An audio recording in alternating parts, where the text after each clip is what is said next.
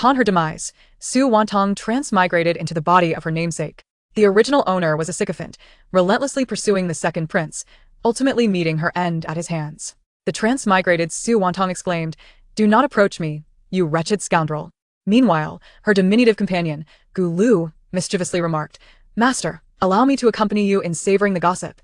The more we indulge, the more robust I become, and the healthier I grow." Su Wantang retorted, "Indulge I must. I can devour. I will devour. I am a melon enthusiast, and I fear no one." However, as she consumed, what would she do when faced with the dark schemes of a cunning prince? A certain prince declared, "You accuse me of being a broken sleeve. I shall now demonstrate whether I am truly so." Su Bagua cried for help. "Alas! Is there anyone to rescue me? This broken sleeve is rather formidable." Gua Liu exclaimed, "Wow. Wow. Wow. What a colossal melon." Chapter 1. The sixth one has arrived. Su Wantang, cease these futile antics. Do you not realize that every time I behold your expressionless visage, I am repulsed to the point of losing my appetite? Should you continue to provoke me, it will not merely result in a reprimand. A foreign male voice resonated in Su Wantang's ears, gradually clarifying her senses as she turned her gaze toward the speaker. A boastful, arrogant lad whose words were remarkably unpleasant. Suddenly, a torrent of unfamiliar memories flooded her mind, compelling Su Wantang to accept them. Indeed, she had perished, and the original owner of this body had just been slain. She now inhabited this vessel, also named Su Wantang. "Su Wantang, do you hear me?" the arrogant lad reprimanded once more. "If I were not currently incapacitated, I would certainly deliver 2 resounding slaps to you." She, Su Wantang, a fierce warrior from the apocalyptic realm, could dispatch zombie kings as effortlessly as slicing through melons. Even without supernatural abilities in this body, her decades of combat experience would make overcoming this arrogant lad a mere trifle. Alas, she was unable to move, severely injured by a brutal assault, leaving her to suspect she might be left with a permanent disability. "Very well, in consideration of honor, I shall spare you this time." With that, he waved his hand and strode away with an air of arrogance. "My lady, oh dear my lady, you have suffered. It is entirely my fault." A young girl of about 14 rushed over, weeping as she offered her support. "Cease your wailing. Let us return home," Su Wantang declared before succumbing to unconsciousness. This accursed constitution. When she next awoke, she found herself in bed, with the acrid scent of medicine and blood permeating the air. As she gazed at the mosquito net above, she finally pieced together the entirety of her circumstances. She had transmigrated into the Great Yong dynasty after her death. The original owner was the legitimate daughter of the Su principality, yet this legitimate daughter had been rendered a mere empty vessel. Following the death of her biological mother, her scoundrel father had remarried, bringing with him 2 children, one older than her by 2 years, and the other her age. It was evident that her father had already fathered an illegitimate child during his courtship of the original owner's mother, deceiving her into believing he had never taken a concubine. Now, she had ample reason to suspect that the original owner's mother did not succumb to illness, but was rather eliminated to make way for the mistress. Although the stepmother had not treated her harshly, in fact, she had been excessively kind, granting her the stars and the moon. To outsiders, such benevolence might seem unparalleled even from a biological mother. Yet, this was precisely the stepmother Chen's cunning, nurturing the original owner into an arrogant and inept individual. Meanwhile, she not only enjoyed a stellar reputation but also managed to cultivate her own children into paragons of virtue, truly a bloodless execution. The original owner, a foolish sycophant, had developed affections for the second son of the emperor, the current second Prince Zhao Zifeng, who unfortunately did not reciprocate her feelings. The original owner was indeed the epitome of a sycophant, the supreme ruler among sycophants. She had lavished the second prince with gifts ranging from gold and jewels to mundane items like toilet paper and socks. If there was anything she had not gifted him, it was merely because it had not occurred to her. Just days prior, enraged by the second prince's acquisition of a concubine, she had sought to confront the concubine, even going so far as to cut her hair. In this era, such an act was tantamount to stripping someone of their dignity and virtue, which led to her being punished by the second prince. Thus, the original owner had been beaten to death, and she had transmigrated here. What on earth is this? How can there be such a foolish person? Not even a pig could be this dim-witted, Su Wantang expressed with an incredulous countenance. At that moment, a mischievous voice echoed in her mind. Oi, host, you have finally awakened. I have been waiting for you for quite some time." Su Wantang, unfazed, calmly awaited the system's next move. After all, in her previous life, she too had possessed a system, albeit one that merely served as a storage unit. Speak your mind swiftly, or release your flatulence promptly. Stop dilly-dallying. Do you believe yourself to be a food critic? Su Wantang, who had spent decades vanquishing zombies in her previous life, was unyielding in her confrontations. At times, she would even challenge mindless zombies, sparing none, including the zombie dogs that passed her by, earning her the moniker, Su the Confrontational. Woo-woo. I am not a food critic. I am the Melon 6 system. Melon 6. The image of a character from an ancient palace intrigue drama surged into Su Wantang's mind. Indeed, the more melons you consume, the more you become Melon 6. Old 6, old 6. What purpose does your system serve? This query weighed heavily on Su Wantang's mind, for only through tangible benefits could there be a reason to proceed. Otherwise, it would be sheer nonsense. Host, as long as you consume enough melons, you can unbind the dimensional marketplace. The goods within the marketplace can be retrieved in infinite cycles. It is akin to a mobile universal treasure chest. If you adeptly utilize the dimensional marketplace, in this world, you will exude an imposing presence, conquering all obstacles and gazing down upon the masses, unparalleled in your prowess. What if I express a desire to become an emperor? Su Wantang inquired. That would be unfeasible, as I cannot alter the fate of the human emperor. However, you could assist the human emperor. Isn't that akin to living as a mere beast of burden? Su Wantang scoffed coldly. Mistress, surely that is preferable to your current existence? I refuse. I have no desire nor need, Su Wantang resolutely declined. Such a deceptive system was undoubtedly malevolent, destined to bind her to some form of task, as is often depicted in those transmigration novels. Besides, she was the legitimate daughter of the Duke of Su. Even if she had been rendered useless, once she acclimated to this body, her circumstances would hardly be dire. Why should she toil away for trivialities? Mistress, should you choose not to proceed, you shall return to your original world, Melon 6 said slyly. In her original world, she was undoubtedly dead, for the hand of the zombie king had pierced through her heart, smeared with flesh. Returning there would simply mean death, wouldn't it? Damn. A miserable existence is preferable to a noble death. No matter how dire this dynasty may be, it cannot compare to the post-apocalyptic nightmare of starvation and exposure, where life could be lost at any moment. Very well, bind me, Su Wantang uttered with resignation. Hooray, mistress. May you enjoy consuming melons henceforth. Melon 6 shall ever be at your service. The voice of Melon 6 was so jubilant that it nearly stuttered with excitement. Chapter 2. What is the universal shovel? Soon after, a sharp pain pierced Su Wantang's mind, and before her appeared a dimensional control panel. Please, master. Draw your beginner's gift pack. Su Wantang mused. Such treatment is quite unexpected. Subsequently, she drew what was termed the grand gift pack, only to find it contained merely a dull, gray shovel and a random selection blind box. What on earth is this? Su Wantang gazed at the shovel, utterly speechless. Wow. Master, this is the universal shovel. It can serve as both a weapon and armor, and in moments of leisure, it can be used for digging and gardening. Truly remarkable. Yet, in the end, even Gua Liu could no longer fabricate a story. What kind of rubbish was this? Even Gu Tong expressed disdain. Su Wantang found herself in a state of helplessness, feeling that this wretched system was undoubtedly pulling her leg. With a mere thought, she summoned the shovel, and as it landed in her hands, the drab implement instantly transformed into a palm-sized golden spade. I can do this. I want more. Give me as many as you have. Regrettably, this beginner's gift pack contained only this single shovel, and no matter how she called for more, it remained unchanged. What, then, was this blind box? Su Wantang pointed at the little gift box that was bouncing about. Gua Liu was equally perplexed. What does it matter? Since we are here, why not take a look? Upon opening it, Su Wantang gasped, Goodness. A line of text read, Based on your status as the guardian of the apocalypse, we hereby return all your abilities from your previous life to you. As for the system, it has been devoured by Gua Liu, who comes with a storage space. I adore traversing worlds. Traversing worlds adores me. I can do this. Host, I too delight in traversing worlds. Henceforth, I shall be your system. May we enjoy a fruitful journey together.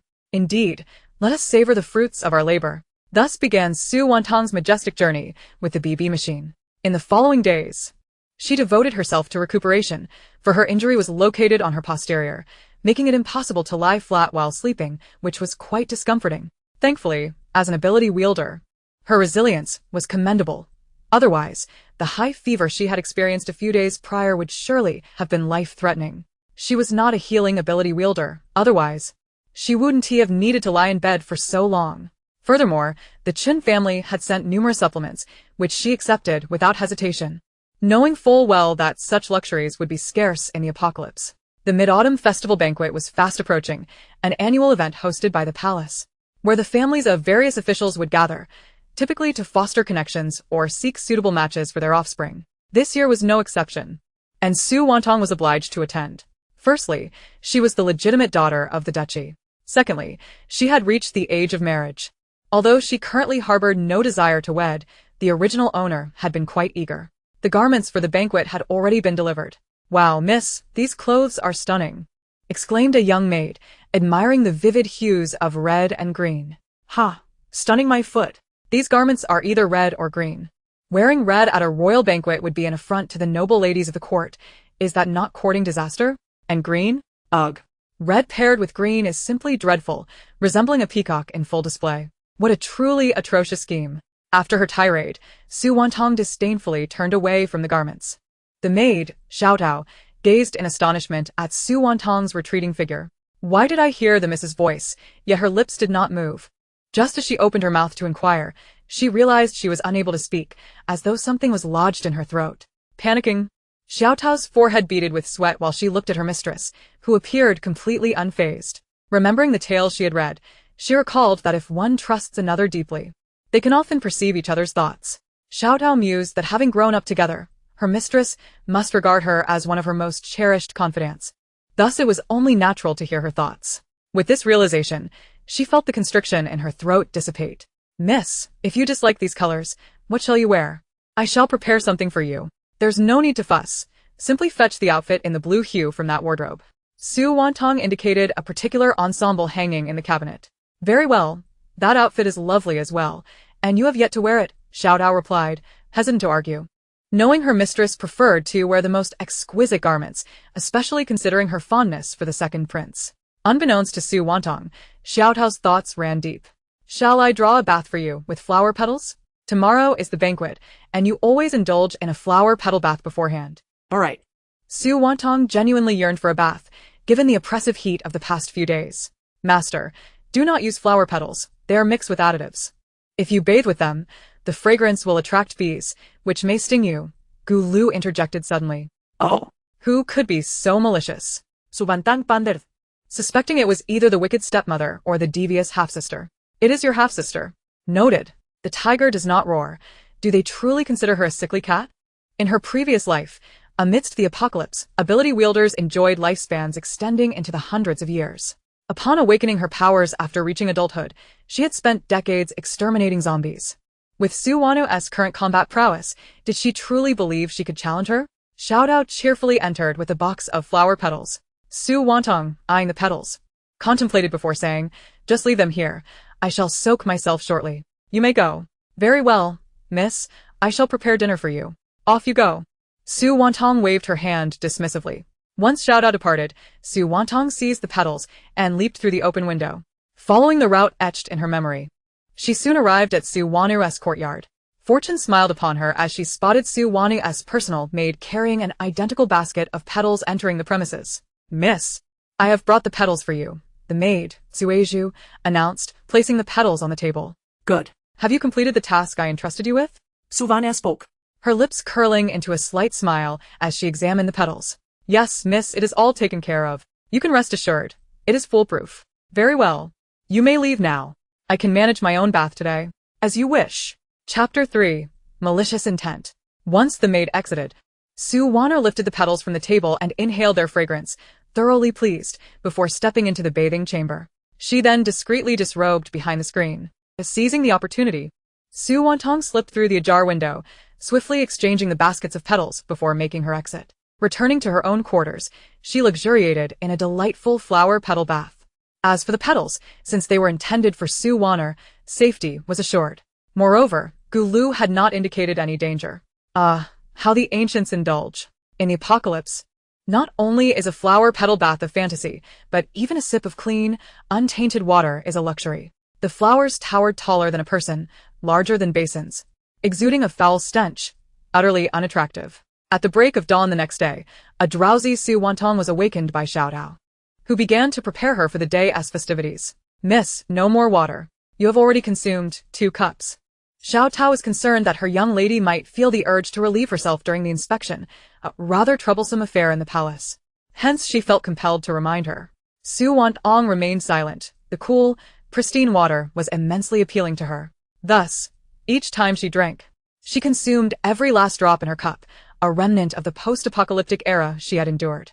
The young lady, her second sister, and their mother had already departed, and it was the maid, Cui Zhu, who came to notify her that they had gone ahead to Q, urging the young lady to set off promptly. Xiao Tao secured the last hairpin in place. Got it. Su Wantang replied, glancing at her reflection in the mirror, only to be startled by what she saw. Goodness! Who was that? The image staring back at her was adorned with a crown of bright hairpins, a face heavily coated in makeup, lips painted a vivid crimson, and brows concealed beneath layers of powder. She was momentarily taken aback. With such a visage, who could possibly find it appealing? My lady, isn't this the makeup style you have always favored? Xiao Tao questioned, perplexed. Su Wantang closed her eyes. It was the original owner's preference, not hers. Never mind. I'll handle it myself. She quickly removed the hairpins, washed her face, and applied a light touch of makeup, securing just 2 pins in her hair. My lady, this is far too plain. Xiao Tao exclaimed, her face etched with concern. After all, this was the annual Mid-Autumn Banquet, where young masters and ladies from various families would strive to present their best selves, and her young lady appeared utterly devoid of competitiveness. No, this is quite satisfactory. Su Wantang insisted, and with that, she hurried alongside Xiao Tao toward the palace. In truth, she was reluctant to attend. However, as the legitimate daughter of a marquis, and under the system's directive to observe, she had no choice but to comply. Thus far, her understanding of observing was merely about watching the affairs of others. What did it mean to observe the affairs of others? In Su Wantang's view, it entailed sitting with a small stool, munching on melon seeds while eavesdropping on tidbits from neighbors and gossip about dignitaries. Upon arriving at the palace gates, she found no one else present, allowing for a swift inspection. Miss Su, what is that? Inquired the inspecting matron, pointing to the versatile shovel hanging at Su Wantang's waist. Oh, this? It's my newly crafted accessory, don't you find it novel and appealing? Su Wantang exclaimed, admiring the gold shovel with great fondness. Miss Su's tastes are truly unique, the matron remarked, her voice laced with a hint of condescension, as the wealthy Mrs. Aesthetic was indeed rather peculiar. Miss Su, please. Thank you. Having attended numerous banquets in the past, Su Wantang navigated toward the dining hall guided by her memories. Arriving late, she found that most guests had already taken their seats. Tanger, come here. Chunshi, her mother, greeted her with a disingenuous smile, beckoning her affectionately. Su Wantang internally scoffed. If a performance was required, she would gladly play along. Thank you, mother, she replied, sitting to Chunshi's left, with her half-sister, Su Wana, to her right. Suddenly, her little shovel accidentally bumped into Chunshi, and in that instant, Su Wantang gleaned all of Chunshi's information. Just as she was about to delve deeper, the eunuch announced, His Majesty and Her Majesty have arrived. Su Wantang promptly imitated the others, kneeling before the Emperor and Empress seated on the high platform.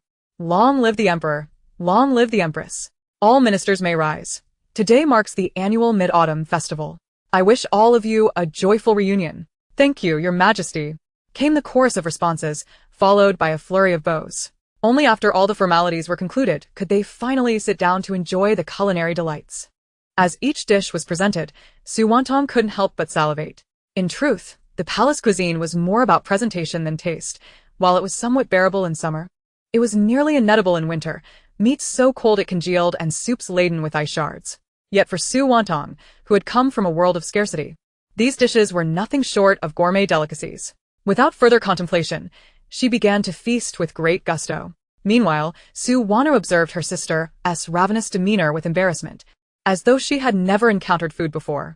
Seeing this, Lu Ruyan, the daughter of the Minister of Revenue, who was quite friendly with Su Wana, seized the opportunity to insult Su Wantang, intent on avenging a previous slight. Miss Su, your manner of eating is quite bold today. Have you not eaten for days? Waiting for the palace banquet? Su Wantang glanced up, finding the girl somewhat familiar, though she couldn't immediately recall her name. After all, she was not the original owner. To avoid revealing anything, she simply continued to eat. Ruyan, do not speak foolishly. My sister is merely very hungry, Su Wana interjected, seemingly coming to Su Wantang's defense. Though in reality, she was only stoking the flames. Su Wantang shot a cold glance at Su Wana, internally mocking, TSK, if we're talking hunger, I, Su Wantang, could outlast you any day, especially considering you don't spare the eldest son of the loyal and valiant Marquis. Gasps of shock rippled through the onlookers, all eyes darting between Su Wana and Su Wantang. The surrounding guests were well aware that it had been Su Wana and Lu Ruyan conversing, while Su Wantang had remained silent, merely continuing her meal. Then, where did that voice come from? They wondered, but as they opened their mouths to speak, they found themselves rendered mute, as if their throats were constricted. The emperor cast a fleeting glance at Su Wantang, but offered no comment. Chunshi was frantic, and amidst the rising conversations around her, they realized that as long as they refrained from addressing Su Wantang, they could speak freely. Whispers began to circulate. Their ears perked up in curiosity. Su Wantang, under the weight of many gazes, turned pale. How could Su Wantang possibly know? And given the volume, surely everyone at the banquet had heard. What was she to do? The second prince would undoubtedly blame her. Chunshi was on the verge of tearing the handkerchief in her grip, seething at Su Wantang, wishing she could eliminate her, but dared not be too overt. Tanger, your sister is merely concerned for you. You were injured recently and need to recover well. Su Wantang glanced at Chunshi, her thoughts racing. Goodness, have some dignity. Your daughter is worried about me? How absurd. You and your daughter would rather see me dead sooner than later. You have deliberately nurtured my arrogance since childhood. While shaping your daughter into a refined lady, those unaware might think you treated me well, but only I know your true intentions, to render me useless. Truly repugnant. As her voice resonated once more, Su Wantang's father, Duke Su Bingqiao, scowled, preparing to chastise her. But just then, a chilling gaze fell upon him, and he turned to find the emperor watching him with a frosty expression. Instantly, he dared not move. Chunshi went pale, and the gathered crowd exchanged furtive glances at her. Even the emperor and empress seemed eager to hear more. It became evident to all that Su Wantang's voice was audible to everyone present, including the emperor and empress, who had yet to speak. What could mere minor officials possibly say in response? Moreover, these matters are merely the scandals of the Su family, bearing no relation to them. Since there is free gossip to be had, why not indulge? Many among them also harbored disdain for Su Bingqiao. Casting a glance at Madame Chen, Su Wantang noticed her pale complexion, as if she were on the verge of fainting. Out of respect, Su Wantang pondered for a moment before speaking. Mother speaks wisely. I appreciate your concern, and I shall rest well. Yet internally, she scoffed, continuing her inner monologue. You truly excel at pretense. If you wish to play the dutiful mother-daughter role, then by all means act. Who doesn't know that when you married in, your son was several years my senior? It's no wonder you are so cunning. The crowd grew increasingly animated, yet fearing the silence that might follow Su Wantang's cessation of remarks, they feigned quiet conversations. Unable to contain himself any longer, Su Bingqiao yearned to rebuke her, but found himself voiceless, under the watchful gaze of the emperor, resorting only to casting her a cold, piercing glare. The intensity of his stare sent a shiver down Su Wantang's spine. After all, she now possessed extraordinary abilities and was sensitive to such gazes. She lifted her head to meet Su Bingqiao's eyes, offering him a demure smile. Her internal voice echoed once more. What are you staring at, you old scoundrel? If it weren't for you, would my mother have perished so early? Pretending to court her for the sake of her dowry, while claiming not to take concubines. Oh yes. You may not have taken a concubine, but you've long had a mistress and even fathered children with her. Alas. Only my foolish mother and grandfather were deceived by you, leading to this tragic downfall. A scoundrel matched with a wretched woman. What a fitting pair. Yet, they will surely meet their doom. After all, heaven observes the deeds of men. I wonder if my scoundrel father dreams of debt collectors at night. Ha! Old King Qing ultimately couldn't suppress a chuckle. Your Highness, what brings such joy? The emperor inquired, turning to his uncle with a smile. In truth, there is little to laugh about. It is merely that Master Sun told an exceptionally amusing joke. Old King Qing replied, dragging his old friend into the fray. Indeed, indeed. Master Sun, the emperor's tutor, is quite elderly and a close friend of old King Qing. Having been caught in a jest by a friend matters little. As the elderly often delight in gossip, laughter erupted once more. Su Wantang finally lifted her gaze to old King Qing, her thoughts flowing. This old King Qing is truly benevolent. In his youth, he fought valiantly for his elder brother, and in his old age, he keeps the royal relatives in check. Though he has no children, he shines brightly, illuminating the path of the Daong dynasty. As the saying goes, an elder in the family is like a treasure. It is no wonder this royal lineage boasts such commendable values. After her musings, Su Wantang picked up a small rib and continued to eat, for the affairs of old King Qing were widely known.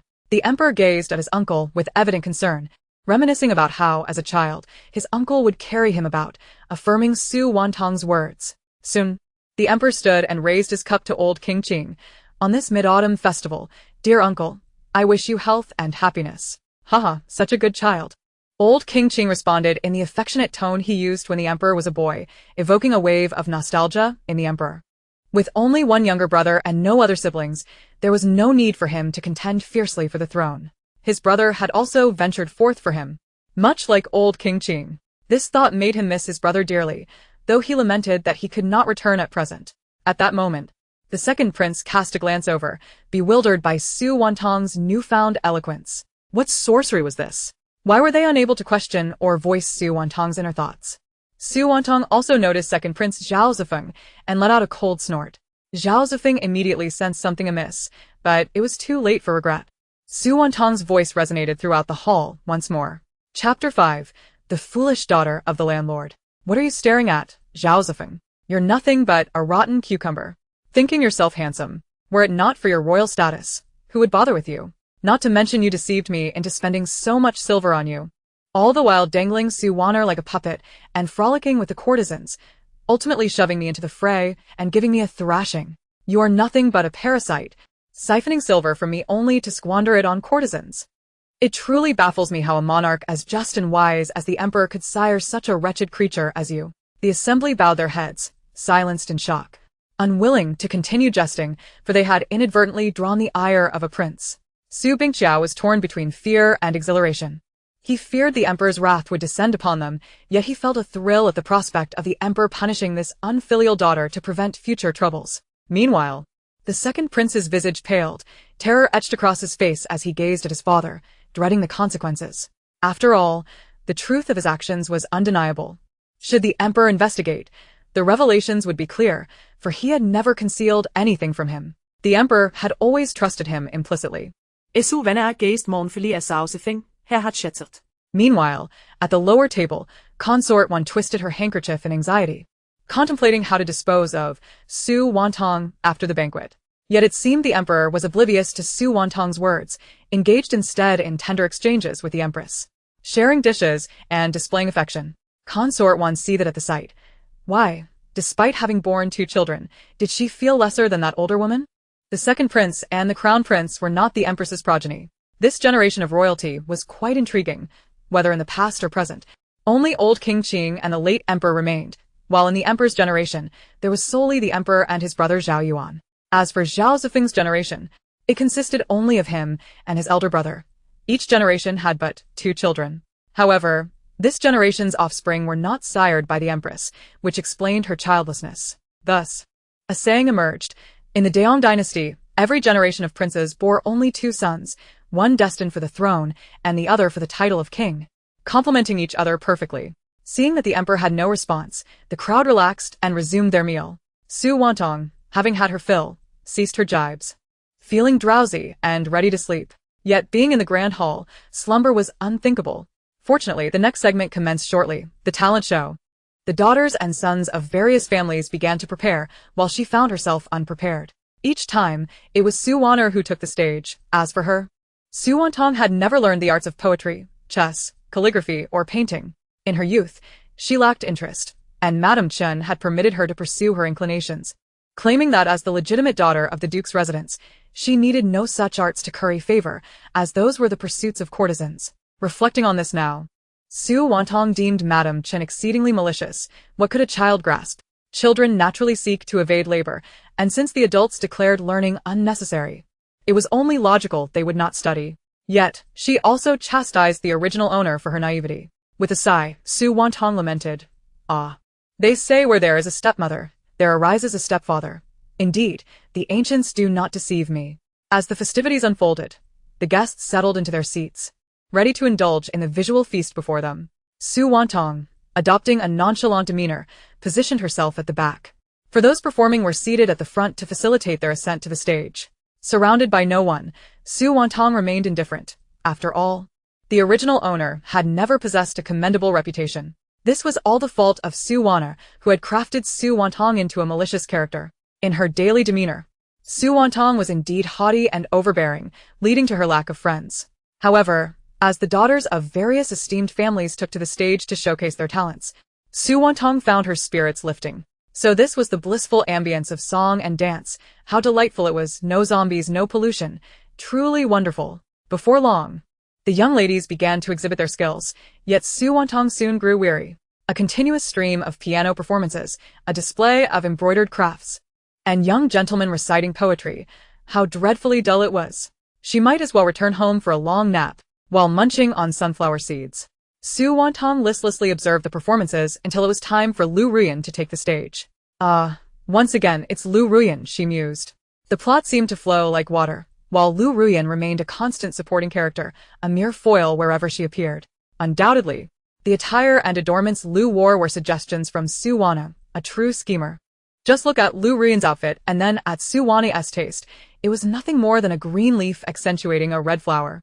Blissfully unaware that she was being manipulated, all the while grinning foolishly, like a simpleton. Su Wantang's voice rang out once more, eliciting a knowing look from the crowd directed at Lu Ruyan and Su Wana. Lu Ruyan's playing faltered, her mind racing to the realization that her attire was indeed Su Wana's suggestion, making her feel like a mere clown.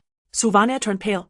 Vexed by Su Wantang's unwelcome revelations, how could she possibly know this? Affected by Su Wantang's words, Lu Ruyan failed to perform well and hurried off the stage, casting a glare at both Su Wantang and Su Wana, solidifying the enmity between her and Su Wana. Lord Duke of Su, I am aware you have 2 daughters.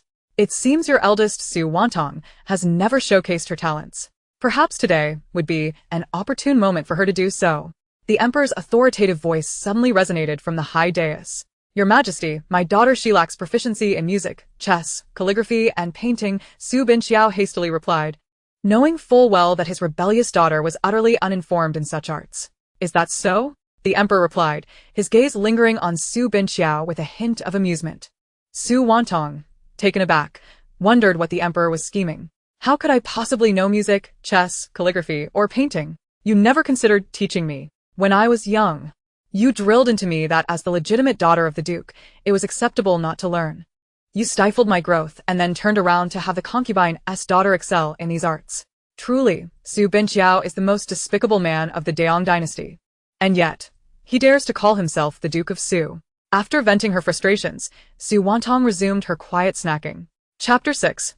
The Ancients Do Not Deceive Me. At that moment, she seized the opportunity to glance at the system panel, revealing Chen's information.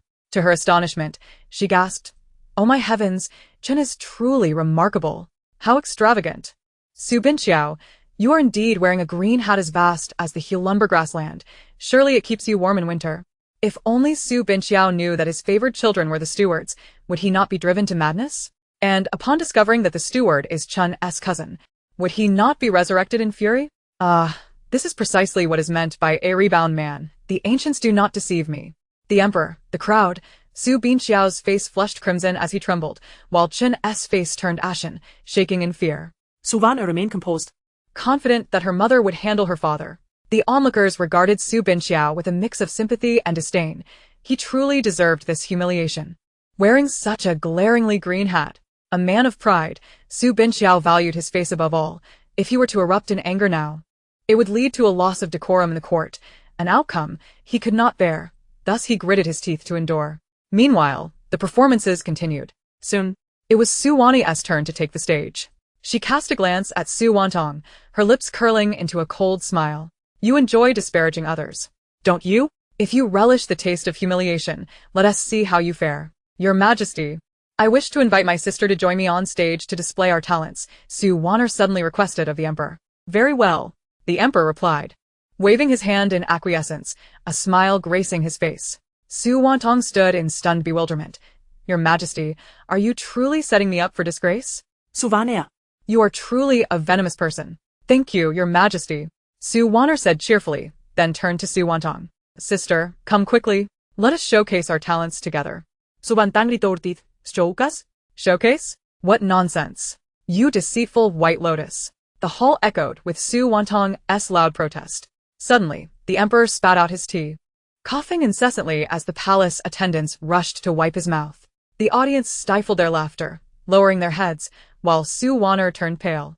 Su Wantang ascended the stage, pondering what she might perform. Sister, how about you play the piano while I recite poetry? Su Wantang suggested. While she lacked performance skills, she was well-versed in poetry. Having perused numerous time travel novels that featured the 300 poems of the Tang dynasty, she wondered why she couldn't learn a thing or two. Besides, If she truly had to perform, she could always sing songs from the ancient earth, such as Bouncing, or The Cat's Meow, or The Mouse Loves Rice. Even Two Butterflies Flying would suffice. These songs remained popular in the post-apocalyptic era. I'm sure my sister will enjoy this. Su Wantang couldn't help but doubt that this simpleton could compose poetry. As Su Wantang began to play, her music was unexpectedly pleasant. Had it been anyone but her, it might have been even more delightful. Su Wantang recalled that the gentleman had been writing poems centered on the Mid-Autumn Festival, so she decided to present something different. Then, the audience heard Su Wantang's powerful voice resound. When autumn arrives on the 8th of September, my flowers bloom, and all others wither. The fragrant aroma permeates Chang'an. As the entire city dons golden armor. In moments, all sounds ceased, and the crowd stared at Su Wantang in disbelief. Su Wantang too was astonished by their reaction. Did I misrecite the poem? Aye. What a magnificent poem! The Grand Tutor's son was the first to exclaim. The emperor smiled and praised. What a line! The fragrant aroma permeates Chang'an as the entire city dons golden armor. Quite remarkable. Turning to Su Binxiao, the emperor remarked, Su Aiqing, is this the daughter you claimed had no talent in music, chess, calligraphy, or painting? You truly underestimate your daughter. The emperor's words were double-edged, sending chills down Su Binxiao's spine as he profusely apologized. Meanwhile, the other young ladies and gentlemen whispered among themselves, astonished at Su Wantang's unexpected poetic prowess. How could this simpleton have composed such exquisite verses? It was truly shocking. Su Wantang, however, wore a dark expression. How could this fool write poetry? She was certain it had been stolen. Yet without evidence, she had no means to discredit Su Wantang. Once she found proof, she would ensure Su Wantang faced the consequences for daring to plagiarize in the Grand Hall. Regardless of the situation, Su Wantang had indeed stolen the spotlight. As more young ladies and gentlemen took the stage, none could match the brilliance of Su Wantang's poetry. As the banquet was drawing to a close, the eunuchs presented osmanthus flowers, a special gift from Her Majesty, the Empress, to the esteemed ladies of various households. Although osmanthus blooms can be found in abundance, those from the imperial gardens boast a lineage of several centuries, reportedly planted by the founding ancestors of the dynasty, thriving splendidly with significant symbolism. Thus, osmanthus has become the most cherished flower of the great Yong dynasty. Su Wantang received a small box as well. Upon opening it, she inhaled the fragrant aroma, which was indeed delightful. At that moment, a buzzing sound reached Su Wantang's ears, filling her with joy. Oh, it's here. It's finally here. As a wielder of supernatural abilities, she possessed an acute sensitivity to animal sounds, one of her powers being the ability to hear them. She was a dual-powered individual. Her second ability was water manipulation, which, after further development, allowed her to solidify water into ice, inflicting tremendous damage. This was a crucial factor in her survival during the apocalypse. Moreover, as a water manipulator, she could not only launch attacks but also provide water sources. However, the water she could summon was derived from surrounding moisture, invariably tainted, as supernatural beings could only manipulate elements present in their environment rather than conjure resources from thin air. Thus, the water she provided required further purification by those with evolved abilities before it could be consumed. Fortunately, in this world, contamination was non-existent, rendering the water safe for drinking. Chapter 7. Consequences of one's own actions. Listening to the buzzing grow nearer, Su Wantang glanced at Su Wantang, who was surrounded only by Lu Ruyan and a few other young ladies with whom she often conversed in hushed tones. A spectacle was about to unfold. There are bees! Lu Ruyan suddenly exclaimed. Instantly, chaos erupted in the Grand Hall as numerous bees surged toward it. Protect the Emperor! Protect the Emperor! The chief eunuch's voice echoed, accompanied by the clattering of armor as guards shielded the Emperor and Empress. Meanwhile, Consort Wan's face turned pale, as she too was shielded by guards. Yet she felt astonished to see the Emperor safeguarding the Empress, while she was merely protected by her attendants. Several other concubines also sought refuge, fearing the stings that could mar their beauty, knowing the Emperor harbored little fondness for them, and scars would only diminish their appeal further. The bees, seemingly with purpose, headed directly towards Su Wantang, much to her panic. Get away! Get away! She cried, bewildered as to why the bees sought her rather than Su Wantang. considering the flower petals soaked in the alluring nectar had been intended for Su Wantang. The swarm of bees multiplied, and soon, the young ladies standing beside Su Wantang found themselves stung as well. The hall resounded with their piercing screams, sending chills down the spines of all present. The eunuchs and guards hesitated to intervene, merely spectating in disbelief. The emperor turned his gaze towards Su Wantang, noticing the disdain etched on her face. What on earth is happening? Why are they only stinging them? The emperor suddenly inquired. Your Majesty, I am unsure. Before the banquet commenced, I conducted a thorough inspection. And there were no bees in the vicinity, a guard explained, kneeling in submission. The other attendees shared the same bewilderment, their faces drained of color. The families of the young ladies with Su Wantang were frantic, but dared not raise their voices in the hall, understanding it would be deemed inappropriate. Instead pleading for the guards to devise a solution. What else could it be but poetic justice? Su Wantang had sent me the flower petals doused in that nectar, only for me to swap them out before she could use them. Otherwise, I would have been the one stung. Her fate is her own doing. Fortunately, the bees are non-venomous, merely inflicting temporary discomfort, though it is regrettable that a few young ladies were caught in the crossfire. Su Wantang's voice rang out in the grand hall. All eyes turned towards Su Wantang, who seemed to embody the essence of malice. Is this retribution? They mused, though it was unfortunate that others had to suffer alongside her. Su Wantang, pale and tearful, shook her head in silent protest, but no one would believe her. The emperor cast a glance at the physician waiting nearby. The court physician, astute in the ways of the palace, immediately comprehended the emperor's intent. Your Majesty, I detect a substance on Miss Su's person that attracts bees. It is likely this potion that has summoned them. Fortunately, these bees are harmless. I suggest we escort Miss Su outside to disperse the scent with the wind, and the bees will naturally disperse. Upon hearing the physician's advice, the emperor addressed Su Bingqiao. Minister Su, swiftly escort your daughter outside to avoid harming others. Yes, I shall do so immediately, Su Bingqiao responded, preparing to summon help to lead Su Wantang away. Yet, the bees swarmed around her, and no one dared approach. Ultimately, it was Su Wantang who bore the pain, and made her way outside on her own. Su Wantang watched with a mocking expression, relishing the obedient little bees. Truly, they were the most endearing creatures. She had merely commanded the bees to target a select few, ensuring that none of the other attendees were affected. After the commotion subsided, Su Wantang chose not to dwell on the aftermath. Today, she had orchestrated Su Wantang's well-deserved comeuppance. Once the palace banquet concluded, Su Wantang departed alongside the others. As they walked, the crowd kept their distance from her. Though they relished the spectacle, they found her peculiar demeanor off-putting and preferred to avoid entanglements. Miss Xiao Tao awaited her by the carriage. Why haven't you returned? Su Wantang had instructed Xiao Tao to go back first, but the girl was steadfast in her loyalty. I shall wait to return with you, Mississippi. Very well. Let's head home. Upon returning, Su Wantang indulged in a soothing bath, knowing that neither Su Wantang nor the Qin matriarch would trouble her for some time. Truth be told, the Qin matriarch had never overtly sought conflict with her. It was always done surreptitiously, while the original owner of this body had naively expressed gratitude for the matriarch's supposed kindness. Just as Su Wantang was about to drift into slumber, she sensed an intruder in her courtyard.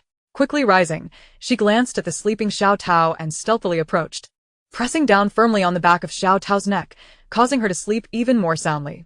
Su Wantang opened her door and stepped outside, where she was confronted by 9 masked figures. What a grand display, she mused. Kill, commanded the leader, charging at Su Wantang. Gua Liu, come out. If you don't show yourself, I shall perish, and you will be left as a lonely Gua Liu. Su Wantang hesitated to act, wanting to ascertain whether the system was as effective as it claimed. Master, rest assured, I have everything under control, Gua Liu's voice chimed in. Freeze them all. As Gua Liu's command echoed, the assailants became immobilized. Indeed, it works.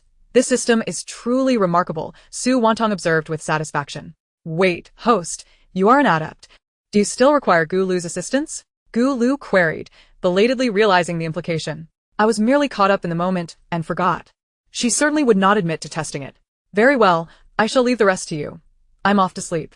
Does the system also require sleep? Indeed, otherwise, the memory would degrade. Scram. All right, off I go. With Gua Liu's cheeky voice faded away, Su Wantang revealed a bloodthirsty smile reminiscent of her days in the apocalypse.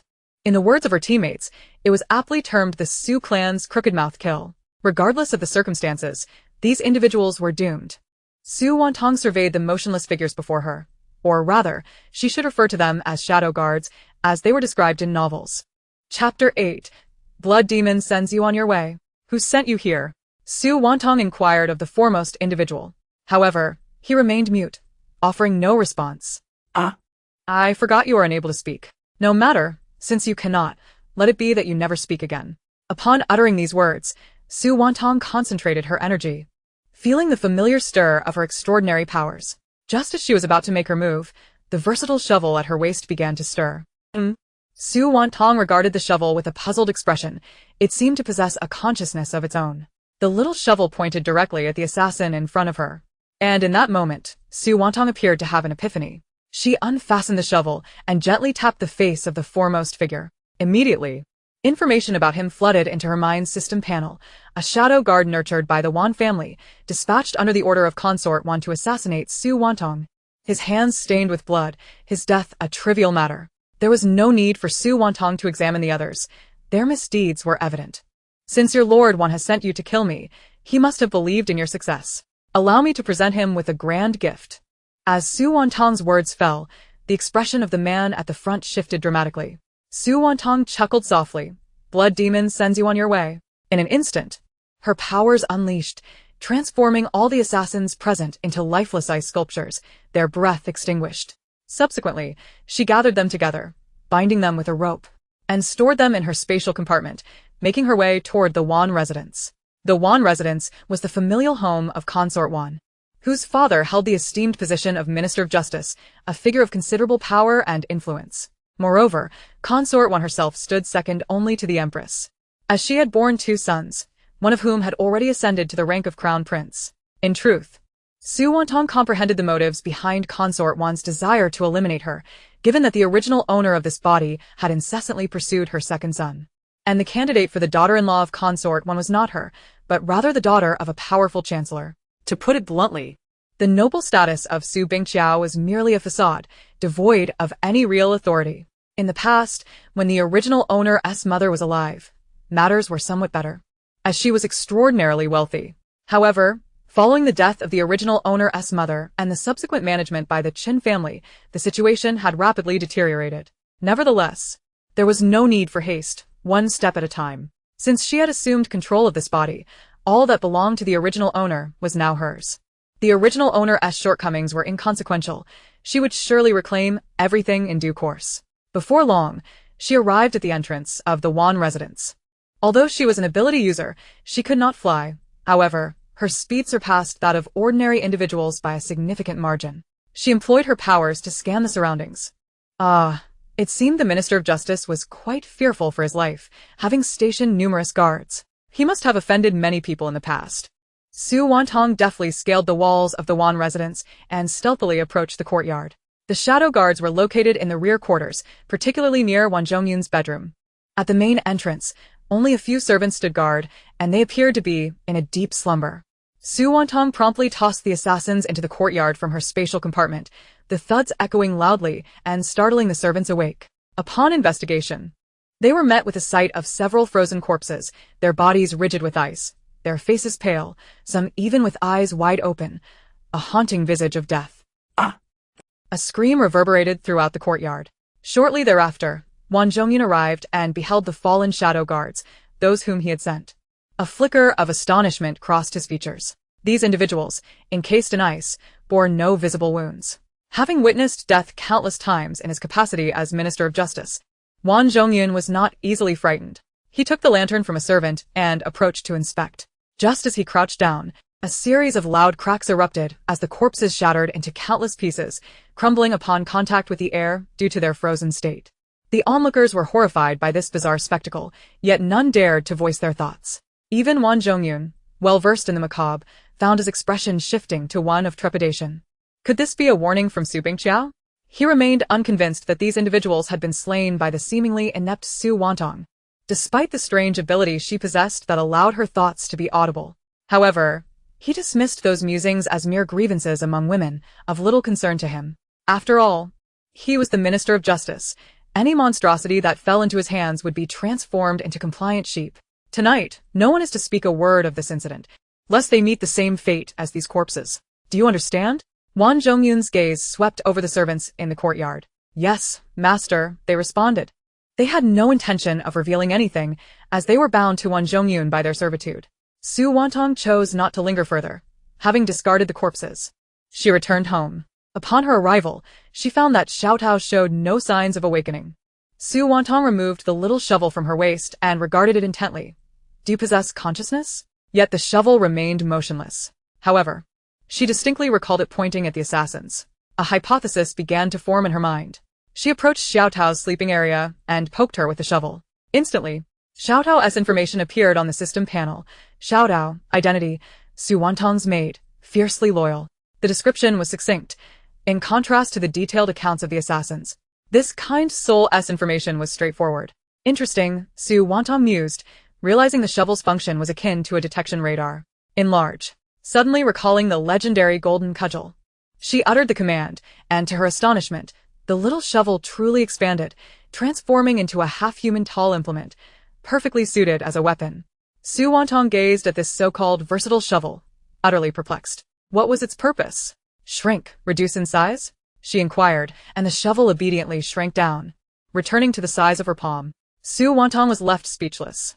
After several attempts, she discovered that the shovel could grow to a maximum height of half a person and shrink to a palm-sized tool.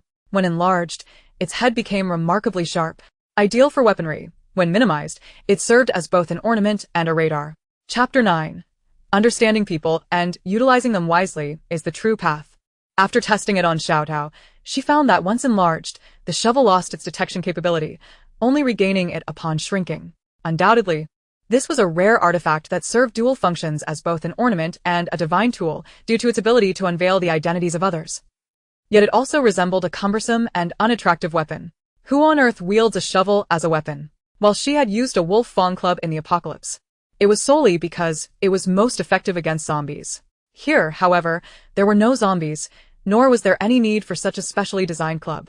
Must she now resort to using a shovel as her weapon? Upon further reflection, it was not entirely unfeasible. After all, the enlarged shovel was a splendid golden implement. Even if it failed to slay foes, it could certainly capture their attention. Just imagine, in the midst of combat, suddenly brandishing a resplendent golden shovel.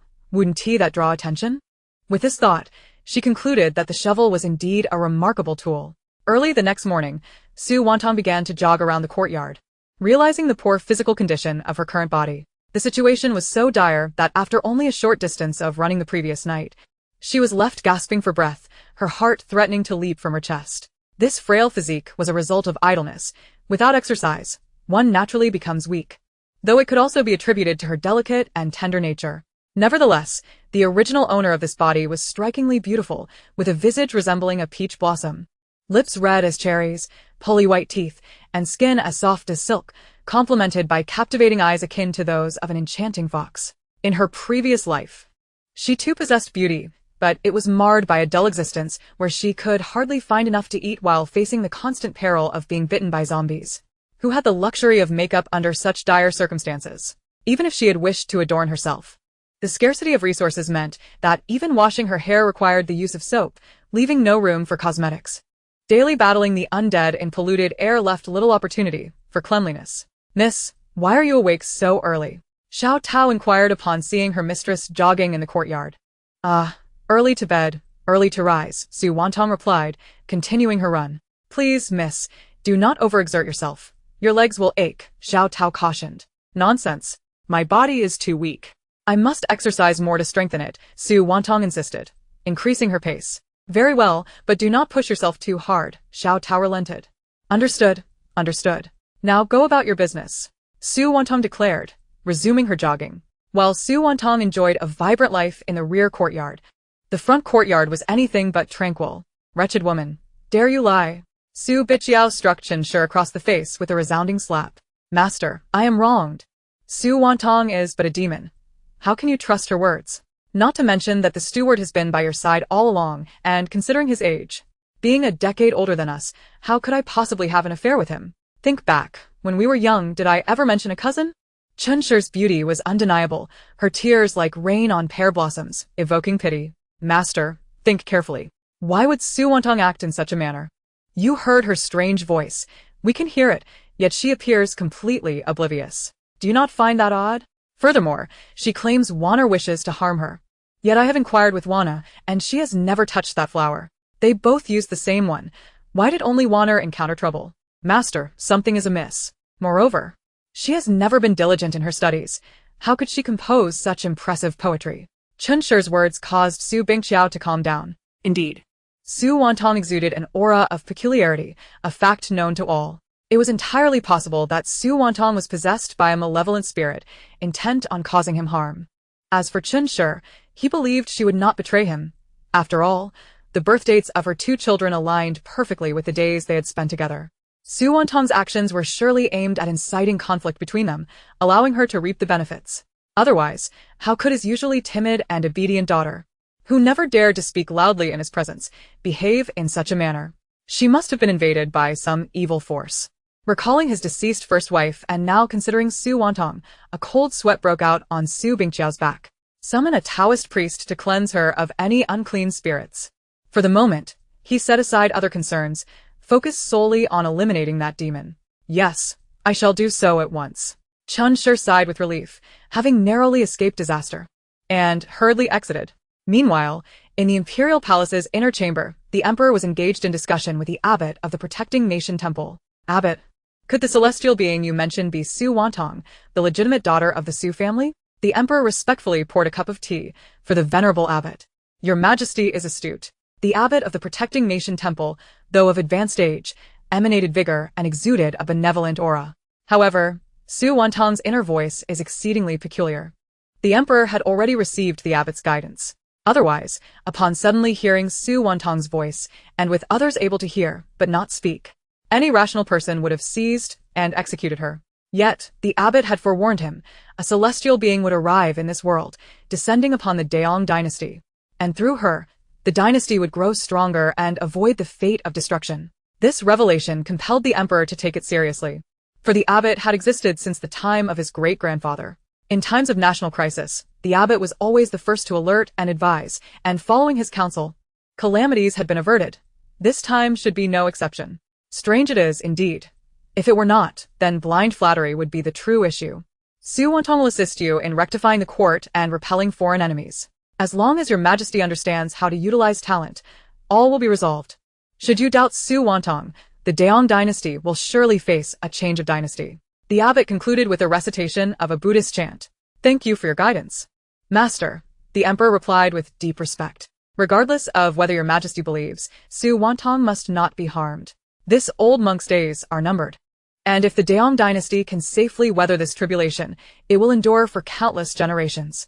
If it cannot, then it is fate. And the one to resolve all tribulations is Su Wantang. I understand, Master. I shall treat Su Wantang with the utmost care. No, not merely care. She must be utilized wisely. Utilized wisely? To know how to use talent is the way of kings. Thank you, Master. I comprehend now. The emperor, in the presence of the abbot, always referred to himself as I instead of this humble one, demonstrating his respect for the abbot. This old monk shall take his leave. Your Majesty, please take good care of yourself. Yes, on behalf of Daong, I thank you, Master. The emperor felt a pang of sorrow. The abbot's claims of nearing the end of his days were surely true. There is no need for your Majesty to be polite. It is the mission of this old monk. Now that my mission is complete, I have no more concerns. Chapter 10, darling. The emperor personally escorted the abbot out of the palace, watching until the figure disappeared from view before returning to his chambers. He pondered how to summon Su Wantang to the palace under some pretext. The abbot had said that Su Wantang was a talent to be wisely utilized, which meant she could not be brought into the palace, as the inner court must not interfere with governance. Moreover, considering his age, he could easily be her father, which made it difficult for him to take action. What then should he do? The emperor fell into contemplation. Miss. Something is amiss. Xiao Tao rushed in, her urgency palpable. I am perfectly well. Thank you, Su Wantang replied, already accustomed to Xiao Tao's flustered demeanor. Master and Madam have come with company. Xiao Tao's face turned pale with worry. How could her mistress remain so unfazed? Recently, Su Wantang had changed dramatically. No longer pursuing the second prince or indulging in shopping sprees at the silver shop, instead spending her days at home either sleeping or practicing martial stances, which had frightened Xiao Tao. Initially, she feared her mistress had fallen ill, but upon inquiry, she learned it was for the purpose of revenge against those who had wronged her. Xiao Tao merely chuckled, dismissing her concerns, as her mistress's nature was known to change whimsically. However, this time, with the master arriving in a furious state, it was clear that trouble had found Su Wantang once more. Oh, Is that so? I did not seek them, they sought me. Su Wantang remarked nonchalantly.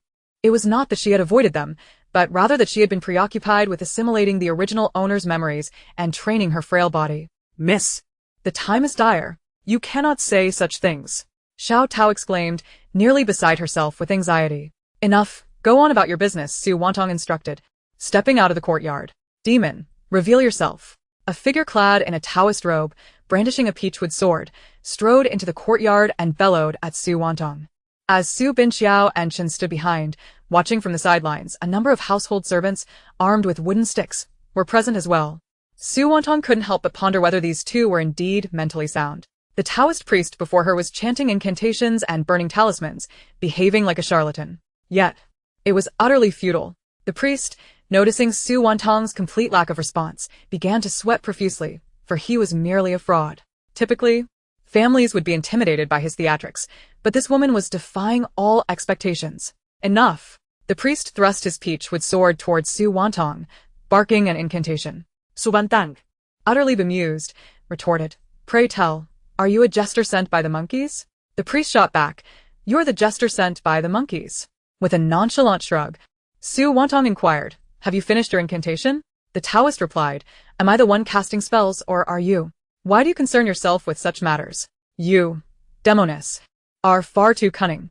Oh, is that so? Then it is my turn to cast a spell.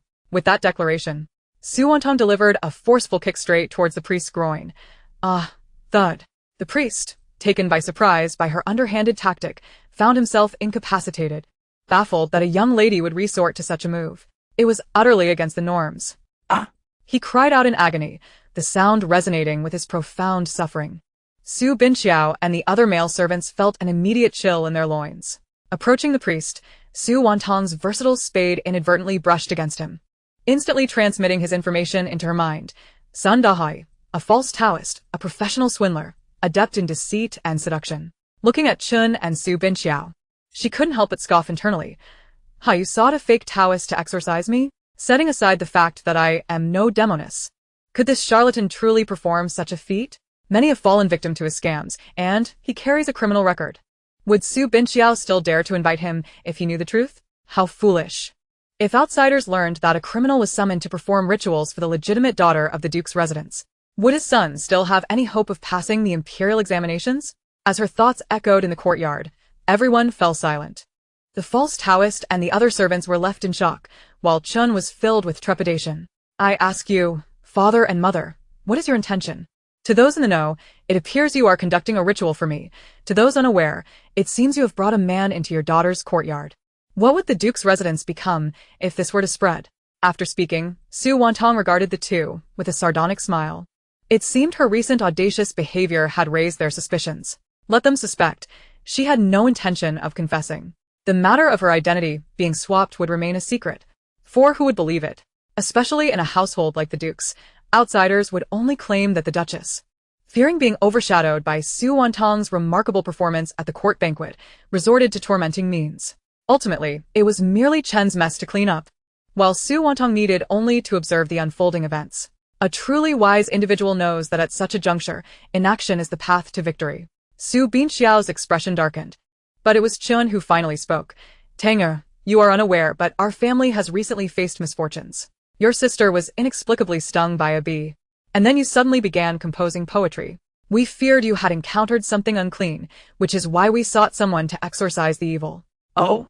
Then I am truly grateful to you, mother, Su Wantang replied, her original self's blindness towards her progenitor's affection evident. Huh. To speak such absurdities, it could only be you. Chun. Your daughter was stung by a bee due to her own folly. If you doubt it, ask her maid. Nonetheless, it is fitting for two fools to be paired together, alongside the duplicitous Su Binxiao, a perfect trifecta. Su Binxiao and Chun were left infuriated. And it was then that the Taoist uttered, Duke Su, this demoness is too formidable. I can no longer conduct this ritual. I take my leave. With that, He fled in haste, and Su Wantang had no intention of reporting him, for it was wise to avoid meddling in unnecessary affairs. Oh, Su Wantang. How you have failed in life. How could you, my blood relative, be so foolish as to be deceived by your closest confidant for so long? But then again, scoundrels and wretches deserve to torment one another, she mused. After her inner monologue, Su Wantang addressed Su Binqiao and Qin. Since all is well, I shall not keep you. Father and mother, the weather is warm, and look at your faces, they have gone pale. You should return and rest. With that, she ignored their expressions and retreated to her chambers. Chapter 11. The thief receives his just desert. Su Binqiao, trembling with rage, shook his hand and retreated into the house, followed closely by Chun, who was quaking as well. Watching Su Binqiao's retreating figure, Chun clenched her teeth, evidently grappling with an unspoken decision, and chose not to pursue him further. What? Su Wantang was not imprisoned? How could this be? Did not mother say that the Taoist was formidable? Su Wantang. Though her face had significantly reduced in swelling, still bore the remnants of bruises, rendering her a comical sight. My lady, it is true. It is said that the Taoist was a fraud, a swindler, and upon leaving, he was recognized by those he had duped and is now being escorted to the authorities. Her maid, Cui Shu, narrated vividly. How fortunate for her. Su Wantang seethed with resentment. I, Su Wantang, am inferior to Su Wantang in every regard. Though mother has coddled me, I envy Su Wantang's beauty. As for the second prince, she was candid in her disinterest. Her heart belonged to the crown prince, but alas, he was already spoken for, and with consort Wan's disfavor, she had reluctantly turned her affections towards the second prince. After all, in the great Yong dynasty, there were only two princes in every generation. Regardless of circumstances, the second prince would one day hold significant power, akin to the current regent, Zhao Yuan. Yet, the second prince was notoriously fickle and seldom devoted to any woman.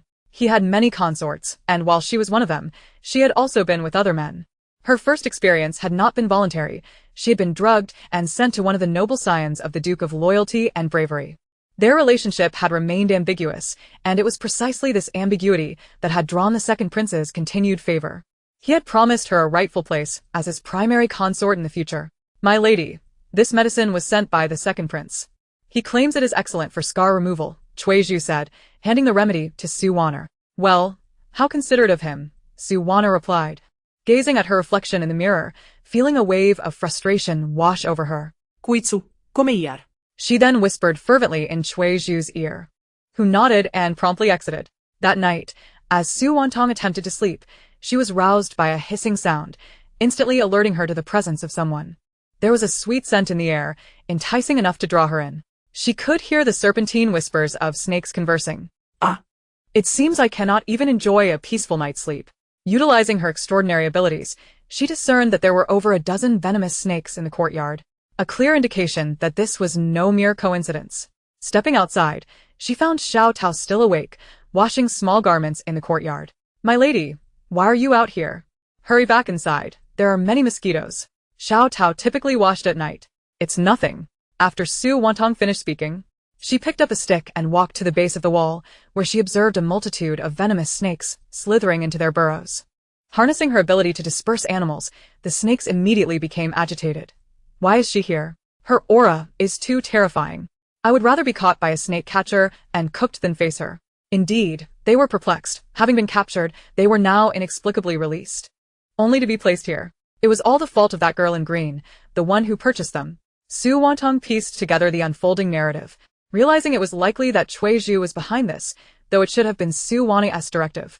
After all, Cui Zhu lacked the resources and funds to acquire such expensive snakes. Moreover, she had a penchant for wearing green.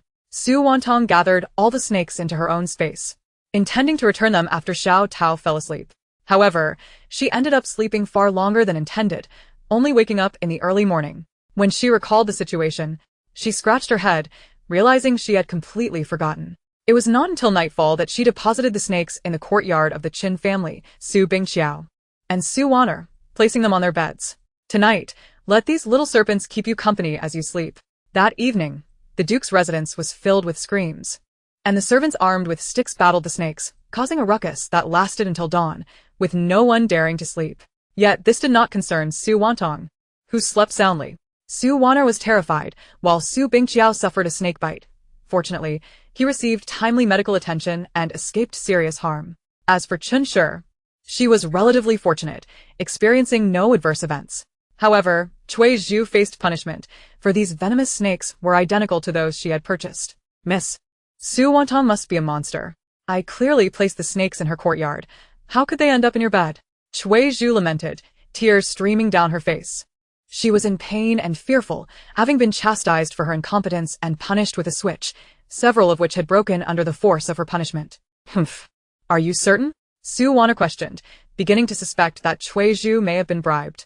The previous incident with the flower petals, and now this snake affair. Each occurrence was far too coincidental. She did not believe Su Wantang was a monster. Rather, she saw her as arrogant and unafraid, taking advantage of her status as the Duke's legitimate daughter, with her mother's influence lurking in the background. Regardless, she could not tolerate treachery in her midst. Miss, please see reason. I have served you loyally since childhood, never once wavering, Cui Zhu pleaded, bowing profusely. I trust you do not dare. Su Wantang finally regained her composure, for she knew Cui Zhu's true character all too well. Since the incident with the second prince's punishment, Su Wantang had seemingly transformed. And what of her peculiar inner voice? Could it be that Su Wantang was indeed possessed? Su Wantang resolved to find a trustworthy Taoist to investigate the matter the following day. Otherwise, she might not know how or when she might meet her end. With the Duke's public leave of absence, news of the venomous snake incident and the Duke's injury spread. The Emperor, understanding the improbability of such an occurrence, regretted not being able to see Su Wantang to ascertain the truth behind it. Deban, take some medicinal herbs to visit Duke Su and, while you're at it, check on Miss Su. Do you understand? The Emperor instructed, penning official documents as he spoke. Yes, Your Majesty. I shall visit Duke Su at once, replied the old servant, who had grown up beside the Emperor and understood his simple gestures well. Chapter 12. A chicken rib, to be honest. It was not only the Emperor who craved to witness the unfolding drama. Deban was equally intrigued. Thus, he casually gathered some medicinal herbs and set off towards the Duke's residence. After being bitten by the snake, Su Bingqiao felt as though his very essence had been drained from him, experiencing a myriad of ailments. What? The Emperor has sent someone to see me? Upon hearing this news, Su Bingqiao felt a surge of excitement, touched by the Emperor's concern. Indeed, Your Grace, the steward replied attentively. Quickly, please let him in. By the time Deban entered, Su Bingqiao had already dressed and was seated at the edge of his bed. We have come to see you, Your Grace.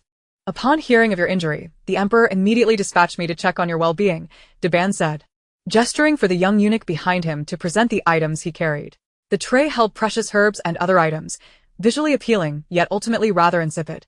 I am grateful for the Emperor's thoughtfulness, Su Bingqiao said, bowing in the direction of the palace. By the way, Your Grace, may I inquire if Miss Su is present? Deban continued, the Emperor appreciates Miss Su's poetry and has graciously bestowed upon her 100 taels of gold and some silk embroidery. He requests that she come forth to receive her reward.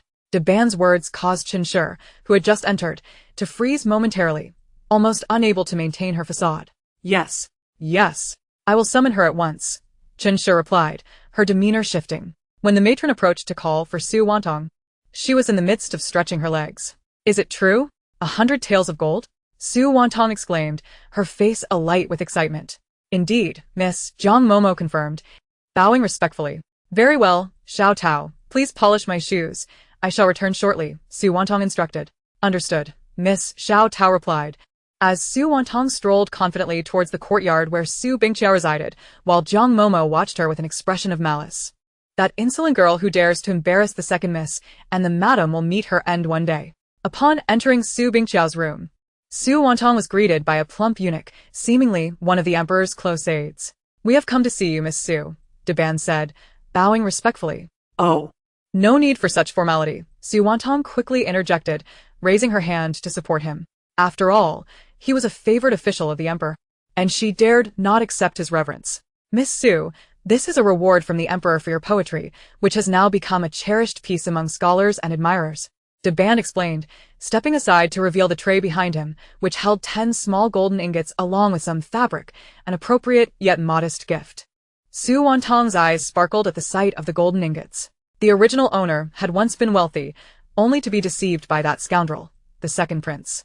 Now, Su Wantang found herself in dire straits, so how could she not be tempted by gold? Moreover, There was another point to her satisfaction. Had the emperor bestowed antiques, paintings, or jewelry, they would be for personal use only, as each piece bore the royal seal and was meticulously catalogued. However, gold and silver were different. They were tangible and spendable. Compared to those antiques, this gold was far more suitable for Su Wantang's current needs. I thank the emperor for his generosity, Su Wantang said as she carefully examined the golden ingots. By the way, Your Grace, is your health still in jeopardy? Do you require a physician's attention? Zaban suddenly inquired. I am no longer in serious condition. Thank you for your concern, Su Bingxiao replied. But I cannot fathom why, even in early September, there are still so many venomous snakes about. Your Grace, please take care to have your servants prepare some realgar to scatter around for safety. The band advised with genuine concern. Yes, I will be vigilant, Su Wantang thought with a cold smirk. Who could be responsible for the venomous snakes? That would be a question for your second daughter, Su Wantang. If it weren't for her sending Cui Zhu to procure these snakes to harm me, how could you all have been bitten? I merely discovered her placing the venomous snake in my room and threw it into your courtyard, returning her malice with her own. Is that not a natural course of action? Upon hearing Su Wantang's thoughts, Su Bingxiao and Chen Shi exchanged alarmed glances, both recognizing the shock reflected in each other's eyes. Furthermore, Wang Gonggong did not anticipate such a revelation, which led him to harbor suspicions about the seemingly delicate Su Wantang. Indeed, the second Miss Su was not as virtuous as rumored, for her thoughts were rather venomous. Your Grace, we shall take our leave for now, he declared, having received the answers he sought and deeming further presence unnecessary. Take care, Wang Gonggong. Once Wang Gonggong departed, Su Wantang also prepared to leave. At that moment, Su Bingxiao called out to her. Is this how you were raised? I was bitten by a snake, and you did not even come to check on me. Upon seeing me, you offered no greeting. Su Wantang, has your upbringing been devoured by dogs? I have seen father, Su Wantang replied languidly, with a curtsy. How amusing. Why do you not seek out the true culprit for your injury? Furthermore, there is no father-daughter bond between us, is there? Su Bingxiao's fury boiled within him at Su Wantang's indifferent demeanor and her scornful thoughts. Observing the abrupt shift in Su Bingxiao's expression, Chen Shi sensed the impending explosion of his wrath and hastily excused herself to question her daughter about the situation. Once she departed, only Su Wantang and Su Bingxiao remained in the chamber.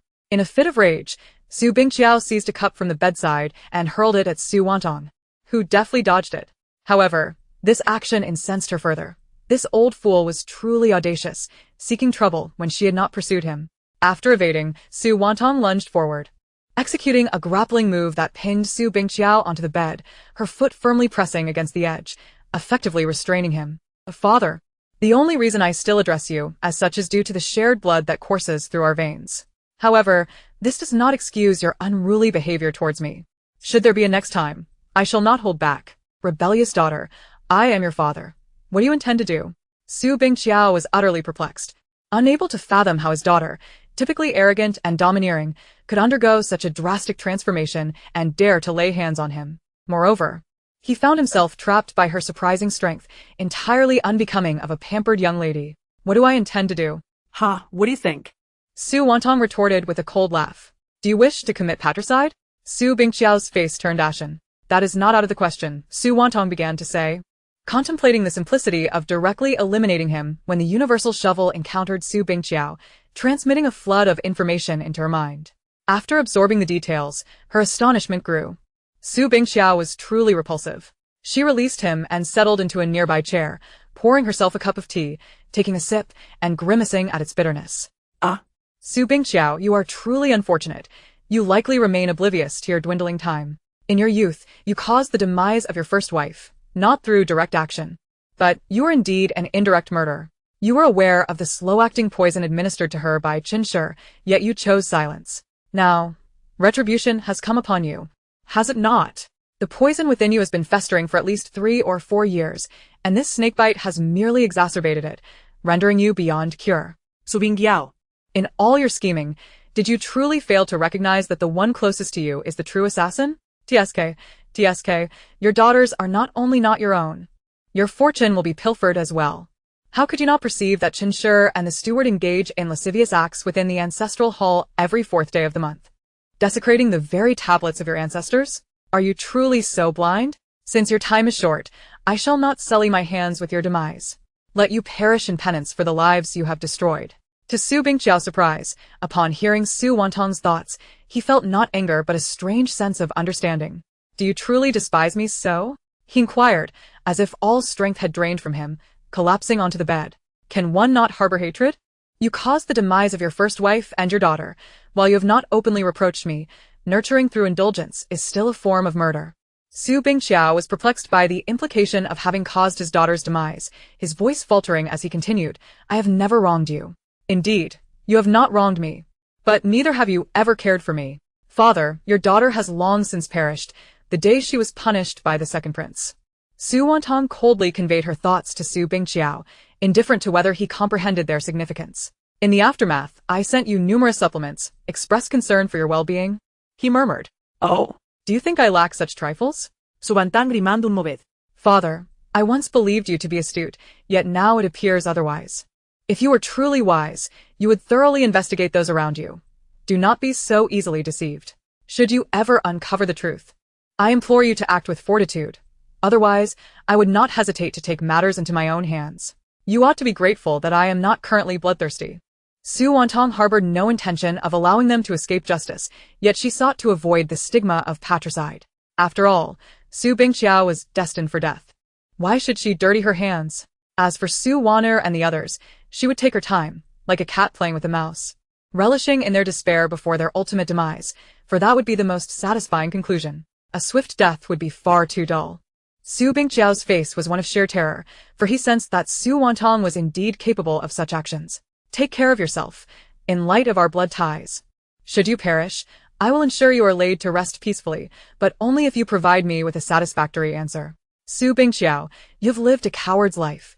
It is time for you to act like a man." Having delivered her words, Su Wantang exited through the door. Su Bingqiao, a man of false virtue, had never truly deprived the original owner of anything. Rather, he indulged her while neglecting her needs. To those unaware of his true nature, he appeared to be a commendable father, never having mistreated the child left behind by his first wife, granting her every desire, treating her like a little tyrant. Yet in reality, he had thoroughly spoiled and rendered his daughter ineffective. It was no wonder the original owner believed Su Bingqiao loved her, providing for her every whim. Only Su Wantang, having traversed time, understood that this was not affection, but a form of suffocating indulgence, an insidious manner of murder without bloodshed. When Su Wantang had contemplated taking Su Bingqiao's life, she felt a tremor of sorrow emanating from the remnants of the original owner's consciousness. In her mind, the original owner believed her father loved her, which halted Su Wantang's next course of action. This was also the reason for her lengthy discourse. It was not solely for Su Bingqiao's benefit but also for the lingering consciousness of the original owner. Returning to her own courtyard, Su Wantang felt a profound sense of gloom. Having lived in a post-apocalyptic world, she had never experienced familial affection or care, for she was a war orphan raised in an orphanage. Yet even so, she understood that familial bonds should not be riddled with ulterior motives, and her father had never truly regarded the original owner as his daughter. "How is it that you still cling to concern for him, knowing the true nature of your father?" Su Wantang murmured, placing her hand over her chest. The recent bout of palpitations had genuinely frightened her. It was an uncomfortable sensation. "Regardless of your thoughts, if your father remains unrepentant and continues to shield himself, I shall undoubtedly take action. If any remnants of your consciousness linger, do not impede me. You must comprehend that your father has caused your mother's demise." After speaking, Su Wantang disregarded the original owner's consciousness and promptly fell into a deep slumber. In her dreams, Su Wantang beheld the original owner weeping, expressing her momentary weakness and her unwillingness to accept fate, imploring Su Wantang to avenge her. She tearfully conveyed her imminent reincarnation and requested that every year a few paper offerings be burned for her mother. Su Wantang acquiesced in her dream, and the shadow gradually faded away. However, she understood that the original owner had not entirely departed. The following day, Su Wantang awoke refreshed. The terrifying palpitation of the previous night dissipated, leaving her feeling liberated. In that moment, she realized the original owner had truly come to terms with her fate. Henceforth, there would be no more consideration for anything, and the esteemed daughter of the Su family in the Daong dynasty would cease to exist. Instead, the bloodthirsty demoness, Su Wantang from the apocalyptic world, would emerge. Upon returning to the palace, Eunuch Wang immediately sought an audience with the emperor to report the events of the day. So, it was all orchestrated by Su Wantang? Upon hearing this, The emperor exhibited little reaction. In response to your majesty, Miss Su's intentions are as such. Ha! Let the wicked contend with their own kind. Let them tear each other apart. After finishing her lunch, Su Wantang reclined on a chaise in the courtyard, observing the tiny insects on the leaves. She suddenly pondered why she should allow Su Wantang to live so comfortably. She had repeatedly attempted to take her life. Yet Su Wantang had done nothing in return. What utter foolishness. Chapter 14. A vicious beating. I have matters to attend to outside. You need not accompany me. Su Wantang declared before preparing to leave. Miss, please be cautious. Little P, her maid, exclaimed, dashing into the house to fetch her a paper umbrella. The weather outside remained somewhat warm, and it was customary for noble ladies to carry paper umbrellas. Understood. Su Wantang accepted the umbrella and exited the courtyard, striding forth without a hint of ladylike decorum. Little Peach sighed, noting how her mistress had become increasingly audacious, yet she found herself fond of this current version of her. Once outside, she folded the umbrella and hastily made her way towards Su Wantang's residence. The estate attendants, busy trimming flower branches, barely sensed the gust of wind that swept past. After all, it was a rarity to catch sight of Su Wantang, who moved with speed surpassing flight due to her supernatural abilities. Upon arriving at Su Wantang's quarters, she spotted her seated on a low chair in the corridor, sipping tea, while her maid, Cui Zhu, knelt beside her. What a grand display! Su Wantang's voice suddenly rang out, startling both sisters. You, what brings you here? Su Wantang. Taken aback, forgot to address her sister properly, her usual poise shattered.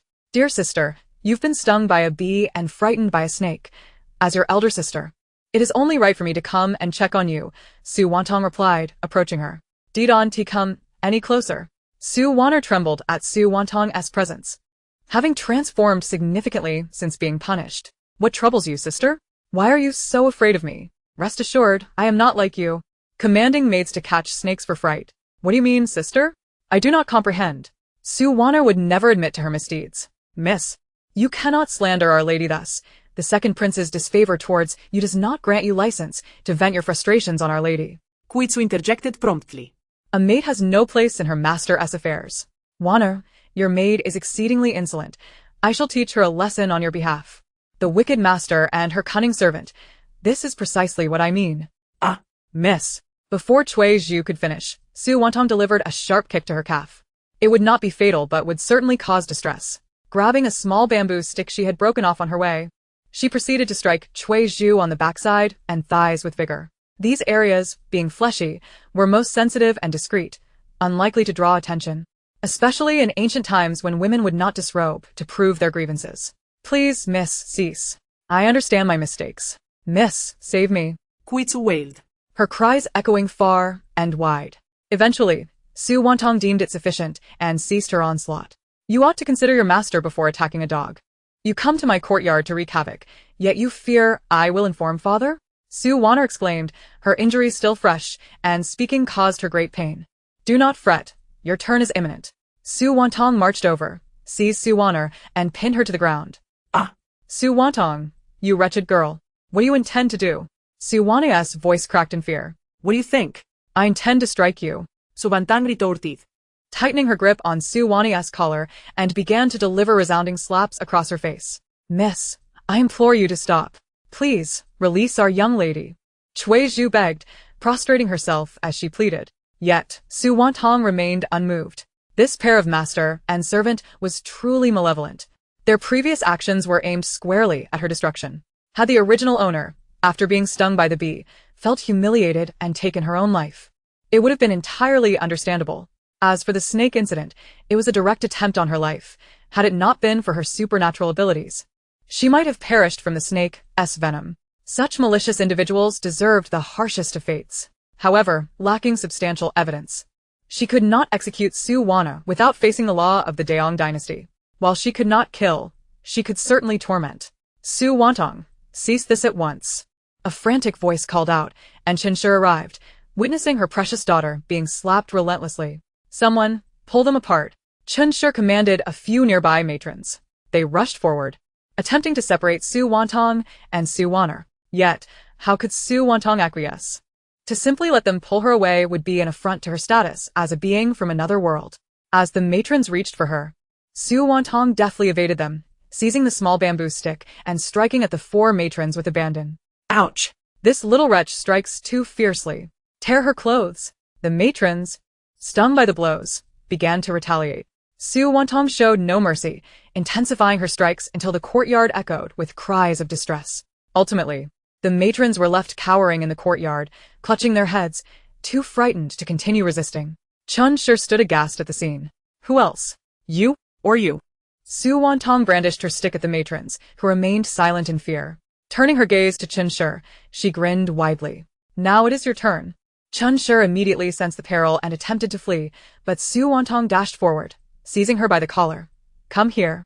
Chun Shi stumbled over her skirt and, with Su Wantang tugging at her, lost her balance, landing hard on the ground. In that instant, she felt her coccyx fracture, the pain twisting her face in agony. Su Wantang, I am your mother. How can you behave so recklessly? Chun Shi attempted to leverage her status. You shameless wretch. My true mother has long since passed. You are merely a stepmother. Su Wantang declared, raising her stick to strike Chun Shi. I strike you for your treachery, for your shamelessness, for your infidelity. The sound of the stick meeting Chun Shi's body echoed, her screams surpassing all others in volume. Due to a fall resulting in an injury to her coccyx, she found herself incapable of movement and was thus forcibly subjected to blows. Ultimately, Su Wantang managed to shatter the bamboo stick, finally ceasing her assault. TSK. This bamboo stick is rather fragile, she remarked. Consider yourselves fortunate, should you dare to engage in any more underhanded antics.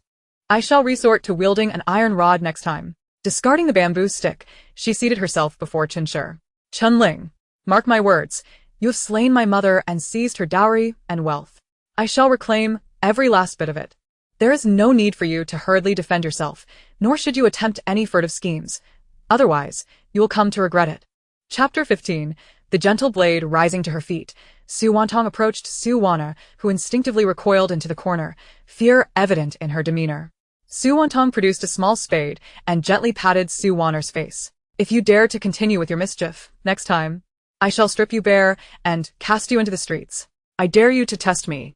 Upon hearing this, Su Wantang turned pale, though her current appearance, bruised and battered, rendered her expressionless. Yet she understood that when Su Wantang made a threat, she was capable of following through. At that moment, Su Wantang's information flooded into Su Wantang's mind. Goodness, Su Wantang is quite the indulgent one, isn't she? Accompanying the wretched Huang Cucumber on odd days, while consorting with that rotund fellow on even days, and partaking in a trio on Sundays. Oh, dear, truly outrageous. How could someone like her aspire to become a royal consort? Is the royal family deluded, or is Su Wantang merely overconfident? Given the royal matron's scrutiny, she wouldn't even pass that test. Should we pity her or call her foolish? As Su Wantang's thoughts echoed, not only was Su Wantang taken aback, but Chun Shi too wore a look of stupefaction. She was aware of Wantang's close ties with the second prince, yet she had not anticipated such revelations. She had merely instructed her to entice the second prince, not to ensnare that martial gentleman as well. Moreover, it seems Su Wantang is not only lacking in intellect but also possesses a cruel disposition. The young lady from General Gong's household, who is now daft, was a victim of Su Wantang's machinations. She was bullied into her current state by Su Wantang, all because the second prince expressed a desire to take Miss Gong as a concubine. How pitiful that girl is, now lost in a fog of confusion. Su Wantang, appearing so fragile, has buried the corpses of those innocent little cats beneath the locust tree in the courtyard, all victims of her cruelty. Whenever she encountered unhappiness in the presence of the second prince, she resorted to tormenting the kittens. How heartless. Reflecting on those adorable kittens ignited a surge of indignation within Su Wantang, prompting her to deliver several forceful kicks to Su Wantang's posterior before turning to leave. Just as everyone presumed the little demon, Su Wantang, would depart, she halted. Chunling, you would do well to refrain from any underhanded tactics. Otherwise, your involvement in poisoning Su Bingqiao will be exposed. Should you dare to act furtively today, tomorrow, I shall summon the imperial physician to the Duke's residence, implicating you in the crime against the Duke. You, as his consort, cannot bear such a burden. As for why I refrain from informing Su Bingqiao now, the answer is simple. I shall not spare any of the murderers responsible for my mother's death, including the so-called father. Yet, I must extend my gratitude. At least, I shall not carry the stigma of patricide. After delivering her message, Su Wantang prepared to leave, but, halfway there, turned back to deliver a few more kicks to Aunt Jiang, Chun Shi's confidant, while carefully avoiding any vital areas. Only then did she swagger out. Alas, mother. After Su Wantang's departure, Su Wantang could no longer contain herself and burst into tears, for the pain was unbearable. Chen Shi too felt the sting, but her fear overshadowed her discomfort. How did Su Wantang come to know of her involvement in poisoning Su Bingqiao? When had she become aware? A sense of dread hung over her like a guillotine, poised to fall at any moment. She shifted her position, and the pain in her coccyx made her break out in a cold sweat. Ultimately, several maids, enduring their own pains, assisted in escorting the mother-daughter duo back to their quarters. When Su Bingqiao learned of Chen Shi and Su Wantang being beaten, he exhibited no signs of distress. In fact, he deemed the punishment entirely warranted. What is the state of my health? Doctor, there is no need for concealment. Su Bingqiao, discreetly without the steward, summoned a highly esteemed physician from the Jianghu. Your Grace, I do not wish to hide the truth. You are afflicted with a chronic poison that has permeated your very marrow. My medical expertise is limited, and I fear there is no remedy. Is that so? How much time do I have left? Su Bingqiao was already aware of the gravity of his condition. He was merely reluctant to relinquish hope. Had he not been bitten by a snake, awakening the poison within, he might have lived for another 3 years. However, now that the poison had been activated, he had at most a year, or a minimum of 7 months. Understood. I request that today as events remain confidential. That is a matter of course. Doctor, how long have I been afflicted by this poison? Su Bingqiao inquired once more. At least 3 or 4 years. Otherwise, it would not have seeped in so deeply. Understood. Su Bingqiao had not anticipated that Su Wantang's words were, indeed, the truth. His so-called beloved was the very gentle blade, seeking his life. In the days that followed, Su Wantang experienced a newfound sense of freedom, as no one dared to provoke her. She had assumed Chen Shi possessed formidable means, yet it was clear she merely preyed on the weak and feared the strong. Miss, please refrain from opening the windows while you sleep tonight. The weather has turned chilly, and you might catch a cold. Xiao Tao, ever the dutiful maid, showered Su Wantang with maternal advice. Su Wantang appreciated the genuine concern, feeling a warmth she had longed for. I understand. In truth, the September weather was not cold. For Su Wantang, it was perfectly temperate. However, the people of this era perceived it as frigid, leaving her feeling somewhat helpless. Suddenly, Su Wantang recalled the small bird's words from earlier that day, mentioning that the Chancellor Gu's household possessed many glittering golden boats. Were not these gold and silver ingots akin to little boats? A fervor ignited within her. She could scarcely contain her excitement at the prospect of venturing forth. Master, I have ascertained that there is indeed a substantial amount of wealth hidden within the ancestral grave of the Chancellor's family. What? Am I to excavate their ancestral grave? That is for you to decide. With such a wealth of silver, it was certainly not out of question. Soon after, Su Wantang donned a nocturnal garb and leapt out of the window. Possessing extraordinary abilities, she felt she could navigate this world with ease, instilling her with confidence. Following the system's guidance, she arrived at her destination and was just about to commence her excavation when, unexpectedly, a nearby tombstone was displaced, and a shadowy figure emerged from within. Su Wantang was paralyzed by fear. This was a graveyard. How could anyone emerge from it? Realizing the figure was not of her kin, she swiftly enlarged her spade and swung it toward the figure's head. Zhao Yuan, taken aback, had not anticipated being struck upon emerging from his investigation. Ugh. He cried out in pain. Su Wantang's strike, though intended to stun, had not rendered him unconscious, for her fright had weakened her grip. Are you human or ghost? If you are human, make a sound. If you are a ghost, return from whence you came, Su Wantang demanded, deliberately lowering her voice to obscure her gender. Cease this at once, Zhao Yuan commanded, halting her. Chapter 16, almost done in. Ah? You can speak. You are human, my good sir. Why are you wandering about at this hour, emerging from tombstones to frighten people? Your sense of civic duty is sorely lacking. Although Su Wantang spoke in a hushed tone, she tightened her grip on the golden spade. In the moonlight, Zhao Yuan finally discerned the weapon that had struck him, a golden spade, an unmistakable sight. You, be silent. Zhao Yuan's head throbbed painfully, and he braced himself to exit the tomb. As Su Wantang's heart grew increasingly restless, the sound of footsteps echoed from a distance, and it was clear that more than one person approached. Possessing an extraordinary sense of hearing, she discerned their presence with alarming clarity. A chill coursed through her gaze. She could not afford to be captured under any circumstances. Casting her eyes upon the figure clad in black, who was attempting to crawl away, She seized the shovel and delivered a decisive blow, rendering the intruder utterly unconscious. Zhao Yuan cursed under his breath. Su Wantang diminished the shovel's size and gently prodded the man's shoulder, but to her dismay, no familiar information infiltrated her mind. She tried again multiple times, yet still met with silence. This was peculiar. How could there be nothing? Time was of the essence, as the footsteps drew nearer, compelling her to flee in haste. As she ran, a sense of frustration washed over her. She had gained nothing, and had nearly been frightened out of her wits. When Zhao Yuan's subordinates found him, they were alarmed to see their prince unconscious. Your Highness, Your Highness. Mu Feng called softly, but Zhao Yuan showed no sign of awareness. At that moment, Mu Feng caught a whiff of blood and, upon examination, discovered a stain upon his lord's head. This was grave. If anything happened to the prince, their lives would be forfeit. They hastily cleared the scene and retreated, with Mu Feng carrying Zhao Yuan away. Su Wantang's excursion yielded no benefits and had cost her precious sleep, leaving her utterly exasperated. Reflecting on the inability of her versatile shovel to extract information from the man, she attributed it to the eerie atmosphere of the graveyard. Such a place, steeped in darkness, surely distorted the magnetic field, rendering her shovel ineffective. Upon returning to the manor, Zhao Yuan was promptly attended to by the imperial physician, who, after a thorough examination, determined that he had only sustained minor injuries, a slight concussion, but was otherwise unharmed. Mu Feng breathed a sigh of relief. The following day, when Zhao Yuan awoke, his countenance was far from pleasant. He had been summoned back covertly by his elder brother to investigate the whereabouts of last year's disaster relief funds, which had barely trickled down to the common people. To his shock, his inquiries unveiled a web of corruption leading back to the Prime Minister. Reports indicated that these funds might be hidden within the ancestral graves of the Prime Minister's family, prompting his ill-fated nocturnal expedition to the cemetery, where he had been struck on the head by a tomb raider. The thought was infuriating. Were tomb raiders truly so affluent as to wield golden shovels? If they could afford such luxury, why resort to grave robbing? Su Wantang slumbered until midday, rising sluggishly to wash up and partake in lunch.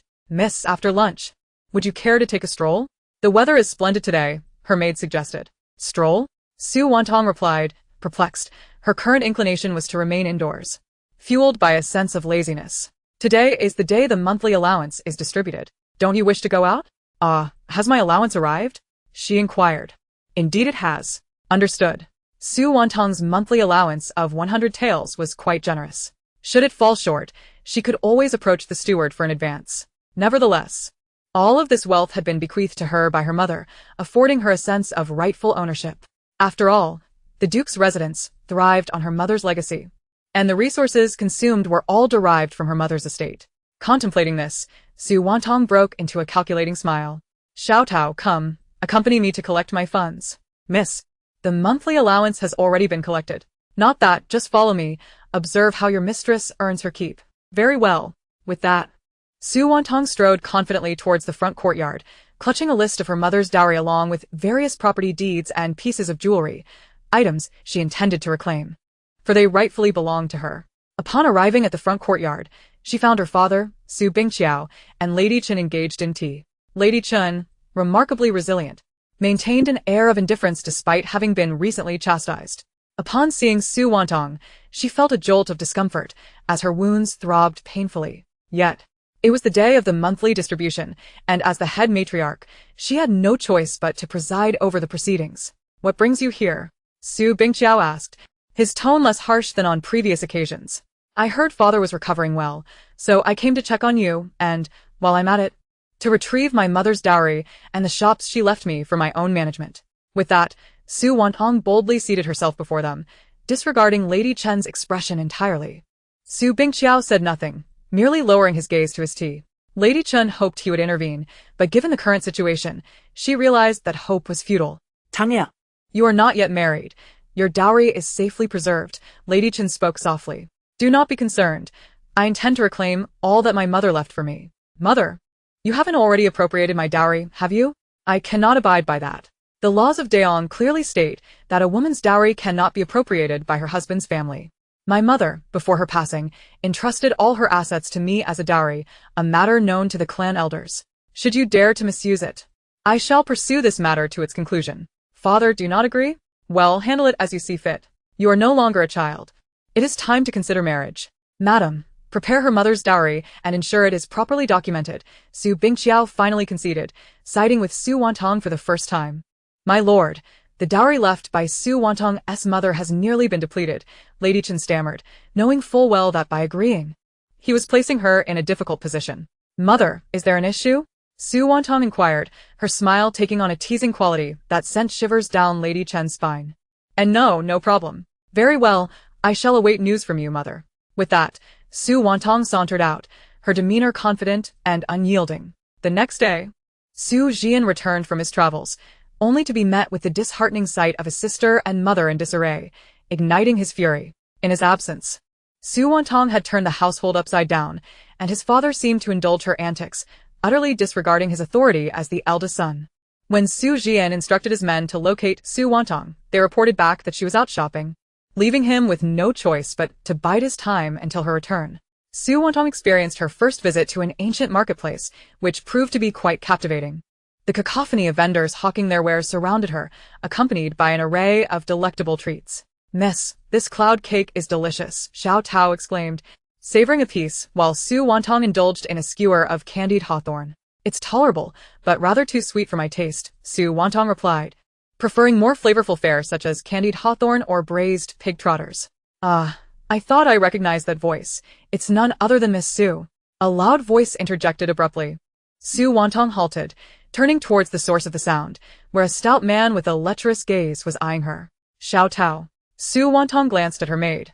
As she did not recognize this rotund figure, she could not possibly draw attention to herself in such a public space by employing her shovel, could she? Miss. He is the eldest son of the Duke of Zhongyong, Wu Jianren, Xiao Tao whispered. Su Wantang was so taken aback that she coughed unexpectedly. Miss, are you all right? Xiao Tao inquired, patting her back with concern. I am fine.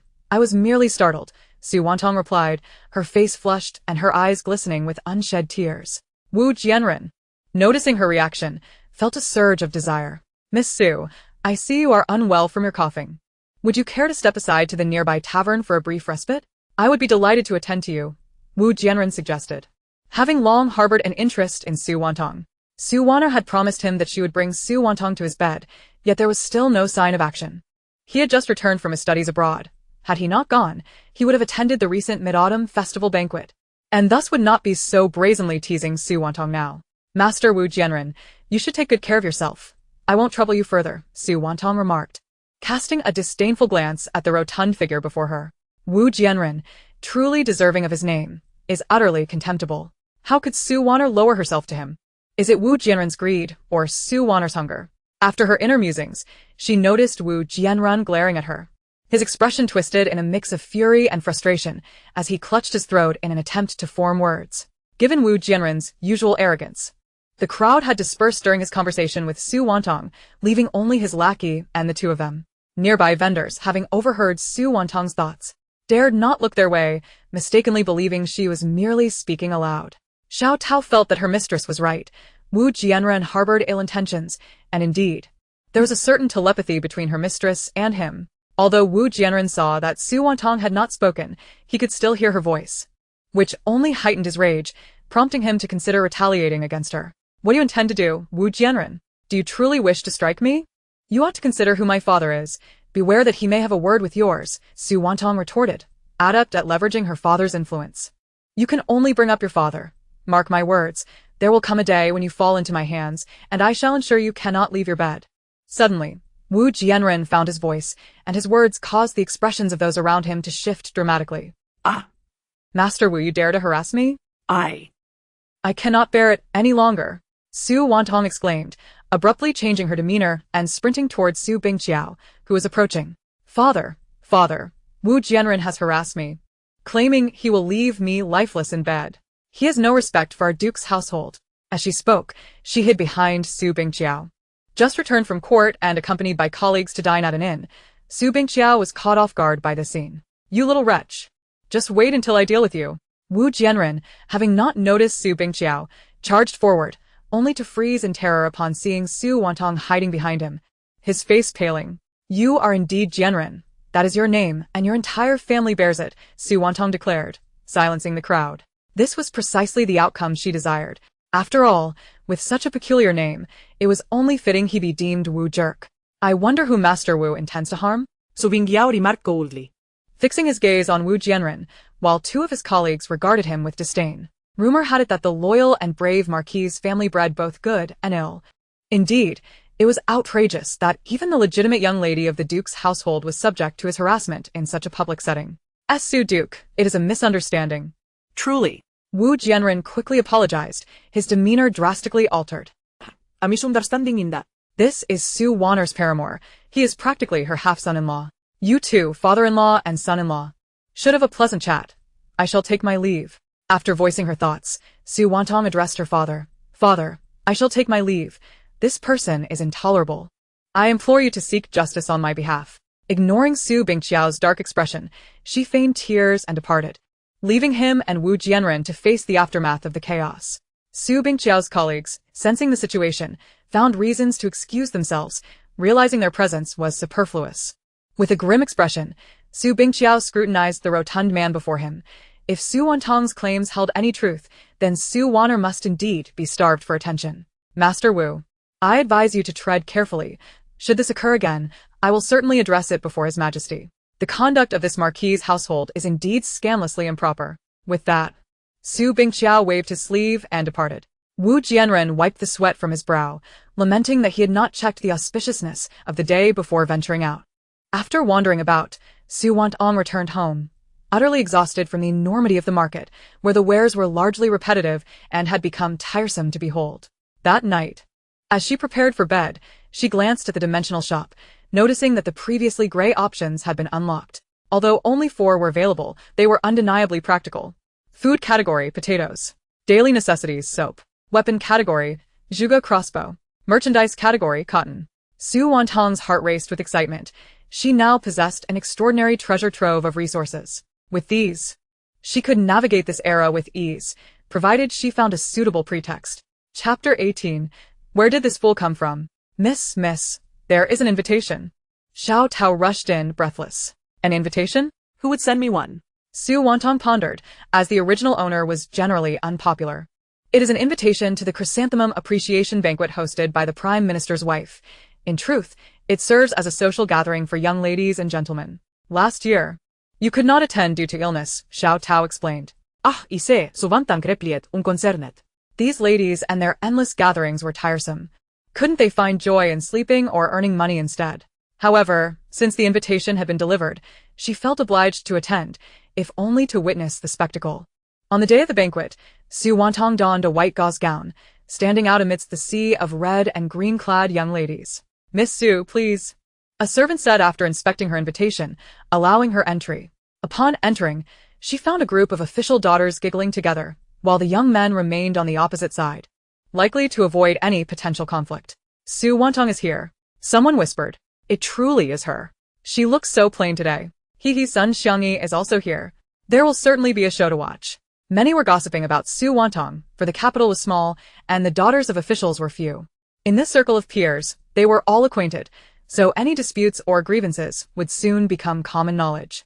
Su Wantang chose to ignore their chatter. After all, she hardly knew many of them, and as long as they did not provoke her, she would not engage. Wana, you have finally arrived, Lu Ruyan called out, disregarding any prior grievances, as she eagerly approached Su Wanner. While Su Wanner's facial injuries had healed significantly, remnants remained, evident beneath a thick layer of powder. She even concealed her face with a handkerchief. Had it merely been a bee sting, she would have recovered quickly. But Su Wantang's earlier assault had left her in a prolonged state of distress. Yes, it has been a long time, Su Wanner replied, her voice strained. Indeed. I have missed you greatly, and wish to visit but... Lu Ruyan trailed off, leaving her words unspoken. I have missed you too. Thank you for your concern. In a few days, I shall visit you for a shopping trip. The other young ladies appeared to have a good rapport with Su Wanner, eagerly approaching her to offer greetings. Yet, Su Wanner maintained her clipped tone, as if something were lodged in her throat, sending chills down Su Wantang's spine. What a wretched tone, speaking as if choking. How can one communicate so awkwardly? Ugh.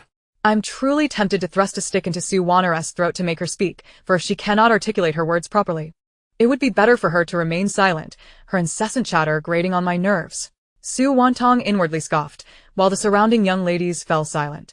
Su Wanu's countenance darkened, yet the veil obscured her true emotions.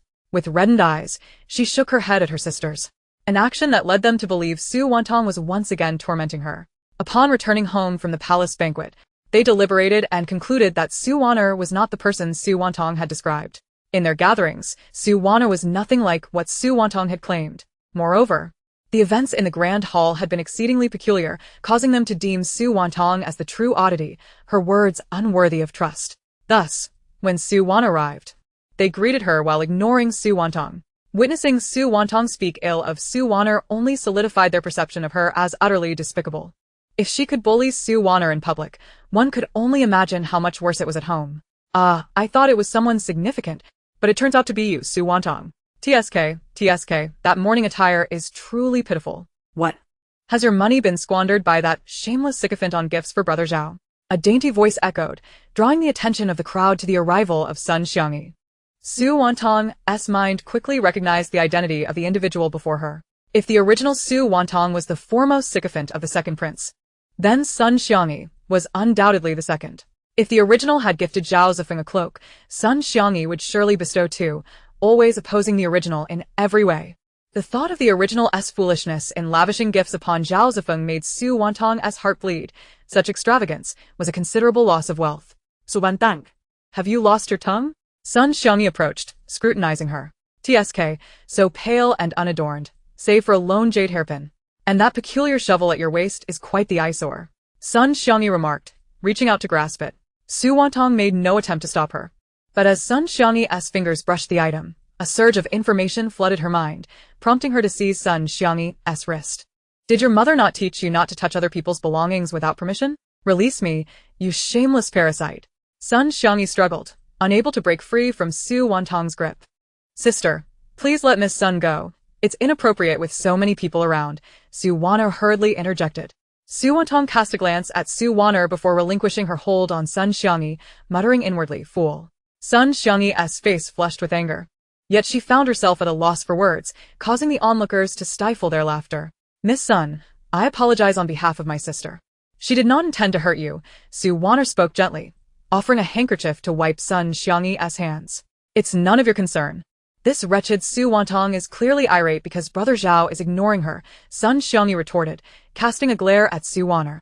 Su Wantang couldn't help but laugh in disbelief. Where did this simpleton come from? Is Su Wantang truly as foolish as a garbage bin? Even a trash receptacle wouldn't be able to contain her nonsense.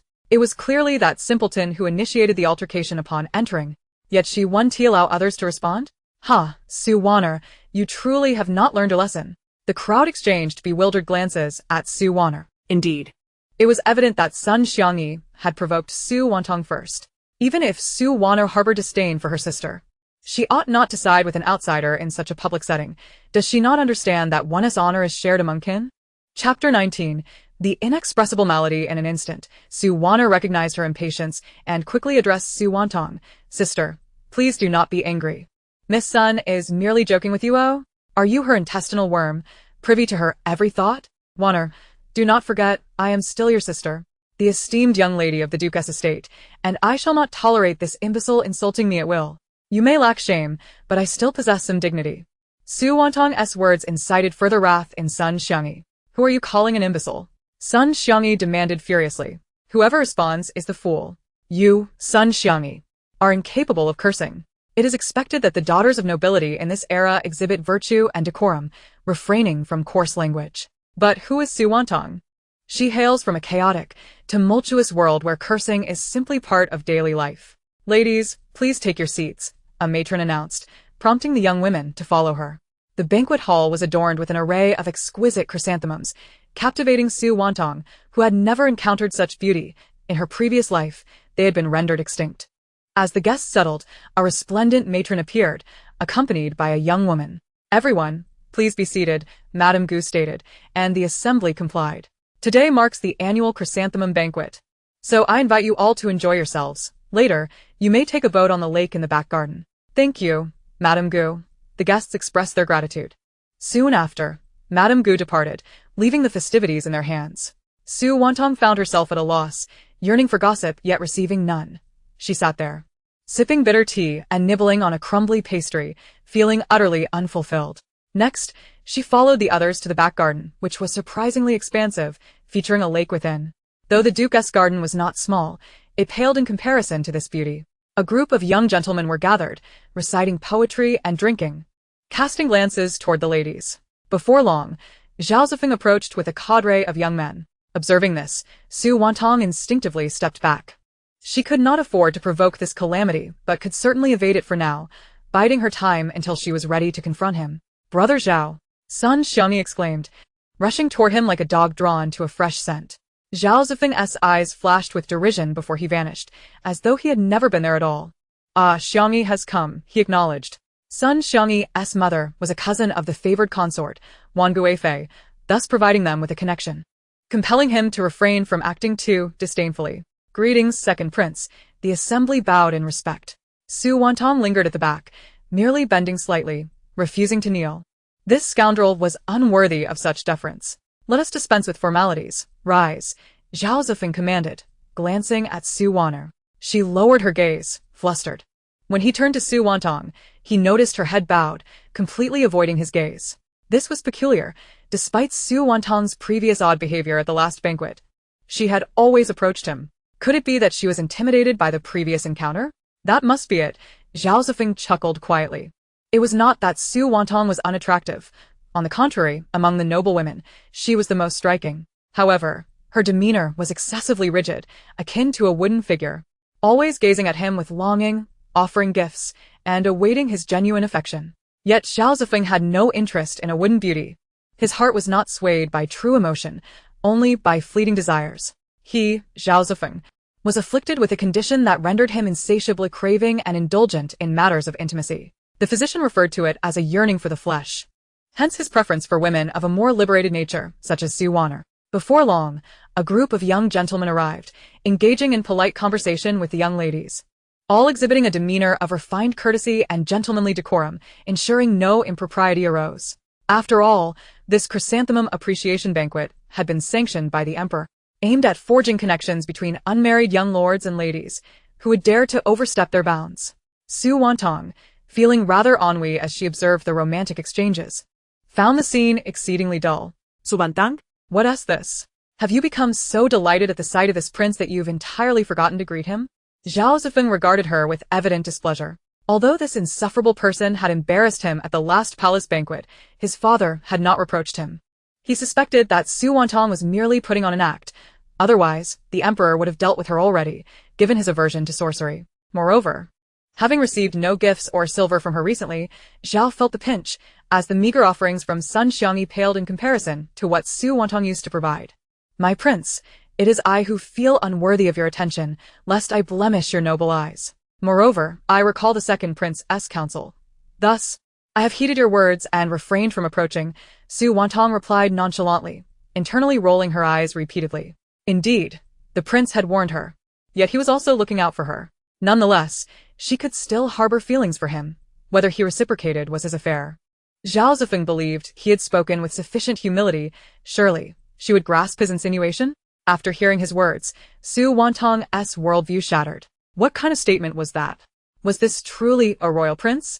How shameless. The onlookers had begun to take notice, whispering amongst themselves. "I possess a clear understanding of my own limitations, and I assure you, I shall not trouble you further." Su Wantang contemplated how to deal with this foolish man. Ha, Su Wantang. Employing the art of teasing too frequently renders it tedious. Zhao Zifeng's expression darkened. Su Wantang scrutinized him. Though his character left much to be desired, he was undeniably handsome. No wonder the original owner had been smitten. But that was the original owner, not her. It was of no concern to her. "Zhao Zifeng, what's wrong with you? You think your games of pursuit and retreat work on everyone? Do you assume all women are like Su Wantang and Sun Xiangyi, forever enamored with you? Who do you think you are? I don't merely dislike you. I demand you return the gifts and money I've given you." Su Wantang's countenance dripped with sarcasm as she regarded Zhao Zifeng. Zhao Zifeng, taken aback by her inner tirade, was perplexed. How could this woman be so unreasonable? Now that I've ceased sending him money, he must be growing anxious. Why should I send him money? Ugh. Would it not be better to seek the company of courtesans instead? Who needs your wretched offerings? Chapter 20. After all, one must aspire for greatness. Su Wantang's words darkened Zhao Zifeng's expression. Although he did not comprehend her reference to courtesans, he understood it was far from complimentary. To think she would suggest using the money he received for such purposes. Did she believe he was inferior to a courtesan? How dare she? My prince, I shall not impose upon you any longer. I shall heed your warning and kindly request you to maintain your dignity, for I certainly wish to avoid punishment. Su Wantang concluded, turning to leave. To her dismay, she found herself face to face with Sun Xiangyi and others. She brushed past Sun Xiangyi and continued on her way. Oh. By the way, my prince, since I no longer harbor feelings for you, I kindly ask you to return the gifts and silver I once bestowed upon you. I shall have someone draft a list and deliver it to your residence shortly.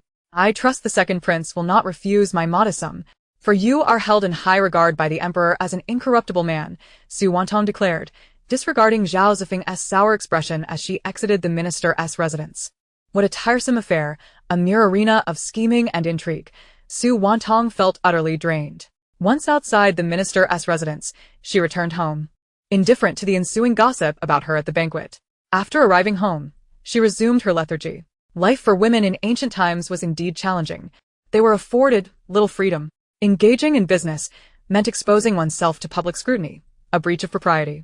Remaining at home necessitated serving one's in-laws, raising children, and contending with one's husband alongside various concubines. Forget about pursuing grand ambitions. One could hardly step outside their own door freely. What has happened to you? What injury is so grave? The emperor gazed at his brother, bewildered, for his brother was not one to suffer losses. Zhao Yuan resided in the emperor's secret chamber, having returned covertly to the capital to avoid alerting anyone, lest he provoke a backlash. I was injured by grave robbers wielding shovels. Zhao Yuan did not conceal the truth from his elder brother. Grave robbers? The ancestral tomb of Prime Minister Gu has caught their attention? This is dire news. The emperor mused, falling into contemplation. He was unfortunate to encounter me before I could fully investigate. I trust they did not proceed further, as that is the Prime Minister's family tomb. Zhao Yuan inhaled sharply, the pain overwhelming him. Yuan, did you uncover anything? Indeed, as you suspected, there was a notable amount of wealth within, yet it pales in comparison to what has been embezzled, Zhao Yuan clarified.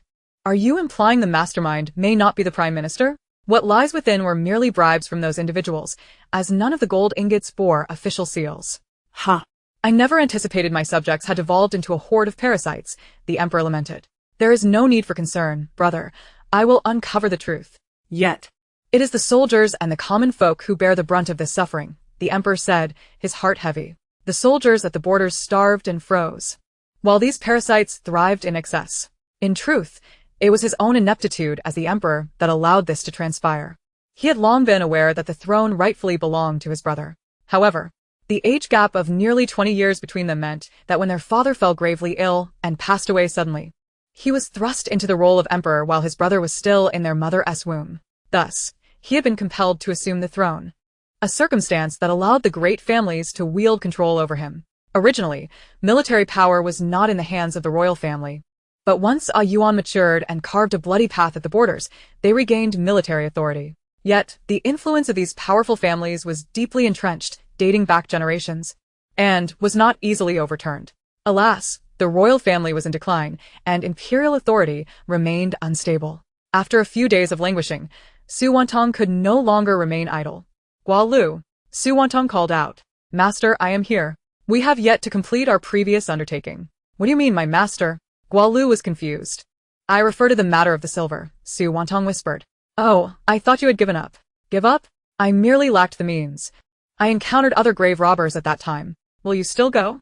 Of course. However, this time, we can enlist assistance. She pondered that if all else failed, she could enlist the aid of nearby small animals to dig or transport some ingots. Very well, I shall heed your command, master. That night, Su Wantang returned to the Prime Minister's ancestral tomb, determined to succeed this time. Master, head southeast. There lies a burrow excavated by a pangolin. If you merely enlarge it a little, you shall fit inside, Gua Liu advised. A burrow dug by a pangolin? Indeed, master. You are well aware that pangolins are foraging creatures. Stop right there. Do not elaborate. I am already aware, Su Wantang replied, subsequently locating the burrow and, with a slight expansion, crawled inside. What is the situation within? Do not worry, master. There is no danger. Before long, Su Wantang found herself in the burial chamber. though she had entered through what appeared to be the ear chamber. She produced a powerful flashlight, illuminating the tomb with brilliance akin to daylight. Upon stepping into the main burial chamber, she was instantly astonished by the sight before her. Is this truly real? It can't be. System. Gua Liu, pinch me. I find it hard to believe. Before her lay chests overflowing with gold and silver, scanty in jewelry, yet undeniably genuine wealth. Fortune has favored me with such riches. I could afford to rest for a lifetime. Master, this is indeed authentic. Seize it quickly. All of this wealth was amassed through the corruption of the Chancellor. It would be foolish not to take it. Agreed. Su Wantang felt no moral qualms. After all, these treasures were ill-gotten gains of the Chancellor. She had survived in the apocalypse for so long that notions of morality had long since dissipated. With a mere touch of her palm, the treasures were transferred into her storage space. Finally, she opened the coffin, revealing an abundance of burial goods, all of which she claimed for herself. As for these accompaniments, she had no intention of keeping them. She would sell them at an opportune moment to convert them into silver, which she would donate to the benevolent hall or the court. After all, in recent years, there had been numerous disasters and the Chancellor had embezzled considerable wealth. Hence, she would use these items as compensation. The misdeeds of the descendants must, of course, be atoned for by their ancestors. After all, one must aspire for their forebears to achieve greatness. Inside the coffin, only bones remained, yet Su Wantang felt no fear. She had encountered death numerous times. And what were mere bones to her? She collected every burial item within the coffins, even scraping off the gilded lacquer from the coffins themselves. Chapter 21. A fortuitous encounter. After completing her endeavors, Su Wantang climbed out, only to be seized the moment she emerged. Ugh. Seeing the approaching figure, who struck at her with a palm, she found herself without means to evade and braced herself, resulting in a jarring shock that numbed her hand. This is it. I've encountered a ghost, Su Wantang exclaimed in sudden exasperation. Zhao Yuan paused, his expression one of heightened vigilance. He had just heard a woman's voice. As Su Wantang prepared to utilize her abilities to flee, Zhao Yuan seemed to perceive her intent and unsheathed his sword, striking towards her. Good grief, brother, are you serious? Su Wantang wasted no time, drawing her golden spade to meet his attack. The dazzling, resplendent golden spade momentarily blinded Zhao Yuan. This tomb raider was audacious. Wielding a weapon forged of gold, and upon recognizing the spade, he understood that this was the very thief who had once assaulted him. The Apocalypse's ability user, Su Wantang, found herself evenly matched against an ancient martial artist. Zhao Yuan, too, was astonished to discover that this tomb raider possessed such formidable skills, rivaling his own. Su Wantang refrained from using her abilities, for doing so would create a significant disturbance, inevitably attracting attention and making her escape all the more challenging. As she wielded her spade with unmatched ferocity, Zhao Yuan had to contend with both her assault and the memory of the woman's voice, leading him to falter under her relentless onslaught. In a moment of distraction, he attempted a feigned strike, his hand transforming into a claw aimed at her heart. Caught off guard by his underhanded maneuver, Su Wantang found herself ensnared. The soft touch rendered Zhao Yuan momentarily speechless, and Su Wantang was equally taken aback. Su Wantang, how does it feel? Is it ample? Upon hearing this, Zhao Yuan immediately released her, his face flushed with embarrassment. Ah! Scoundrel! Shameless! How dare you! I am sullied. My future husband shall suffer greatly for this. I curse you, scoundrel, with indigestion and impotence. Suddenly, a cacophony of roosters crowing erupted in Zhao Yuan's ears, leaving him stunned as he gazed at Su Wantang. Yet the woman before him had not uttered a word. Where had that voice come from? Moreover, it unmistakably belonged to the very woman who had just spoken. As he attempted to inquire, he found his throat constricted, rendering him speechless. A man who had always dismissed the supernatural began to doubt, for they were in a graveyard, and he had encountered a formidable female adversary. The more he pondered, the more unnerved he became, although he managed to maintain a semblance of composure.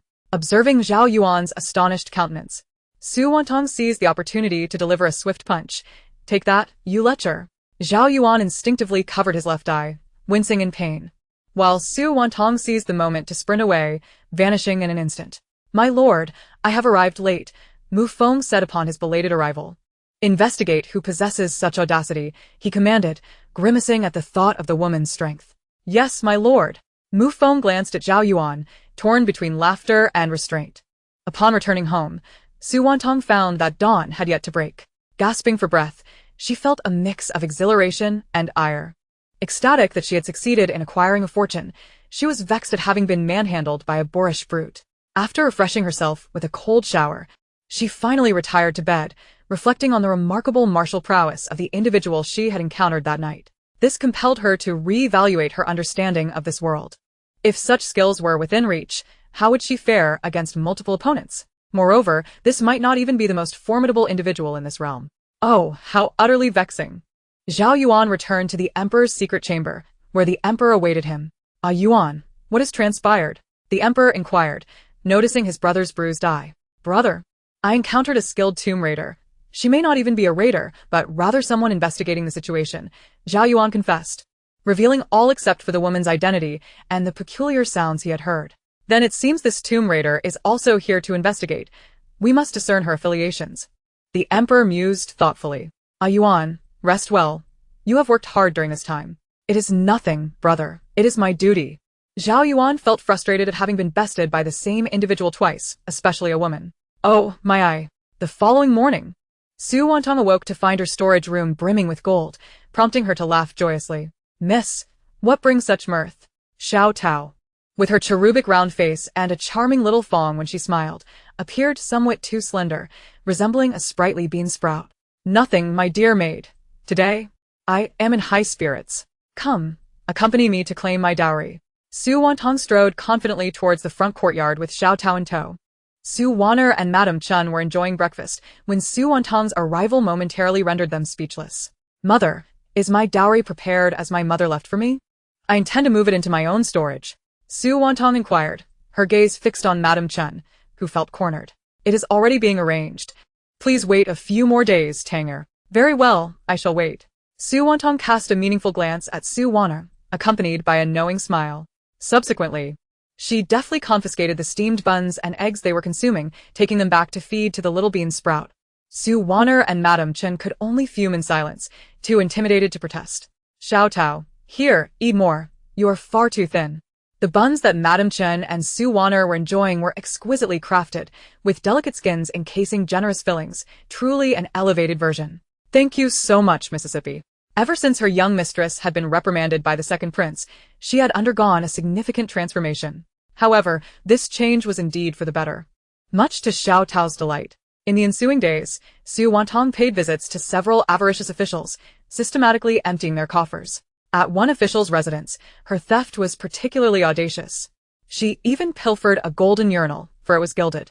In a time when the common folk across the nation were struggling, these corrupt officials possessed even gilded urinals, an utter travesty. Thus, Su Wantang bore no guilt for her thievery. Chapter 22. A gentleman values wealth, rightfully eventually. An official in the capital could no longer remain passive and reported the theft of his family's possessions. It was at this juncture that Chancellor Gu recalled the wealth in his own household. Upon arriving at the mausoleum, he was enraged to the point of spitting blood. Who could have done this? What are the guards stationed here? Chancellor Gu lost his usual composure. After all, this was his entire fortune, and now it was all gone. Moreover, the audacity of the grave robber was astounding. They had not even spared the gilded paint on the coffin. My lord, the guards have never left their posts. The grave robber did not enter from here, the guards protested, equally aggrieved. Oh, ancestors, I am an unfilial descendant. Upon seeing the lid of his ancestor's coffin pried open and the contents looted, not to mention the gilded paint stripped away, he was struck with despair. The grave robber had even stripped his ancestor of their garments, leaving him aghast and kneeling in supplication. Who is responsible? Investigate. If found, I shall have them torn to pieces. Chancellor Gu felt that the disrespect shown to his ancestors warranted a punishment beyond measure for the grave robber. Yes, my lord. The guards dared not voice their dissent, merely acquiescing. Within the grand hall of the palace, the emperor was informed, Your Majesty, a bandit has emerged in the capital, and many officials have reported thefts in their homes. The populace is in a state of panic. We implore Your Majesty to dispatch the Jinui to investigate.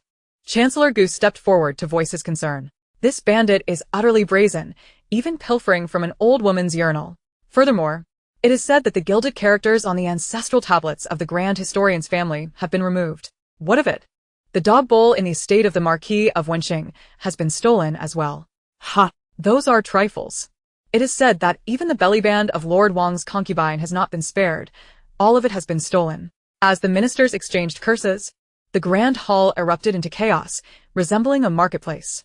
Esteemed ministers, I have grasped the situation. However, according to your accounts, with so many households robbed and such a vast quantity of wealth taken, how is it that there is not a single clue? Do you not find this peculiar?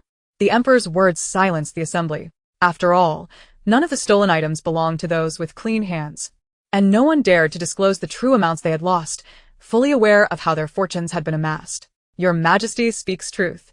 How could such a large quantity of valuables be stolen without a trace?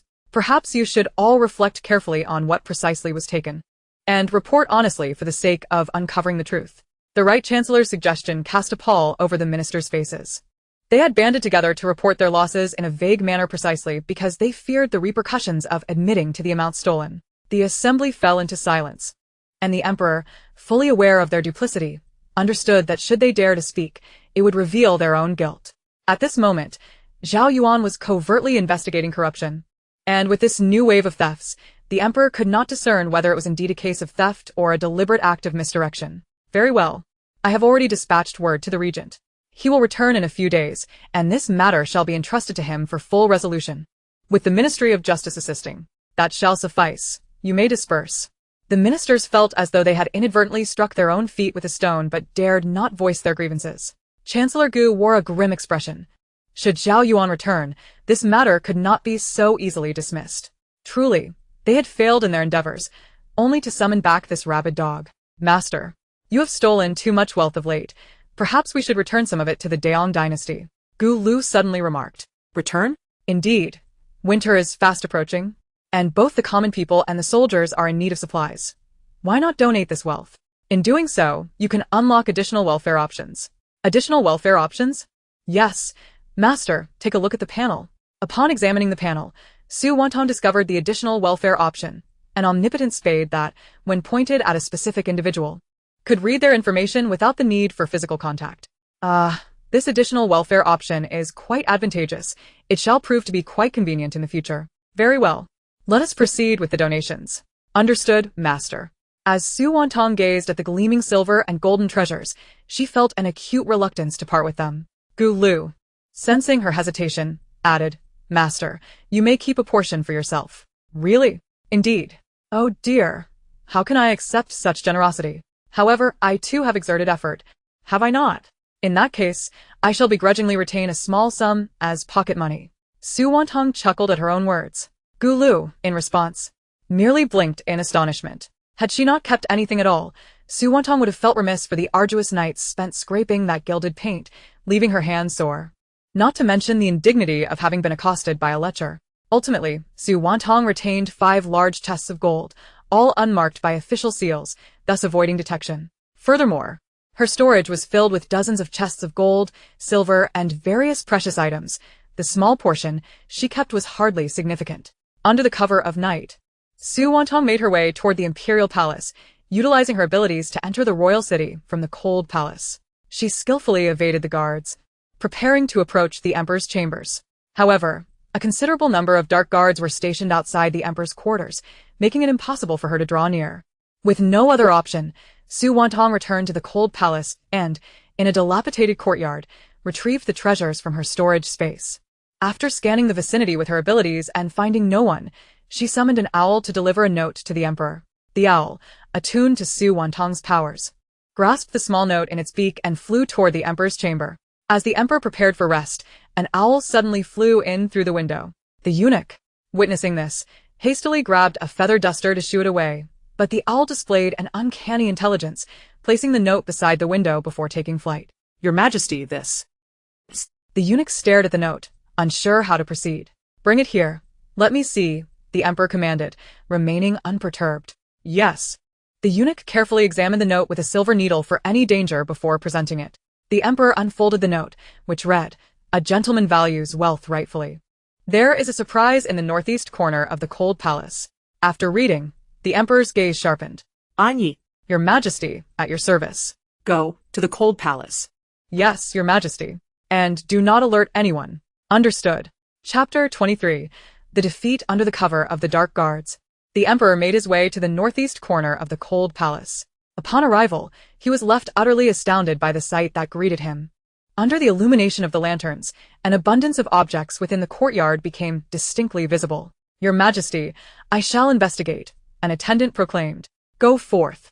Su Wantang had already departed upon sensing the approach of others, yet before her exit, she left behind a letter placed conspicuously atop a chest. The shadow guard soon discovered the missive and, after a brief examination, presented it to the emperor. The items within appeared to be an assortment of miscellaneous furniture and textiles. "Your Majesty, there is a letter," the guard announced. Upon receiving it, the emperor read the contents. "These riches, accrued from corrupt officials, are intended for the common folk. I hope that the sovereign will handle them judiciously for the benefit of Daong." Signed, Blood Azura. The emperor, upon finishing the letter, felt a stirring within, his breath quickening as the realization dawned upon him regarding the nature of these possessions. Open the chest," the emperor commanded. "Yes, Your Majesty." Within Yi's action, the contents of the chest were revealed under the lantern's glow. Subsequently, all the other chests were opened, and the courtyard was filled with a dazzling array of treasures that left the seasoned guards and the emperor gasping in astonishment. The emperor quickly deduced that these were indeed the stolen riches of the officials from the capital. Suddenly, he burst into laughter, exclaiming, "Ah, Daong still harbors chivalrous souls." He instructed that the items be discreetly transferred to his treasury for further examination. These gold and silver treasures bore no official seals, rendering them untraceable as disaster relief funds. One could not help but marvel at the cunning of these bureaucrats, who had devised such strategies in response to the policies above. Initially concerned about how the populace would endure the coming winter, he now found solace in the knowledge that this wealth could nearly equate to an entire year's revenue for the state. After completing these affairs, Su Wantang returned home, finally feeling a sense of relief. Holding such a fortune had left her feeling uneasy, but now, with the decision to donate it, she felt she had resolved a significant matter. Days passed, and the regent Zhao Yuan returned to the capital. This development bore little relevance to Su Wantang. However, the emperor, wishing to honor the regent, invited the sons and daughters of noble families to a gathering at the palace. At the age of 22, Zhao Yuan remained unmarried, having spent most of his years on the battlefield, thus lacking opportunities to engage with the daughters of officials. The emperor had intended to arrange a marriage for him, but Zhao Yuan had shown reluctance, leading to a flurry of young ladies vying for his attention during his returns. At 17, soon to be 18, Su Wantang was of age to be courted, as young women in this dynasty were expected to seek suitors after 16 and marry by 18. However, without a mother to guide her, and with the Qin family showing little interest in arranging a suitable match, she found herself uninterested in the suitors they had presented, most of whom were either much older, unattractive, or from humble backgrounds, utterly incompatible with her own status. The Qin family seemed disinclined to help her find a worthy husband, resulting in her becoming an old maid. Fortunately, with Su Bingqiao's esteemed position, she had avoided the brunt of societal scorn. Both daughters of the Su family received invitations. Though Su Wantang harbored a disdain for social gatherings, she felt compelled to attend, bemused by the notion that ancient people must have been simply idle to indulge in such assemblies. On the day of the banquet, Su Wantang and her sister Su Wanu made their exits in succession. Clad in a flowing blue gown, Su Wantang's fair complexion and beauty were accentuated. Her maid, Xiao Tao, delighted in her mistress's attire, pleased to see her dressed in colors other than somber shades. Upon arriving at the imperial banquet, Su Wantang chose a secluded corner to sit. The daughters of nobility clamored for seats in the front row, eager to catch the regent's eye. Indifferent to the regent's reputation, Su Wantang felt no preference for where she sat. "The emperor and empress have arrived." The crowd bowed in unison. "Long live the emperor! Long live the empress!" "Be at ease," the emperor's voice resonated, and the assembly settled. "The regent has arrived." The announcement echoed moments later. Su Wantang did not look up, while the other young ladies gazed at Zhao Yuan with longing. "Your humble brother pays respects to your majesty and greets the empress." Zhao Yuan bowed. Yuan. "Please take a seat. I trust your journey has not been too arduous," the empress remarked, unaware that Zhao Yuan had actually returned long before, only to re-enter the city under the guise of absence. "Thank you for your concern, empress." Zhao Yuan took his place at the emperor's left, with the crown prince beside him. Su Wantang glanced at the regent for the first time, momentarily taken aback, for he resembled the descriptions in the novels she had read, with sword-like brows, bright eyes, a noble nose, and thin lips. Indeed, a striking visage that explained the attention from the noble women. Once seated, Zhao Yuan felt resigned. Every return prompted his brother and sister-in-law to orchestrate yet another banquet in hopes of securing a fitting bride for him. However, he found little appeal in these delicate young ladies who were more accustomed to scheming within the confines of the inner quarters. Furthermore, having spent so much time at the borders, he lacked the opportunity to truly engage with them. Such a situation would be unfair to the young women. Thus, the matter was postponed repeatedly, and he found himself aging without a match. Sighing inwardly, he surveyed the assembly of young women below. Yuan, Do take a look at the young ladies present. Is there anyone who piques your interest? If so, your brother shall arrange a marriage. The emperor said with a smile directed at Zhao Yuan. Resigned, Zhao Yuan glanced briefly at the familiar faces before him, weary of the same options year after year. Your Majesty, I find no one of particular interest, he replied curtly, turning his gaze away from the crowd. The young women felt their hopes dashed. It was a familiar refrain from the regent, one they had grown accustomed to. Oh dear, how could the regent possibly be interested in any of us? His true love lies with his military advisor, rumored to possess an alluring charm that eclipses even the most beautiful noble women. Suddenly, the hall erupted with Su Wantang's voice once more, startling not only the young ladies, but even the emperor himself. Zhao Yuan, caught off guard, sputtered out his drink. This voice, it belongs to the woman I encountered at the cemetery, he thought, bewildered by the turn of events. The emperor regarded his brother with a mixture of suspicion and astonishment, pondering if his brother truly had a penchant for men. Cough, cough, my apologies, your majesty. I have lost my composure, Zhao Yuan said, quickly scanning the room for the source of the voice. No matter, please take your seat, the emperor replied, eyeing Zhao Yuan with keen interest, scrutinizing his every movement. How had I never considered this possibility before? Truly, I have been remiss. As the crowd listened to Su Wantang's inner thoughts, they found themselves in agreement with her sentiments, believing that the regent and the strategist being a pair was hardly a matter of great concern. After all, it did not impede them in any way. Moreover, as Su Wantang had articulated, if they were stationed at the borders for the tranquility of Daong, what was the harm in severing a sleeve? Meanwhile, Crown Prince Zhao Zirui regarded Su Wantang with an inscrutable expression. Upon hearing her thoughts, Zhao Zifeng finally lowered his guard against Zhao Yuan, realizing that Zhao Yuan was indeed formidable and could potentially threaten his own position in the future. Zhao Yuan was taken aback. He had not anticipated that the citizens of Daong harbored such profound misunderstandings about him and his strategist. His strategist, Feng Yunjin, was a man of family, albeit unbeknownst to outsiders, and yet rumors had circulated about their relationship. Who was this woman? His curiosity surged as he scanned the crowd but found no one particularly notable. Furthermore, it appeared that this voice was not solely audible to him. Everyone could hear it. Zhao Yuan glanced at his elder brother, silently inquiring about the situation. The emperor, upon witnessing this, chuckled softly without uttering a word. It was a rare opportunity to hear gossip about his younger brother. Regardless of its veracity, how could he let this chance slip away? However, as time passed, Su Wantang remained silent. The emperor pondered. Since his brother had finally taken an interest in Su Wantang, perhaps he should lend a hand. Who knows what might come of it? He then called out, "Is Miss Su Wantang of the Duke's residence present?" At that moment, Su Wantang was savoring a piece of rib. Upon hearing the emperor's summons, she hastily set down her meat, chewed and swallowed the morsel in her mouth, and quickly rose to respond. "This humble servant, Su Wantang, pays her respects to your majesty." She performed a graceful bow. Zhao Yuan was momentarily stunned, his gaze fixed upon Su Wantang. It was indeed her voice, a sound he remembered vividly. "Come forth to respond," the emperor commanded. "Yes, this humble servant obeys." Su Wantang stepped out from her corner, walking slowly to the center of the hall, where she knelt and bowed once more. "Your previous poem was greatly cherished by the scholars, and I found it quite pleasing myself. Now that the regent has returned, I wonder if Miss Su could compose another poem to enlighten my royal brother?" The emperor proposed, glancing at Zhao Yuan. The implication was clear. "I have summoned her for you. The rest is up to you." Zhao Yuan finally beheld Su Wantang's visage, noting her peach blossom-like beauty, a standout among noble women. Upon gazing into her eyes, he recognized them as belonging to the woman he had encountered twice in the graveyard. The realization struck him, and he felt a headache coming on. Indeed, this was the very woman. His interest piqued. He regarded Su Wantang with keen intensity. She was undeniably exceptional and intriguing, justifying his brother's specific mention of her. Su Wantang, unprepared for the emperor's request for a poem, hesitated, for she was no poet, but merely a memorizer of verses. Yet, as she rifled through her mind for tang and song poetry, inspiration struck. given Zhao Yuan's stature as a regent and general. Her forthcoming poem would undoubtedly resonate with the spirit of the occasion.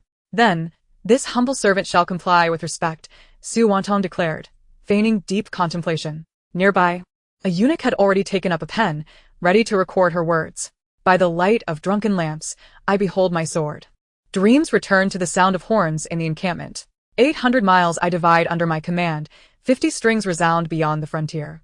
Autumn on the battlefield calls the soldiers. The horse moves as swiftly as the Liu, the bow sings like thunder.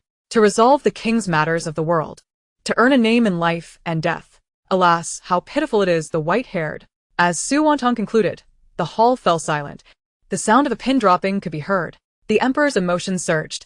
The poem's essence resonated deeply with him, filling him with guilt for his brother and the soldiers, who endured so much. Zhao Yuan, with eyes slightly reddened, gazed at Su Wantang in astonishment. This woman was not only formidable in martial prowess, but also possessed profound knowledge. The line, to resolve the king's matters of the world, to earn a name in life and death. Alas, how pitiful it is, the white-haired, encapsulated the sentiments of countless soldiers. Zhao Zifeng appeared to be witnessing Su Wantang for the first time, equally astonished. How had she become so erudite? It was as if he had never truly known her. Was this the same Su Wantang who had always trailed behind him like a sycophant? Meanwhile, Su Wantang cast a venomous glare at Su Wantang, seething with rage at having her limelight stolen once more. The other young ladies contemplated whether to befriend Su Wantang, who consistently garnered the emperor's favor, truly an extraordinary individual. On the other side, several young lords, scholars themselves, were left in shock and shame by such grandiose poetry. They were astonished that Su Wantang was not the empty-headed figure of legend, but instead possessed remarkable knowledge, and they felt ashamed that, after years of study, they could not measure up to a woman. The emperor had not anticipated that Su Wantang would continually surprise him. She was indeed a person of extraordinary talent, as the masters had foretold. Good, good, good. A generous reward, the emperor exclaimed, waving his hand in delight. Thank you, your majesty. Su Wantang expressed her gratitude before retreating to her place. Meanwhile, Zhao Yuan's gaze followed Su Wantang as she moved. The emperor, observing his brother's interest, couldn't help but speculate. Perhaps this young man had taken a liking to Su Wantang? However, that would not be out of the question. Su Wantang was no fool like his father. If Zhao Yuan could marry her, it would be most advantageous. As the banquet progressed, Su Wantang's inner voice echoed once more. Oh, truly? Ha! I hope the rewards are gold and silver, not jewels or jade. Such things cannot be sold, and are of no use to me. That scoundrel Zhao Zifeng still hasn't returned my money, and I am nearly out of funds. The crowd turned their attention to Zhao Zifeng, who found himself under scrutiny, his countenance darkening. Meanwhile, Consort One wore a smile, though her handkerchief was nearly torn apart from anxiety. The last group sent by her father had not returned, and worse yet, they had been killed and discarded at their doorstep, rendering them hesitant to act rashly. Now, with this turn of events, she had no choice but to reassess her plans. Su Wantang focused on her meal as the banquet returned to its lively atmosphere. Finally, after 2 hours, the event concluded, and she was the first to dash out of the palace gates, finding the royal court unbearably dull. My lady, please slow down. Xiao Tao exclaimed as she observed her mistress running out, her skirt held high, devoid of any semblance of grace, which made her anxious. If others saw her, they would surely gossip. Hurry, let's go home, Su Wantang urged as she entered the carriage, instructing the driver to depart swiftly. My lady, you are the esteemed daughter of the Duke's residence. Please maintain your image, Xiao Tao admonished like a concerned matron. I know. Hurry, Su Wantang replied, urging the driver to move faster. Upon returning to the Duke's residence, she hurried to her quarters and dashed into her lavatory. She could no longer hold it. Using the restroom in the palace was a true ordeal. With so many people, there were only 2 large wooden tubs, and one had to queue to use them. The stench was indescribable, utterly unbearable. No wonder the noble ladies dared not eat at the banquet. Who could risk such a difficulty with the restroom? She had consumed quite a bit, and was now desperate to relieve herself. Fortunately, her courtyard featured a dry toilet, which was cleaned daily. And it was of a modern squat design, far superior to the large wooden tubs in the palace. Alas, once I have my own abode, I shall certainly make improvements to the lavatory. Following the conclusion of the banquet, Zhao Yuan did not exit the palace, but rather engaged in conversation with the emperor. Brother, you must have heard the heartfelt sentiments of Su Wantang, have you not? Zhao Yuan inquired directly. Indeed, Such a resounding voice would be impossible to overlook. However, Yuan, you and your strategist are truly the subject of the emperor's gossip, the emperor replied inquisitively. Brother, do not pay heed to that woman's nonsensical claims. There is no truth to them. My strategist has long been betrothed, Zhao Yuan retorted helplessly, shaking his head. It seemed his elder brother had grown too accustomed to palace life, becoming intrigued by every piece of gossip. Oh, is that so? The emperor expressed a hint of disappointment. After all, he too yearned to hear juicy tidbits about his younger brother. Brother, what on earth is the matter with that woman? Why is she so peculiar? Zhao Yuan, not often returning to the capital, was unfamiliar with many matters, especially those concerning the daughters of noble families. Sit down. And allow me to recount the details at my leisure. Very well. Subsequently, the emperor relayed the words of the master from the National Protector Temple, and after hearing them, Zhao Yuan was rendered speechless. Brother, is what the master said truly credible?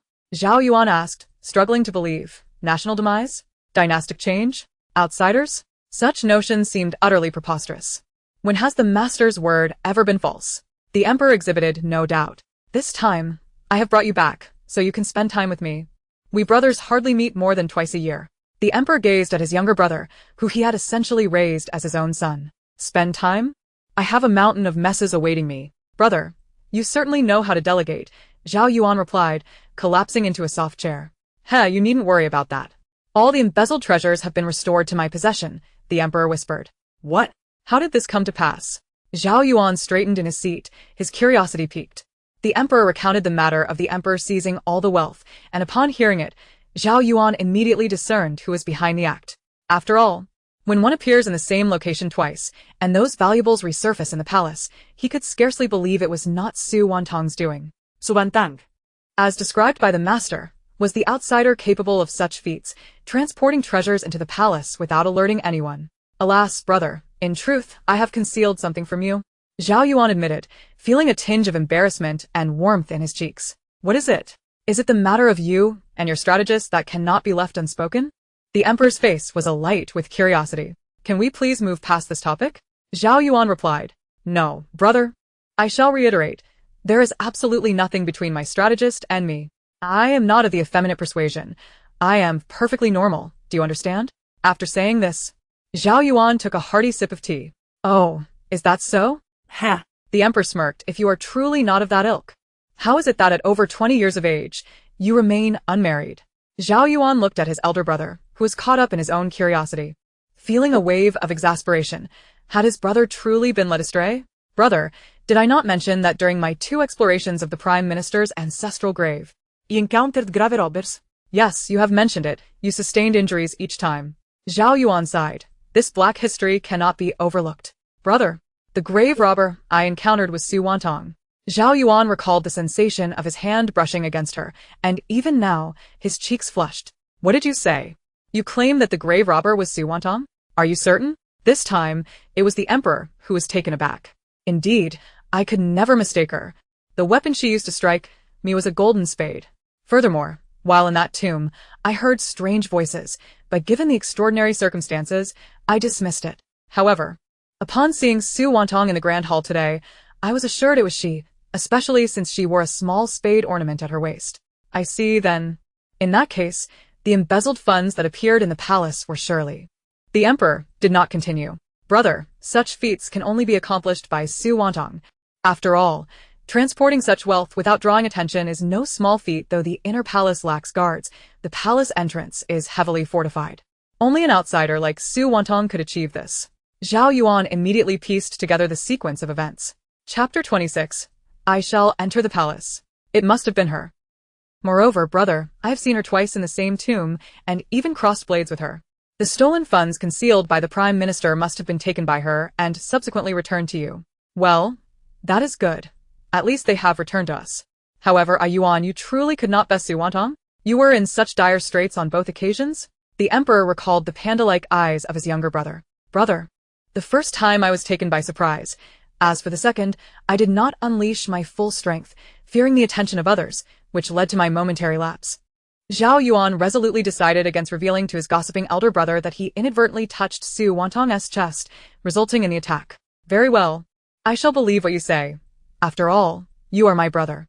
Brother, what shall we do next? You must continue your investigation, even if only for appearances. This time, among the treasures sent by Su Wantang, there are many other items, arranged for them to be auctioned off elsewhere. Su Wantang truly accepted all. Having even pilfered a chamber pot and a dog bowl, one could not decide whether to commend or chastise her. Yes, I understand. Additionally, the abbot advised that we should make good use of Su Wantang, think of a way to utilize her effectively. That. I cannot think of at the moment. Indeed, it poses a challenge. Actually, it is not so difficult. Oh, Yuan, do you have any ideas? Brother, could you not appoint her as a lady-in-waiting? Zhao Yuan suggested, casting a look of incredulity at the emperor. Your suggestion is indeed feasible. The position of lady-in-waiting can be arranged, the emperor declared, his heart brimming with delight.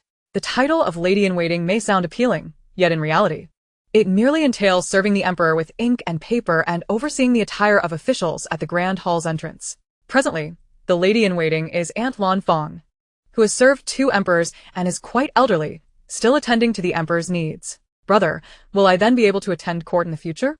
Zhao Yuan suddenly inquired, struck by a thought. Why not? Then I shall return to the frontier? Wait until after the new year to return. We have not spent the new year together in 4 years. This year, stay with me. Thank you, brother. Zhao Yuan's expression softened, revealing a smile. Early the next morning, the rewards for Su Wantang were delivered. Su Wantang received the decree. The eunuch's voice rang out.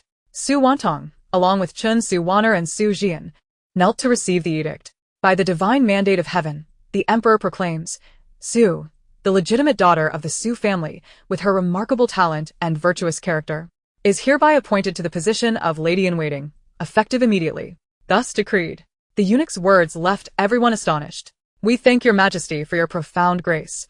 This humble daughter accepts the decree. Su Wantang received the imperial edict, her heart elated. She could finally enter the court and witness the unfolding of events. She had once read in novels about traversing ancient times that to hear matters of state and the gossip of officials, one must be present in the court. While to learn of domestic affairs, one should listen in the back courtyard, and for the common folks' gossip, one should visit taverns.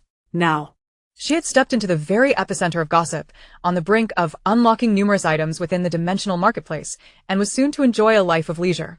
Miss Su, these are the gifts bestowed upon you by the emperor. Your poetry from yesterday was truly stunning and has been framed for the admiration of scholars, announced Eunuch Wang, as a young eunuch approached with a tray adorned with glittering gold ingots.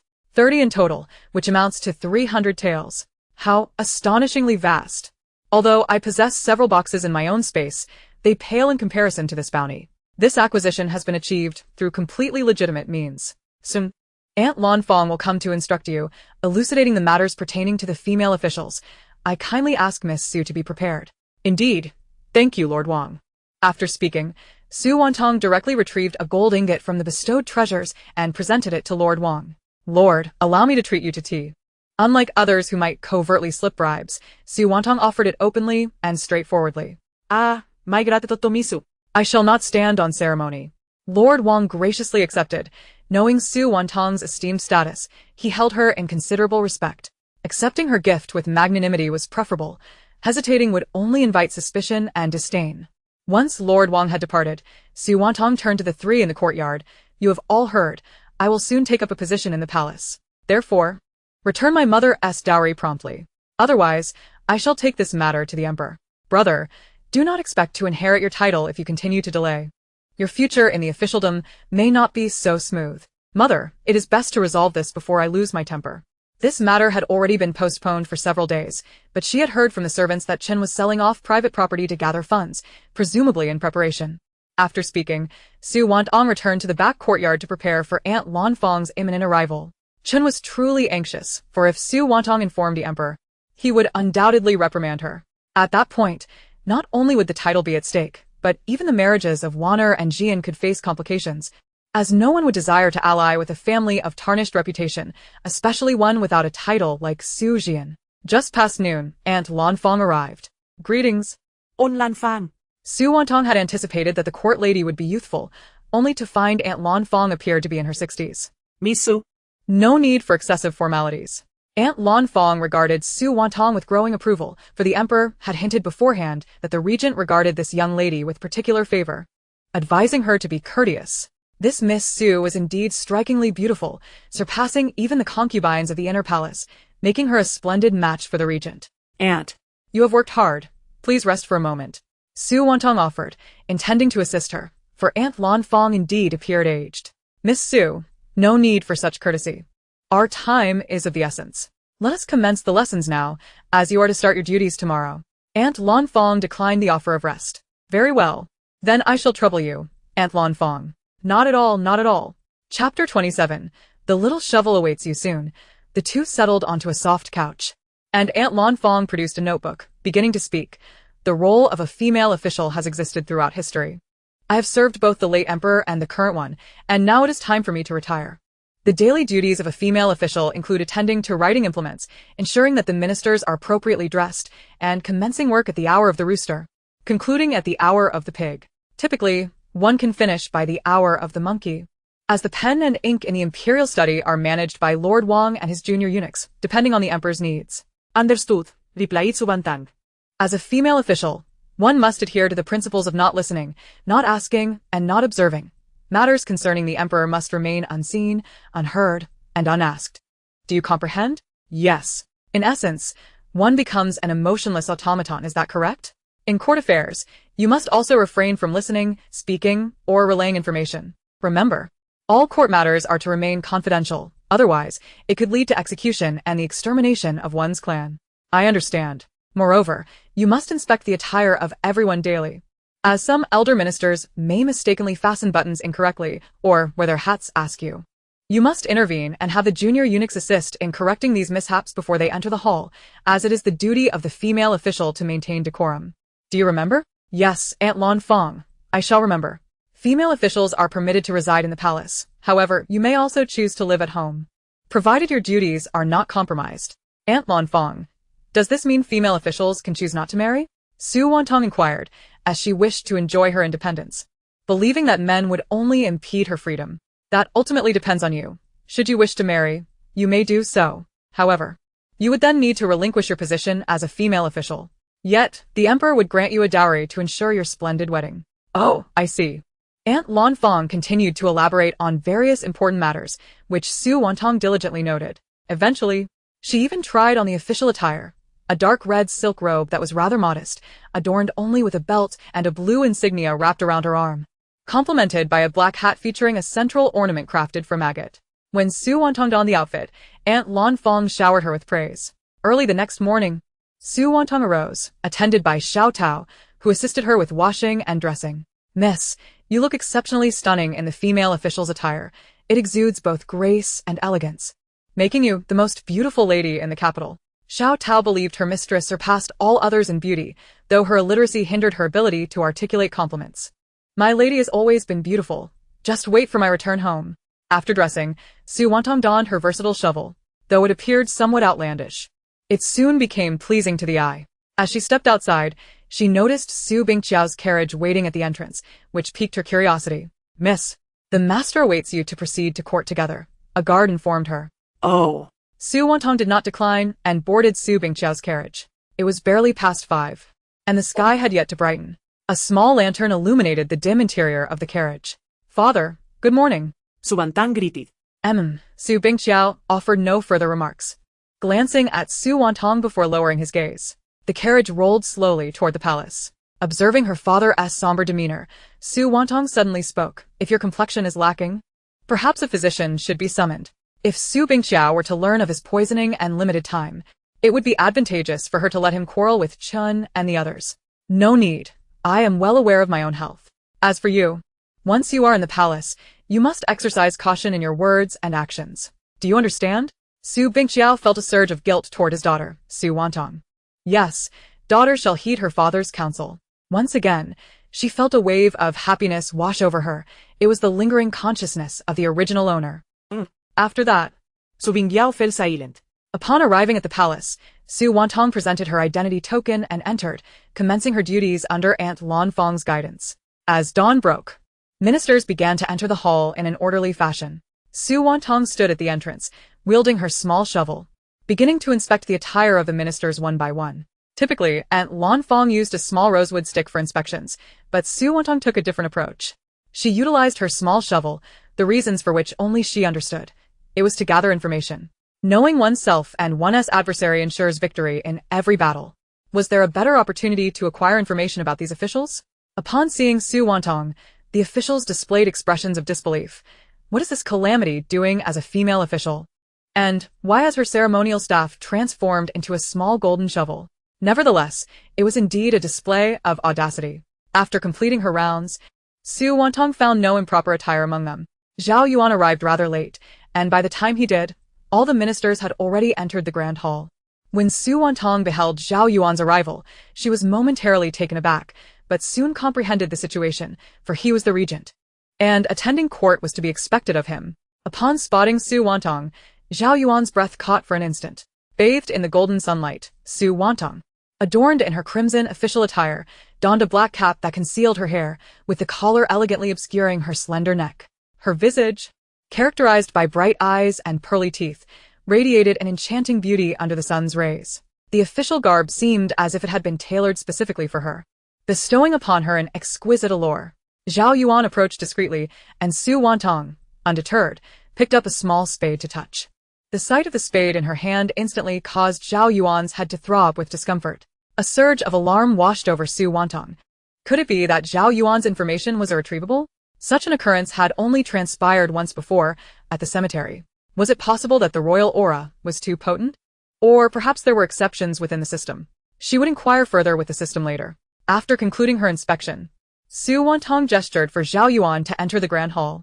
Once all the ministers had assembled, she positioned herself beneath the emperor's throne, holding ink and brush at the ready, anticipating the emperor's eventual need for them. However, as of yet, the emperor had not arrived, leading the assembly to engage in hushed conversations, casting various inquisitive, fervent, and disdainful glances in her direction. Yet, Su Wantang remained unperturbed. What was the magnitude of the matter? Being observed was hardly a cause for embarrassment. As a person of modernity, why should she fear the scrutiny of these ancient figures? Although she didn't classify herself as particularly extroverted, she certainly did not suffer from social anxiety. Chapter 28. The spectators await the emperor's arrival. The voice of the eunuch echoed, signaling the commencement of the morning court.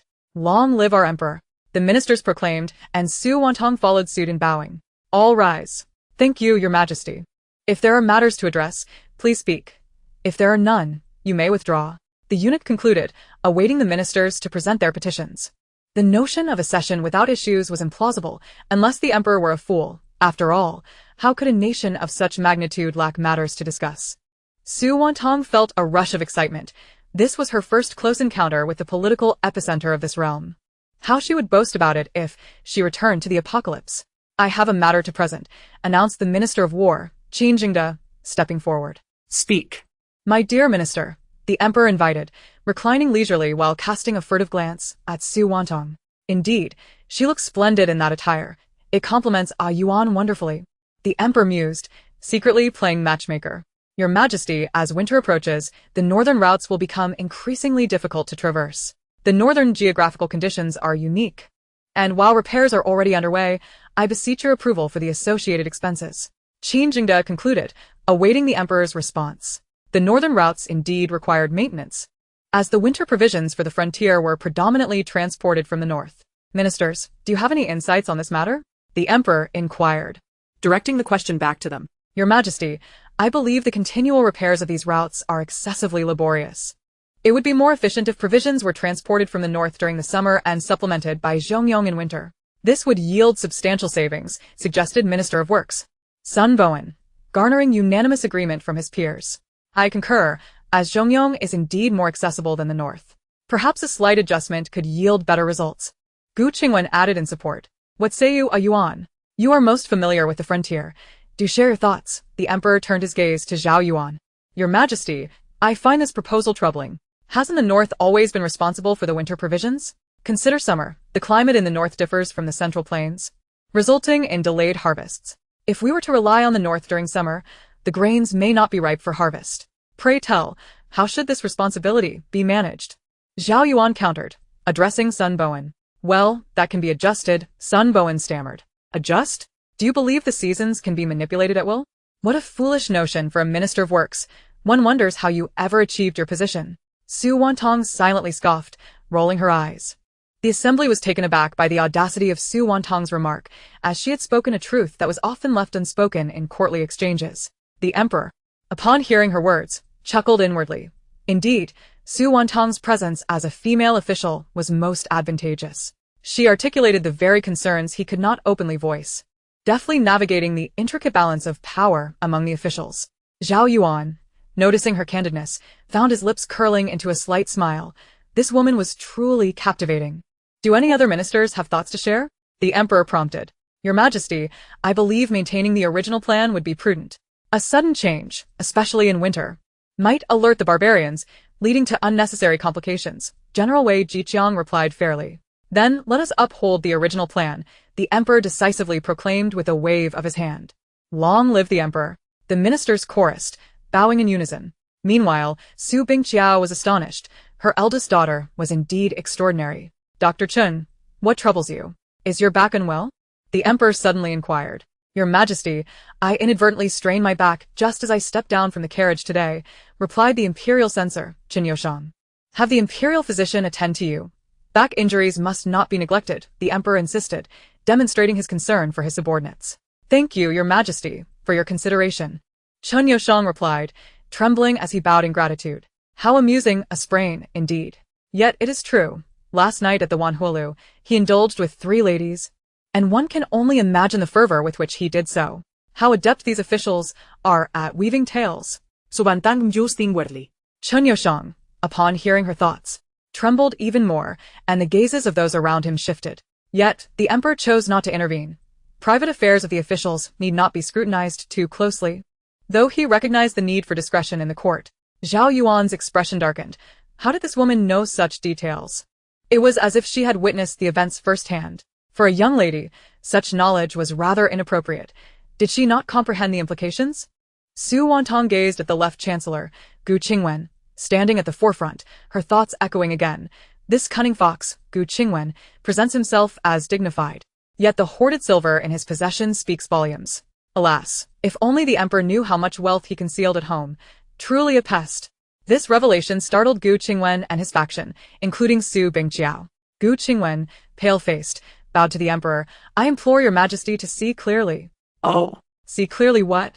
Gu Aiqing, how is it that I cannot comprehend your words? The emperor appeared to be oblivious to everything being said.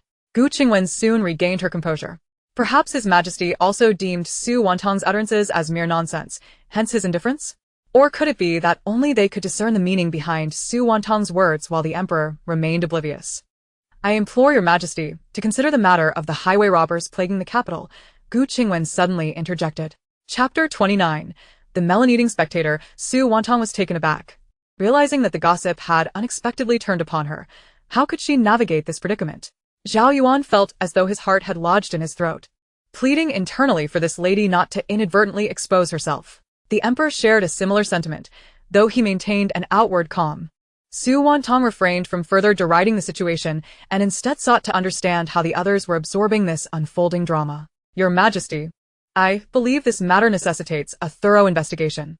I cannot fathom how so many ministers could have their homes plundered without a trace of the stolen goods being detected. The sheer volume of valuables must have raised suspicions. Furthermore, as the esteemed ministers have attested, the magnitude of the theft compels us to question its authenticity.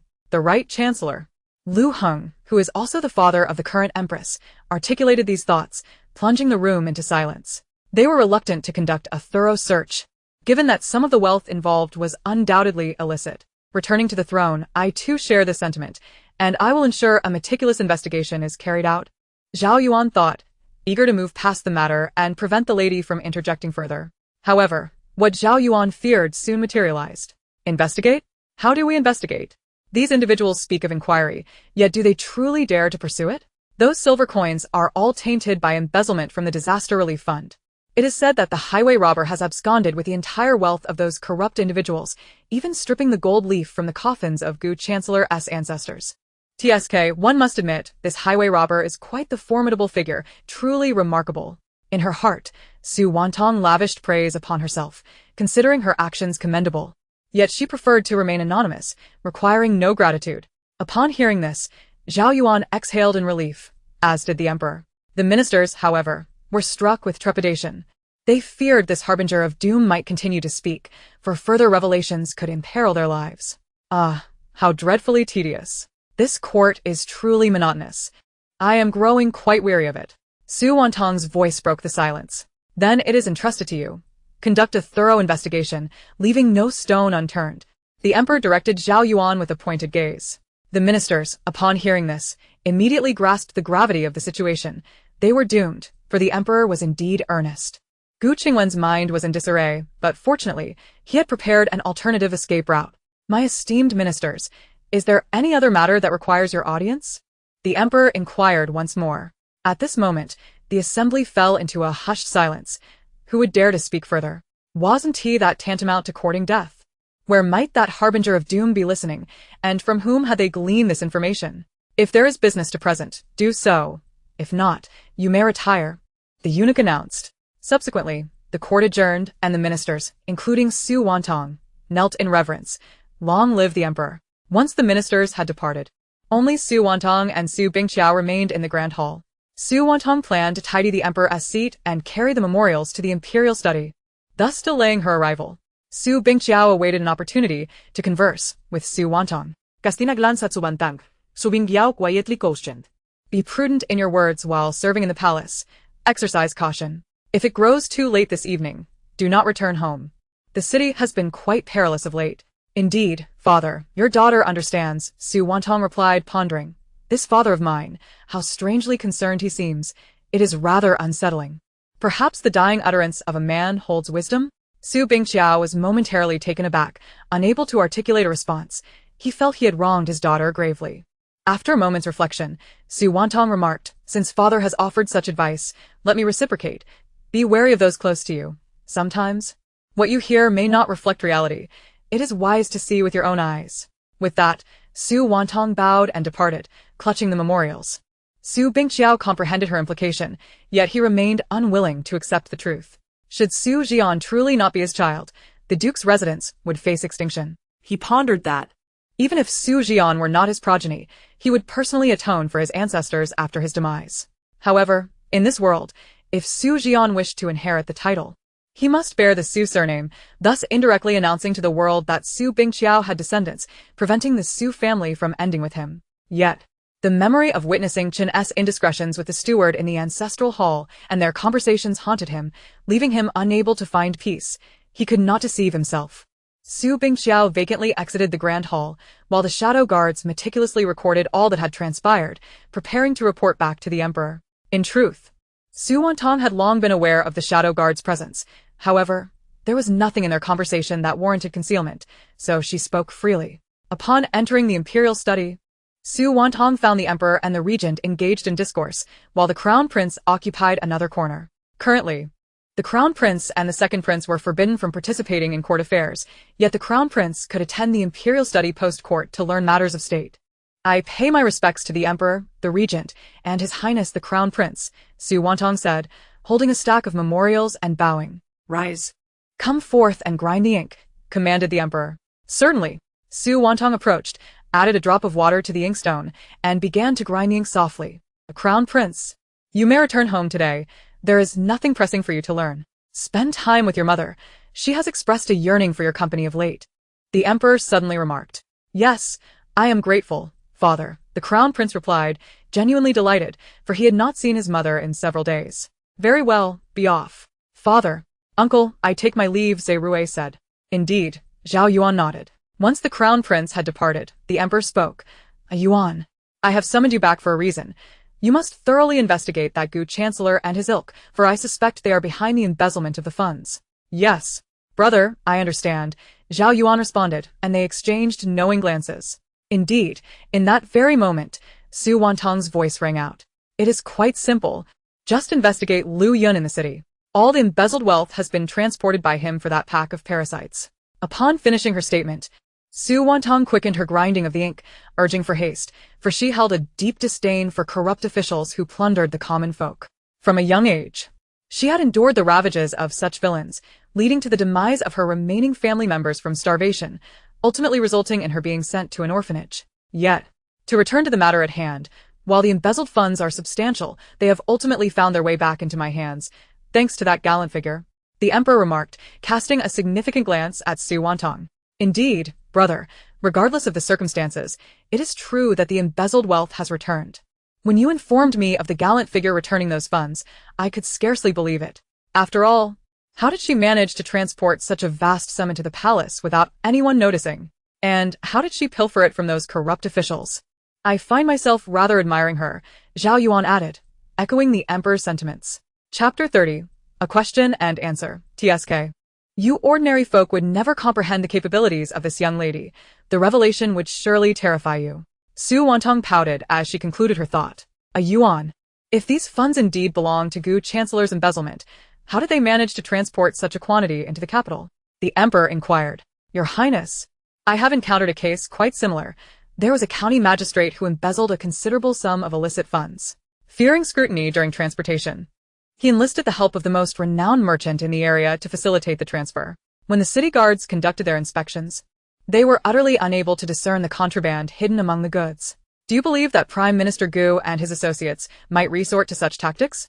Zhao Yuan posed the inquiry. It's hard to say, for when the officials' families venture out, they are seldom subjected to thorough examination. Moreover, their connections in the capital are indeed extensive, which complicates matters for you, the emperor remarked with a sigh. This is quite simple. We need only investigate Gu Qingwen's distant cousin, Gu Yong. His concubine is the daughter of Lu Yun, Su Wantang eagerly revealed, desperate to divulge the pivotal information. Upon hearing her unfiltered thoughts, Zhao Yuan's lips curled into a smile. She was simply delightful. Fear not, Your Highness, for I shall handle everything, he assured her. Indeed. Your efforts are much appreciated, the emperor replied. It is no trouble at all. After their discussions concluded, the two prepared to dine. Lady Su, that will be all for today. You may take your leave now, Wang Gonggong said with a warm smile. Very well, I shall take my leave. Su Wantang was finally free from her duties.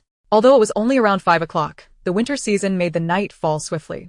She had no desire to linger within the palace, a place notorious for consuming its inhabitants without a trace. Hastily, she exited the imperial palace and spotted Xiao Tao waiting at the gate. Xiao Tao? Su Wantang was genuinely astonished, for she had instructed her not to come for her. Miss, you have finally finished your duties, Xiao Tao exclaimed, stepping forward to take the small box from her hands, which contained personal items for young ladies. Master instructed me to bring the coachman to fetch you. If we could not find you by the hour of the rooster, we were to return, Xiao Tao explained, helping Su Wantang into the carriage. Oh, he has shown such kindness? Su Wantang was not fond of Su Bingqiao. Were it not for his limited time left, she would have taken action long ago. Indeed, miss, the master is quite kind to you, Xiao Tao asserted, believing that fulfilling the miss's desires was a sign of the master's affection. Su Wantang refrained from arguing, for in the eyes of outsiders, Su Bingqiao appeared to have no flaws, having always indulged the original owner. However, Su Wantang was acutely aware that the sweetness came laced with poison, an apt description for Su Bingqiao. Let us return home, she said, unwilling to elaborate further. After dinner, Su Wantang reflected on the events that transpired in the court, failing to unearth any significant revelations. She accessed the system panel and unlocked a new item in the daily necessities category, lipstick. Oh dear, today's gossip was rather trivial. Yet it enabled me to unlock this item, she mused, increasingly intrigued. Suddenly inspired, she donned her clothing and prepared to venture out. Miss, where are you headed? Xiao Tao inquired as she approached.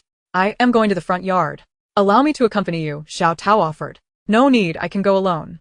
Please tidy up my bed, Su Wantang instructed. Understood, Mississippi. With purposeful strides, Su Wantang made her way to the front yard, where she found Su Bingqiao enjoying tea. Greetings.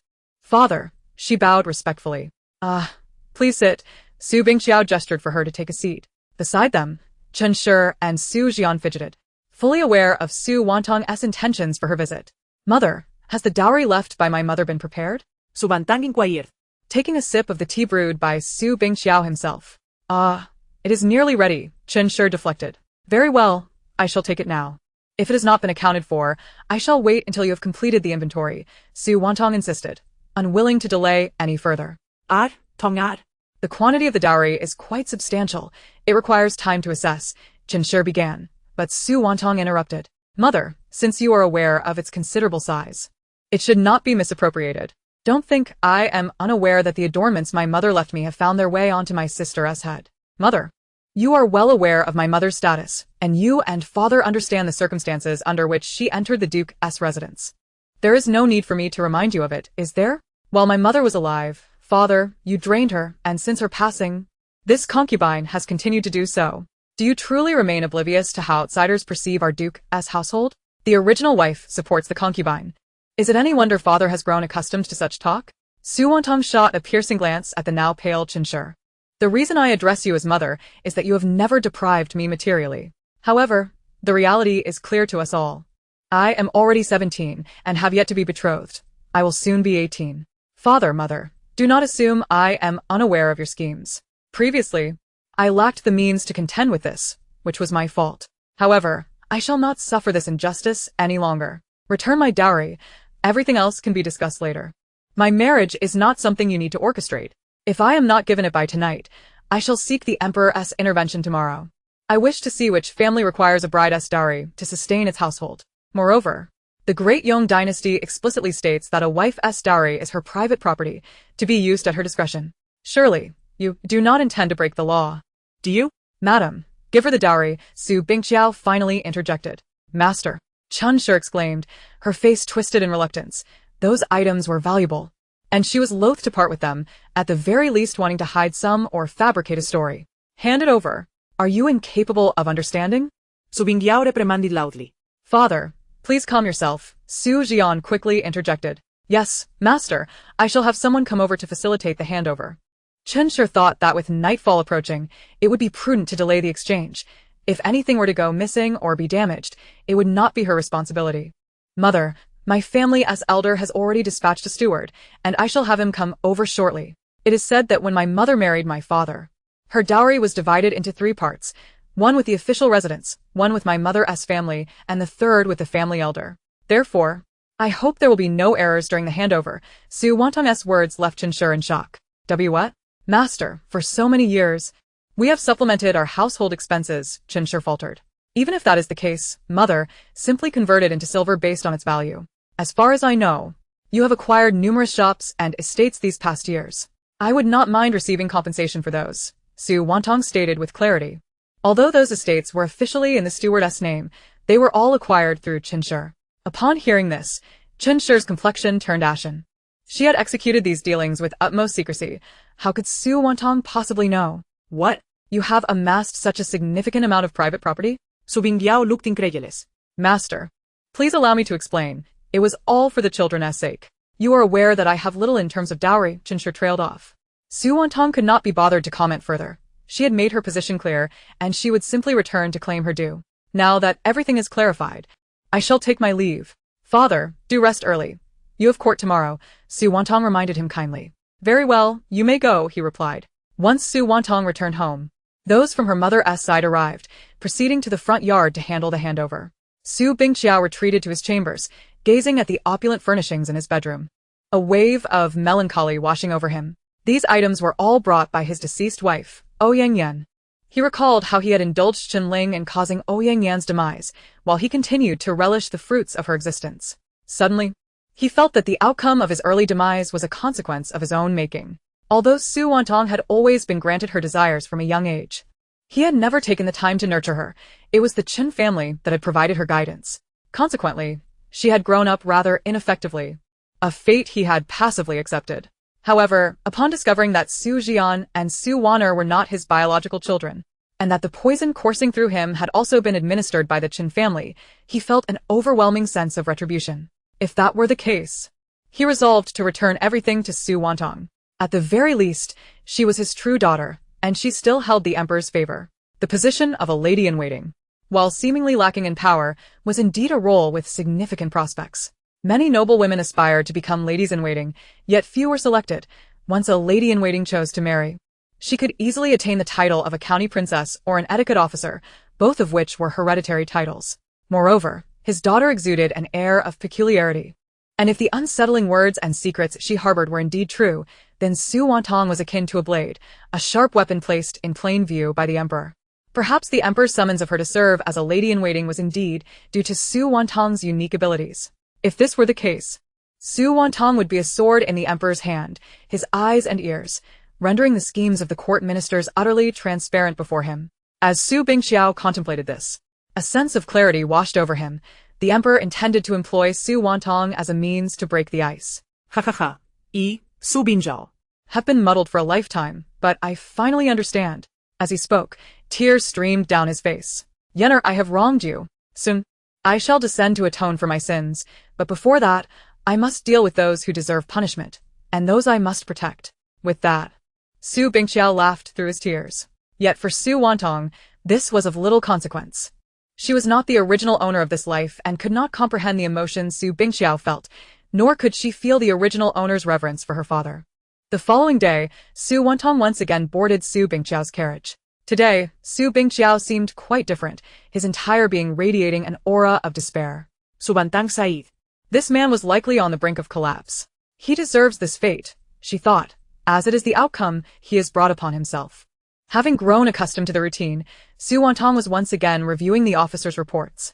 However, today was rather unusual. Not a single official bore any scandalous rumors. Long live the emperor. All ministers rise. After the ceremonial greetings, they awaited the officials' reports. Your Majesty, I have matters to discuss.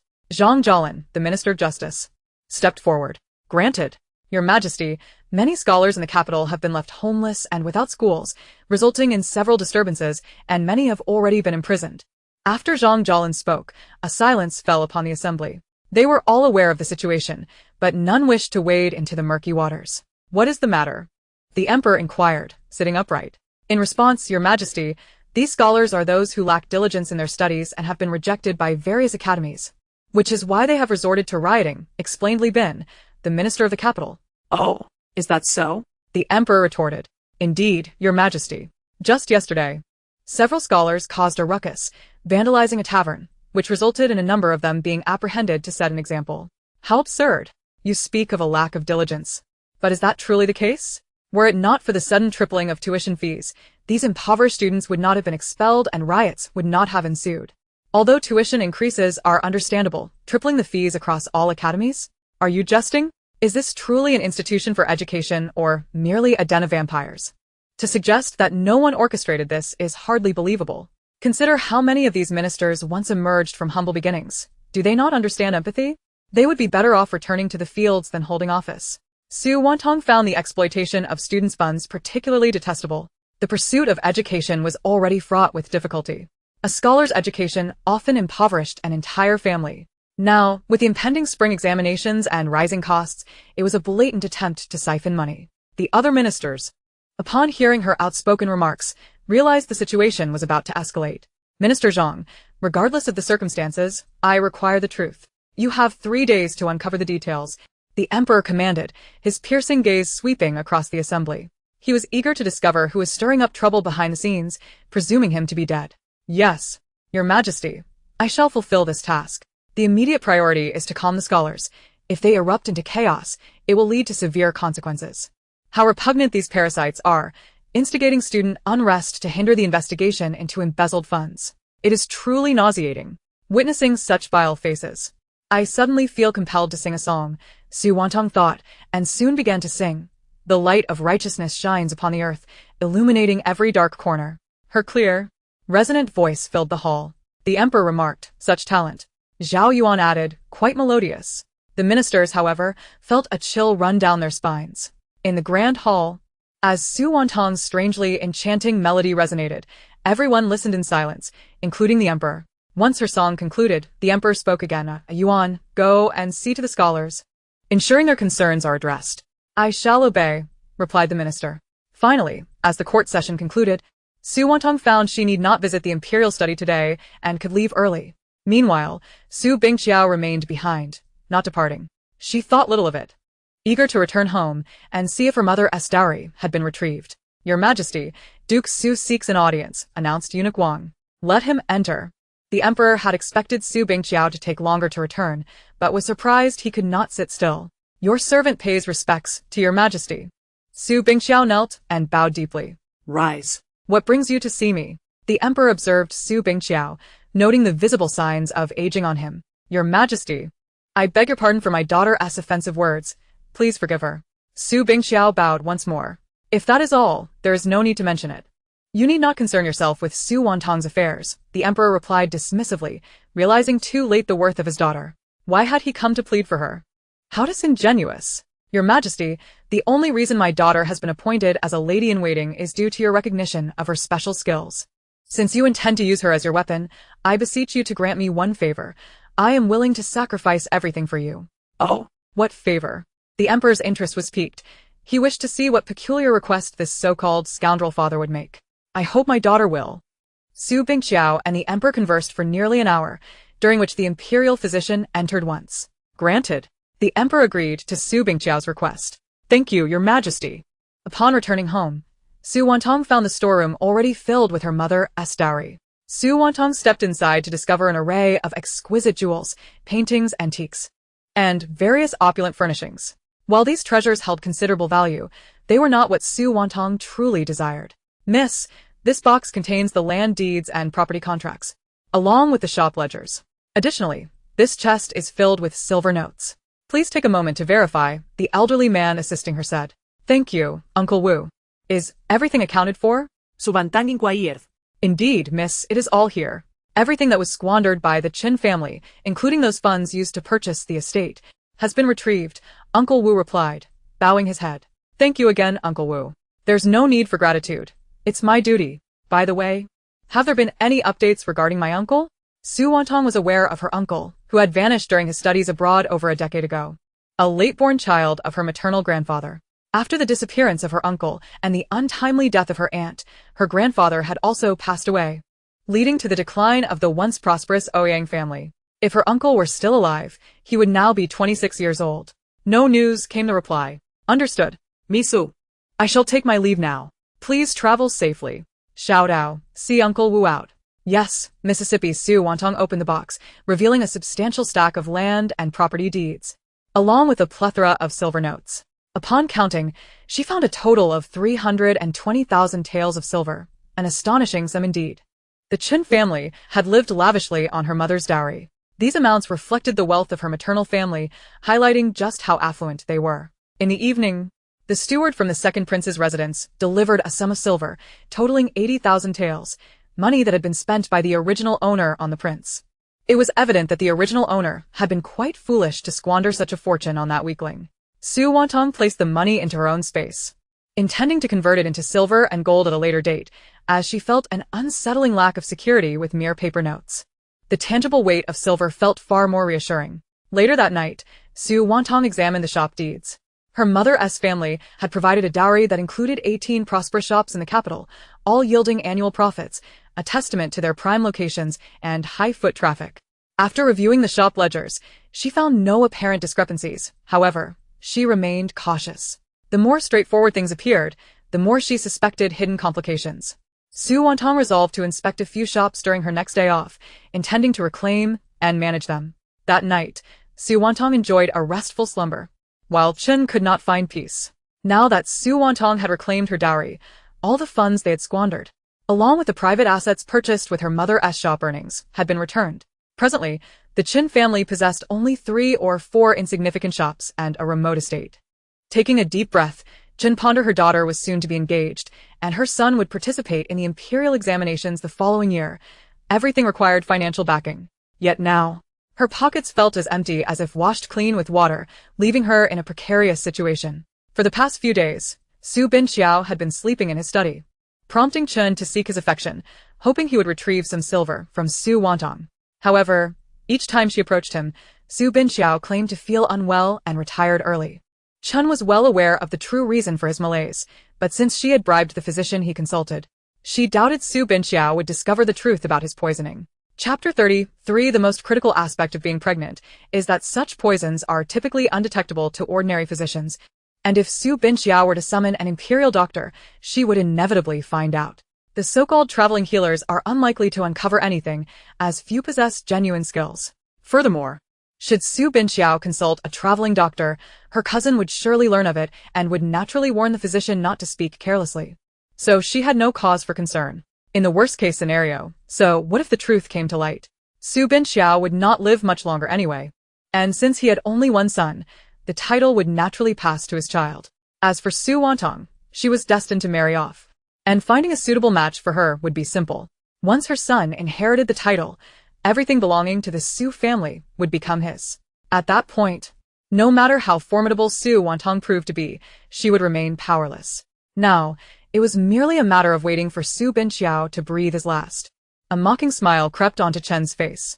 Throughout her life, she had followed two men, the first her cousin, whom she had loved most dearly, the latter, Su Binxiao, who had provided for her.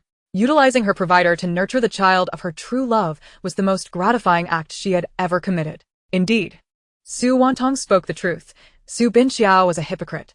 In his youth, he was a philanderer, and had it not been for her cunning, his courtyard would have been filled with concubines. Whenever a potential mistress emerged, she would promptly issue a warning or eliminate the threat entirely before they could even step through the door. Watching as the candles extinguished in Su Binxiao's study, Chen returned to her own quarters. For days, Su Wantang had been acting strangely, unable to eat anything. That evening, Su Wantang and Su Binxiao returned from court to dine together as a family for the first time since her arrival in this world. "Father, try this lotus leaf chicken. It used to be your favorite," Chen urged as she served Su Binxiao a piece of chicken. Su Binxiao said nothing further, simply eating. "당야." "Hear us your favorite braised pig's trotter. Do indulge," Chen added. "Thank you," Su Wantang replied without hesitation, moving the pig's trotter closer to her. Suddenly, Su Wantang retched violently, Causing both Su Wantang and Su Binxiao to feel nauseated. "Wantang, what's wrong?" Chen rushed to her side, patting her back. "Mother, I'm sorry. I caught a chill these past few days and have been experiencing diarrhea and vomiting. I apologize, father, sister, for worrying you," Su Wantang explained, patting her chest. "I wasn't too worried about you. I was merely disgusted. At your age, vomiting at the dinner table is quite revolting. If you weren't my sister, I would have scooped up your vomit with a spoon and fed it back to you," Su Wantang retorted, her appetite thoroughly ruined. Upon hearing Su Wantang's words, Su Wantang glanced at her own vomit and retched again, this time with such force that it resembled a fountain. Su Wantang was genuinely astonished. How could one person vomit like a spout? Su Wantang's talent for vomiting was truly remarkable. Su Wantang leaped back, while Su Binxiao barely managed to dodge, getting some of it on his shoes. His face darkened, while Su Wantang hurried away, thinking how disgustingly filthy her sister was. After returning to her room, Su Wantang was soon joined by Chen. "Wantang, tell me the truth. Are you pregnant?" Chen asked, recalling that her daughter's monthly cycle was now over a month late. Su Wantang, whose cycle had always been irregular, hesitated. "I don't know." "구이츠." "Go fetch a doctor," Chen commanded. "Yes, madam." In truth, Chen had ascended the social ladder by seducing Su Binxiao. And upon learning of Su Wantang's affection for the second prince, she immediately instructed her on how to entice men. If only the deed could be done. And with luck, a royal lineage, their future would be secured. Thus, Su Wantang was well aware of the clandestine dealings between herself and the second prince, especially since it was she who initially sought her cousin's assistance in procuring the medicine. Both she and her cousin hailed from impoverished backgrounds, and having been scarred by their hardships, they were resolute in their determination to ascend the social ladder by any means necessary, even if it meant sacrificing their own bodies. One could only surmise that such a mother would inevitably raise a daughter of similar disposition. Before long, the physician arrived. After taking her pulse and pondering for a moment, he addressed the lady. "Madam, this young lady is indeed with child, approximately 2 months along." "Understood, you may leave now." Chen cast a glance at the matron, who immediately comprehended and escorted the physician out. It was customary in such circumstances to ensure the doctor was discreet, preventing him from divulging any information. "What shall we do now, mother?" Su Wantang's complexion had turned ashen. "Seek the second prince and inform him directly. This is indeed joyous news," Chen declared, the clouds of her recent gloom beginning to dissipate. Su Wantang hesitated, for according to the timeline of her pregnancy, she had first spent the night with the second prince and later returned home to accompany Wu Jianren in the early hours. The true paternity of the child was shrouded in uncertainty. "What? Are you afraid?" Chen pressed. "You must understand, there seems to be a curse upon the royal family. Of the 2 princes, only one is destined to have offspring. Look at the late King Qing, who left no heirs, and consider the regent, who remains unmarried. If the second prince were to have a child, the position of crown prince could become uncertain. The second prince is astute. He would not squander such an opportunity." "Vanya." "You must grasp this truth," Chen concluded, patting Su Wantang's hand. "Yes, mother, I understand. Resolute, Su Wantang determined that even if this child were not Zhao Zifeng's, it would assuredly become his. The following day, Su Wantang sought out Zhao Zifeng. What? You are with child? Zhao Zifeng could scarcely believe it. Despite his numerous encounters with women, none had ever conceived. Indeed, Your Highness, it has been 2 months and 3 days. I conceived immediately after that night, Su Wantang stated, scrutinizing Zhao Zifeng's expression. Internally, Zhao Zifeng felt a surge of excitement, but he quickly regained his composure, cognizant that Su Wantang was not solely his. Humph. How can you be certain the child is mine? Zhao Zifeng questioned, skepticism lacing his tone. Your Highness, during that period, Master Wu was not in the capital. He had long departed, and has yet to return. Do you truly intend to abandon us, mother and child? Su Wantang implored, her eyes brimming with tears. Chapter 34. Su's gossip Wu Jianren had indeed gone abroad for academic pursuits, but he had delayed his departure by 2 days, having spent the night prior in an embrace with Su Wantang. However, this was knowledge Zhao Zifeng would remain oblivious to. Zhao Zifeng reflected on the fact that Wu Jianren had indeed left the capital. Based on Su Wantang's account of her pregnancy, it was evident the child must be his. Your Highness, while I have served both you and Master Wu, this arrangement was at your behest. No woman desires to share her affections with 2 men. Do you truly intend to cast me aside? If so, what purpose does my life hold? Regardless, Your Highness, the child is innocent. I beseech you to show mercy. Su Wantang once more mentioned the child. Zhao Zifeng seemed to awaken to a profound realization. A child? Su Wantang is pregnant with my offspring, while my brother has been married for years without producing an heir. Does this not signify that I may still have a chance at the throne?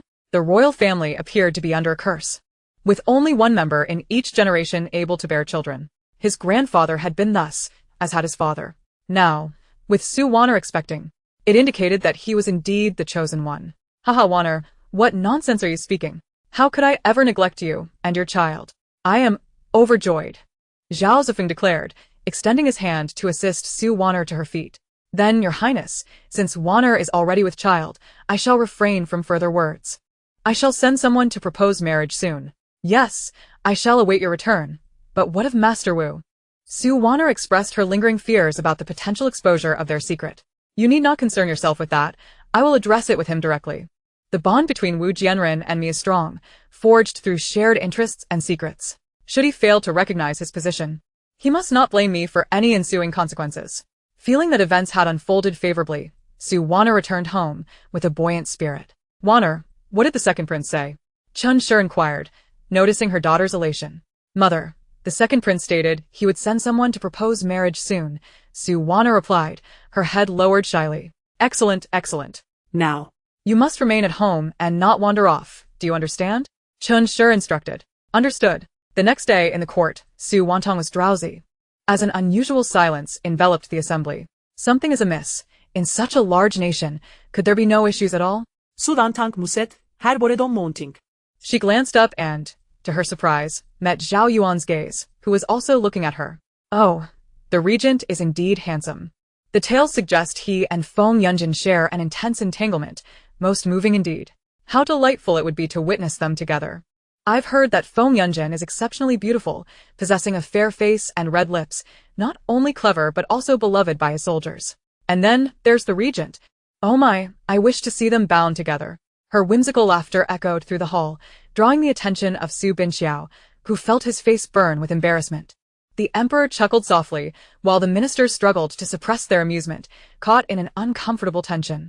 Zhao Yuan, however, wore a dark expression, troubled by the audacity of this woman. What rumors were being spread about him and Feng Yunjin?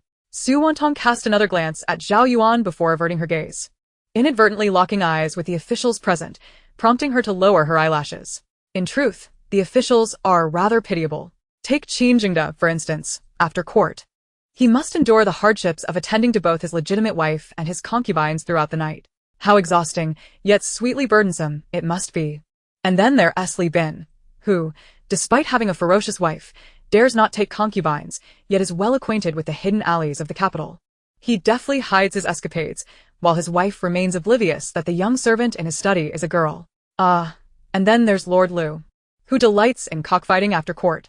He must disguise himself to be the champion of the cockfighting arena, though he often loses, becoming the unwitting fool of the sport. And that poor Lord Yang, still wearing his tattered underwear, for his poverty leaves him with little to spare for his ailing mother, truly a tale of drought and flood. By the way, it seems the capital is not merely home to flower houses, but also to brothels. Once court is adjourned, I shall seek out some spirited young men to entertain me. Suddenly, Su Bingqiao erupted into a fit of violent coughs, startling Su Wantang into silence as she turned to him. Minister Su, what ails you? Do you require the physician? The emperor inquired with concern. Your Majesty, I am quite well. I beg your pardon for my indiscretion. Su Bingqiao knelt in apology. As the saying goes, the essential functions of eating, drinking, and sleeping are natural and necessary for the human body. Similarly, coughing is a commonplace occurrence. Is it not entirely normal for a person to cough? If such a trivial act incurs punishment, then the great Yong is surely on the brink of disaster. Your Majesty, I, Su Bingqiao, am utterly horrified. This rebellious daughter dares to speak such words. My dear minister, coughing is indeed a normal bodily function. With the recent drop in temperature, all of you must take care of your health, the emperor declared. After his words, the ministers knelt and expressed their gratitude. We thank your Majesty for your concern. Truly, he is a wise ruler. Encountering such a sovereign makes this visit worthwhile. Su Wantang's voice echoed once more. The emperor's lips curled into a faint smile, finally receiving a compliment. After the court session, Su Wantang did not head to the imperial study, as Zhao Zifeng had matters to discuss with the emperor. Thus, Su Wantang returned home with Su Bingqiao. Meanwhile, Zhao Yuan, worried that Su Wantang might seek the company of a male courtesan, dispatched someone to follow their carriage until it reached the duke's residence, only relaxing once she entered the estate. However, he also stationed someone at the courtesan house, ready to send word should Su Wantang make an appearance there. Tanger, in a couple of days during the rest day, let us go light some incense for your mother. I dreamt of her last night. She reproached me for not taking good care of you, Su Bingqiao remarked, leaning against the carriage. Oh, certainly. Chapter 35. Concern. So you finally remembered your first wife? Were it not for her, your duke's residence would have fallen into ruin long ago. The person you owe the most to in this life is her, and she, in turn, feels the greatest regret towards her father. She caused quite the uproar for you and her own father, yet how have you treated her? It is said that a man turns wicked with wealth, but even a poor man can become corrupt. How pitiable she is. After venting her frustrations, Su Wantang found herself disliking Su Bingqiao even more. She turned away, unwilling to look at him, feeling vexed by his presence. Su Bingqiao, on the other hand, could only smile bitterly, acutely aware of his outrageous faults. As death drew nearer, he realized with clarity that the one who truly cared for him was the deceased Ouyang Yan. He had been both the accomplice and the murderer of Ouyang Yan. His sins were beyond redemption, hence he faced retribution and was manipulated by those close to him. Gazing at Su Wantang, who bore a striking resemblance to Ouyang Yan, his heart ached. That woman.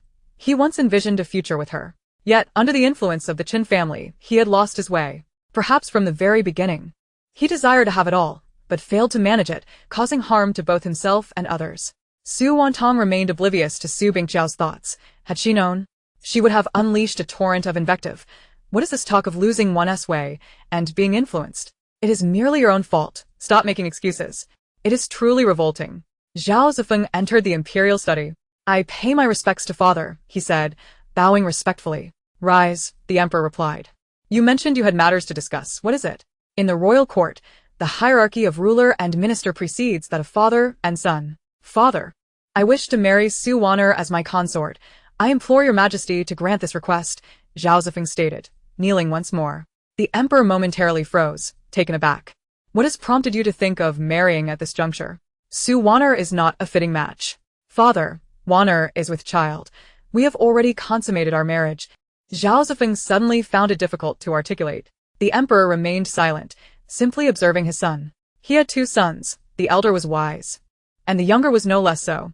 Initially, he had named the elder as heir due to their shared mother, without overthinking the matter. However, 5 years into the crown prince's marriage, there had been no offspring, and to claim he was not anxious would be a lie. Yet the royal family seemed cursed. Each generation produced only 2 children. Now, with Zhao Zifeng expecting a child, he hesitated to make a decision. Regardless of his approval of the marriage, he had no choice. Unless he wished for the royal lineage to end. Must it be a legitimate wife? The emperor finally inquired. Father, I do not wish for my firstborn to be born of a concubine or a secondary wife. Zhao Zifeng stood his ground. I implore your majesty to grant this. He added, bowing again. Consult your mother. If she consents, then I have no objections. I believe Su Wantang, being Su Wantang's sister, should not be lacking in virtue. The emperor implied, hinting that if Su Wantang proved troublesome, she could be dismissed. Yes, I understand. Go consult your mother. Yes, I take my leave. The emperor pressed his forehead, feeling distressed. Initially, naming the crown prince was a necessity. Yet now he found himself in an unforeseen predicament. The crown prince had yet to bear children, while the second son had already succeeded. Go summon the regent to the palace. Tell him I have urgent matters, the emperor commanded. Yes, I shall go at once. Zhao Yuan had just returned home when he received a message from a young eunuch and hurried back to the palace. Elder brother, what is going on? Zhao Yuan barely had time to bow. Seek. All of you leave, the emperor instructed. Yes. Once the palace maids and eunuchs had retreated, the emperor spoke. Today, Zifeng entered the palace to seek my permission for marriage. Oh, this is good news. Why is elder brother not pleased? Zhao Yuan questioned, puzzled. Do you know which girl he wishes to marry? Su Wantang, Zhao Yuan answered without a moment's thought. How do you know? The emperor, intrigued, noted that his brother typically did not concern himself with such matters. It was hard not to notice their glances at the banquet. Moreover, rumors about Su Wantang and the second prince abound in the capital. It is common knowledge. Do you know that the reason he is hastily marrying Su Wantang is that she is with child? The emperor stated, observing Zhao Yuan's expression. With child? Zhao Yuan furrowed his brow. That is why I am anxious. The emperor slumped onto the soft couch. So, you fear Zifeng might entertain inappropriate thoughts? Zhao Yuan discerned. In truth, the emperor's two sons had inherited none of his benevolence and tolerance, yet they were still his children, and he could not voice any objections. He could only lament that the unworthy conduct of Wang Guifei had been passed down to the children. Indeed, should such thoughts arise, the great Yong would descend into chaos. He has but two sons. I do not wish to witness them slaughter one another for the throne. Moreover, I cannot oppose this marriage. Should I do so? The subsequent issues regarding offspring. The emperor did not finish his thought. The royal family's curse of progeny was something one could not deny. Zhao Yuan, understanding this, remained silent. Eventually, Zhao Yuan spoke. Elder brother, rest assured, there will be no day of mutual slaughter. After all, I will guard the throne for you. Should that day ever come, I ask you to entrust it to me. I will confine them for life and rear the imperial grandson instead. At that time, it will be you who bears the burden. Yuan, I am afraid I may be imposing on you. The emperor sighed in relief. Elder brother, what are you saying? Were it not for you, I would not have grown up at all. Worry not. Should that day truly arrive, I shall not make it difficult for you. As for Su Wantang, if she is a compliant person, she may be spared. If she is a troublemaker, then she shall be dismissed. You and I think alike. The two brothers exchanged knowing smiles. What initially posed a dilemma for the emperor was ultimately resolved with ease.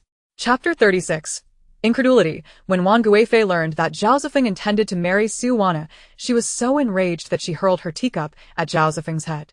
Tea and leaves cascaded down upon Zhao Zifeng's head, leaving him in a state of disarray, yet the unwavering determination in his eyes remained undiminished. Are you intent on driving me to madness? How often have I refrained from reprimanding you for your reckless behavior? Yet, what of that Su Wantang? Do you require me to elucidate how her mother ascended to the position of the Duchess? Zhao Zifeng, ponder carefully, understand what kind of person she truly is, like mother, like daughter. Do not let her deceive you. The favored concubine, Wang, has always shown partiality. Her affections lie with her eldest son, the crown prince Zhao Zirui, a fact well known throughout the palace. As for her younger son, she tends to adopt a laissez-faire approach, secure in the knowledge that regardless of circumstances, her eldest will ascend the throne, ensuring a comfortable life for the younger. However, her consent for you to wed Su Wantang is utterly unattainable. It is not merely her disdain for Su Wantang's lineage. The duke's residence may appear grand, yet it wields no real power. In the days of the late duke, it held some weight, but since his passing and Su Bingqiao's assumption of control, it has only declined. Mother, Wantang is pregnant. Zhao Zifeng dropped a bombshell. What? Concubine Wan's face mirrored disbelief. Her son stated that he could not abandon them. You mean to say Su Wantang is with child? Concubine Wan's hands trembled. Indeed. Mother, how can you be so certain it is your child? Su Wantang, having conceived out of wedlock, displays a lack of propriety. How can you assert it is yours? Enough. Mother, Zhao Zifeng interjected, I am aware of your feelings towards me, but that does not justify your slander against Wanner. The child in her womb is indeed mine. And I can assure you of that. Zhao Zifeng was not a fool. Upon hearing Su Wantang's announcement of her pregnancy, he immediately summoned the imperial physician, who confirmed her claims. Thus, he felt a sense of reassurance. Concubine Wan gazed at Zhao Zifeng in disbelief. It was the first time he had ever contradicted her. Suddenly, she realized that her second son had indeed matured. But why must it be him who has fathered a child, rather than Zirui? Mother, my mind is made up. Father has sent me to inquire whether you will consent. However, even if you do not, I shall implore Father for his approval. In your heart, I am but an afterthought. Overshadowed by the crown prince, Zhao Zifeng concluded with a sardonic smile. No, Zifeng, that is not the case. Mother loves you both equally, Concubine Wan implored, suddenly feeling the weight of neglect towards her second son over the years. Regardless, I am determined to marry Wanner. If you recall the royal curse regarding succession, you should understand what must be done. I take my leave, Zhao Zifeng stated before departing from Concubine Wan's palace. Concubine Wan sat in her chair, her countenance pale. Did the royal curse truly exist? Yet, she knew in her heart how her two children had come to be. Presently, the crown princess showed no signs of movement. While Zifeng had indeed fathered a child, what was to be done? A headache plagued Concubine Wan. In that instant, her thoughts became a tumultuous storm. In the dead of night, Su Wantang felt an intruder breach her courtyard. She opened her eyes just in time to evade an arrow that struck her bed. Miss Xiao Tao, who had been sleeping outside, was startled awake by the sound of the projectile slicing through the air. Do not enter. Find a place to hide, Su Wantang commanded, stopping Xiao Tao from rushing in. Yes. Miss. Xiao Tao quickly concealed herself beneath the table, fearing that if she entered, it would expose her mistress's whereabouts. Utilizing her abilities, Su Wantang scan her surroundings. Discovering that over 20 assassins surrounded her courtyard. Truly a grand scheme. Su Wantang scoffed, then used her powers to extract the arrows that had been shot at her, sending them back towards their origin. The assassins were caught off guard, unable to anticipate that their own projectiles would return to strike them. A few were struck down and collapsed to the ground. Just as Su Wantang prepared to confront her adversaries, Su Bingqiao, accompanied by his shadow guards, arrived at the rear courtyard. Subdue them all, he commanded, his heart racing as he surveyed the circle of assassins. Realizing their plot had been exposed, the assassins swiftly attempted to retreat. Those who could not escape immediately resorted to poison. Su Wantang, exasperated, thought, Su Bingqiao is utterly incompetent, yet excels at impeding me. Had he not barged in with those guards, I would have resolved this matter long ago and discovered who sent them. Tanger, are you unharmed? Su Bingqiao asked urgently. Observing the genuine concern in his eyes, Su Wantang swallowed her instinctive reproach, deciding to let it go. I am fine. Thank you for your concern, father. She approached the fallen assassins, glancing at them, but found no identification. System, please help me investigate their origins, Su Wantang requested. Master, Gua Liu is merely a spectator system. I cannot access such information, the system replied, displaying its helplessness. Useless. What good are you? Su Wantang lamented, feeling the system was indeed a burden. Gua Liu whimpered, I can only offer specific reminders. Proactive investigations are the realm of the omnipotent shovel. Su Wantang touched the small shovel, and a line of information appeared on the system panel. Death Warriors of Minister Gu's residence. Upon touching another, the information read, Death Warriors of the Crown Prince's residence. After examining all the deceased, she discovered that 4 of the 7 Death Warriors had masters, indicating a coalition of several high-ranking officials aiming to eliminate her. But had she offended them in any way? Why would they seek her demise? Was it because she served as a female official? Or had her theft of their assets been uncovered, prompting them to silence her? But that seemed implausible. After all, how could her abilities have been discovered? Su Wantang found herself at a loss. While Su Bingqiao understood all too well that it was likely due to his daughter's remarkable talents that those in the shadows had felt threatened and sought to eliminate her. Do not fear. I will handle this matter, Su Bingqiao assured her. Very well, then I shall rely on you, father. Having assistance in resolving this is most welcome. The following day, Su Bingqiao had 7 or 8 corpses taken to the capital's magistrate to report the assassination attempt at the Duke's residence. This incident garnered attention not only in the capital but also within the palace. Your Majesty, while I may be unremarkable, I have never committed any offense against a Yong. However, last night, over 20 assassins attacked the Duke's residence. Thankfully, the guards fought valiantly, or else the Duke's residence would have faced disaster. I plead for your thorough investigation. Your Majesty, Su Bingqiao declared, kneeling and bowing deeply. What? Such audacity. Over 20 assassins, such a large scale, clearly intended to leave no survivors at the Duke's residence, Wei Jiqiang remarked, causing the faces of those present to pale. Meanwhile, Gu Qingwen and others remained silent, their heads bowed, as they too had dispatched individuals to kill Su Wantang, only to have their plans thwarted by chance. In light of this, it seemed prudent to feign ignorance, after all. As long as they did not acknowledge their involvement in the actions of those 20 assassins, they would remain unscathed. Even if the matter were to be uncovered, it would involve numerous prominent families, and they knew the emperor would not dare to act against them. This was merely a trial of the emperor's resolve. Su Wantang gazed at the culprits, a cold smile creeping across her lips. They are quite adept at feigning innocence. If they dare to attempt assassination, why not step forward? Truly, they are nothing more than cowardly turtles, unworthy even of the refuse bin. Meanwhile, Zhao Yuan and the emperor exchanged glances, each consumed by their own calculations. Just yesterday, they had learned of Su Wantang's pregnancy, only to find an assassination attempt on the Duke's residence that very night. In simpler terms, it seemed that Su Wantang's peculiar sentiments had offended too many, rendering the assassination almost expected. However, if someone were to exploit the chaos under the pretense of targeting Su Wantang, while actually aiming to eliminate Su Wanner or the child she bore, it warranted deeper contemplation. In the imperial study, only Zhao Zifeng, the emperor, and Zhao Yuan were privy to this information. Hence, it was evident that the news had originated from the side of concubine Wan. This realization added a layer of complexity to the situation. On one side stood the crown prince, and on the other, the next heir. It was clear to anyone with a discerning mind how precarious the situation was. This matter could not be delayed any further. My dear Minister Su, I apologize for the distress you have endured. Shortly, I shall dispatch the Jinui to the Duke's residence to ensure your safety. The Emperor's declaration astonished all the ministers present. Not only the ministers, but even Su Wantang was taken aback. The Jinui had historically served to protect royal family members, particularly those of high status. How could the Duke's residence merit such protection? Your Majesty, this is entirely inappropriate. Historically, the Jinui has never been employed to safeguard the families of ministers. If word of this spreads, it would surely undermine our established protocols. Gu Qingwen was the first to voice his opposition. Indeed, Your Majesty, the assassination attempt on the Duke's residence is certainly concerning, but surely it suffices to deploy the imperial guards for a measure of protection, without the necessity of invoking the Jinui, echoed the Minister of Personnel. Even Lu Heng, the Emperor's father-in-law, shared this sentiment. I fully understand and appreciate your concerns, my esteemed ministers.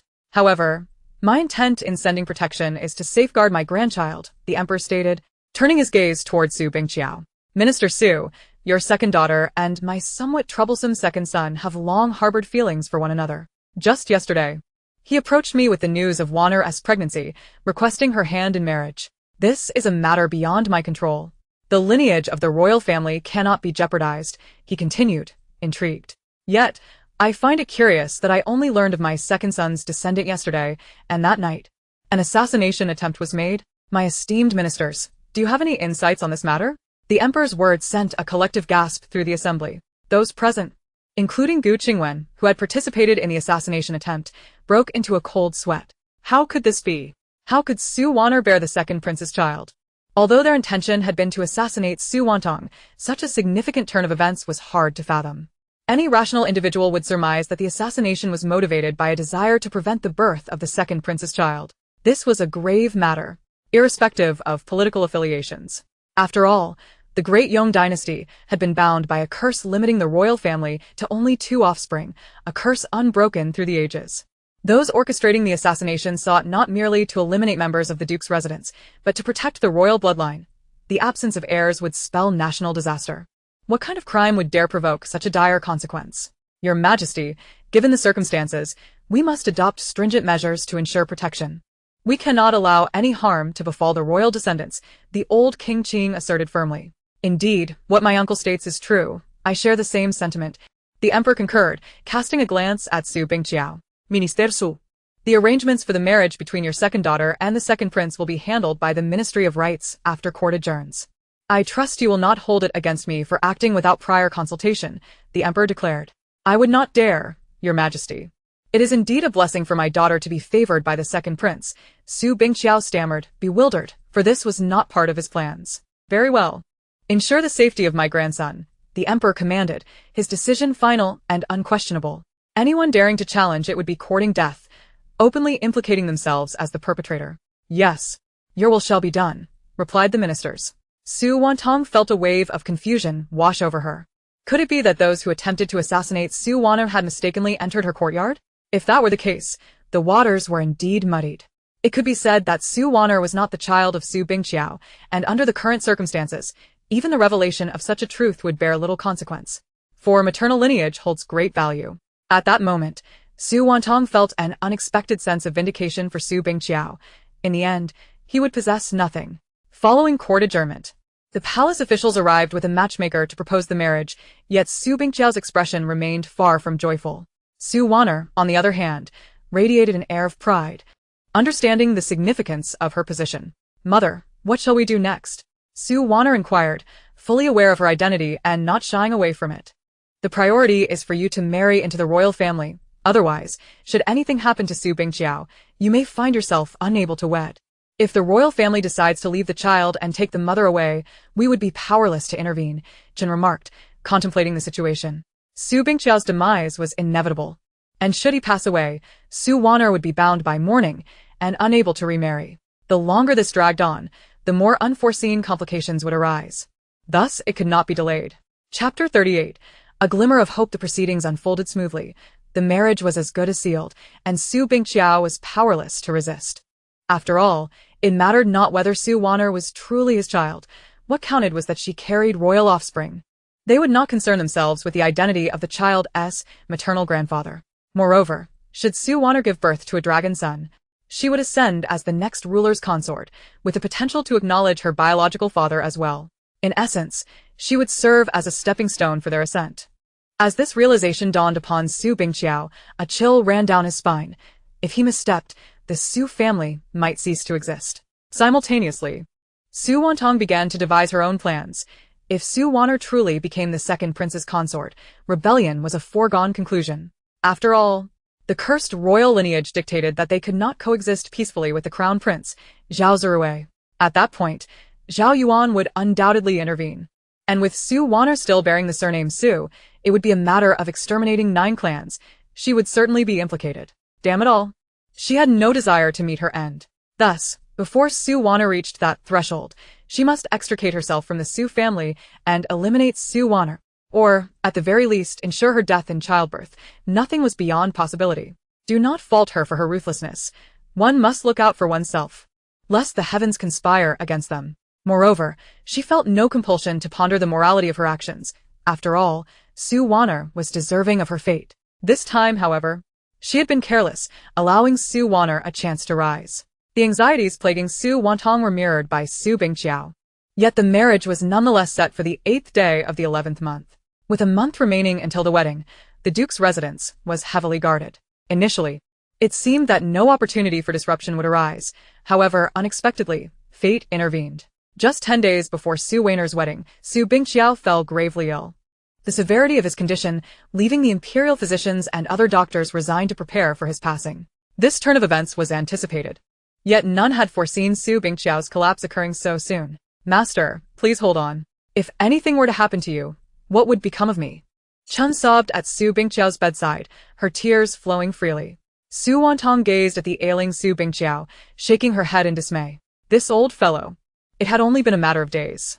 That evening, a young servant came to inform her that Su Bingqiao wished to see her. After donning her garments, Su Wantang made her way to Su Bingqiao's courtyard. Leaning against a support, Su Bingqiao looked at her and said, "Tanger, come closer. I have something to discuss with you." "What is it?" Su Wantang needed. "Tomorrow, I wish for you to accompany me to court. You are gravely ill. It would be best to stay and rest." She replied, You still cannot forget about power, can you?" "I must go. Please take me with you." Su Bingqiao's words seemed to require immense effort. "Very well." Su Wantang conceded, deciding to assist him one last time. "Mother, if father cannot hold on, what will become of my marriage?" Su Wantang was filled with trepidation, fearing she would be left as a motherless child. "It is of no concern. As long as Su Bingqiao can endure for 10 more days, all will be well." Chun Shi, however, had her own uncertainties. Should Su Bingqiao indeed pass away, they would keep the news concealed until after Su Wantang was married. By then, she would be a princess, and Su Wantang would no longer pose any trouble. At the break of dawn the following day, Su Wantang arrived at Su Bingqiao's courtyard. To her surprise, Su Bingqiao was able to sit up, his complexion pale, yet his spirit considerably improved compared to the previous day. Su Wantang recognized this as a fleeting moment of resurgence. "Father, please." She did not mind feigning filial piety in her father's final days. Su Bingqiao was assisted onto the carriage. When Chen Shi came to visit Su Bingqiao, she was taken aback to learn that he had already gone to court. Wasn't he unable to rise? How could he possibly attend court? Could it be related to Wanner's situation? Chen Shi was momentarily at a loss and sought out the steward. "Cousin, Su Bingqiao went to court, despite his condition?" Chen Shi whispered to Lu Ximing. Earlier this morning, his complexion had improved significantly. He expressed a desire to see the court. "It seemed like a fleeting revival," Lu Ximing observed. "What shall we do? Wanner has yet to be wed," Chen Shi said, her face etched with concern. "Do not fret. We simply will not announce it publicly, and I have arranged for a skilled disguise artist. We can manage this without issue. Rest assured, nothing shall impede Wanner's path." Lu Ximing smirked coldly. "Very well, cousin, I leave this matter in your hands. Just ensure Wanner is well taken care of. As for Su Wantang, others will deal with her. Do not worry, the second prince will not remain idle either. Our Wanner is a precious gem. No mishap shall befall her. All right, then I shall return for now." Su Bingqiao felt the journey to the palace was long and frigid. "Tanger, should I pass? Please bury me alongside your mother." Leaning against the carriage, Su Bingqiao spoke weakly. "Father, do not speak such words. You shall surely be fine." Su Wantang insisted with feigned optimism. I understand my own condition," Su Bingqiao replied, recognizing that he and Ouyang Yan would likely not rest in the same grave. In the court, upon seeing Su Bingqiao, everyone was momentarily stunned, for his pallor was alarming. "If there are matters to discuss, step forward. If not, you may leave." The eunuch's voice rang out. Throughout, Su Wantang remained vigilant, uncertain of her father's intentions. "I have something to address," Su Bingqiao's voice resonated. "Minister, I have heard you are unwell. Is your health improving?" The emperor inquired. "I thank your majesty for your concern. I am not seriously afflicted," Su Bingqiao replied. "What business do you have to present?" The emperor had already anticipated the nature of Su Bingqiao's address. "Your majesty, I have committed a grave offense. I beseech you to punish me." Su Bingqiao knelt in the center of the hall, trembling as he confessed. "What are you doing, minister? What offense could you have committed?" The emperor questioned, perplexed. "I have been deceived, raising another's child for over 20 years. I am filled with dread. Su Wanner is about to become the second prince's consort. Yet she is not my daughter, but rather the child of Lu Ximing, my steward. For over 2 decades, I have been misled, and I feel utterly wronged," Su Bingqiao concluded, lowering his head in shame. "How can this be?" Lu Heng thought the situation was absurd. "Indeed. Has the Duke of Su not noticed after all these years? What shall we do now? Does this not jeopardize Su Wanner and the second prince's engagement?" The ministers refrained from voicing their concerns. "Minister, how can you be so certain?" the emperor inquired. "Because I am nearing death. The Chen family and steward Liu have administered slow-acting poison. It has now infiltrated my very bones, and no remedy exists. I cannot bear the thought of facing my ancestors with such humiliation after my demise. I implore your majesty to take action on my behalf. What do you wish for me to do?" The emperor leaned back in his chair, regarding Su Bingqiao as though he were a jest. "I dare not request your majesty to execute Chen Shi, but I humbly ask that you put Steward Liu to death and remove Su Wanner and Su Jian from the Su family lineage. Henceforth, Su Wanner and Su Jian shall no longer be regarded as children of the Chen family." Minister, if that is the case, do you not realize that Lu Ximing is indeed Su Wanner's father? And Su Wanner is soon to marry into the royal family. Do you think it wise to execute her biological father just days before the wedding? The emperor's words sent cold sweat down Su Bingqiao's back. Should Su Wanner remain in the Su family and Su Bingqiao pass shortly, she would then be bound by mourning. Her marriage would be in jeopardy. If this matter is not resolved, Su Jian will inherit Su Bingqiao's title, which would drastically alter the entire landscape of the capital. Furthermore, it is common knowledge that Su Jian is not Su Bingqiao's true heir. If this situation is left unaddressed, it would set a dangerous precedent for others to follow. Su Wantang silently cursed Su Bingqiao for his ignorance over the years, lamenting, "What a mess this has become." "Your Majesty," she finally spoke up, "I believe it is imperative to dissolve this connection publicly." Zhao Yuan stepped forward. "Oh, what insight do you possess, a Yuan?" "Your Majesty, Bloodlines have always been of utmost importance, and the royal bloodline must remain untarnished. Su Wantang is already connected to the royal family. However, her father's identity bears significant implications for her future children and their grandfather's reputation. This matter must be handled with care. If it remains unresolved, how will the court and the populace perceive it? A servant who betrays his master deserves no mercy. The Su family, disloyal and treacherous, deserves punishment. Moreover, their actions against the Duke are a capital offense. Your Majesty, what more is there to consider? Su Wantang had not anticipated Zhao Yuan's intervention. Yet his words were undeniably accurate, resonating with the sentiments of the dynasty. Furthermore, Your Majesty, if these allegations prove true, Su Wantang is unworthy to be the primary consort of our royal family. Granting her a secondary consort status would already be generous. I implore you to deliberate carefully. What do the esteemed ministers think? The emperor queried, though none dared to respond. Your Majesty, this old minister concurs with the regent's sentiments. Such scoundrels must be dealt with. They cannot presume to inherit titles. Who is worthy of inheriting the Duke's position? The Grand Tutor also voiced his agreement.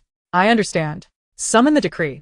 Upon the emperor's command, Su Wantang hastened to attend to the brush and ink. The emperor swiftly penned a lengthy decree and then handed it to Eunuch Wang. Let the edict be proclaimed. Yes, Your Majesty. Within the Duke's residence. Madam, the imperial edict has arrived. The maid rushed in, nearly stumbling over her own feet. Quickly, hurried to receive the decree. Chun Shi and Su Wantang, along with the others, hurried to comply. By the grace of heaven, the emperor declares, Lu Shiming has betrayed his master and committed treachery, engaging in an illicit affair with Chun Shi, conspiring to harm Duke Su, and is thus sentenced to death. Chun Shi, neglecting her duties as a wife, colluded with Lu Shiming to plot against court officials, and is also condemned to death. Su Jian and Su Wantang, being not the offspring of Duke Su, are hereby removed from the family registry and expelled from the Su household. Su Jian is stripped of his right to take the imperial examination and barred from officialdom. Su Wantang, due to her pregnancy with a dragon seed, is relegated from the status of primary consort to that of a secondary consort, as decreed. Once the eunuch finished reading the edict, he signaled the guards behind him to seize the individuals. Your Majesty, spare my life. I must see my lord. I must see my lord. Chun Shi's face was filled with terror, while Lu Shiming had already fainted from fear. No, this cannot be. How could I be the child of a steward? It is impossible. I am the eldest son of the Duke's residence. Su Xian's expression was one of utter disbelief. Eunuch, is there an error? How could I be demoted to a secondary consort? I beg you, let me see the second prince. Su Wantang could not fathom how her position as primary consort had vanished. Miss Lu, please take care of yourself. The child you carry is your talisman for survival. If you cannot protect him, then you need not continue living. This was the message Eunuch Wang had been instructed to convey. Su Wantang's face turned pale. How could this be? Why has this happened? Wasn't he everything supposed to be preordained? Hadn't he it all been set in stone? Take them away. With a wave of his hand, the eunuch commanded, and the guards proceeded to escort the individuals away. Meanwhile, Su Bingqiao, after disclosing his own plight, collapsed in a pool of blood within the grand hall. Su Wantang, being his only remaining child, could not neglect him in front of so many witnesses, and promptly had him carried back to the Duke's residence. As Su Wantang and the others were expelled from the Su household, Su Wantang had just arrived at the Duke's residence. Upon seeing Su Bingqiao being carried in on a stretcher, Su Wantang and the others wore expressions of fury, and immediately began to hurl insults at Su Wantang. Su Wantang, You little wretch! This is all you're doing, isn't it? Su Wantang had completely shed any semblance of grace. Su Wantang approached them and, gazing at their disheveled forms, spoke slowly. If one wishes to keep secrets, one must refrain from wrongdoing. Chunling, Su Bingqiao must have been aware of your poison long ago. You engage in such shameless acts and still dare to speak of others? Now, you are about to meet your demise, and must atone to my mother. When you reach the underworld, do not forget to justify yourself. After all, you were the one who skillfully maneuvered 2 men to revolve around you. After finishing her words, Su Wantang walked up to the steward, let out a cold laugh, and kicked him, causing him to instantly lose consciousness. As for Su Wantang, she refrained from action, her condition being delicate due to her pregnancy. However, her future was unlikely to improve, for the formidable consort one was not one to be trifled with. In due time, the wicked would meet their reckoning. She merely needed to stoke the flames. As for Su Jian, stripped of the Su family name and lacking academic prowess, he should brace himself for retribution from those he had wronged. Su Wantang effortlessly dealt with these individuals without expending much effort herself. When Su Wan'er and the others were expelled from the Su household, they left with nothing but the clothes on their backs, stripped even of their ornaments and accessories. As for Su Bingqiao, by nightfall, he was in dire straits. Su Wantang stood by Su Bingqiao's bedside, observing his waning condition, and spoke softly. In truth, your daughter has long since perished under the rod of the second prince, and I am but a soul from another realm, inhabiting your daughter's body. Chapter 40. The demise of Su Bingqiao. Su Bingqiao's eyes widened in disbelief as he stared at Su Wantang, his throat rasping, yet no words emerged. The previous attempts on your life were no jest, but your daughter, she could not bear for me to take action. In her heart, you have always been a good father. She could not accept your deeds. Even now, her consciousness lingers, trapped within this body. Upon hearing this, Su Bingqiao finally fell silent, gazing blankly at her. Rest assured, since I have taken over this body, I shall certainly live well. As for you, do not forget to kneel and apologize to her in the underworld. Whether she forgives you or not is their affair. In a sense, your family of three has reunited. Su Bingqiao's lips moved, but he could not utter a sound, only gazing at Su Wantang with a look of resentment. Go in peace. As your daughter, I shall ensure you close your eyes in tranquility. Su Wantang then seated herself in a nearby chair, watching over Su Bingqiao. Suddenly, Su Bingqiao gazed fixedly at the doorway, tears streaming from his murky eyes, and gradually, he closed them. Having witnessed countless births and deaths, Su Wantang felt little sorrow.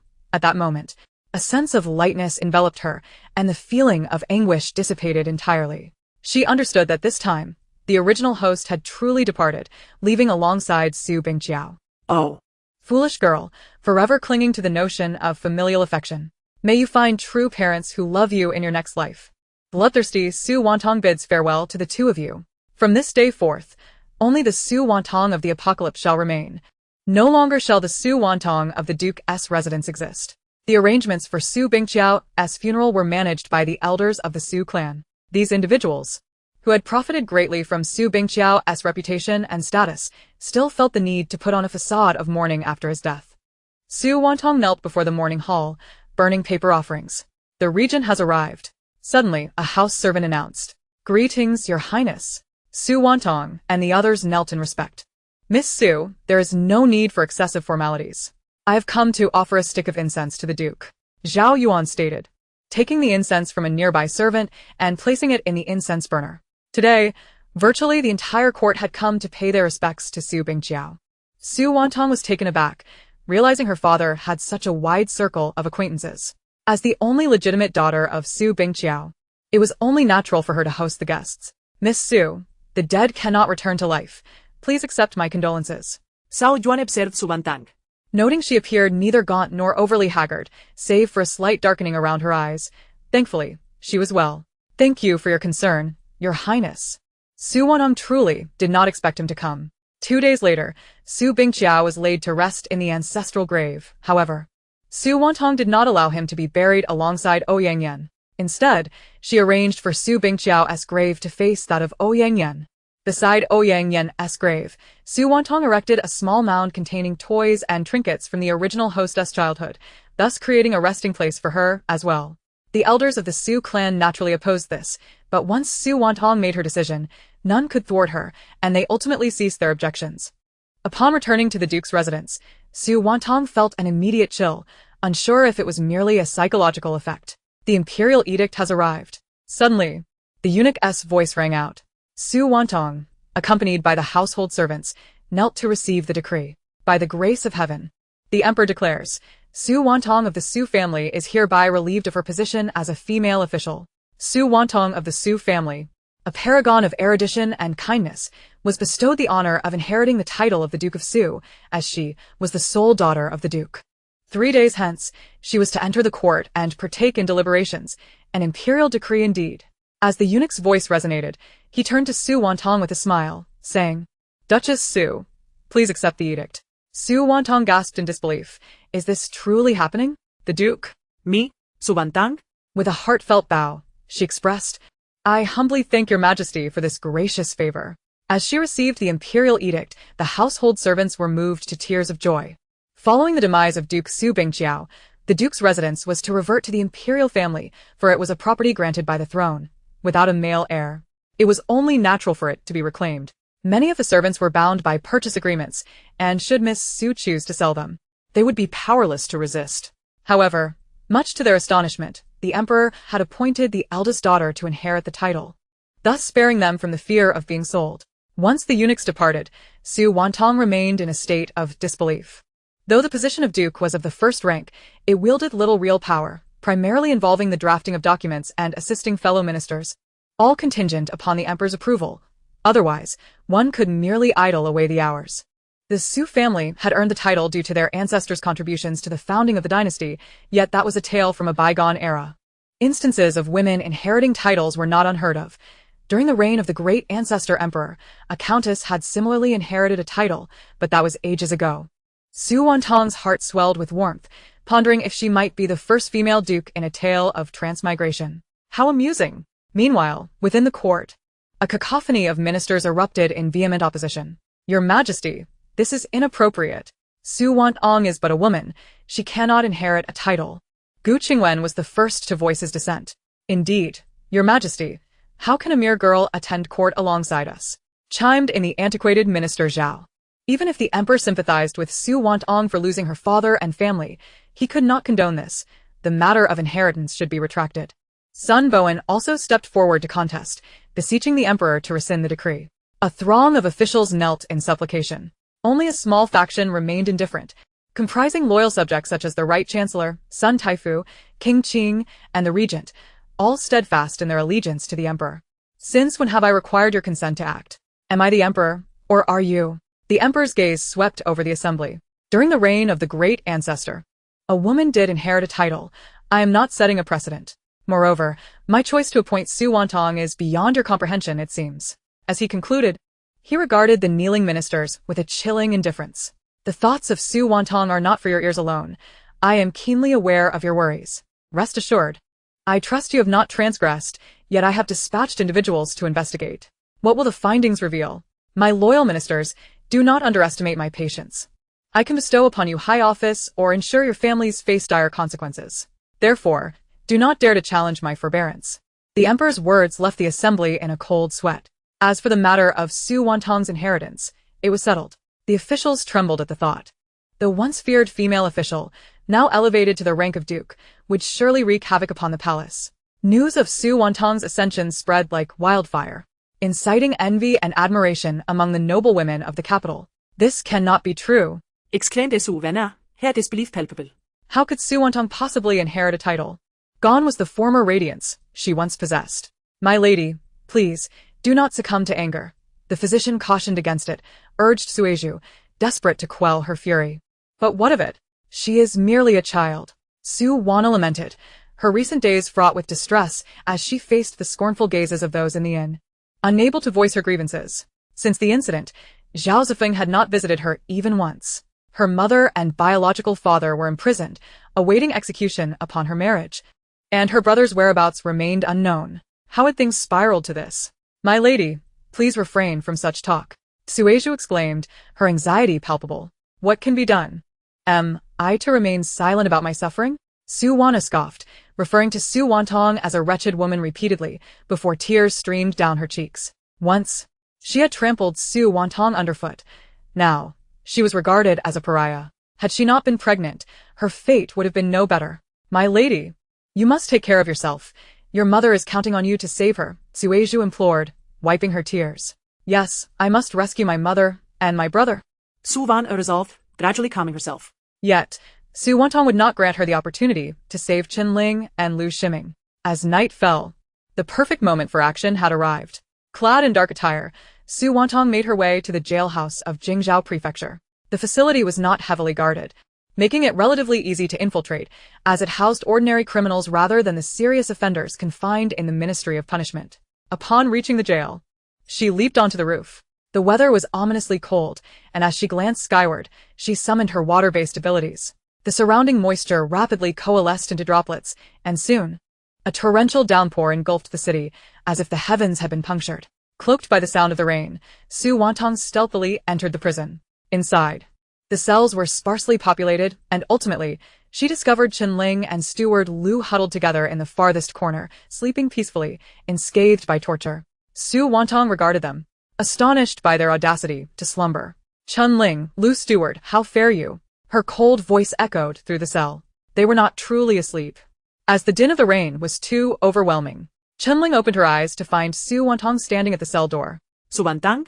What brings you here? She gasped in disbelief, for this was a prison, and the hour was late. How had Su Wantang gained entry? Why, I have come to escort you on your final journey. Su Wantang replied, her simile radiant. And no, you cannot kill me. My daughter Wanner is the consort of the second prince. Chen insisted, clinging to the belief that her daughter would rescue her. Oh? Is that so? Are you certain it is indeed Su Wanner? Or perhaps it is Lu Wanner carrying the second prince's child, rather than that Wu Jianren's? Su Wantang teased, though she too was uncertain. You speak nonsense. My daughter is indeed with child by the dragon's heir. Chen trembled as she protested.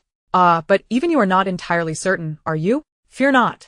I shall not harm her for the time being, but you too, that is another matter altogether. You cannot kill us.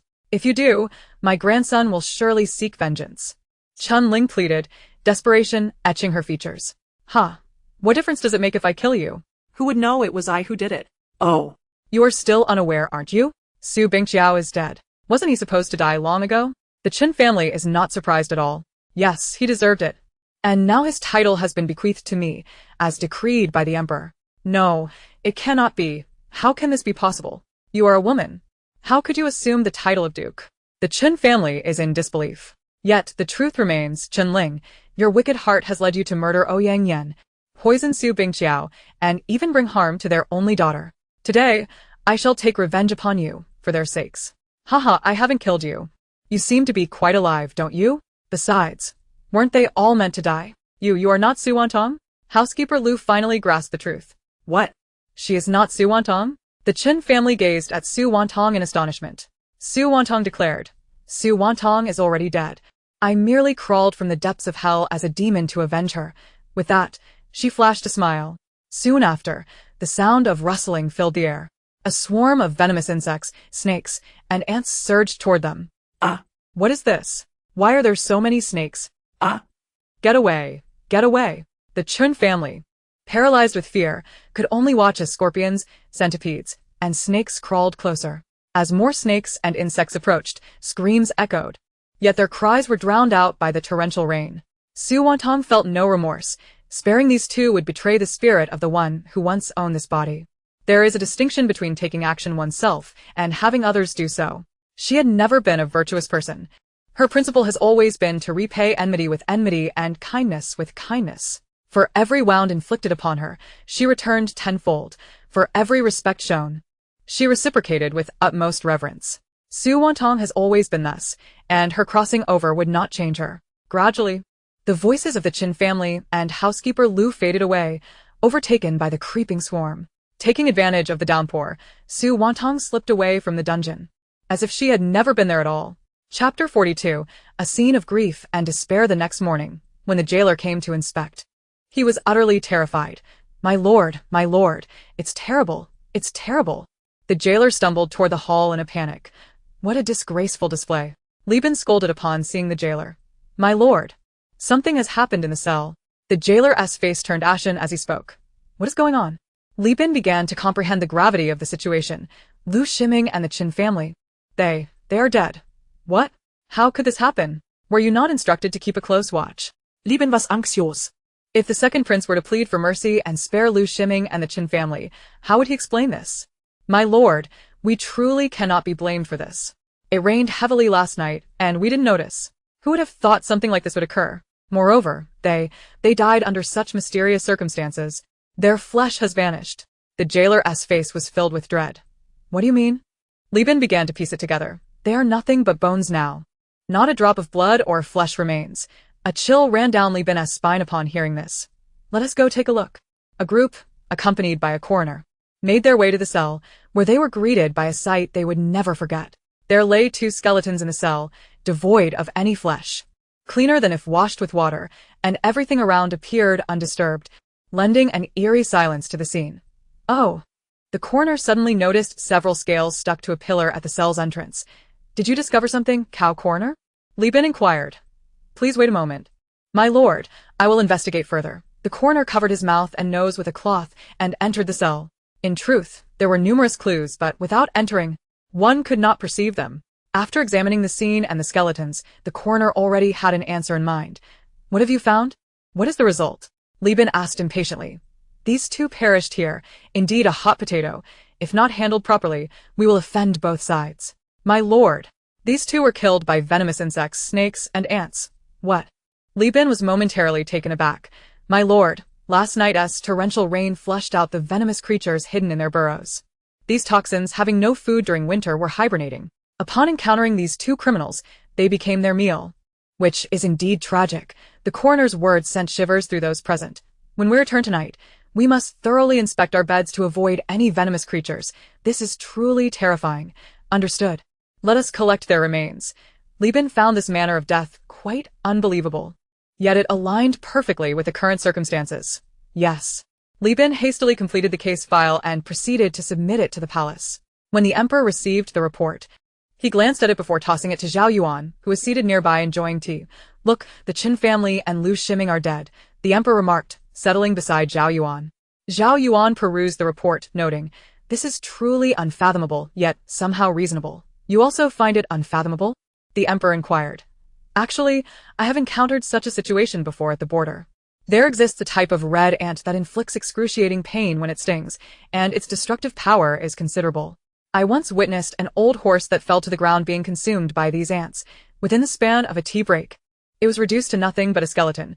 Zhao Yuan recalled the shocking scene. Is such a brutal manner of death truly possible? Of course. The world is rife with cruelty. Does this imply their deaths were merely an accident? Yet. Other inmates sharing the same cell remained unharmed. The emperor expressed his skepticism. Perhaps these two had committed numerous wrongdoings. Yesterday marked the 7th day since the Duke of Su's passing. Zhao Yuan said with a cold smile, feeling they deserved their fate. Enough of this, it's unsettling. Zaban. Issue a decree stating that whatever must be done should be done without hesitation. Yes, your majesty. However, this matter would be kept from Lu Wanner for the time being, as she was with child and warranted no distress. Su Wantang believed that Lu Wanner ought to be informed of this news. After all, they were connected by blood, and mourning was a rightful act. Otherwise, it would appear as though she had not fulfilled her filial duties. The royal family places great emphasis on reputation. Due to her father's death, Su Wantang was granted 10 days of leave, coinciding with the time of the second prince's selection of a concubine. However, many formalities were waived since it was merely a concubine. Thus, on the day of the second prince's concubine selection, Lu Wanner was awakened early. Concubine Lu, please change your attire. The matron stood by with garments in hand. Why this color? Is this not the color reserved for concubines? Lu Wanner exclaimed in dissatisfaction. Concubines Su may not be aware, but in the royal court, the term concubine is a euphemism. In less flattering terms, they are all mere concubines. Thus this color is all that can be worn. Lest one offend the primary wife, the matron stated plainly, unperturbed. So, I am still a concubine. Her mother was merely a secondary wife. And now, she was a concubine herself, when she ought to hold the position of the primary wife. It was all Su Wantang's fault, Su Bingqiao's fault, Lu Shiming's fault, and also her mother's fault. Why must she be discovered at this crucial moment? Yet, the root of all misfortune lay with Su Wantang. Had her true feelings not revealed the truth to Su Bingqiao, none of this would have occurred. Lu Wanner steadied her emotions, suppressing the hatred within, and gently caressed her still flat abdomen. Turning to the matron, she said, please assist me in changing my attire. The side consort spoke too harshly.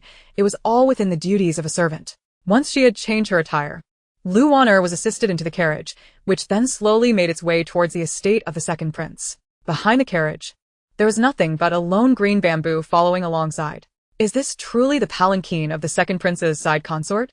Indeed. How utterly shabby. There's not even a single dowry to speak of? Hush, keep your voice down. It is said she was expelled from the Su family because she is not the daughter of the Duke of Su, but rather the illegitimate offspring of her wayward mother and steward Lu. Consequently, her mother, father, and brother have all faced punishment. Who would prepare a dowry for her? Exactly. Were it not for her carrying the royal seed, how could such a woman ever marry into the royal family? The common folk by the roadside chattered incessantly, while Lu Wanner appeared oblivious, gently caressing her belly. She required no dowry. The child within her was her most precious offering.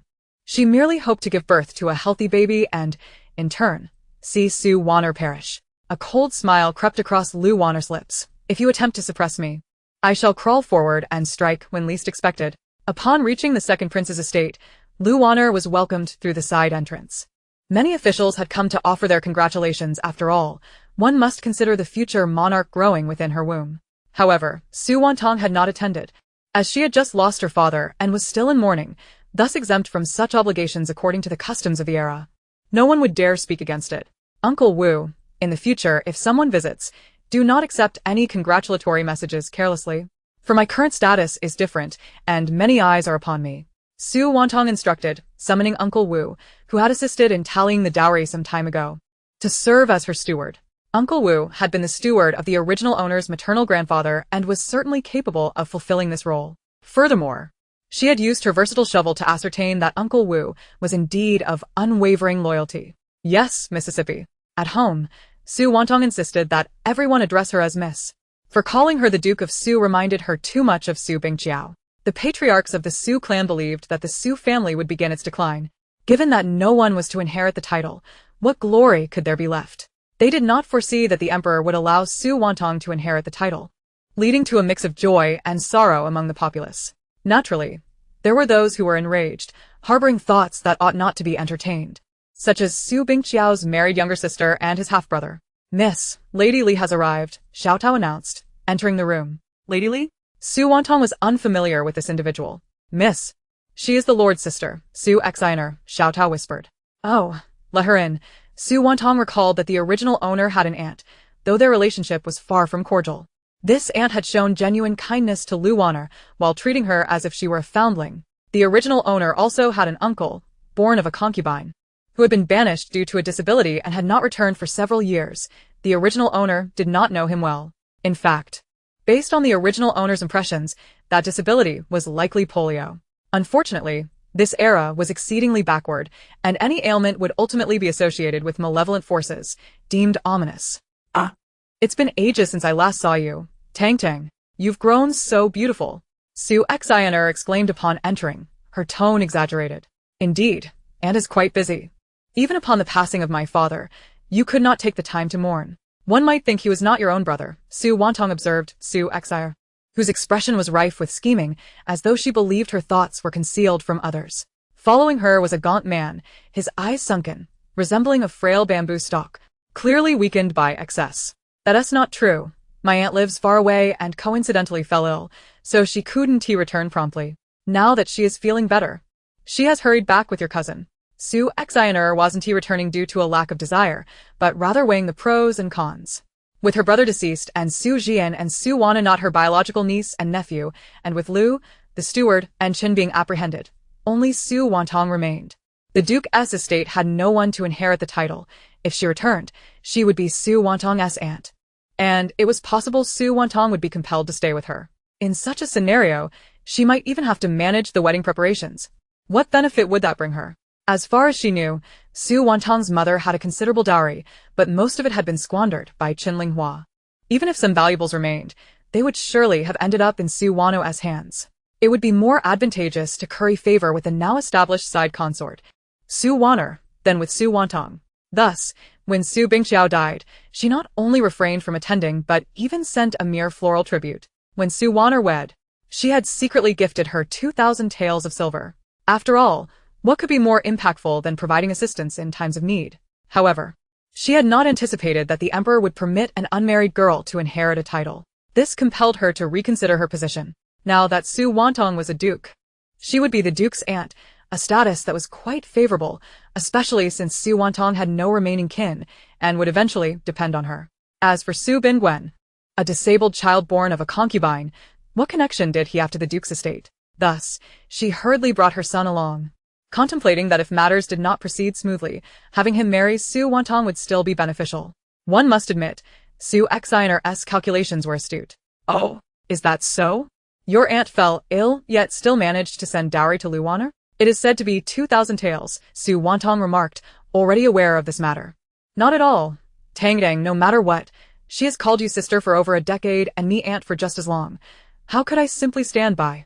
Su Xinr's expression soured, taken aback that Su Wantang was aware of the situation. Lady Li seems to have forgotten that Lu Wanu does not bear the surname Su. Lu Wanu's mother poisoned your dear brother to death. Are you not aware of this? How can you not comprehend the gravity of your actions? Your brother's body is scarcely cold, and yet you rush to embrace the leg of his enemy. It is truly astonishing to behold, Su Wantang declared. Disregarding Su Xinr's reaction and continuing, guards, throw these two out of the Duke's estate. From this day forth, they are forbidden from stepping foot within these grounds. Yes, miss, the guard replied, seizing Su Xinr and her son by the arms and dragging them outward. Su Wantang, how dare you do this? I am your aunt. Su Xinr protested, utterly in disarray. How could I not? This Duke's estate is under my command now, for I am the current Duke of Su. And you are merely a married daughter. Besides, your blatant disregard for right and wrong means you shall no longer be recognized as a member of the Su family. What do you mean? To expel you from the Su family name, you shall no longer be a Su, Su Wantang concluded, striding confidently back to her courtyard. Chapter 44. In truth, it was not entirely beyond redemption. Su Wantang, you unfilial wretch, by what right do you act thus? Su Xinr's voice echoed in bitter defiance. By the right that my lady is the master of the Duke's estate, that my lady is the Duke of Su. Lady Li, it would be wise for you to discern the truth sooner rather than later, Uncle Wu remarked, instructing that they be thrown out, and then closing the door. Su Xinr, muttering curses, left with her son in tow. Su Wantang returned to the courtyard, where Xiao Tao was busily handling the official attire sent from the palace. Miss, I still feel as if I am dreaming, Xiao Tao exclaimed, gazing in disbelief at the Grand Duke's attire. Ah, how could I not feel the same? Su Wantang just perplexed by how such a large fortune had suddenly fallen into her lap. Miss, the second master has returned, Uncle Wu announced. Second master? Su Wantang momentarily failed to grasp the news. It's Su Bingwen. Oh, I see. She then made her way back to the courtyard, feeling overwhelmed by the day's numerous happenings. Second uncle, it has been a long time. As the younger generation, she took the initiative to greet him. In her memory, this man had never wronged the original owner of her body. In fact, he often brought her small treats during her childhood. However, being born of a concubine and afflicted with a disability, he was rendered of little use.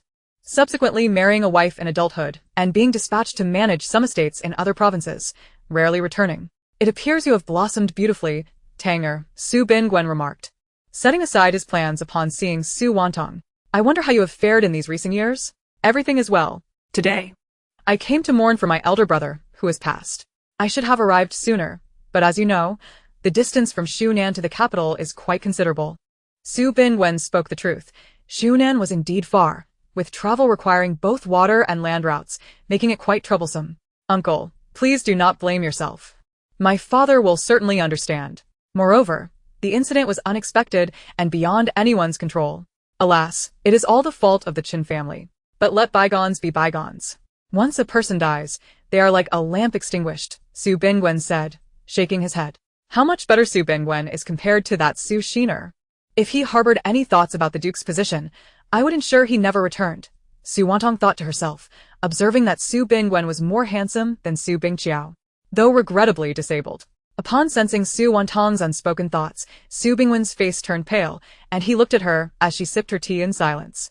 What is the meaning of this? He wished to ask but found himself unable to voice a single word or even move. The Su family may appear sparse in numbers, yet it is filled with all sorts of intrigue. In reality, the family is but a hollow shell. Su Bingwen, neglected since childhood, would, if I were he, simply live a quiet life without entangling myself in such matters.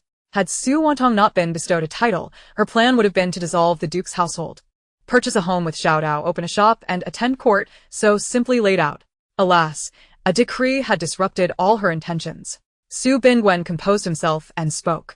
I have returned this time to pay my respects to your father. You know I have never been favored, so unless there is a significant matter, I would not have the right to return. With your father's passing and your cousin soon to take the imperial examination, I feared someone might exploit the situation. I do not harbor strong feelings for the Su family. I am merely acting out of obligation. Su Bingqiao had contemplated that, should it be possible, he would not inherit the title himself, but allow his son to do so. Little did he expect that the emperor had already conferred the title upon Su Wantang. Let it be, he thought. The Su family is not what I desire. Su Wantang initially believed Su Bingwen might be as unpleasant as Su Shiner, but to her surprise, he seemed to possess a sense of propriety. Therefore, she did not mind granting him a modicum of respect. Uncle, though I am indeed Su Bingqiao's daughter, you likely know how my mother perished and that the Qin family ultimately poisoned my father. A family like the Sus is best left behind. However, since the emperor has conferred the duke's position upon me, whether out of pity or otherwise, it is indeed a grace. Yet, uncle, life in the capital may not be as pleasant as yours. At least, you do not have to contend with such troubles. Of course, if my cousin achieves success and comes to the capital, he is welcome to stay here. This will always be his home. Having reached this point in conversation, Su Bingwen fell through his truth. then I shall rely on you to take good care of your cousin. Certainly. Now that you are a duke, you must be cautious in all your dealings. As a young lady, you must be particularly vigilant. Su Wantang recognized Su Bingwen's genuine concern for her and smiled in response. The following day, Su Bingwen departed, and Su Wantang personally escorted him out of the city. This was also to cultivate a good reputation. After all, Su Wantang now had only Su Bingwen as a senior in her life. As for Su Shiner, she was no longer considered part of the Su family. It was not that Su Wantang favored males over females. Rather, upon learning of Su Shiner sending silver to Lu Wanner, she had already ceased to regard her as a senior. Lu Wanner's situation was not as favorable as she had imagined. After entering the household, the second prince visited her once the day after their wedding, never to return again. Now pregnant, she was unable to serve Zhao Zifeng, who resided with his favorite concubine. A blatant insult to Lu Wanner, yet she felt powerless. Suizhu, please massage my shoulders.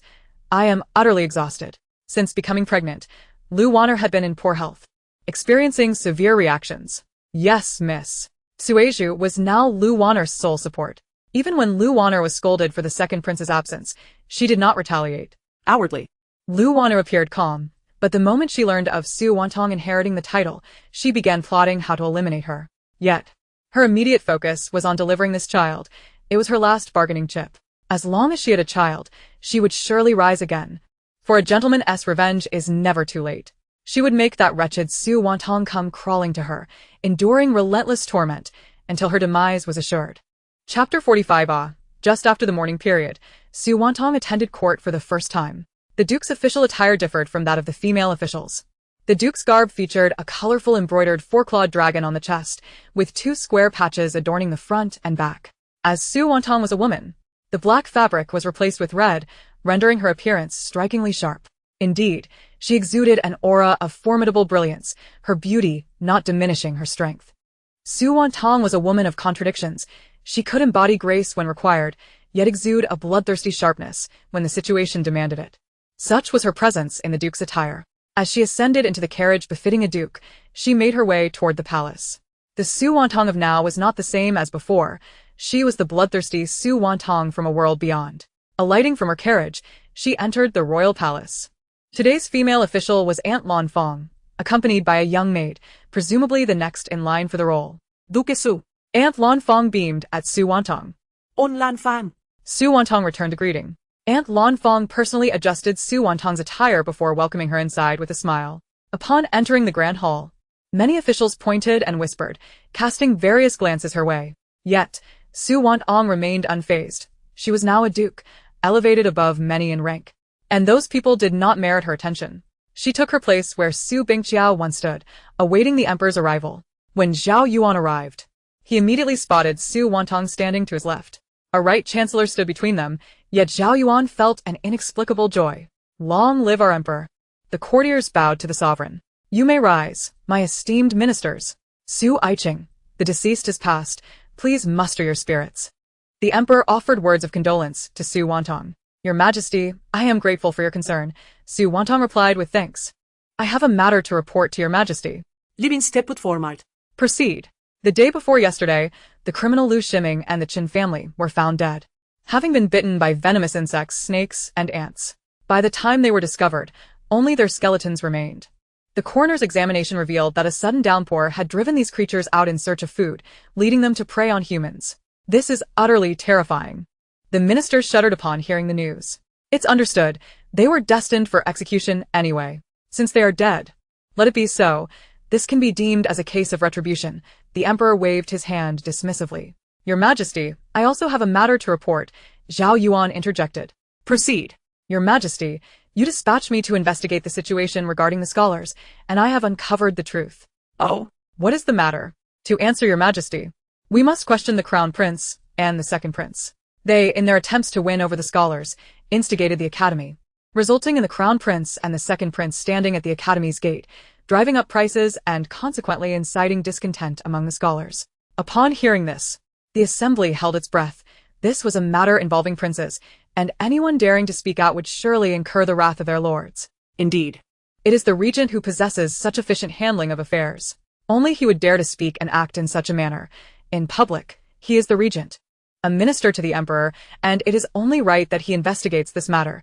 In private, he is the emperor's brother, an uncle to two ineffectual princes, and it is entirely reasonable to discipline unruly and disobedient children. After Su Wantang concluded, she subtly nodded, internally giving Zhao Yuan a thumbs up. These two unworthy sons summoned the Crown Prince and the Second Prince to the palace. The emperor's fury erupted, and he immediately ordered a summons. The Crown Prince's residence and the Second Prince's residence were situated on the outskirts of the palace, making the distance quite short. Thus, within the span of half a tea time, these two inept individuals arrived. We pay our respects to father. The two fools bowed before the emperor.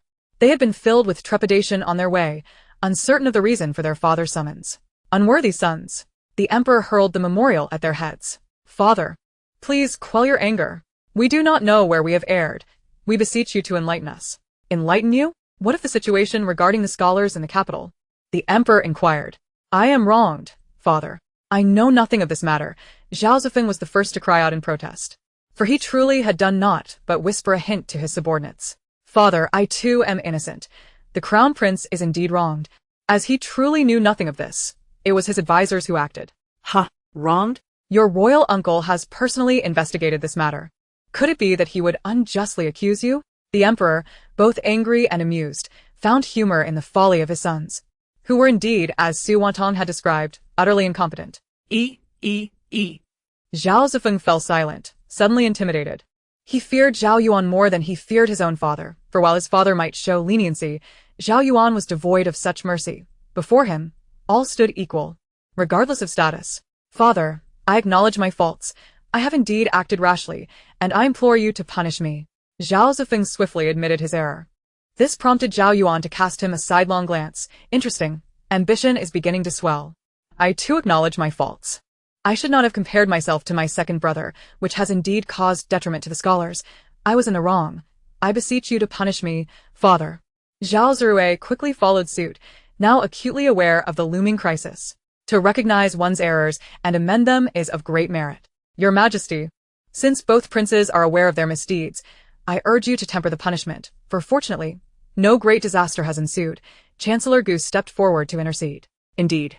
Your Majesty, I implore you to show leniency, echoed Minister Wan, along with many other officials who joined in pleading for mercy. The emperor found himself in a quandary, his expression darkening.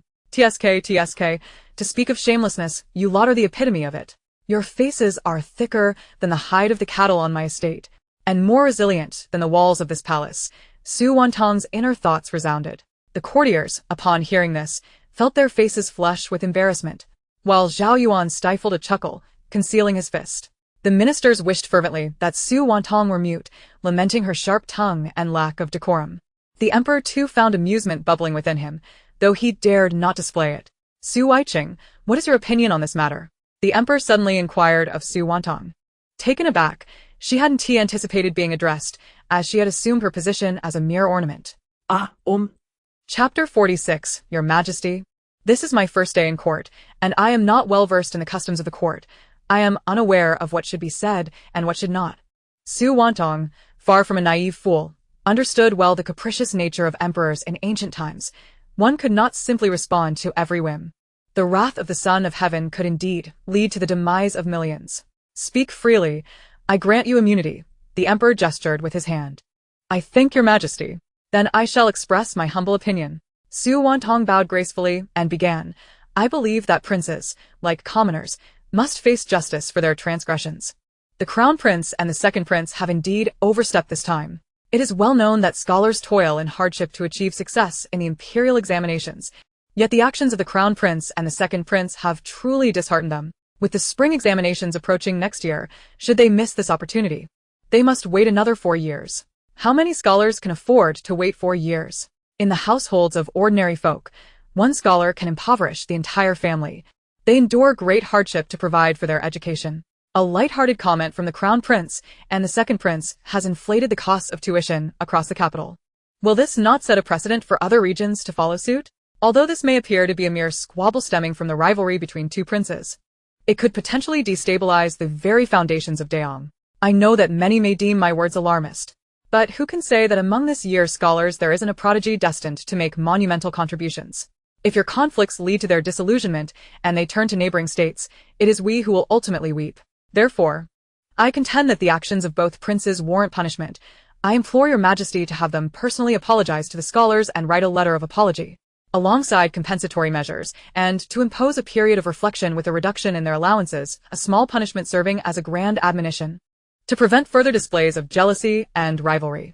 Upon her conclusion, Zhao Zifeng and Zhao Zirui's expressions darkened. Apologizing was acceptable, and a reduction in allowances could be endured. But a period of reflection was a dire consequence for a prince. For once confined in reflection, they would be cut off from current events. And Zhao Zifeng harbored ambitions for the throne. I concur, your majesty. Su Gongwa makes a reasonable point. In my view, this is already a lenient punishment.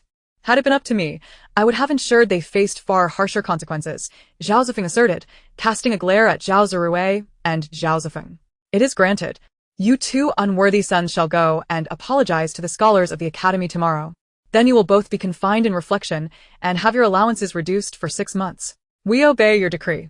In truth, Su Wantang understood that the period of reflection would not last long, as the year-end festivities were approaching, and both princes were expected to attend various royal banquets. However, it was still beneficial to impose some punishment.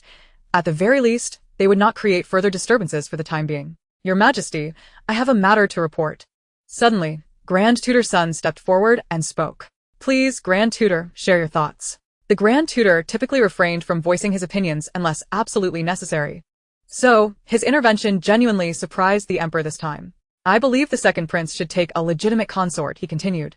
Only by doing so can the child born to him be properly nurtured by a rightful mother. As for Liu, I fear that a child raised by such parents will undoubtedly go astray. The Grand Tutor's words caused an immediate hush among the assembly. Grand Tutor's son was a loyal minister to the royal family, unaligned with factions or cliques, devoted solely to the education of the princes. From the late emperor to the current crown prince and second prince, he had personally instructed them, rendering his words irrefutable. Had they come from an ordinary individual, the court might have debated them. Given the current circumstances, it was indeed time for the second prince to choose a legitimate consort. Zhao Zifeng had not anticipated that the flames of controversy would scorch him personally. Yet, as the Grand Tutor had articulated, Lu Wana was ill-suited to raise his offspring. Ever since their marriage, she had engaged in petty jealousies and had brought him considerable disgrace. I understand, the Emperor replied. Which young lady does the Grand Tutor deem most suitable? That ultimately depends on the second prince's own choice. Regardless of which family she hails from, she must surely be superior to the current consort, the Grand Tutor concluded before taking his leave. The Emperor found himself quite exasperated with his mentor, an incorruptible, genuine scholar who was undeniably stern with his pupils, yet every word and action stemmed from a place of concern for their well-being. He was a source of both respect and annoyance. Let the Empress Dowager select a consort for the second prince tomorrow, the Emperor declared. Thank you, your Majesty. Zhao Zifeng replied, offering no objections. For him, this was fortuitous news. He was currently riding a wave of good fortune.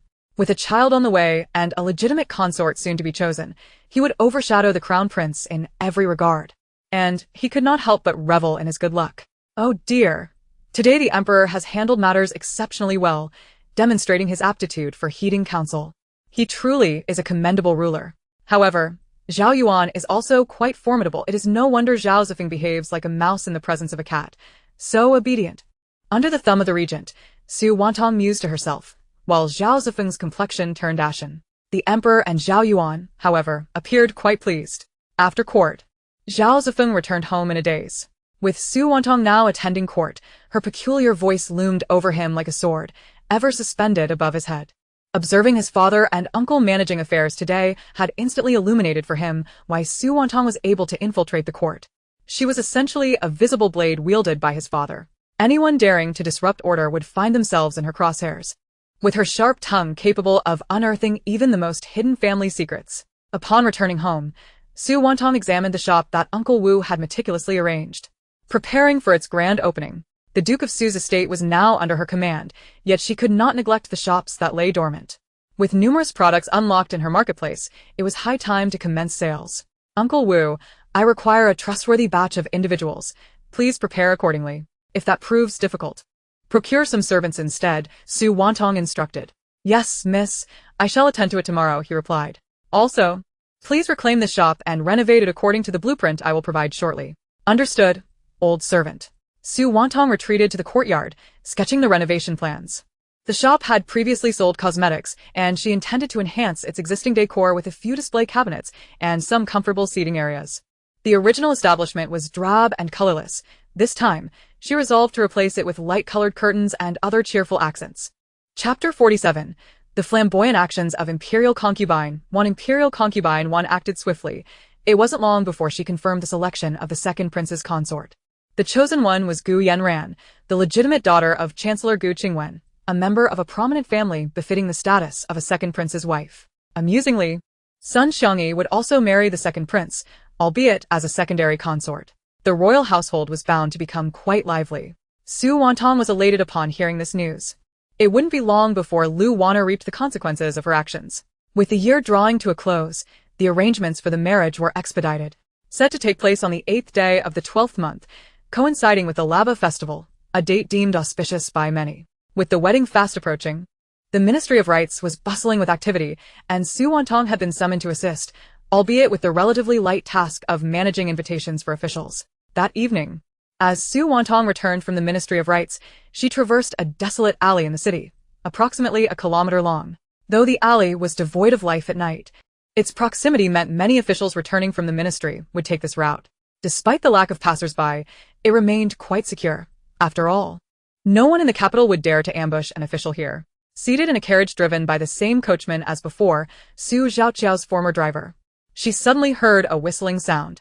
An arrow sliced through the air once more, and with lightning reflexes, Su Wantang yanked the coachman into the carriage, both of them taking refuge beneath the seats. Don't move. Hide well, she instructed, extinguishing the oil lamp inside the carriage.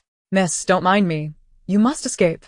The coachman, pale with fear, remained steadfastly by her side. Do not worry. Everything will be fine. Just stay hidden, Su Wantang reassured him as another volley of arrows whizzed past. Soon, the carriage was riddled with holes, resembling a hedgehog.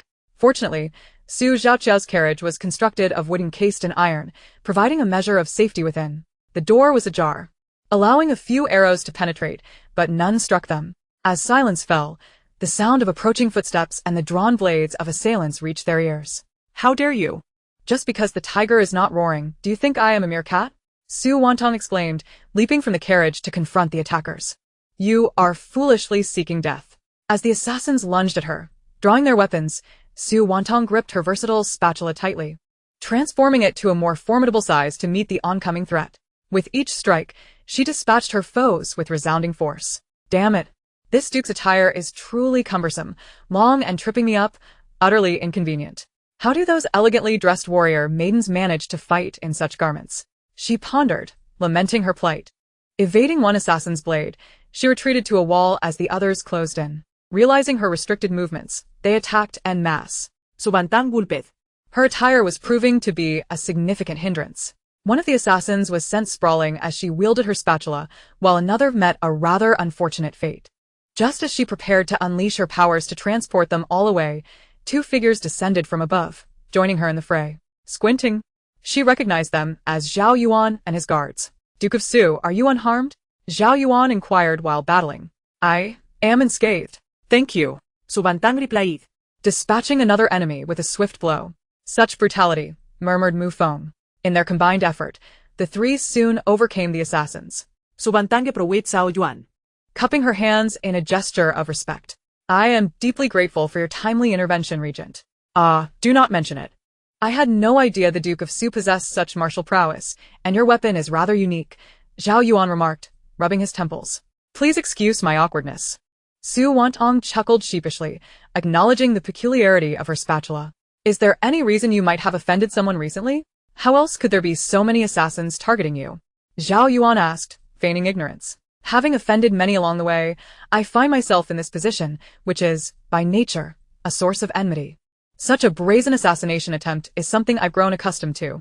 After stating this, Su Wantang prodded the bodies with her shovel, ostensibly checking for survivors, but in truth, she was probing for information. As tidbits of intelligence flooded her mind, a cold smirk played on her lips. They had truly been indulged. Did Chancellor Gu, Imperial Concubine Wan, Minister Wan, the Crown Prince, and the Governor of Jingzhou, Duke Su, sustain any injuries? Zhao Yuan inquired. Nothing serious, merely minor wounds, Su Wantang replied.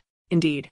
She had sustained some abrasions, but it was only natural to incur injuries in a brawl. Bruises and scrapes were commonplace. Then we must attend to them quickly. As a young lady, it would be ill-advised to leave scars, Zhao Yuan remarked, as his subordinates arrived with a contingent of guards. Greetings, Your Highness, and esteemed Su Gonghua. Rise. I entrust this matter to you. Hand these individuals over to the governor of Jingzhou for investigation. We must uncover who dared to exhibit such audacity in the capital. He commanded. Yes, Your Highness. Duke Su, your carriage is no longer usable. Allow me to escort you home. I would appreciate that, Your Highness. Her carriage had been rendered a porcupine, and her horse had been struck down by arrows. Oh, and my coachman is still hiding in the carriage. I would be grateful if you could assist in returning him as well, Su Wantang addressed the guards. Rest assured, Duke Su, we shall handle it. Thank you. Your grace is too courteous. Subsequently, Su Wantang boarded Zhao Yuan's carriage, with Mu Feng serving as the coachman. Leaning against the carriage wall, she glanced at Zhao Yuan. Zhao Yuan's martial prowess is truly impressive. The way he kicked and struck was utterly captivating. Sigh, it's a pity he has a broken sleeve. Zhao Yuan retorted. Is this jest of yours unending? Would you care to test that theory? Mu Feng interjected. Who am I? What have I just heard? Can I truly hear such things? Will I still see the warm sun tomorrow? Zhao Yuan must be at least 6 feet tall. TSK, he likely has a well-defined chest and abs too. How can someone be so handsome? That face is truly etched in my heart, yet such a striking figure is a broken sleeve. Oh heavens! Why must all the handsome men be broken sleeves? Finding a handsome man is already a challenge, and one who is both skilled and attractive is even rarer. Only to have foul men contesting for them. Is there no justice? Zhao Yuan sighed, no longer inclined to explain himself. Mu Feng lamented. Oh no, I'm doomed. I've heard things I shouldn't have. I've already envisioned my demise. Chapter 48. The complaining machine. The carriage rolled through the silent night, the sound of the wheels echoing. Yet, amidst the clatter, Su Wantang's incessant murmurs were even louder. Tonight, those little rascals dared to assassinate me. They shall wait and see what it means to face the wrath of a sorceress. Sigh. Why are they targeting me? I am but a lonely girl. Being an official brings no benefits. It's truly vexing. I had hoped to play the part, yet it turned out like this. If every assassination attempt could result in an encounter with Zhao Yuan, it wouldn't be so bad. Zhao Yuan is indeed a handsome man. His taste is impeccable. Even the guards driving the carriage are handsome. Mu Feng, realizing he was caught in the crossfire of gossip, hastily urged the horses to quicken their pace, lest his lady utter more strange remarks.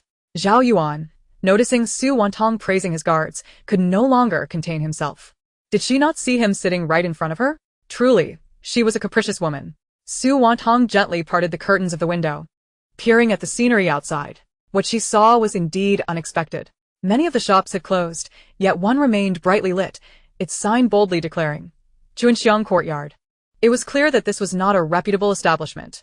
Observing the scantily clad women beckoning customers, she quickly grasped the nature of the place. Wow, wow, wow.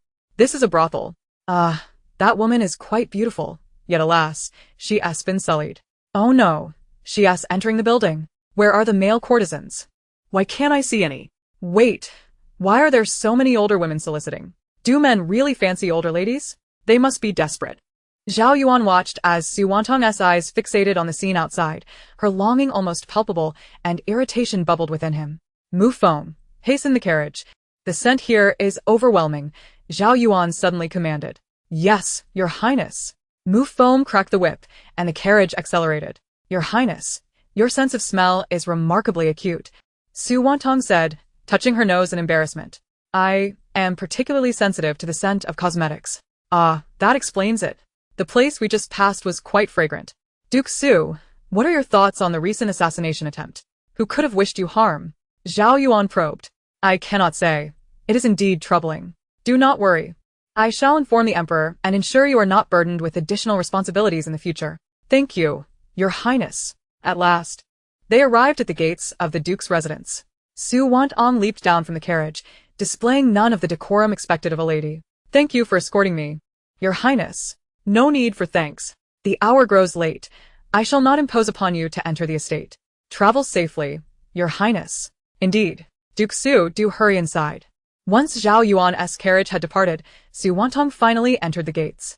Mufeng, none shall know of what transpired tonight, Zhao Yuan instructed. Yes, Your Highness, I understand. And do not loiter before Su Wantang in the future. Yes, Mufeng replied, exasperated. Upon returning home, Su Wantang tended to her scrapes casually, while Xiao Tao looked on with quiet concern. Miss, perhaps we should summon a doctor to treat your wounds, lest they scar. It's nothing truly. It's quite late. I'm tired and wish to rest. You should retire early as well, Su Wantang replied dismissively. Yes. Sleep well, Mississippi. After returning home, Zhao Yuan finally exhaled. Su Wantang's golden shovel was astonishing. It could expand and contract. What kind of divine artifact was this? While in the carriage, he had feigned indifference. But he was utterly astonished and secretly wished for such a shovel. In truth, he sensed that even if he had not intervened to save Su Wantang, she would have emerged unscathed. After all, he had clashed with her before. By the break of dawn, news of Su Wantang's attempted assassination spread throughout the palace. The conspirators feigned concern, offering their condolences to Su Wantang, who appeared unfazed and graciously accepted their expressions of care. Minister Su. I am aware of last night's attempt on your life. I have dispatched individuals to investigate and will ensure you receive a satisfactory explanation, the Emperor stated, his gaze lingering on Su Wantang with a hint of guilt, for he knew well the reasons behind the assassination. I thank your Majesty for your concern. I am quite well. Last night, I was fortunate to encounter the regent. Otherwise, I would not be here before you, Su Wantang replied with an official tone. Upon hearing this, the others finally understood why Su Wantang had survived the assassination attempt. She had encountered the regent. As the group of mice quietly wiped their brows, they felt relieved that the shadow guards were all dead. Otherwise, encountering the mad dog known as the King of the Seers would have made it nearly impossible to escape detection. However, they were blissfully unaware that they all believed they were the sole ones who had dispatched assassins to eliminate Su Wantang, not realizing they would inadvertently cross paths. After the court had adjourned, Zhao Yuan called out to Su Wantang. Duke of Su, this is for you. Zhao Yuan presented a delicate little vial. Your Highness? What is this? Su Wantang inquired, Basil. It appears that the abrasions on your hands have not been properly treated. This is an excellent wound ointment. Remarkably effective for external injuries, Zhao Yuan explained, his ears turning slightly red with unease. Thank you, Your Highness. I shall not be polite then. Su Wantang replied with a smile as she accepted the gift, knowing well that such medicinal supplies were always welcome. No need for thanks, Zhao Yuan responded before striding away, his demeanor suggesting a hasty retreat. That night, clad in her night attire, Su Wantang ventured out under the cover of darkness, the perfect time for mischief. She cast a glance at the peacefully sleeping Xiao Tao before stepping out of the house. To dare provoke me is truly a sign of indulgence. Su Wantang made her way to Gu Qingwen's residence, stealthily infiltrating the estate, where she ignited a fire in the room that housed Gu Yanran's dowry. The room contained a considerable amount of dowry items, predominantly fabrics and furniture, which ignited swiftly. Water, water. The commotion echoed through the Prime Minister's residence in the dead of night. By the time the servants arrived with buckets to extinguish the flames, the dowry had already been largely consumed by the fire. Chapter 49. Let the chaos reign. Let the biting begin as everyone rushed to combat the flames. Su Wantang set fire to the ancestral hall of the Prime Minister's family, the blaze raging even more fiercely due to the painted spirit tablets within. Watching the inferno, Su Wantang mused, do not blame me. It is the fault of your unfilial descendant, Gu Qingwen. Sir, this is bad. The ancestral hall is on fire. A servant hurriedly reported. Quick, go save the fire. Gu Qingwen, now in a frenzy, quickly organized people to combat the flames. Observing the chaos, officials nearby dispatched their servants to assist. With the Prime Minister's residence far from her own, Su Wantang felt no concern for her own safety. As the crowd rushed to extinguish the flames at the Prime Minister's estate, she proceeded to the residence of Li Bin, the chief of the capital. Li Bin's estate lacked the imposing fortifications of the Prime Minister's residence, allowing Su Wantang to act with greater ease. She glanced at the house with a cold smile, then employed her supernatural abilities to freeze several unoccupied rooms, which subsequently collapsed with a thunderous crash. The noise startled the entire household awake, prompting them to rush outside to investigate. As they emerged, more rooms began to crumble under Su Wantang's manipulation. "It's an earthquake. Quick, quick, flee." The elderly steward of the Li residence, seasoned and knowledgeable, quickly recognized the tremors and urged everyone to evacuate. Upon hearing the alarm, the guests hastily exited the estate, while Su Wantang watched the now empty rooms fall, taking advantage of the ensuing chaos to leave the Li residence unnoticed. Meanwhile, the prince's residence was inundated with water surging from the lake in the backyard. The lake, a natural body of water, typically remained dry. How could it possibly overflow in the dead of winter? Alongside the water, a multitude of water snakes and filth emerged. Snakes. So many snakes. The maidservants and guards at the prince's residence shrieked in terror at the colorful snakes illuminated by the torches, scattering in disarray. Ugh, how foul. What is this? The prince gazed in shock at the filth permeating the courtyard. "Your Highness, it appears that the sewage from beneath the city has overflowed," a guard reported, lifting the prince onto his back. As the crowd protected the prince and escorted him from the premises, they were fortunate that the prince's residence was elevated, so they avoided being flooded, although the water reached up to their thighs. However, the writhing mass of snakes and the layer of disgusting filth left many feeling nauseated.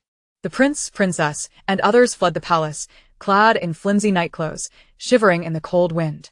Meanwhile, the palace of Consort 1 was a scene of utter chaos.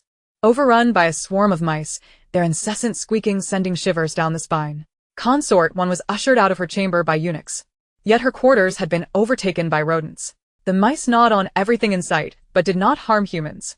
However, they managed to sever the pillars, leading to a thunderous crash as Consort 1's quarters slowly collapsed under their incessant gnawing. Pale-faced, Consort 1 gazed at the fallen palace, realizing that had she been asleep just a moment longer, she would surely have met her demise. The commotion awakened the emperor, who sent aides to investigate. Upon receiving the news, he hurried over. "Your Majesty," Consort 1 cried, her face streaked with tears. "What on earth is happening?" The emperor, hearing the incessant squeaking, felt a wave of unease wash over him. "Your Majesty, it's the mice. So many mice." A maid replied, "How could there possibly be mice?" The emperor's expression was one of disbelief. "I do not know, Your Majesty. I was awakened from sleep by the sound of the mice," she explained. "Awakened? Why?" The emperor's brow furrowed with concern. Consort 1 lowered her gaze to her feet. She fainted at the sight of her left foot, which had been gnawed to the bone by the mice. In times of extreme fear, one often does not feel pain, as was the case now. Meanwhile, the Wanzhongyan family suffered no losses. It was not that Su Wantang refrained from revenge. She simply believed that if all were to be avenged, suspicions would surely arise. Thus, the Wanzhongyan family would have to wait. Debts would always require repayment in due time. By the break of dawn, the prince's residence was entirely surrounded by filth from the city, the stench unbearable. The prince had no choice but to return to the palace for residence. Though Consort 1's life was spared, she was left with a disability.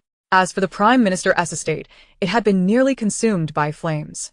How peculiar that the fire seemed unquenchable. As one area was extinguished, another ignited, leaving only the lion statues at the entrance unscathed. The residence of the chief of the capital lay in ruins, reduced to mere rubble. "Your Majesty, the fire at my estate was surely set by someone. I beseech you to investigate." Gu Qingwen knelt in supplication. "Why do you say such things, Prime Minister?" The emperor rubbed his temples in frustration. "Your Majesty, the fire began in the dowry storeroom of my daughter, then spread to the ancestral hall. However, the two are separated by a great distance, making it impossible for the fire to have spread naturally. Someone must have done this on purpose." "I understand. I will send people to investigate," the emperor responded. Last night was indeed strange. Not only did the Prime Minister's family suffer losses, but even Lord Li and the prince's residence experienced varying degrees of damage. "This cannot possibly be the result of human action," the general spoke up. Su Wantang mantanda calma exterior while inwardly rejoicing. How could it be the work of a person who possessed such formidable power? Whispers of disbelief circulated among the courtiers. aside from Prime Minister Gu. No one believed this to be a deliberate act. Zhao Yuan, however, cast a sidelong glance at Su Wantang, whose lips curled into a sly smile, and found his answer within. Minister Su, what is your perspective on this matter? The emperor suddenly inquired. Su Wantang was taken aback and promptly replied, Your Majesty, I once perused a miscellaneous record that documented that an earthquake could precipitate both fire and flood. During such seismic events, subterranean pressures arise. And the conditions in several noble households last night appeared to align with this. The texts I have consulted suggest that if an earthquake occurs, flammable substances like kerosene, when subjected to compression, can ignite and even explode. Thus, the occurrences of last night are entirely consistent with the accounts within those writings. Sun Taifu also stepped forward to speak. However, it is rather peculiar, he added, furrowing his brow. Oh, Taifu, what seems to be peculiar? The emperor inquired. Your Majesty, ancient texts indicate that in the event of an earthquake, various small creatures such as venomous insects, snakes, ants, crows, and sparrows would emerge. Yet, how is it that none appeared last night? Sun Taifu remarked. The emperor fell momentarily silent, for he was acutely aware of the presence or absence of such creatures. Wan Guifei provided the most poignant example, yet he could not articulate this due to matters of decorum. Minister Sun, that cannot be right. Just a few days ago, venomous insects and snakes were indeed sighted in the dungeons of Jingzhou Prefecture, Su Wantang interjected. Oh, indeed. My eyes must be failing me. Then there is no error. This calamity was indeed caused by the earthquake. Ultimately, all these disasters were attributed to natural phenomena. Initially, Prime Minister Gu harbored doubts about Su Wantang.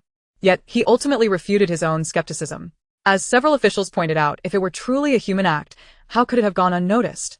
If Su Wantang were indeed responsible, with so many guards present last night, how could she have escaped detection? Thus, it was ultimately classified as a natural disaster. A sentiment shared not only by the Prime Minister, but also by Wang Zhongyun. He had dispatched assassins to eliminate Su Wantang, yet she remained unscathed, indicating that this time, she was not the perpetrator. The previous 2 assassination attempts had failed due to Su Biqiao's intervention. This time, however, Su Wantang was fortunate enough to encounter the patrolling regent. Yet, he mused, next time, she might not be so fortunate, a sinister smile creeping across Wang Zhongyun's face. After the court session, Su Wantang returned home directly. This time, she was neither retained for extra duties nor faced any assassination attempts, allowing her the luxury of a good night's sleep. Before long, the day of the second prince's wedding arrived. Although the Prime Minister's residence had sustained significant damage, the Prime Minister's clan was thriving, pooling resources from various family members to assemble Gu Yanran's dowry. Interestingly, on the day of the wedding, her dowry was still less substantial than that of Sun Xiangyi. Sun Xiangyi's dowry exceeded Gu Yanran's by 10 carriages, a feat made possible by her extraordinarily wealthy maternal grandfather. The specifics of the dowry were left ambiguous, with only the betrothal gifts being formally acknowledged. Consequently, the common folk gathered once more to gossip about Zhao Zifeng's nuptials. Now, that is how one should wed a secondary consort. Just look at that dowry. It seems endless. Indeed, compared to the previous wedding that was devoid of any splendor. Save for a pregnant Liu consort, this is a resounding triumph. Hush, do not speak so. The child she carries may be a golden nugget, and truth be told, despite their illustrious backgrounds, once Liu consort delivers, they will still need to curry favor with her. That is quite true, just like the current Wan Guifei and the Empress. Is it not? The thought is rather disheartening. No matter how grand the dowry, it pales in comparison to a child. The commoners' discussions reached the ears of Gu Yanran and Sun Xiangyi. Gu Yanran remained indifferent, as Su Wantang lacked a prominent family background. Her father had assured her that once Su Wantang bore 2 princes, he would take action to ensure her position was unthreatened.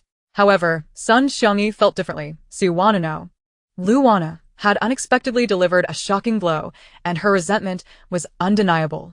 She had long considered Su Wantang her greatest adversary, only to discover that Liu Wantang was the more venomous serpent, having secretly entangled herself with her cousin and even conceived a child. Yet, what did having a child matter? A wretched being without parents or noble lineage was hardly worthy of contention. Today, due to the second prince's marriage, there was no court session.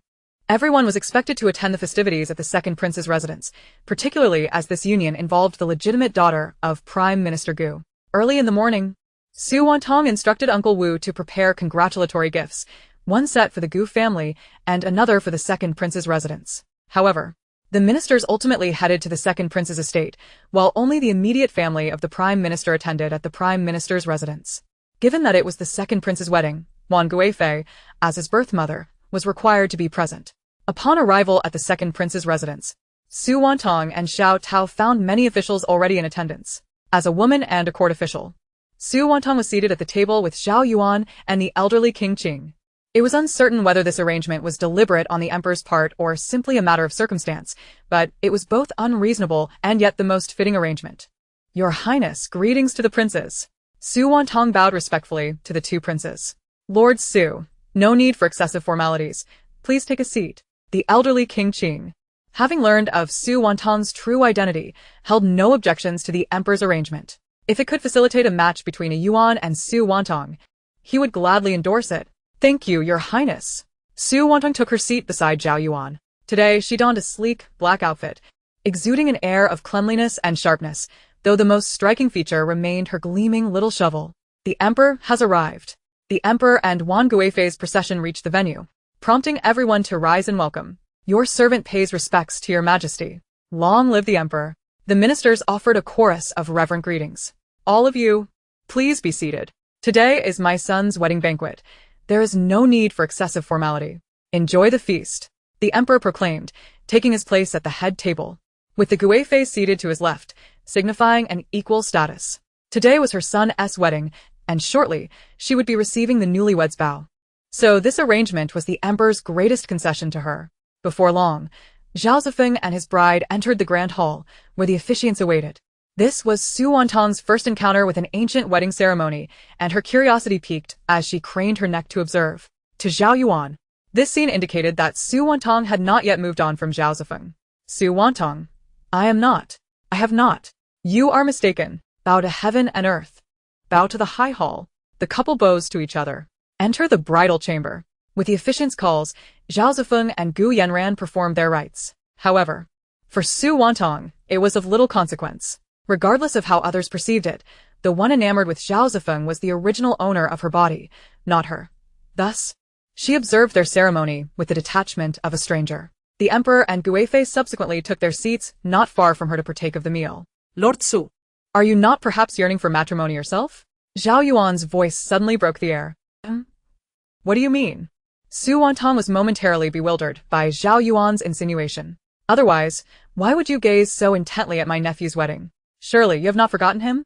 Zhao Yuan failed to realize how inappropriate and possessive his words sounded. The elderly King Qing and the old Taifu exchanged glances, a subtle smile playing at the corners of their lips.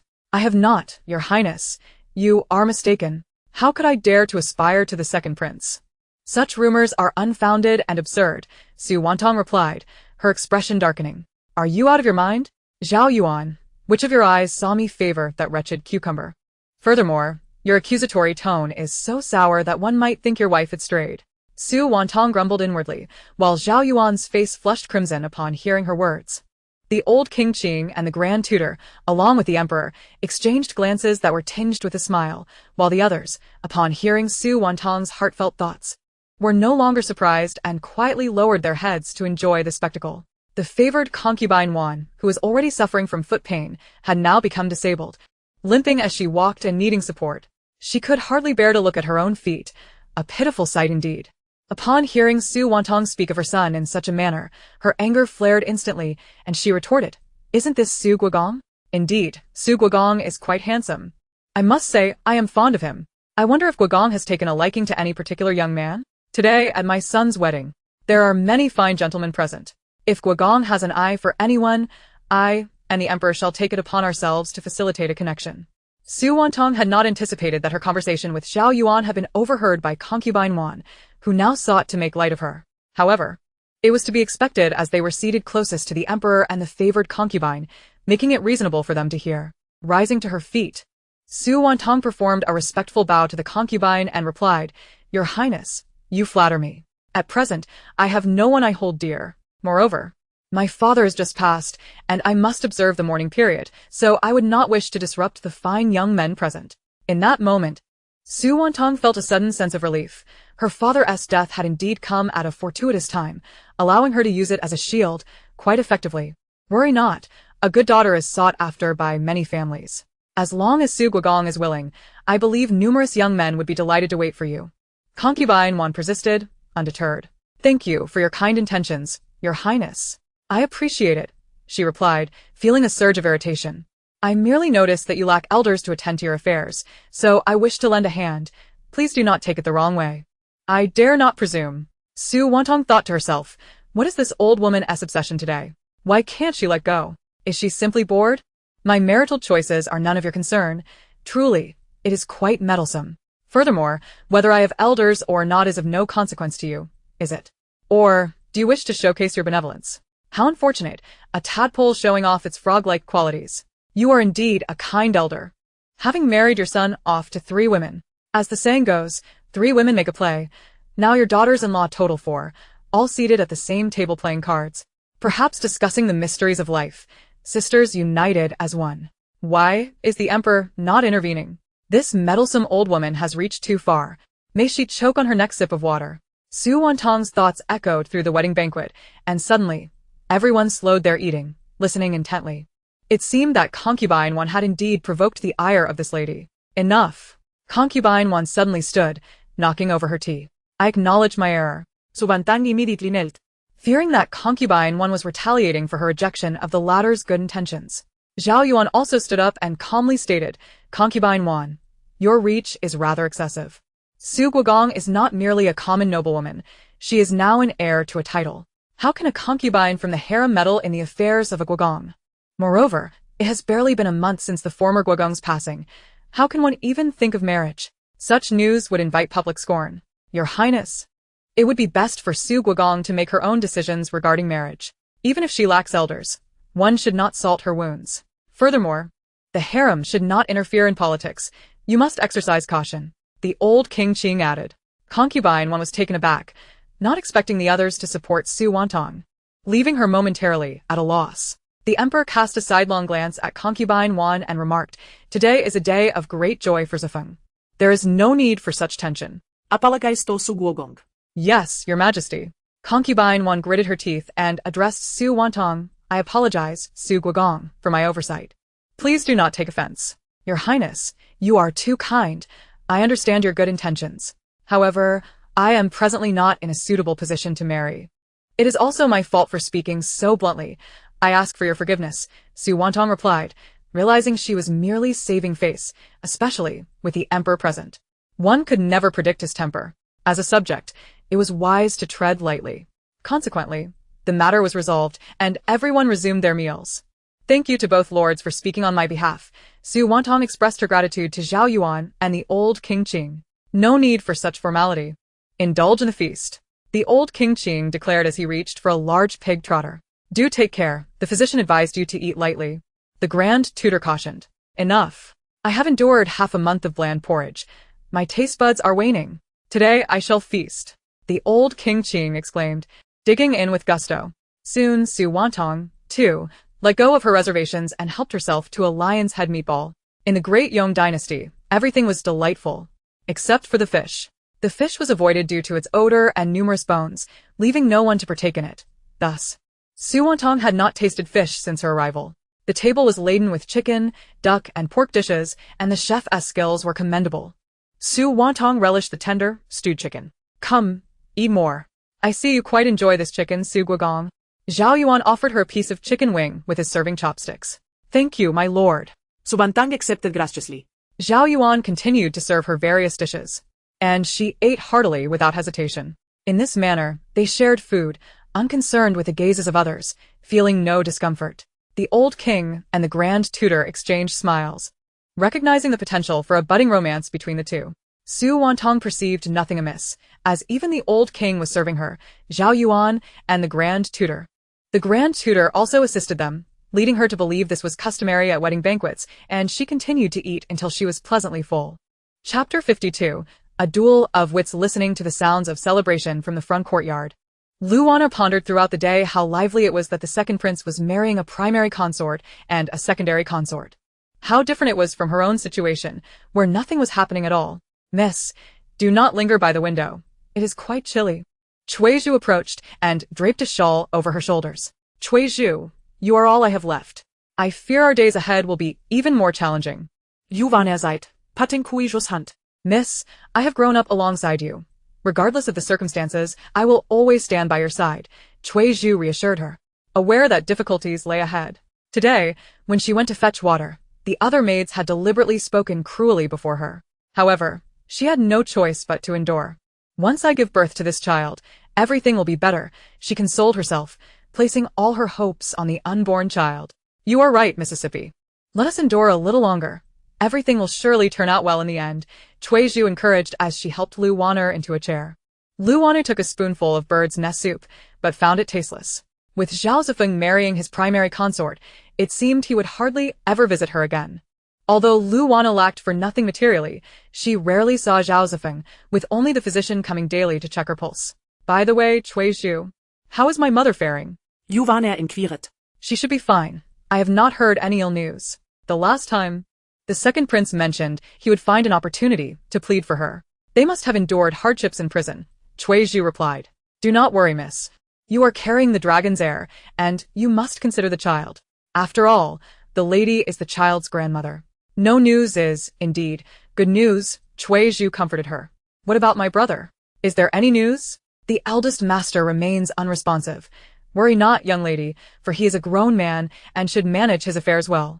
It is you, however, who appears troubled. Your figure has grown noticeably frail. Alas, I find myself trapped here, powerless to act. Sueju, we still possess some silver. I implore you to venture out tomorrow in search of my brother. If you locate him, present him with the banknotes. She still held on to the 2,000 taels bestowed by Su Shiner, the only money at her disposal. Understood, my lady, the maid replied. At the break of dawn the next day, Zhao Zifeng escorted Gu Yanran into the palace to offer tea to the emperor and consort Wan. Gu Yanran, being personally selected by consort Wan as a daughter-in-law, was undoubtedly elated. Conversely, Sun Xiangyi lacked the privilege to present tea in the palace, as she was merely a secondary concubine. Nevertheless, she did not remain idle and sought out Lu Wanner directly. Sueju had set out early, following Lu Wanner's instructions to find Lu Jian. Inside the chamber, only Lu Wanner remained, as several maids were busy tidying up the courtyard, typically barred from entering Lu Wanner's bedroom. Wanner? Are you there? Sun Xiangyi called out, begrudgingly avoiding the term sister despite Lu Wanner's earlier elevation. Upon hearing Sun Xiangyi's voice, Lu Wanner immediately grew wary, recognizing that she had seized the opportunity first, and considering Sun Xiangyi's temperament, she was bound to be displeased. Sun Xiangyi had always relied on her connection to consort Wan, exuding arrogance, and even now, while they shared the same status as secondary concubines, Lu Wanner remained cautious. I am here. Please come in. Lu Wanner responded. As the maid opened the door, Sun Xiangyi entered the room. To her astonishment, the furnishings were far superior to her own abode. The carpet was an exquisite tribute, and the coal fire burned with smokeless golden silk charcoal. The bedding was crafted from the finest materials. As Sun Xiangyi surveyed the room, her anger simmered. How dare this wretched woman indulge in such luxuries? With such shameless parents, how could she enjoy such comforts? Sun Xiangyi had initially intended to mock Lu Wanner's plight, yet found her thriving instead, prompting a sudden thought to emerge. Wanner. It has been so long since we last met. You appear quite well, Sun Xiangyi remarked, though in truth, Lu Wanner had lost considerable weight. Indeed. It has been a while. You also seem to be in good spirits, Lu Wanner replied, skeptical of Sun Xiangyi's intentions. You jest, for I have only just married. It is only natural for my complexion to be fair. Wanner, your room is exquisitely adorned. Zhao Gij truly treats you well. The second prince remarked this was for both my mother and me. Truthfully, it is merely for a son. Lu Wanner gently caressed her abdomen. Sun Xiangyi could hardly bear Lu Wanner's pretentiousness and, after a moment's thought, spoke up. Wanner, do take care of yourself. The recent downpour has washed forth many venomous insects and snakes. What do you mean? Lu Wanner's wariness intensified. I speak of poisonous insects and snakes. Ensure your maids are vigilant lest they sneak into your quarters. Thank you for your concern. I shall heed your advice. I am rather fatigued and shall not keep you longer, Lu Wanner replied, wishing to end the conversation. Without Sueju by her side, she feared any possible mishap would leave her without aid. Very well, I shall take my leave. Do rest well. Last night was the princess's wedding night, and tonight is mine. I eagerly anticipate my return preparations, Sun Xiangyi declared, departing with an air of triumph, leaving Lu Wanner pale and shaken. Sun Xiangyi had come merely to flaunt her status, but what did it matter? She bore a child. Did Sun Xiangyi? Once Sun Xiangyi exited the courtyard, she cast a glance at her personal maid, who understood the unspoken command and proceeded to seek out the rough servant maids in Lu Wanner's quarters. After regaining her composure, Lu Wanner reclined in a soft chair, gazing out at the desolate scenery. The year-end approached, yet she remained unaware of her brother's whereabouts. Did you hear? The recent downpour unleashed a swarm of poisonous insects and snakes, leading to the demise of prisoners in the Jingzhou prefecture jail. Only 2 skeletons remain. Devoid of flesh, a young maid remarked. How could one not hear? The citizens of the capital were gravely concerned, depleting the apothecaries of their realgar and snake-repellent powders. Another maid chimed in. It is said the deceased were the parents of that shameless pair of adulterers, originally destined for execution, yet perished from the venomous bites. Is this not poetic justice? Shu, speak softly lest she hears. We may suffer for it, one cautioned. Indeed, but with her parents gone, why does she not grieve? Perhaps she is too eager to distance herself from them, another suggested. The whispers of the maidservants were distinctly audible to Lu Wanner. Her eyes widened in terror. It could not be true, it was impossible. A wave of dizziness overcame her, and she fainted. When Sueju returned, she found her mistress collapsed on the floor, instantly alarmed, and hastened to summon help. Zhao Zifeng and Gu Yanran had just returned when they learned of Lu Wanner's fainting spell, prompting them to rush to her quarters. Though Gu Yanran maintained a composed facade, internally she deemed Lu Wanner's attempts to garner favor utterly inept. However, this time, Lu Wanner had genuinely lost consciousness. What transpired? Zhao Zifeng inquired, surveying Lu Wanner lying unconscious on the bed, a large bump on her forehead. Gu Yanran was equally taken aback, despite her disdain. The child within Lu Wanner was to be her responsibility, a treasure she could not afford to lose. Who visited today? Gu Yanran demanded. Fully aware this incident was no mere accident. Reporting to the princess, it was Sun-side concubine who came, a timid maid replied. Sueju? Were you not attending to your mistress? How did this happen? Zhao Zifeng questioned Sueju. I was dispatched by my lady to purchase items. I was not present at the time. I beg your pardon, your highness, Sueju lamented, feeling remorseful for her absence. Sun-side concubine visited, and Lu-side concubine fainted? You better speak the truth. Should anything happen to Lu-side concubine's child, your families will face dire consequences, Gu Yanran warned the maids. It was Sun-side concubine's maid who said, what did she say? Zhao Zifeng's voice rose in anger. She instructed us to inform Lu-side concubine that her parents perished from poisonous bites. We beg your forgiveness, your highness. The maid hurriedly bowed, pleading for mercy. Seize these maids and drag them out for punishment, Zhao Zifeng commanded the guards outside. Your highness, spare us. Your highness, please. The maids cried, invoking the princess's name. Your highness, let them be sold instead. To execute them now, with your sister carrying a child, would only invite unnecessary bloodshed, Gu Yanran suggested softly. The princess speaks wisely. Let them be sold, Zhao Zifeng agreed. Physician, how fares the child within Wanner? Zhao Zifeng asked with concern. Reporting to the prince, there are no immediate issues. But she must not be subjected to further fright. Any subsequent shock could yield dire consequences, the physician replied cautiously. Understood. Thank you, physician. After the physician departed, Zhao Zifeng instructed Sueju to care for Lu Wanner diligently before leaving. However, instead of returning to his own quarters, he proceeded to visit Sun Xiangyi's residence alongside Gu Yanran. Sun Xiangyi was overjoyed to hear that the second prince had arrived, hastily calling for her maid to check if she appeared presentable. However, the second prince arrived in the company of Gu Yanran, his expression notably grim. Your highness. Greetings to you and the esteemed princess. Sun Xiangyi curtsied. Humph. Zhao Zifeng snorted coldly, taking a seat and casting a frigid gaze upon Sun Xiangyi. Your highness. Have I committed some transgression? Sun Xiangyi inquired, a hint of trepidation in her voice. Are you truly unaware of your misdeeds? Zhao Zifeng retorted, his irritation palpable. I am not aware.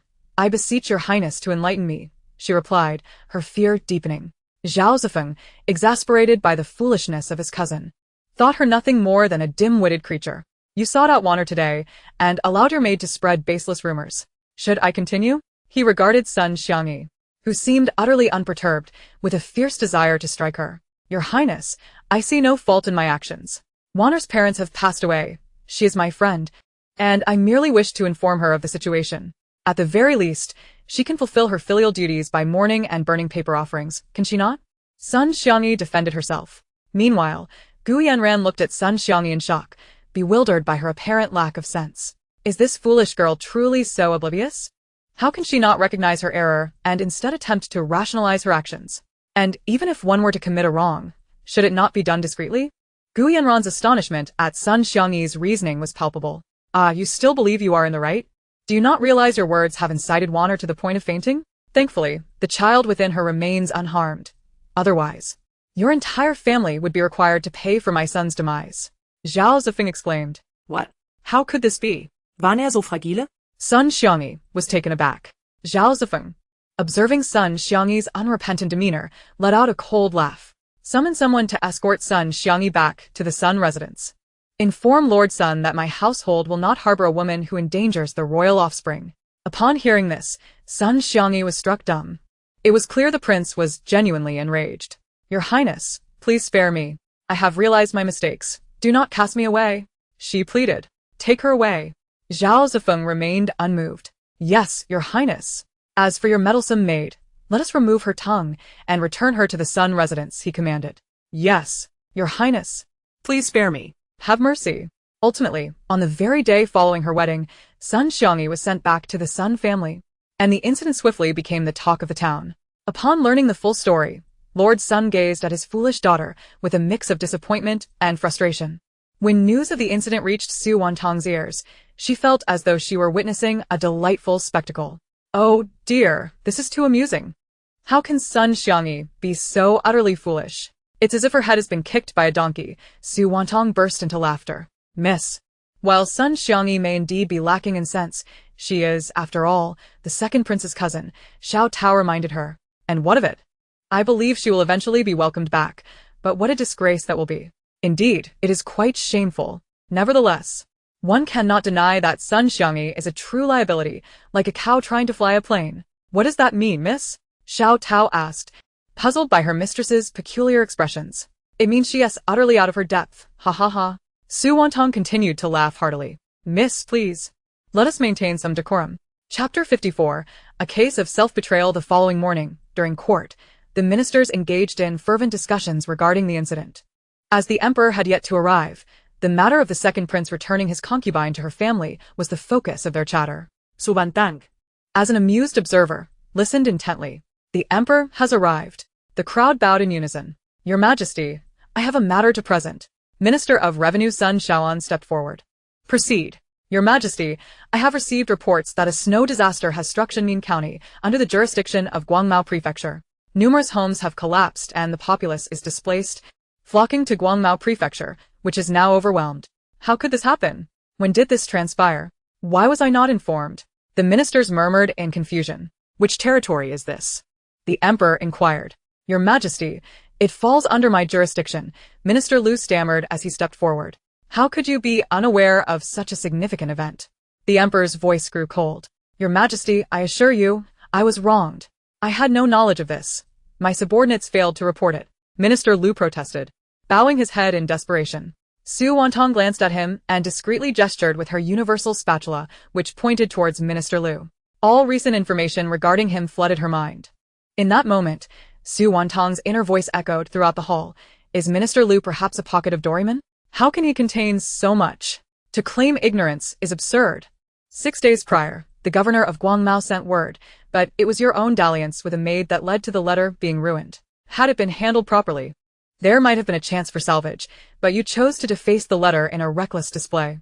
3 days ago, another messenger came from Guangmao, yet you brushed it aside and even assaulted him for supposedly spreading rumors. He now lies in the Huichun Hall, recovering. As Su Wantang's thoughts concluded, Minister Lu fainted from fear. The assembly regarded him with disdain, their apprehension directed towards Su Wantang, pondering how she had uncovered such secrets. The emperor's expression darkened, aware that Su Wantang's words bore truth, revealing Minister Lu's dereliction of duty. Your Majesty, I am willing to aid in disaster relief.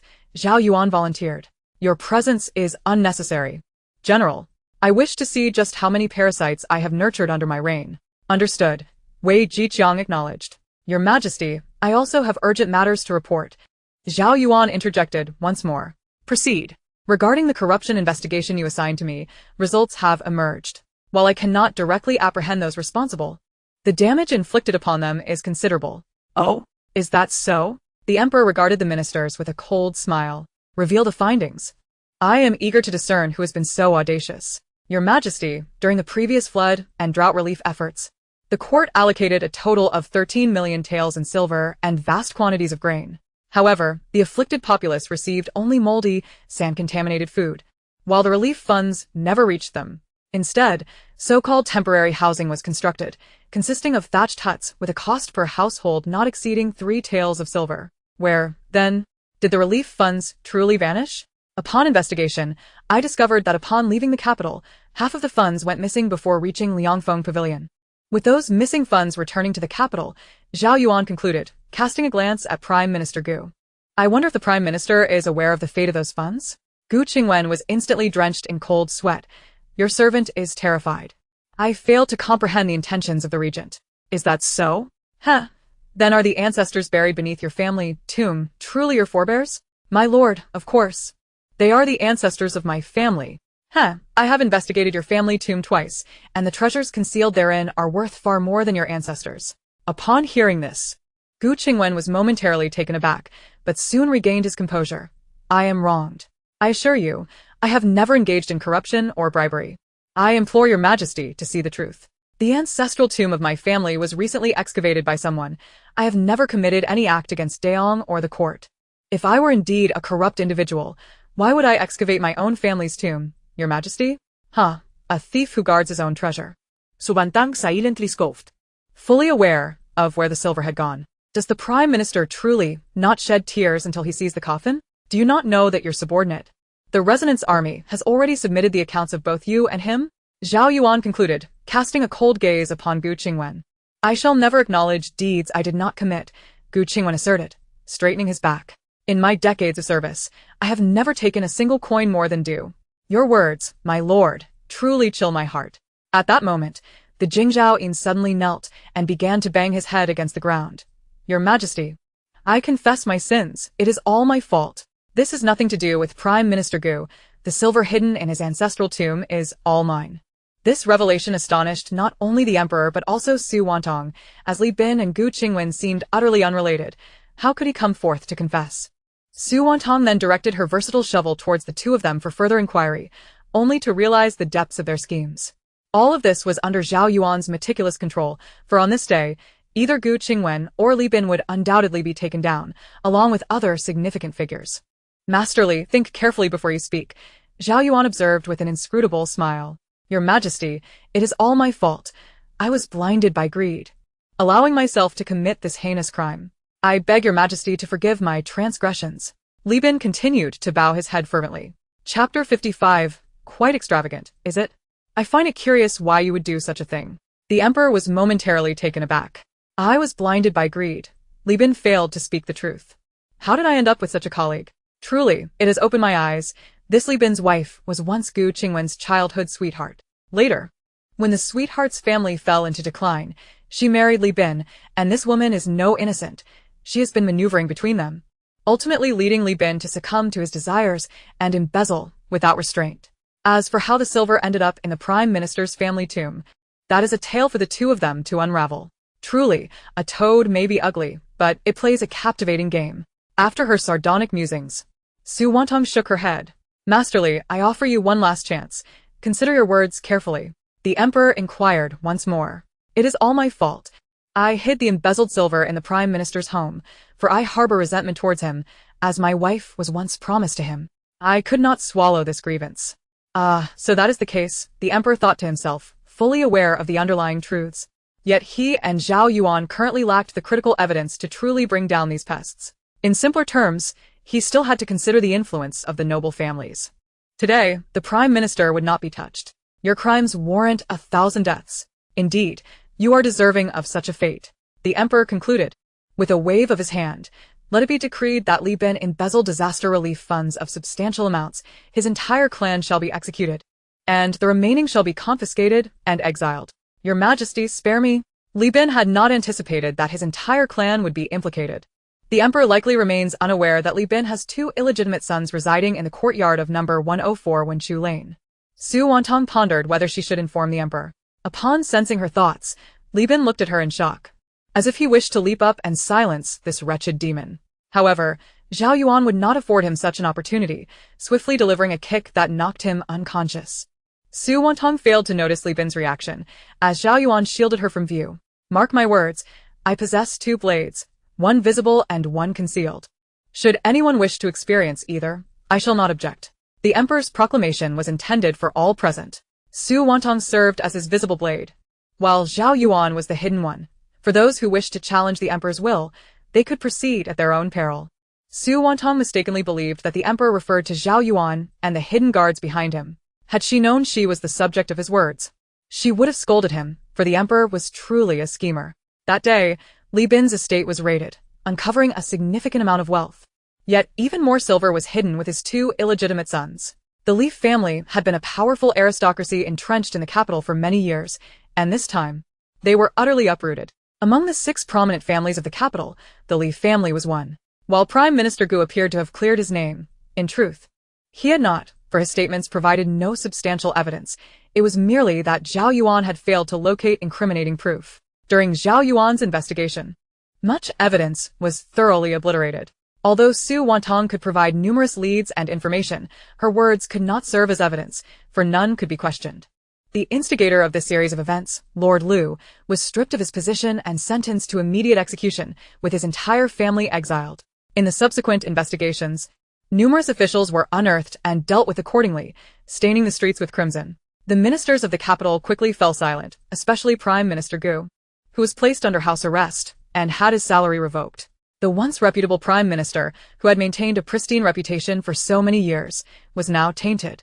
One could only wonder if he felt the heat of shame. Miss, the individuals you sought have been acquired, Uncle Wu announced. Oh, let me see. Su Wantang ventured into the courtyard to survey the group, which consisted of teenage boys and young maidservants. Indeed, they are quite satisfactory. Send them to the estate. Yes. From now on, the estate would serve as a facade. She was preparing to sell lipsticks and soaps, eager to profit from the women. In her room, she examined the lipstick and soap. They were not packaged in the modern style, but rather in the aesthetic of this era, with the boxes beautifully carved from wood. Uncle Wu did not pry further, focusing on his duties, while Su Wantang selected 2 adept young women from the servants to manage the shop. On the 22nd day of the 12th month, a cosmetic shop named Unparalleled Beauties quietly opened its doors in the capital.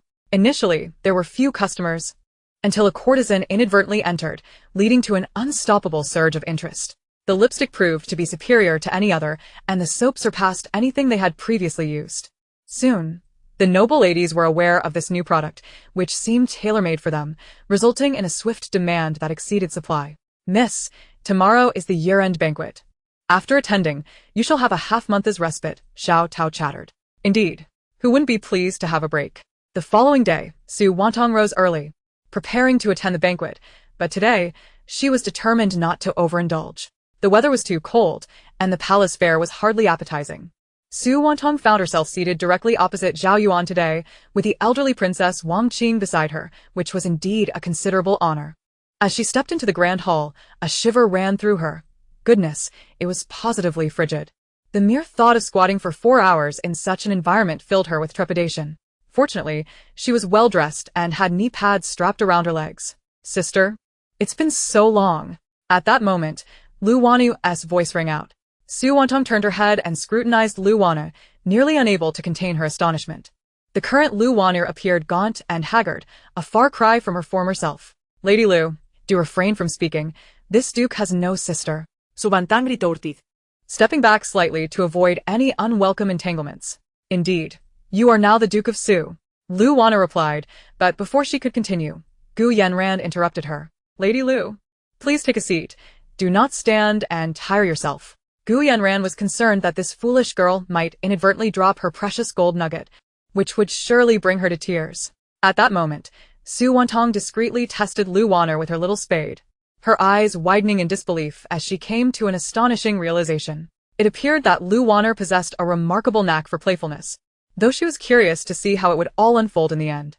Chapter 56. Quack quack. Su Wantang had not anticipated that this versatile spade would prove increasingly potent, even discerning the gender of Lu Wanu's unborn child. Sigh. Let us hope the emperor does not succumb to wrath upon learning such news. She cast another glance at Zhao Yuan, who seemed perplexed by her scrutiny. Just then, The emperor and empress entered, accompanied by a throng of concubines. However, it was peculiar that consort one was being supported by someone. Tomorrow is New Year's Eve. I wish all my loyal subjects happiness and prosperity. Here's to you, proclaimed the emperor, raising his cup. The assembly rose in unison to toast in return. To be candid, having attended several banquets, Su Wantang detested such gatherings, yet attendance was obligatory, and each time felt like a torturous ordeal. The feast commenced, and as she had surmised, many dishes were cold, with only the tea retaining warmth. Su Wantang partook of only a few pastries. Not just Su Wantang, but nearly everyone shared her sentiment. The biting cold rendered dining a challenge. As socializing commenced, the families of the ministers nearby engaged in hushed conversations, and Su Wantang perked up her ears to listen cautiously. Believe it or not, the wife of the loyal and brave marquis reportedly wept inconsolably for her son Wu Jianren.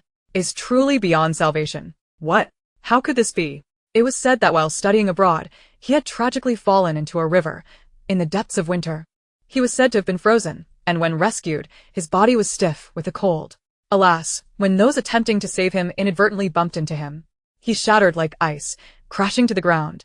My goodness, how terribly unfortunate. Indeed. It was said that when the young Master Wu awoke to discover the loss of his member, he was inconsolable. Anyone in his position would react similarly. After all, he was no longer a man. Upon hearing this gossip, Su Wantang couldn't help but chuckle inwardly. Oh dear. What a pity that someone's prized sausage has turned into a popsicle. This inexplicable remark left the assembly in bewilderment, save for the two women who had just been discussing the matter and Zhao Yuan, who, due to his superior internal strength, had overheard the entire exchange. Zhao Yuan glared at a certain individual with their head bowed, frustration boiling within him. How could one utter such coarse words so casually? Hush, did you hear?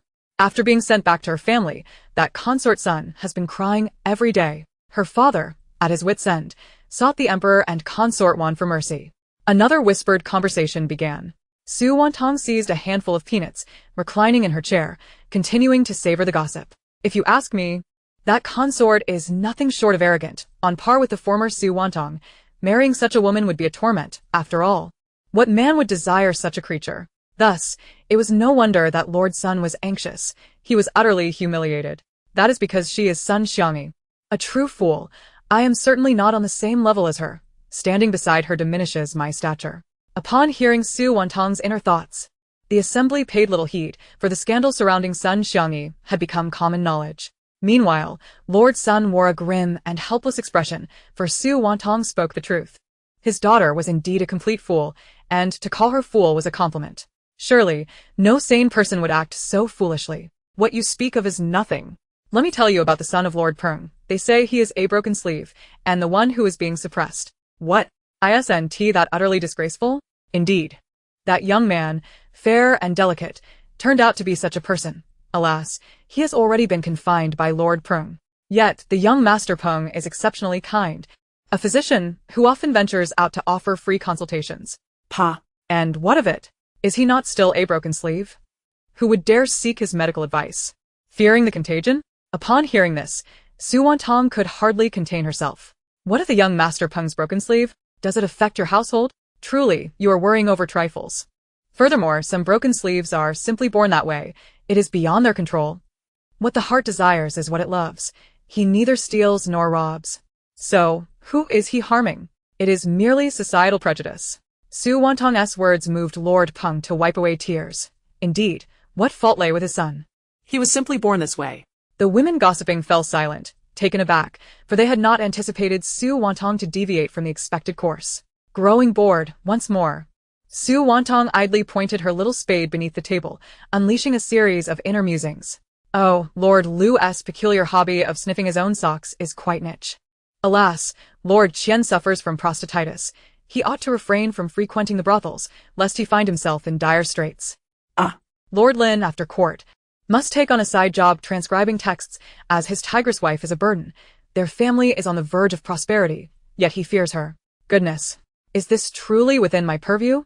My eyes have seen too much. Su Wantang's voice echoed throughout the hall, and the emperor, listening, felt as though he were eavesdropping on gossip, some of which even favored him. However, those who found themselves the subjects of her gossip wore expressions of unease and contempt.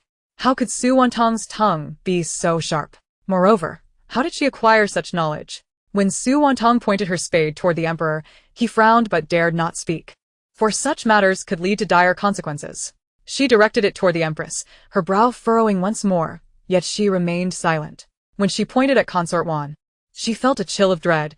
This was a crime that could implicate entire clans. You wicked-hearted woman. You deserve your fate. Su Wantang's words resonated only with a few present. The emperor remained blissfully unaware, enjoying his meal, while Consort Wan appeared malevolent. Su Wantang then directed her little spade toward the crown prince and crown princess, slowly revealing a smile. Ah, this spectacle is bound to become even more lively. Su Wantang tested the waters of the assembly. Everyone could ascertain the information, yet when it came to Zhao Yuan, he remained utterly unresponsive. Chapter 57. The fear of death. Su Wantang attempted several times, yet the outcome remained unchanged, indicating that Zhao Yuan was likely beyond the detection range. Upon realizing this, she decided to cease her idle speculation about him. After all, Zhao Yuan was formidable, and she dared not meddle in matters concerning him. This year's banquet, to put it bluntly, was rather dismal, as only days prior a significant number of ministers had been dealt with. Consequently, the performances of songs and dances were hurried and lackluster. Furthermore, it was winter, and the biting cold rendered many ministers and their families shivering uncontrollably. Thus, before the appointed time, the banquet was abruptly concluded. Even someone as resilient to the cold as Su Wantang found her lips turning purple, and as she entered the carriage, Xiao Tao promptly wrapped her in a blanket to warm her. Upon returning home, Su Wantang's mind was troubled with numerous thoughts. Alas, the emperor was a good ruler. However, how could she articulate these matters to him? Eventually, she resolved to let it be, respecting the fate of others. On the eve of the new year, as she was the sole master of the residence, the preparations were rather modest. The New Year's Eve dinner was shared with Uncle Wu and Xiao Tao. The days following the New Year were filled with ministers visiting one another. On the first day of the New Year, no visitors came to Su Wantang's home. Nor did she feel the need to pay visits herself, as she understood that neither party held the other in high regard. Consequently, she indulged in a deep slumber. She had anticipated a leisurely holiday, but on the second day of the new year, she was hastily summoned to the palace. Esteemed ministers, your presence is required due to an urgent situation. The emperor's brow furrowed as he spoke. The barbarians at the borders invaded before the new year, and the regent returned to the front lines last night. Additionally, the southern regions have suffered from a snow disaster. I seek your counsel on who should be dispatched for disaster relief. Your Majesty, I believe the second prince is most suitable, spoke Sun Taifu pragmatically. Not only would this demonstrate the royal family's concern, but it would also serve to train the second prince, as both princes have now matured, and it is time for them to assist in bearing the burdens. Had these words come from another's lips, the emperor might have pondered their intent, but spoken by his own tutor, it was undoubtedly for the sake of the royal family. After all, the future second prince must eventually shoulder great responsibilities, akin to Yuan, making it reasonable for him to handle such affairs. What say you, esteemed ministers? I concur that it is time for the second prince to manage certain matters. I second that. I second that. Very well, it is approved. The second prince, mindful of the recent turmoil, would not dare engage in corruption, and this task could be deemed a rewarding endeavor. Moreover, the regent has proceeded to the borders, yet supplies have not yet caught up. Therefore, this supply must be dispatched from Zhongyong, as the northern provisions were sent out before the new year. Currently, the seasonal city at the borders has been occupied, leading to a critical shortage of grain. I require a transport officer to escort the supplies. As soon as the emperor finished speaking, the hall fell into a profound silence. No one dared to utter a word, nor did they wish to volunteer, for such a task was fraught with peril. The treacherous journey was compounded by ongoing warfare, and reluctance reigned. Observing the ministers feigning ignorance, the emperor felt an inner desolation. Your Majesty, I am willing to undertake this mission. Wei Jiqiang stepped forward. The seasoned General Wei, now in his 50s, was graying at the temples. Enough. If General Wei goes, who will protect the emperor? In the capital, General Wei is our last line of defense. Everyone understood Su Wantang's sentiment, yet they were simply unwilling to act. I am truly exasperated with this bunch. They are quick to boast, but hide when it matters most. It is indeed a lamentable situation. Your Majesty, I believe General Wei should not go. The capital requires guardians as well. However, I am willing to accept the emperor's decree and proceed. Su Wantang stepped forward. Gasps of astonishment filled the room. Ridiculous. That is the border. Do not assume that just because you are the Duke of Su, you can act recklessly. How can a mere girl fulfill such a role? An elderly official reprimanded. Indeed. Duke Su, you should remain as a talisman. That place is no fit for someone of your delicate disposition. Duke Su, the journey will be arduous. You are truly unfit for this endeavor. Amidst the opposition, some were genuinely concerned, while others mocked and derided her. Very well. If you are so capable, you should go. Su Wantang replied with a half-smile, causing the dissenting ministers to fall silent. Since the emperor has not voiced any objections, you stand before me. Furthermore, my title was bestowed by the emperor. It is only natural that I assist him in alleviating burdens, unlike you who shrink back at the first sign of trouble. Akin to a bunch of turtles, even less capable than I, a mere girl. As her words echoed, Su Wantang mused, do they truly perceive me as fragile? Even Zhao Yuan, when facing me, must yield in respect. Do they believe that I require aid in times of peril? I could easily dispatch each of them with a single punch. Upon her declaration, Gu Qingwen and Wan Zhongyun exchanged fearful glances, realizing why every assassination attempt had failed. Su Wantang had been masquerading as a harmless lamb. The assembly was struck dumb, for many recognized their own cowardice. However, when faced with the lethal dangers of the border, they would rather accept the label of coward than confront actual peril. Very well, it is settled. Duke Su, you shall be tasked with the transport of supplies. The emperor, of course, had faith in Su Wantang's capabilities. After all, a Yuan had conveyed that her martial prowess was on par with his, and her noble lineage was a testament to her strength. Yes, I shall obey. However, your majesty, I must request a decree of grace. To seek a decree before setting forth seemed rather presumptuous for Duke Su. Wan Zhongyun stepped forward to reprimand her. Old fool, be silent. I have yet to settle accounts with you for your previous assassination attempt. Just wait. When I return from the border, I shall demand interest. Be cautious, or you may end up like your daughter, a cripple. The magnitude of Su Wantang's statement left the assembly momentarily speechless, and Wan Zhongyun's expression darkened as he glared at her, while the emperor regarded him with inscrutable intent. Duke Su, please proceed. I require the emperor's permission to execute decisive measures should I encounter dire circumstances, for I fear that some may not heed the words of a mere woman. What issue is there with that?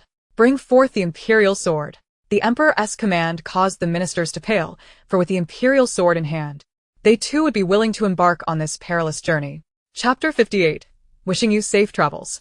The so-called imperial sword is meant to strike down tyrants above and treasonous ministers below. Su Wantang felt a surge of excitement within, for this was the legendary imperial sword. Moments later, it was placed in her hands. She hefted it, finding it lighter than her own golden spade. After the court session, Su Wantang began to pack a small bundle. Miss, this is unwise. The borders are frigid, and you are only bringing 2 sets of clothing. You will not endure. Xiao Tao protested, observing her mistress's minimalist approach. Xiao Tao, this is sufficient. We must make haste. The journey from here to Zhongyang requires swift travel. If you pack too much, I cannot carry it all. Should we delay, it could cost us our heads, Su Wantang warned, attempting to dissuade Xiao Tao from her desire to overpack. Seeing her mistress's determination, Xiao Tao relented. In truth, Su Wantang possessed a storage space capable of accommodating everything she needed. However, she deemed it unnecessary. Those so-called feminine essentials, rouge, face powder, soft quilts, and hand warmers, were but encumbrances. There was no enjoyment to be had in such things. Ultimately, Su Wantang took it upon herself to tidy up, packing several thick winter garments into her space, followed by some rice, flour, and various meats. After all, with the current conditions, she did not wish to deprive herself. After some contemplation, Su Wantang tossed a small pot, a little iron wok, and an assortment of spices, along with some dried vegetables and large cabbage, into her space. Gua Liu watched with a bemused expression as the host stored these items away, resembling a hamster hoarding provisions. Subsequently, Su Wantang also stowed away a few cotton quilts to prevent waking from the cold during the night. This was one indulgence she allowed herself. The following morning, Su Wantang set off on horseback, accompanied by 30 imperial guards dispatched by the emperor. Xiao Dao gazed at Su Wantang in a daze, astonished at her mistress's newfound equestrian prowess. Clad in practical attire, she mounted her steed with grace, wrapping a cloth around her face and head, leaving only her eyes exposed to shield them from frostbite.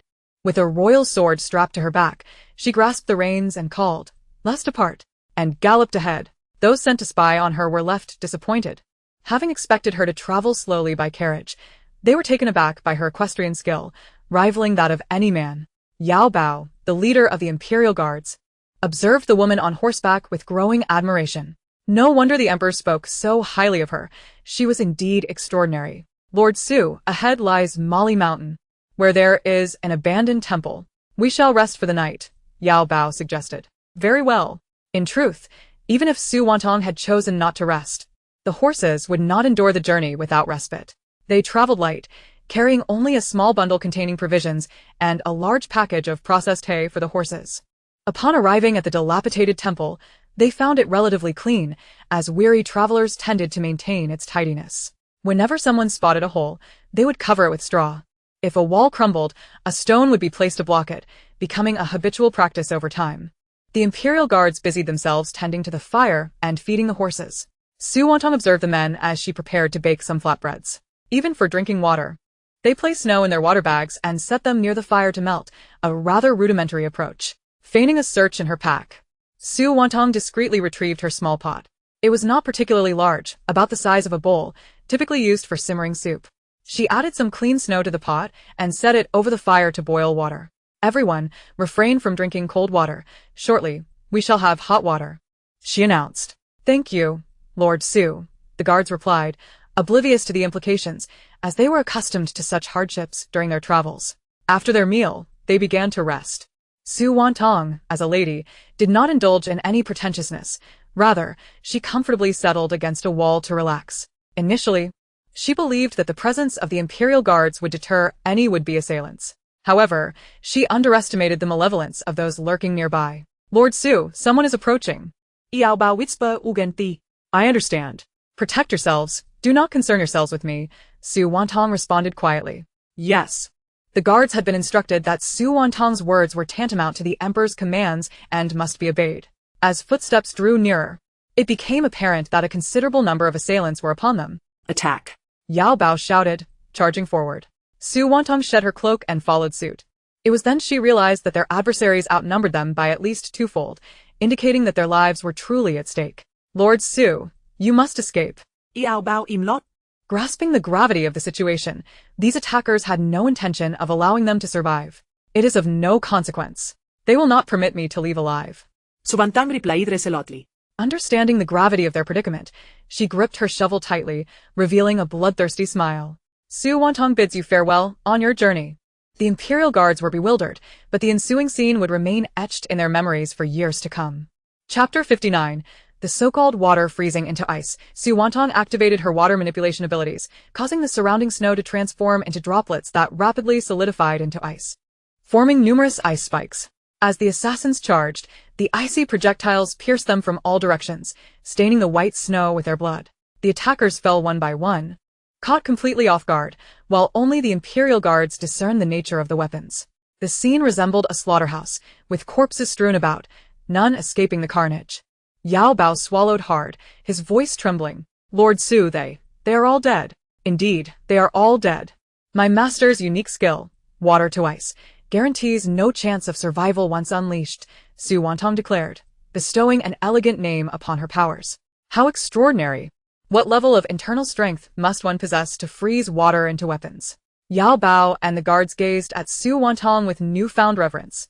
You are all servants of the emperor, accustomed to grand affairs. There is no need for astonishment. When the emperor dispatched you to accompany me, such events were to be anticipated. I am a loyal subject of the emperor, Su Wantang stated, unsheathing her golden shovel to examine the fallen assassins. To her dismay, these were indeed notorious killers from the underworld, including some dark sentinels. How unfortunate to encounter such individuals. What shall we do now, Lord Su? Yao Bao inquired. Do not concern yourselves. I suspect there are still onlookers who will report this outcome. The remainder of our journey should pose no further danger, Su Wantang mused, curious about the expressions of those who would learn of her victory over the assassins.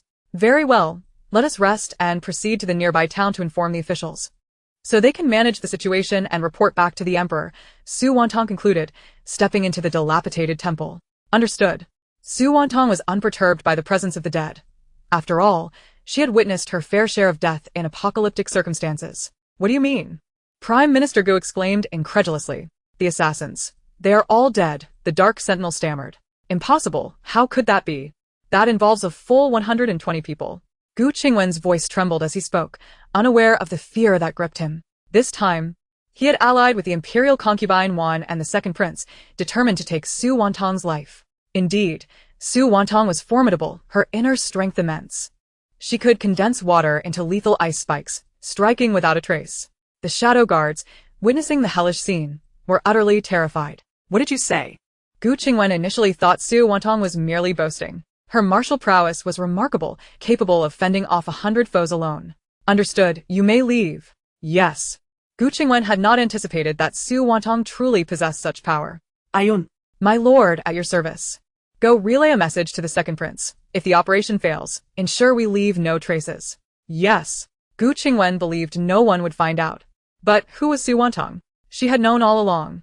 The following day, Su Wantang and her companions arrived at a county. The Jinui quickly sought out the county magistrate, informing him about the dilapidated temple and requesting his intervention. They handed him a letter, insisting he deliver it personally to the emperor. Upon receiving this significant task, the magistrate felt the weight of responsibility and, accompanied by 2 guards in disguise, set off. Meanwhile, another group went to the temple to dispose of the assassins' bodies.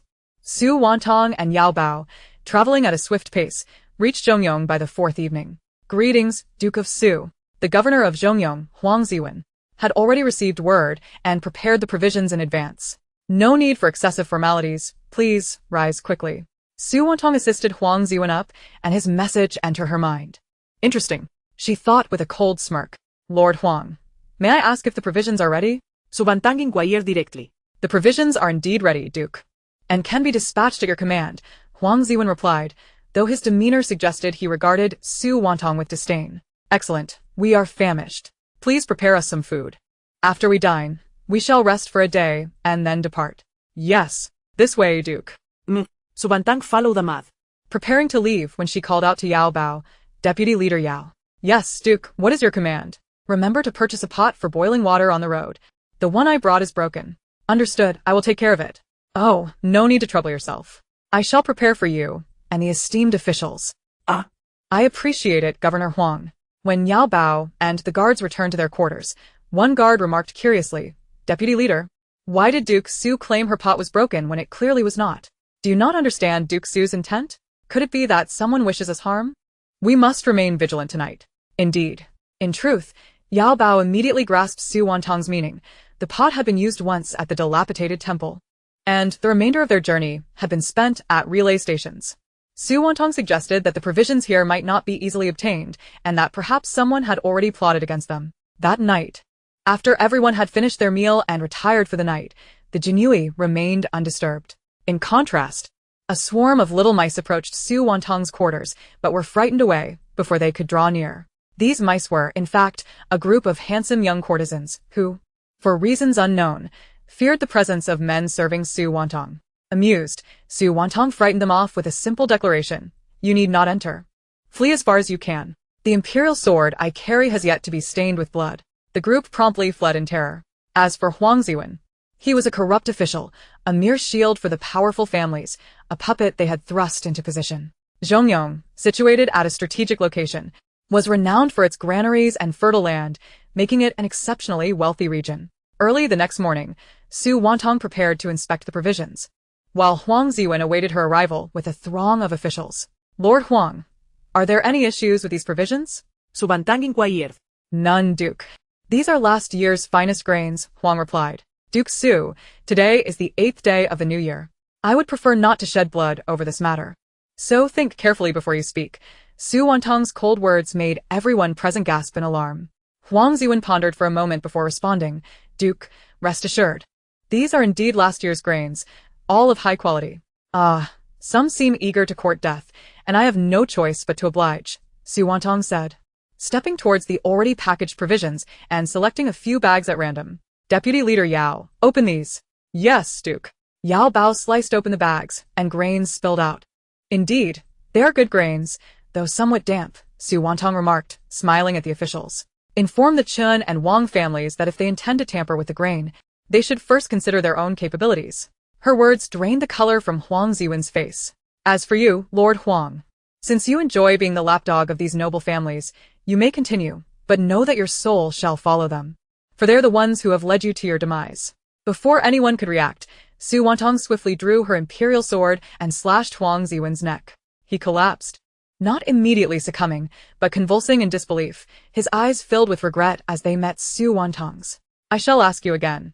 Is this grain of good quality? Does it require replacement?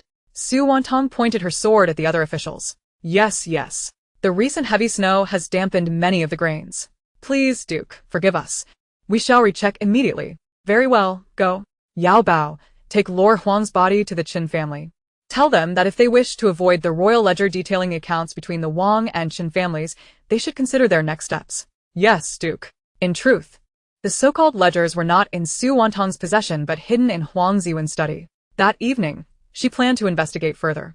Ladies and gentlemen, the imperial sword bestowed upon me does not show mercy, and I take great pleasure in witnessing blood stain the white snow.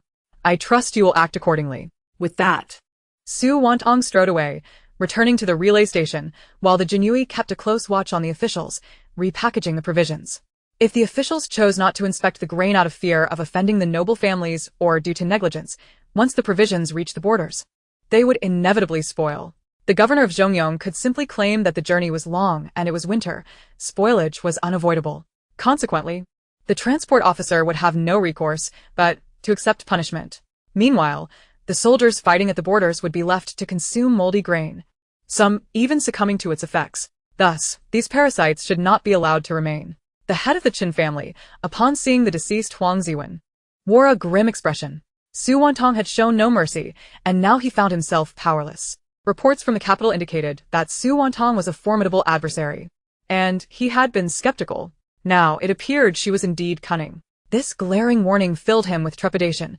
Should the matter reach the emperor, their noble families would surely be abandoned by those in the capital. This reaction was echoed by the Wang family as well, with the matriarch of the Wang family finding the situation particularly intriguing. She was aware of the reckless actions her son was engaging in, yet she found herself torn between the desire to indulge in a life of luxury and the fear that her son might be exploited and ultimately disposed of by others. Thus, she dedicated her days to fervently worshipping at the small Buddhist shrine, embodying the epitome of wanting it all. One fateful night, Su Wantang stealthily infiltrated the Huang residence.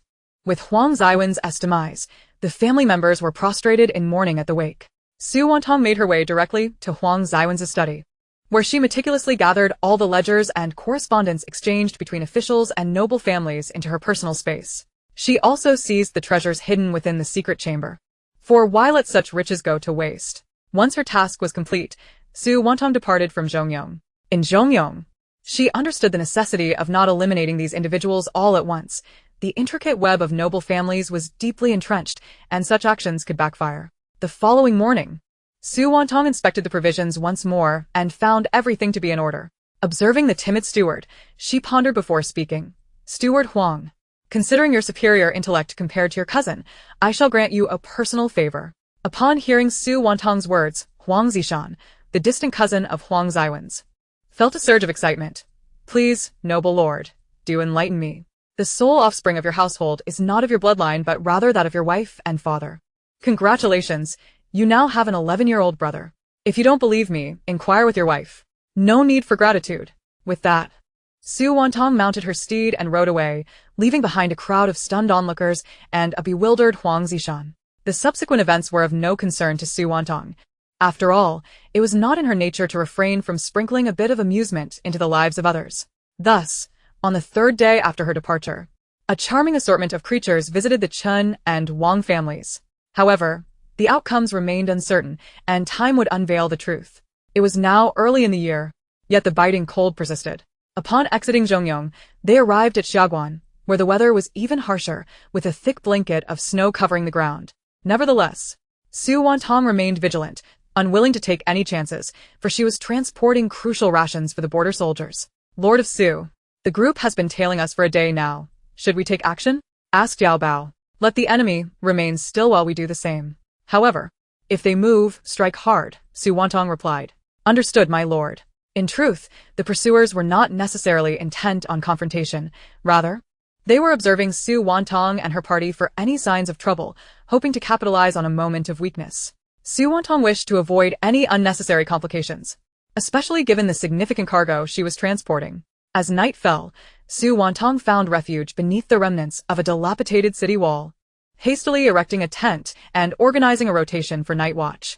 However, she declined to rest, assuring her companions that they need not worry about the vigil. For with her presence, safety was assured. After all, she possessed extraordinary abilities. "Here, cook this and drink it," she instructed, handing them a handful of dehydrated vegetables.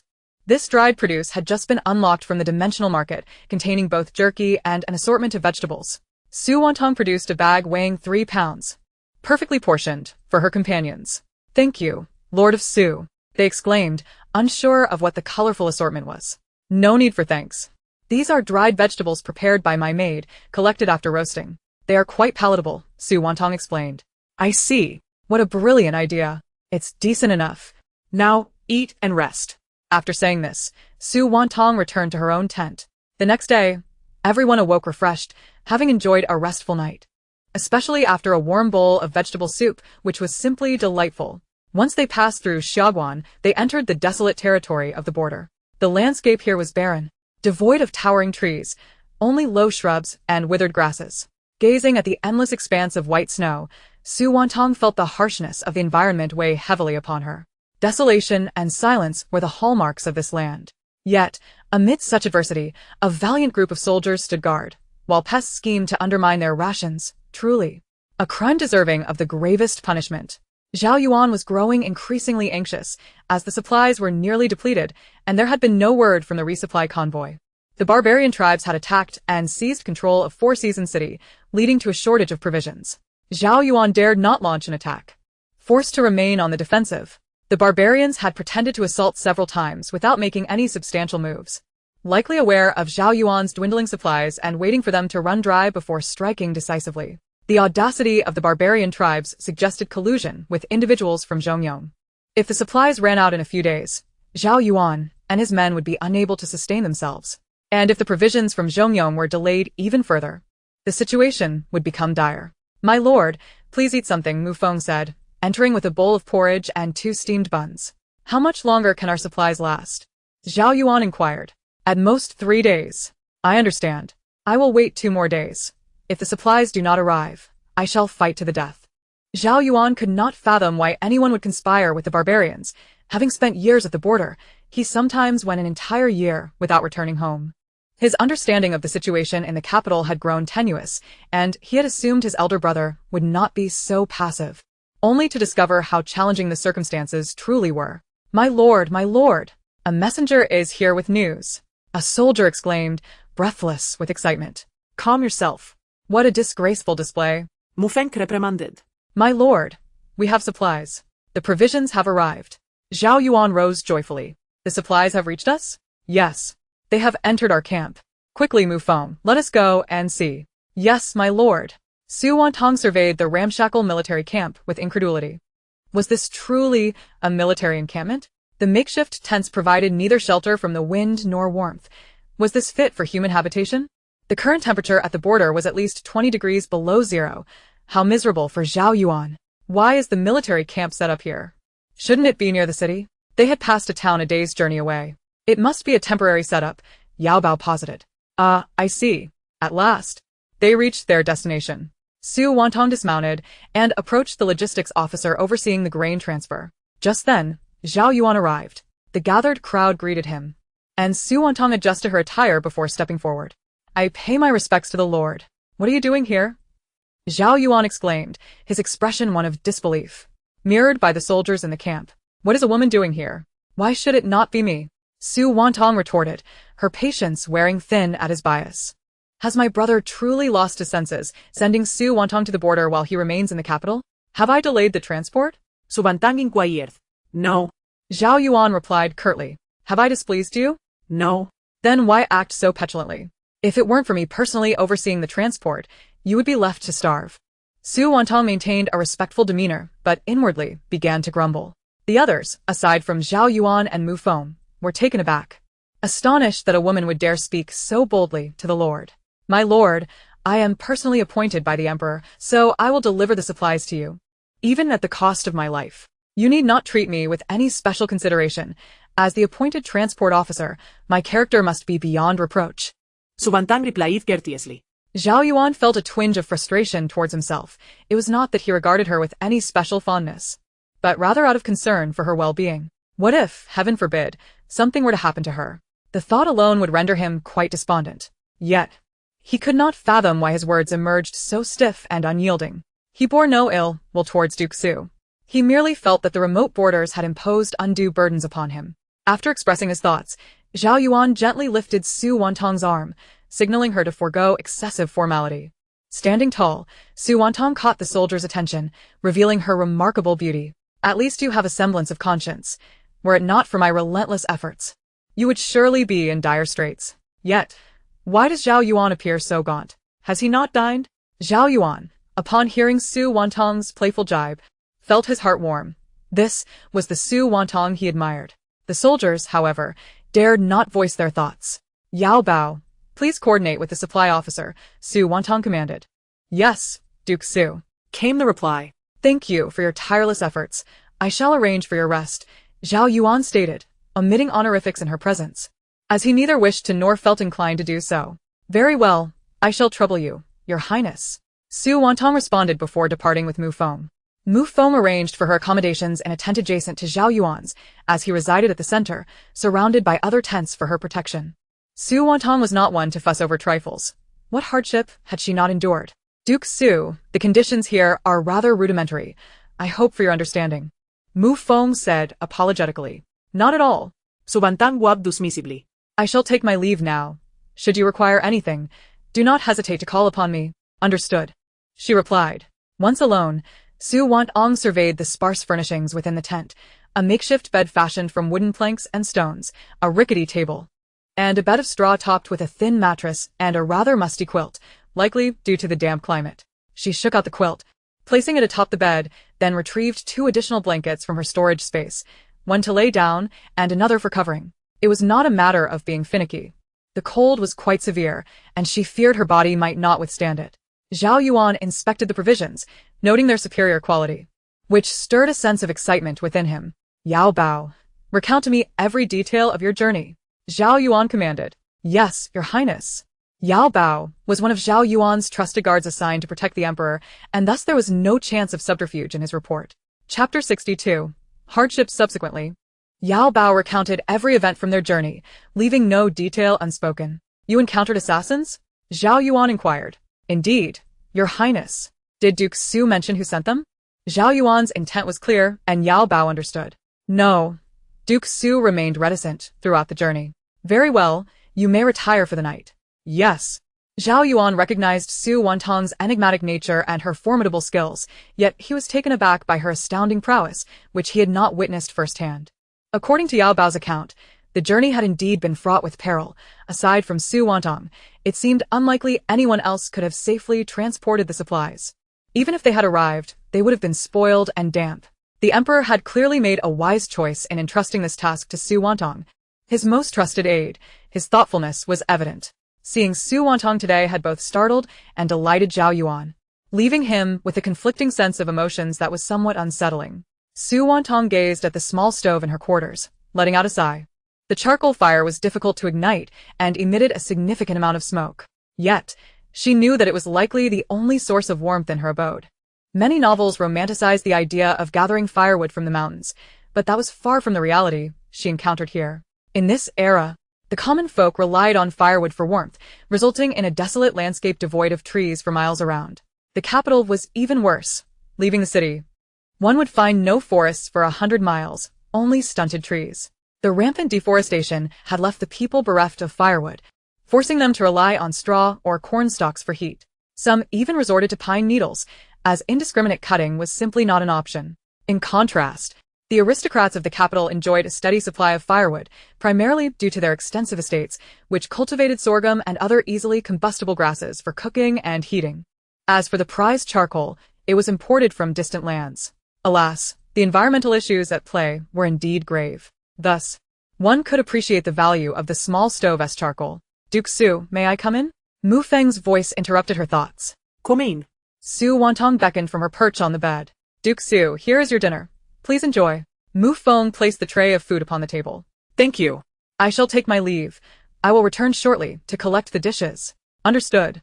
Once Mu Feng departed, Su Wantang prepared to eat, finding 2 white buns, a bowl of plain rice porridge, and a plate of pickled vegetables, certainly the best fare available to her at the moment. She did not hesitate, consuming the meal with gratitude, for it was indeed a substantial offering. After finishing, Su Wantang pondered briefly before carrying the tray outside. "Excuse me, where is the kitchen?" she inquired of a soldier standing guard. "Over there, where the smoke is rising," he replied, his face flushed as he dared not look directly at her, having never encountered such a beautiful woman. "Thank you."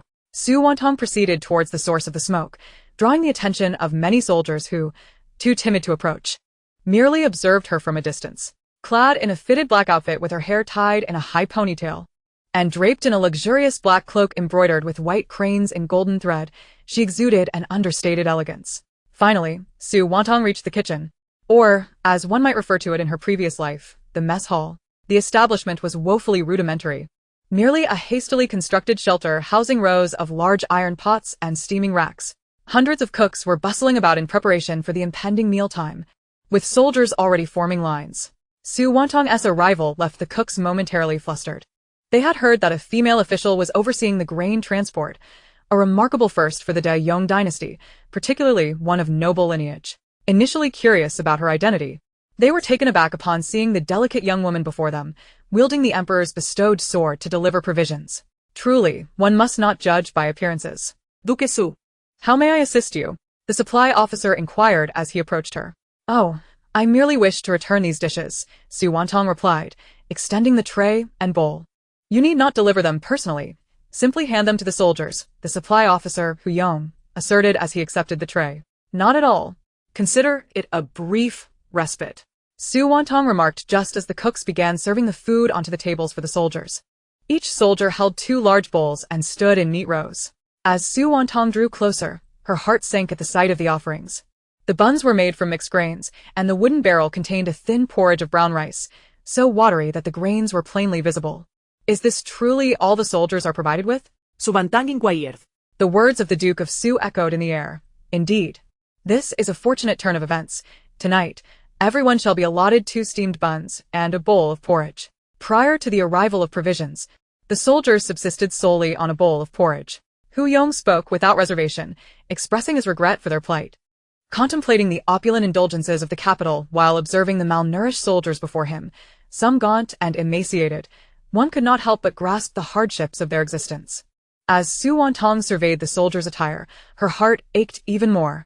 Their straw sandals were frozen, and their cotton jackets were tattered, with some even stuffed with straw for warmth. How could they possibly endure the winter in such conditions? Alas, it was truly a situation difficult to articulate. Su Wantang then returned to her quarters, only to encounter Zhao Yuan at the entrance of the tent. "Your Highness." She greeted him with a nod. "Duke Su, might I inquire where you are headed?" "To the mess hall?" "Indeed. I went to assess the soldiers' rations, and I was genuinely taken aback by the stark reality," he replied. "Alas, we are constrained by the current conditions."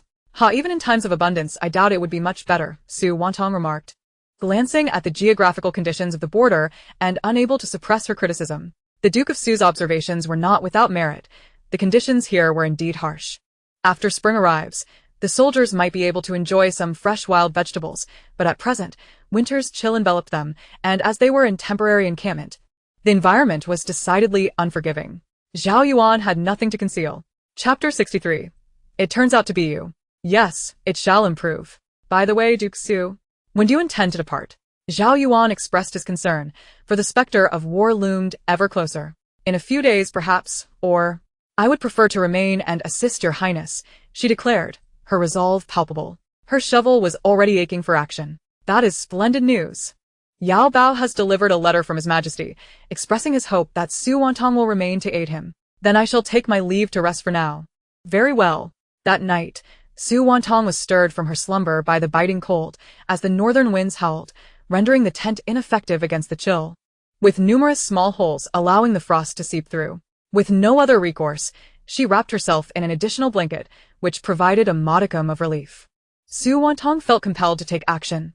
Otherwise, at this rate, before the battle even commenced, the soldiers might succumb to the cold. The following morning, she rose early. After getting up, she headed toward the latrine, a location that Mu Feng had informed her of the previous night. There were indeed women in the military camp, albeit military prostitutes, most of whom were the unfortunate female relatives of heinous officials. Su Wantang felt a twinge of discomfort upon hearing this for the first time, for they were all women. However, Mu Feng later explained that these women were primarily criminals, either having blood on their hands or relatives who faced execution. Some were exiles, who, after being banished, found themselves unable to survive and resorted to the military camp for sustenance. These were voluntary choices. Su Wantang had learned that exiles were allotted small parcels of land to sustain themselves, provided they paid a portion of their taxes. Yet many of them were aristocrats unaccustomed to labor. Even if land were granted, they would be unable to cultivate it. Thus, they turned their gazes toward these women, trafficking them into the military camp and profiting from their plight. The women resided at a distance from the soldiers' quarters, overseen by a few elderly matrons. Transactions for their services required payment, which varied according to the soldiers' means. After all, desire is a universal human trait, and there is no need for excessive moral judgment. Zhao Yuan proved to be a compassionate prince. At the very least, no one had perished from undue torment, and entry to this enclave required application. Not all soldiers would dare enter, as it would compromise their pride. Those who sought entry faced a queue, as they could not afford to lose face. Nevertheless, many soldiers still applied, albeit with long waits. Duke Su, please proceed to the latrine. An elderly matron beckoned. Thank you, madam. Su Wantang entered the humble hut crafted from thatch, a dry toilet, yet surprisingly clean, perhaps due to her presence. After hastily completing her business, she exited, for the cold was unbearable. At noon, Zhao Yuan invited Su Wantang to share a meal. She accepted without hesitation. Though her status as a woman in solitude might suggest impropriety in the eyes of outsiders, she was no ordinary woman and felt no need to adhere to trifles. Duke Su, please. Zhao Yuan ushered her into the tent. On the table lay a plate of steamed buns, a bowl of white rice porridge, a platter of cured meat, and a dish of pickles. This was likely the best fare available. One could not help but feel that even a regent prince was enduring hardship with such meager provisions. After sipping the porridge and tasting a piece of the overly salty cured meat, Su Wantang remarked, Your Highness, what are your plans moving forward? Until the enemy stirs, I shall remain still. Now is not an opportune moment for an offensive, as it is the coldest season. I believe we could take the initiative. Su Wantang suggested after some contemplation. Oh. Might I inquire about your brilliant strategy, Duke Su? Zhao Yuan's interest was piqued. To capture the thief, one must first seize the king. We could execute a decapitation strike. Assassination and stealth were matters that Su Wantang found to be second nature. Yet, with the city of Siji 100 miles away and currently under enemy occupation, entry would be exceedingly difficult. Zhao Yuan had considered this already. Your Highness, do you trust me? Su Wantang suddenly posed the question. Do you know why you were granted your title? Zhao Yuan unexpectedly asked a seemingly unrelated question, ignoring her inquiry. I am all ears, Su Wantang replied, intrigued, as she doubted that a few words from Su Bingqiao could sway the emperor's decision. Because you are an outsider. Su Wantang immediately became vigilant. How did Zhao Yuan know this? You need not worry or defend yourself. Your identity was disclosed to my brother by the abbot of the Hugua Temple. Oh? Su Wantang still maintained her guard. The master of Hugua Temple proclaimed that you are here to save Daong. Without you, it would cease to exist, and you are the key to resolving our plight. Thus, how can my brother not trust you? Did the master truly say so? Indeed, the abbot of Hugua Temple is over 100 years old. His words have never been erroneous. Is your royal family not planning to dispose of me once I have outlived my usefulness? Su Wantang assumed the negotiating stance. In my lifetime, this matter shall not fall upon you. Does the emperor share this sentiment? My brother certainly does. At last, Su Wantang felt a weight lift from her heart. Should the royal family dare to act against her, she would ensure their replacement. Duke Su, we are both aware of your noble deeds and your capacity to move mountains. When you delivered all that embezzled wealth to the cold palace, my brother and I held no more grievances against you. How did you come to know this? Su Wantang was genuinely astonished, because I believe, encountering the same individual twice at the Prime Minister's ancestral grave and even clashing with them leaves little room for ignorance. Zhao Yuan realized too late that he had divulged too much. Su Wantang smirked. Ah, so you are that big brother. She remembered his previous attempt to capture her with a peculiar technique. The unique weapon of Duke Su was certainly not easily forgotten. Zhao Yuan then stood, bowing to Su Wantang. That time, I was indeed rude and reckless. I ask for your forgiveness. Su Wantang regarded the humble Zhao Yuan, contemplating before responding. Let bygones be bygones. I harbor no ill will. Your Highness need not worry. Anger is fleeting, yet how much time has passed since then? Chapter 64. The gentleman on the road, as exquisite as jade, is unparalleled in the world. The Duke possesses a magnanimous heart. Zhao Yuan continued to lavish her with compliments. He chuckled. There's no need to flatter her so excessively. By the way, what exactly did the Duke mean by the execution operation? Zhao Yuan inquired. It refers to the assassination of their general. As long as we eliminate their key leader, what is there left to fight for? Su Wantang replied candidly. The duchy is indeed correct, but the city of Four Seasons is rather distant, and entering the city is no simple task. Zhao Yuan had already contemplated this matter. This is merely a concern for you. Did you not claim to know my identity? Thus, you should understand that such matters are exceedingly simple for me. Su Wantang did not conceal anything, as her identity was already known, and it was far easier to speak plainly. Should Duke Su succeed, I shall express my gratitude. From now on, whenever Duke Su has a request of me, I shall not refuse. Zhao Yuan rose and bowed deeply to Su Wantang. This time, Su Wantang did not decline. It was well deserved. Rest assured, Your Highness, since His Majesty and you have placed such trust in me, I shall bravely face any peril without hesitation. Su Wantang was also adept at uttering flattering words. What does the Duke require of me? Please do not hesitate to command. I do not require much from you. Simply guide me, Su Wantang stated, eager for a swift resolution. However, at that time, you should bring your troops to assist. If we are to fight, let us annihilate them outright, Su Wantang contemplated aloud. What does the Duke mean? Zhao Yuan inquired, growing excited. I will undertake the assassination. You shall await news. Once the news arrives, launch an immediate attack without delay. If we are to do this, let us do it thoroughly. Very well. I shall comply with the Duke's command. The following morning, Su Wantang arrived before Zhao Yuan, carrying 10 large bags of dehydrated vegetables. Here, take this to the cook and tell him to add it to boiling water. A sprinkle of salt will enhance its flavor. These are sun-dried vegetables. Thank you for your generosity, Duke. Zhao Yuan did not question the origin of these items, choosing instead to remain blissfully ignorant. Greetings, Your Highness. Greetings, Duke. At that moment, a refined gentleman entered, holding a feather fan, strikingly handsome. Wow, is this Feng Yunjin? Truly, he is as exquisite as jade, unmatched in the world. He is incredibly handsome. No wonder Zhao Yuan is fond of him. Were I in his place, I would be enamored too. Ah, this visage, this physique, how splendid.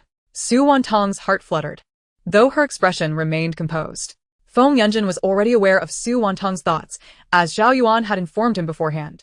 However, hearing such praise from a stranger made him feel somewhat bashful. Wait, what about him and the prince? Feng Yunjin finally realized that the female duke had mistakenly assumed a connection between him and Zhao Yuan, leaving him momentarily at a loss for how to respond. Meanwhile, Zhao Yuan's expression darkened. This woman had misunderstood him once too often. He was at a loss for words. Moreover, was he not handsome? Was his appearance not pleasing? Did his physique not rival that of the strategist? The strategist appeared frail, resembling a pretty boy, yet she found him appealing. Zhao Yuan thought to himself that Su Wantang's taste was indeed deteriorating. No need for excessive courtesy, Commander Feng. Su Wantang concluded, discreetly gesturing toward Feng Yunjin. Since she could not uncover information about Zhao Yuan, she might as well investigate Feng Yunjin, as they were a pair after all. Gossiping was permissible. Yet, the information relayed back left Su Wantang stunned. Wait, what? How could this be? Feng Yunjin has 3 children already? He has established a family? Then what of those rumors? Su Wantang glanced at Zhao Yuan, then at Feng Yunjin, quickly deducing that it might be the work of malicious gossipmongers. Humph. It must be those petty individuals spreading rumors behind their backs, attempting to sow discord between them. How insidious. Upon hearing Su Wantang's thoughts, both men let out a quiet sigh of relief. They had finally identified the source of the misunderstanding. Su Wantang felt a bit embarrassed for having misjudged them earlier, but it was of no concern. Ignorance is bliss. Besides, her inner musings were unheard by them. Now, let us discuss the specifics. Zhao Yuan spoke first. Indeed, Your Highness. The Duke replied. Duke, your intention is to carry out the assassination, and we will await your news to launch an invasion, correct? Commander Feng inquired. Yes. That is my plan. Then how will you notify us? This is a concern, as the city of Four Seasons is approximately 100 kilometers away, and we must be prepared. I will have my methods, but you must be ready in advance. Do you understand my meaning? Su Wantang articulated. Understood. I shall ensure preparations are made, Zhao Yuan affirmed, consistently referring to himself in the presence of Su Wantang. All right, who will accompany me to guide the way? Su Wantang asked. I will accompany you, Zhao Yuan proposed after a moment's thought. No. Absolutely not. Both Su Wantang and Commander Feng interjected in unison. I cannot be certain there are no traitors within your camp, so you must remain here. I shall go alone, Su Wantang asserted. Moreover, if I venture out, no one will suspect me. After all, to the soldiers in the camp, I am merely a delicate young lady from a prominent family. What suspicion could arise from a lady taking a stroll? The Duke is correct, Your Highness. You must remain here to avoid suspicion. Then I shall have Yao Bao accompany you. He knows the route. That will suffice. Su Wantang departed at noon, taking nothing with her. Merely sitting in a carriage as she leisurely exited the military camp, accompanied only by Yao Bao. After they had traveled far from the camp, Yao Bao dismounted the horse, and the two began to gallop away. The current encampment was about 100 kilometers from the city of Four Seasons, and by the afternoon of the following day, Su Wantang and her companion entered the territory of the city of Four Seasons. Yao Bao, you should return or stay here, as the enemy's reconnaissance team is merely 6 kilometers away. If you go, you will certainly be discovered, Su Wantang instructed. Yes, Duke Su, I understand. Please take care and remain safe. Understood. With that, Su Wantang leaped off the horse and headed straight towards the city of Four Seasons. Chapter 65. How weak. Is this even human speed? Yao Bao watched as Su Wantang left a trail of flying snow in her wake, unable to suppress his astonishment. Su Wantang evaded the scouts and continued her sprint. For her, avoiding them was exceedingly effortless. Upon reaching the city gates of the city of Four Seasons, she could not help but gasp in surprise. There were indeed a considerable number of soldiers. Those barbarians were densely encamped at the city walls, their tents far more numerous than those of the soldiers of Daong. As night had fallen and the wind and snow lashed about, the patrols were notably lethargic. Su Wantang found a less populated corner of the city walls and, utilizing her unique abilities, scaled the fortifications. The station soldiers, nestled under their blankets at the beacon tower, were fast asleep. After all, with soldiers stationed at the foot of the walls, the top was the safest place to rest. With little to worry about aside from the cold, Su Wantang dashed towards the center of the city, having just gathered information from the concealed mice lurking below. She had learned that this time, the troops were commanded by the great prince of the barbarian tribe, a Li-man, and the general, Dashi So. Darcy, a man of merciless cruelty and bloodthirsty tendencies, is nevertheless acknowledged as an exceptional commander, an undeniable truth. However, for Su Wantang, regardless of his prowess, he is deserving of death. Finally, she arrived at the residence of Aylman and Darcy, the former regent's estate at the border. She infiltrated the mansion, heading straight for her objective. Aylman had already succumbed to slumber, cradling a woman in his arms. Su Wantang pushed open the window and leapt inside. Aylman, ever vigilant, instantly opened his eyes and turned to investigate. Yet he was too late. Su Wantang's ice spike had already pierced through his throat and chest, leaving only a series of crackling sounds in its wake.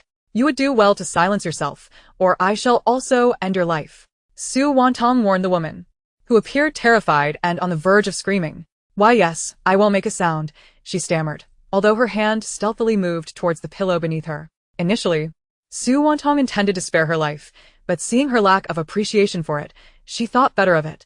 After all, one must respect the fate of others while being kind to oneself. With a flick of her hand, the ice spike pierced the woman's heart, leaving her lifeless and eyes wide open. Su Wantang mused that dealing with this prince was far less troublesome than a zombie dog in the apocalypse, as even a zombie dog possessed 100-fold more combat prowess than this prince. Subsequently, she severed the prince's head and, holding it aloft, strode boldly towards Darcy's chamber. That old rogue was exceedingly alert, surrounded by numerous guards. However, this posed no challenge for Su Wantang. With a single move, she dispatched the guards and confidently pushed the door open. Get out. I have no need for food deliveries. Darcy lay on his side, thinking a maid had come to serve him, but he quickly realized that no maid would enter without his consent, and thus, he leapt up, drawing the sword from the bedside and pointing it at Su Wantang. Who are you? How dare you intrude upon my quarters? How shameless you are, General. Is this truly your chamber? Are you a Han as well? Su Wantang retorted, observing him with disdain. Goodness gracious, this man is exceedingly tall. No wonder he hails from the barbarian tribes. He must stand over 2 meters. Would he crush a horse beneath his weight? Can he truly bear such mass? Humph. This is now the territory of our Kairkuden. What brings this yellow-haired girl here to meet her demise? Darcy declared, assuming an offensive stance. You needn't wait any longer. The guards outside have all been slain, including your inept prince. Now it is your turn to meet your end. As Su Wantang's words fell, a chilling aura enveloped the room.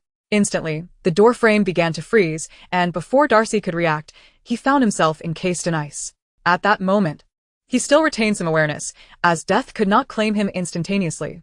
Su Wantang seized the sword from his grasp and beheaded him, his towering body collapsing to the ground.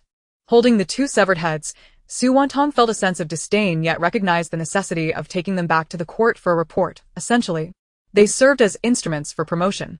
She encased the heads in ice, wrapped them in the bed curtains, and disdainfully departed. Upon finding Yao Bao, he was still waiting at the designated spot. Duke Su, you're back already? It's barely been 2 hours. The sun, hasn't he even risen? Yes, I have returned. Take these to the prince for a report. He knows what to do. I will await him in the city, Su Wantang instructed, tossing the heads to him. Yes. I shall return immediately, Yao Bao replied, understanding the implication upon seeing the heads, and he departed swiftly. Su Wantang returned to the city to survey the situation, which was dire, truly devastating. Buildings lay in ruins, and the populace was displaced, hiding beneath collapsed structures or in places like the Charity Hall.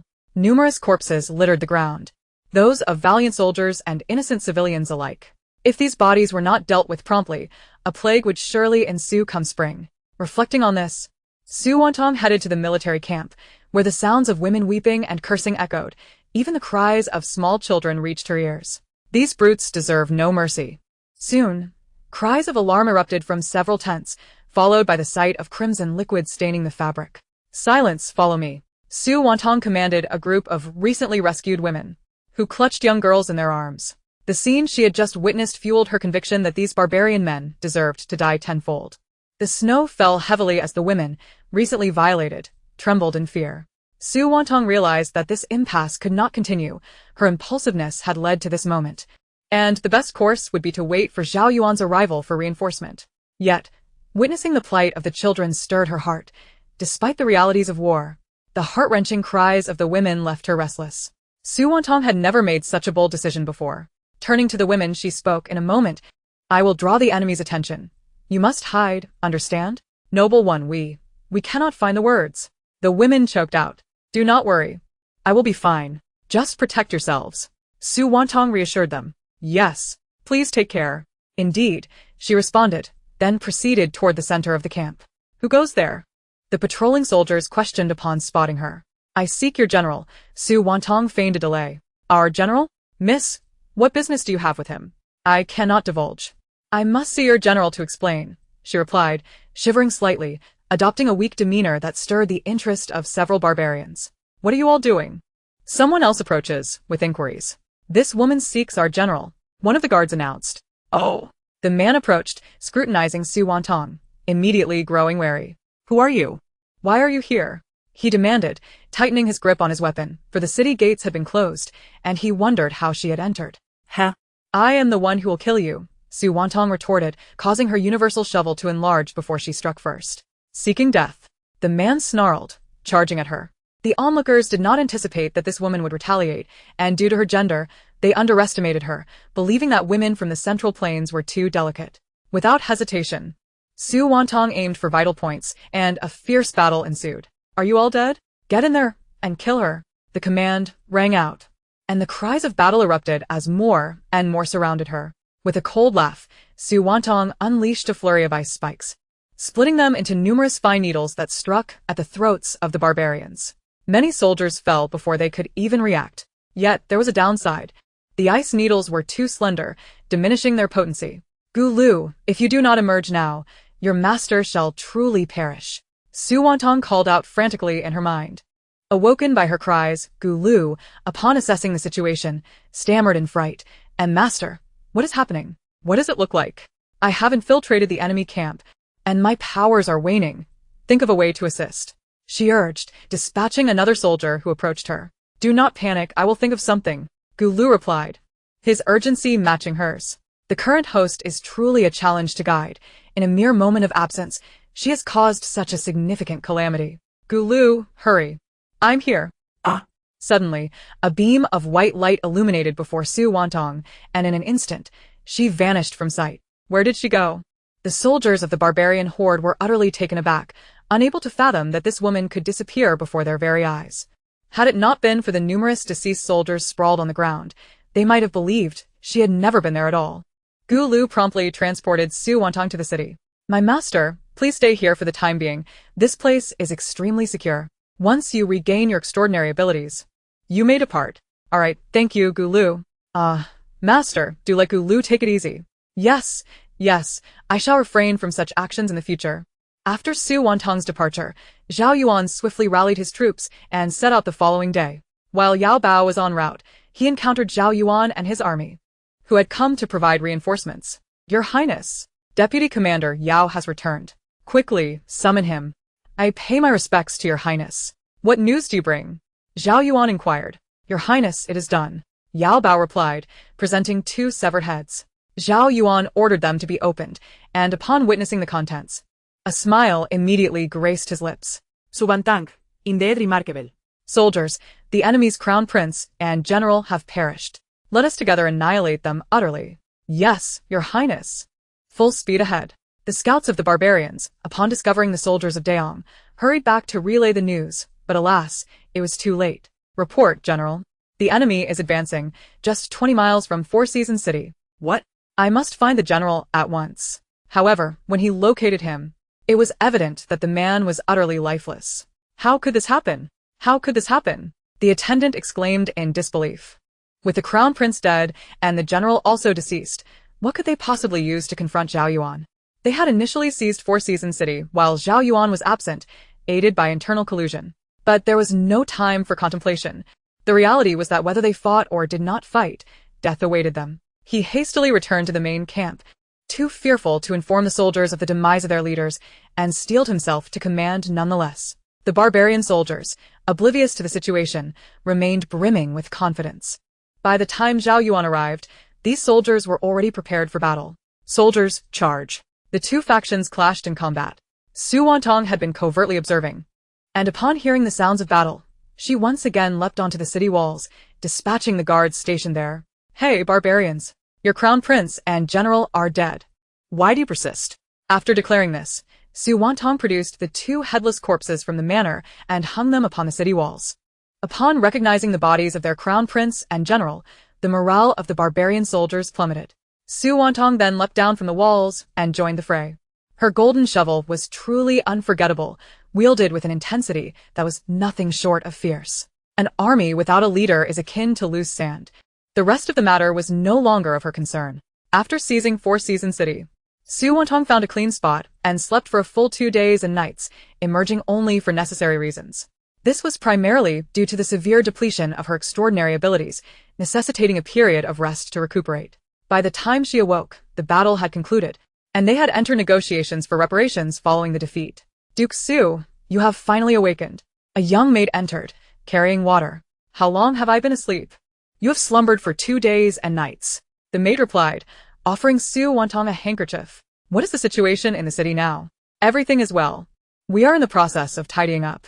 Understood. Su Wantang's feats had become widely known. The swift victory in this battle was largely attributed to her lone act of assassination against the enemy commander. Furthermore, she had rescued numerous women and children, and through their word of mouth, Su Wantang quickly became a legendary figure among the border populace. Upon hearing that Su Wantang had awakened, Zhao Yuan immediately rushed to see her. Duke Su, you are finally awake. Otherwise, I would have summoned a physician to check on you. Zhao Yuan exhaled in relief. I am well. Merely exhausted, Su Wantang said, taking a sip of tea, which was quite bitter. Exhausted? Zhao Yuan questioned, puzzled. Yes, my internal energy has been completely depleted. Su Wantang would certainly not mention her extraordinary abilities. I see, Zhao Yuan responded, understanding her plight. As Su Wantang regarded Zhao Yuan, she began to internally critique him.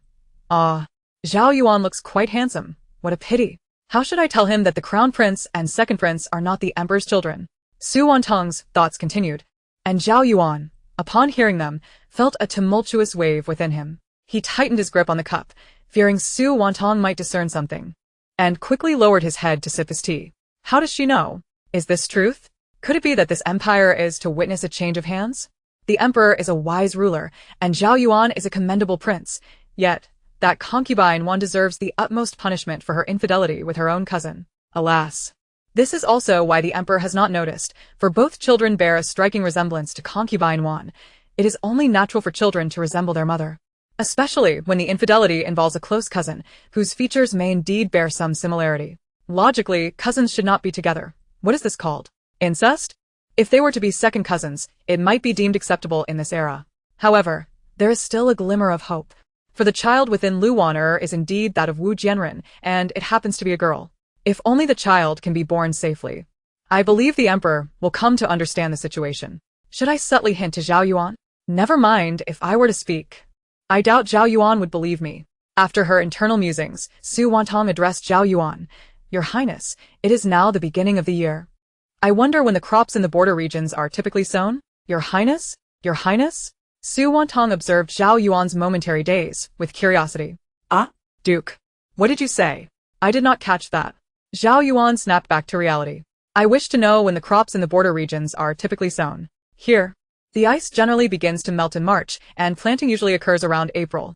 Due to climatic conditions, the grain yield in the border regions is quite scarce. If I can resolve this issue, would your Highness be willing to commend me? Su Wantang had no illusions of selfless service. If the Duke can resolve the grain yield issue, I will certainly commend you. Then, your Highness, remember your promise. In truth, even without Su Wantang's insistence, her contributions from this campaign would surely lead to her elevation in rank. Once Zhao Yuan departed, Su Wantang retrieved some potatoes from the market. She selected a few, washed them, and proceeded to steam them, peeling them afterwards to prepare a dish of shredded potatoes. Su Wantang's residence included a small kitchen, making it convenient for her to cook. Once the potatoes were cooked, she stir-fried the shreds and placed them into a food box before heading to find Zhao Yuan. Your Highness, Duke Su has arrived, Mu Feng announced. Please let her in. Your Highness, I have prepared some food and invite you to partake. Very well. Thank you. Su Wantang opened the food box, revealing a single dish along with several round fruits. Your Highness, this food is a novel delicacy. Do give it a try. Su Wantang suggested, as she peeled a potato and took a bite. Zhao Yuan mimicked her actions, peeling a potato before tasting it, and was instantly captivated. What is this food? He inquired. It is a potato. I have never had it before. This is a staple from my world. It is understandable that you have not encountered it, Su Wantang replied candidly, as both Zhao Yuan and the emperor were already aware of her origins. Indeed. It is quite delicious, Zhao Yuan remarked modestly, though the truth was, it surpassed any coarse bun he had ever tasted. My lord, may I offer you these potatoes? Allowing the soldiers and citizens at the frontier to cultivate them? Are you truly willing? Zhao Yuan asked, intrigued. Certainly. I trust that your Highness would not let me suffer loss. What is the yield like? 1 mu of land can yield over 1,000. What? Zhao Yuan exclaimed, rising in excitement, for such a yield was beyond his wildest imaginings. That is a conservative estimate, Su Guogong added. If this is indeed the case, I shall personally petition my elder brother for a title on your behalf. Excellent. I shall remember that. Please prepare the warehouse, and I will personally deliver the seeds to you. However, I prefer that no one else is present. How you choose to communicate this to others is your prerogative. For I shall not speak falsehoods. Rest assured, Su Guogong, I will handle this matter, Zhao Yuan affirmed. 2 days later, Zhao Yuan found Su Wantang. Su Guogong. The warehouse is ready. Very well, let us proceed. Su Wantang accompanied Zhao Yuan to the spacious warehouse he had prepared. Within moments, with a mere wave of her hand, the space was filled with potatoes. Zhao Yuan stood in awe, witnessing the spectacle of remote summoning. Just then, a voice echoed in her mind. Congratulations, host. You have unlocked the achievement of a full granary, and now the pharmacy section has been unlocked. Please continue your efforts. But I thought we were a melon-eating system? Why are there so many peculiar achievements? Su Wantang questioned internally. This is different. The hidden options are unknown to anyone. Upon examining the pharmacy section, Su Wantang discovered only 3 items, amoxicillin, alcohol, and a cold medicine capsule. Even in a post-apocalyptic world, these were among the rarest and most effective remedies. Confused, she pondered the purpose of these so-called items, which seemed so specifically tailored. Looking at Zhao Yuan, she continued, please inform His Majesty that I will return later, as I need to teach everyone how to cultivate potatoes. Do not worry, I will relay your message to my elder brother truthfully. Good. The truth is, I wish to delay my return because the journey is quite cold. I would prefer to wait until it warms up a bit, lest I suffer unduly. Chapter 67. The aftermath of war brought a series of troublesome and trivial matters. Fortunately, Su Wantang was not required to manage them. She spent her days strolling about the city, and one could not help but note the desolation of the Four Seasons city. In the Golden Lawn Hall of the capital, a heavy silence reigned. The victory over the long oppressive barbarian tribes should have been a cause for celebration, yet the primary credit went to Su Wantang, leaving all but the emperor and a handful of loyal ministers in gloom. Your Majesty, I believe that even if this is the merit of Su Guogong, she has already inherited her title. There is no need for further promotion. It would suffice to grant her some treasures or a plaque from Your Majesty. After all, she is merely a woman.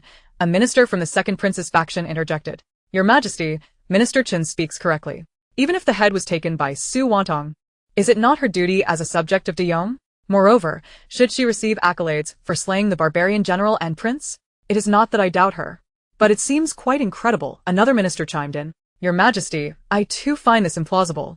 Could there have been an error in intelligence? Su Guogong is inherently enigmatic, surely.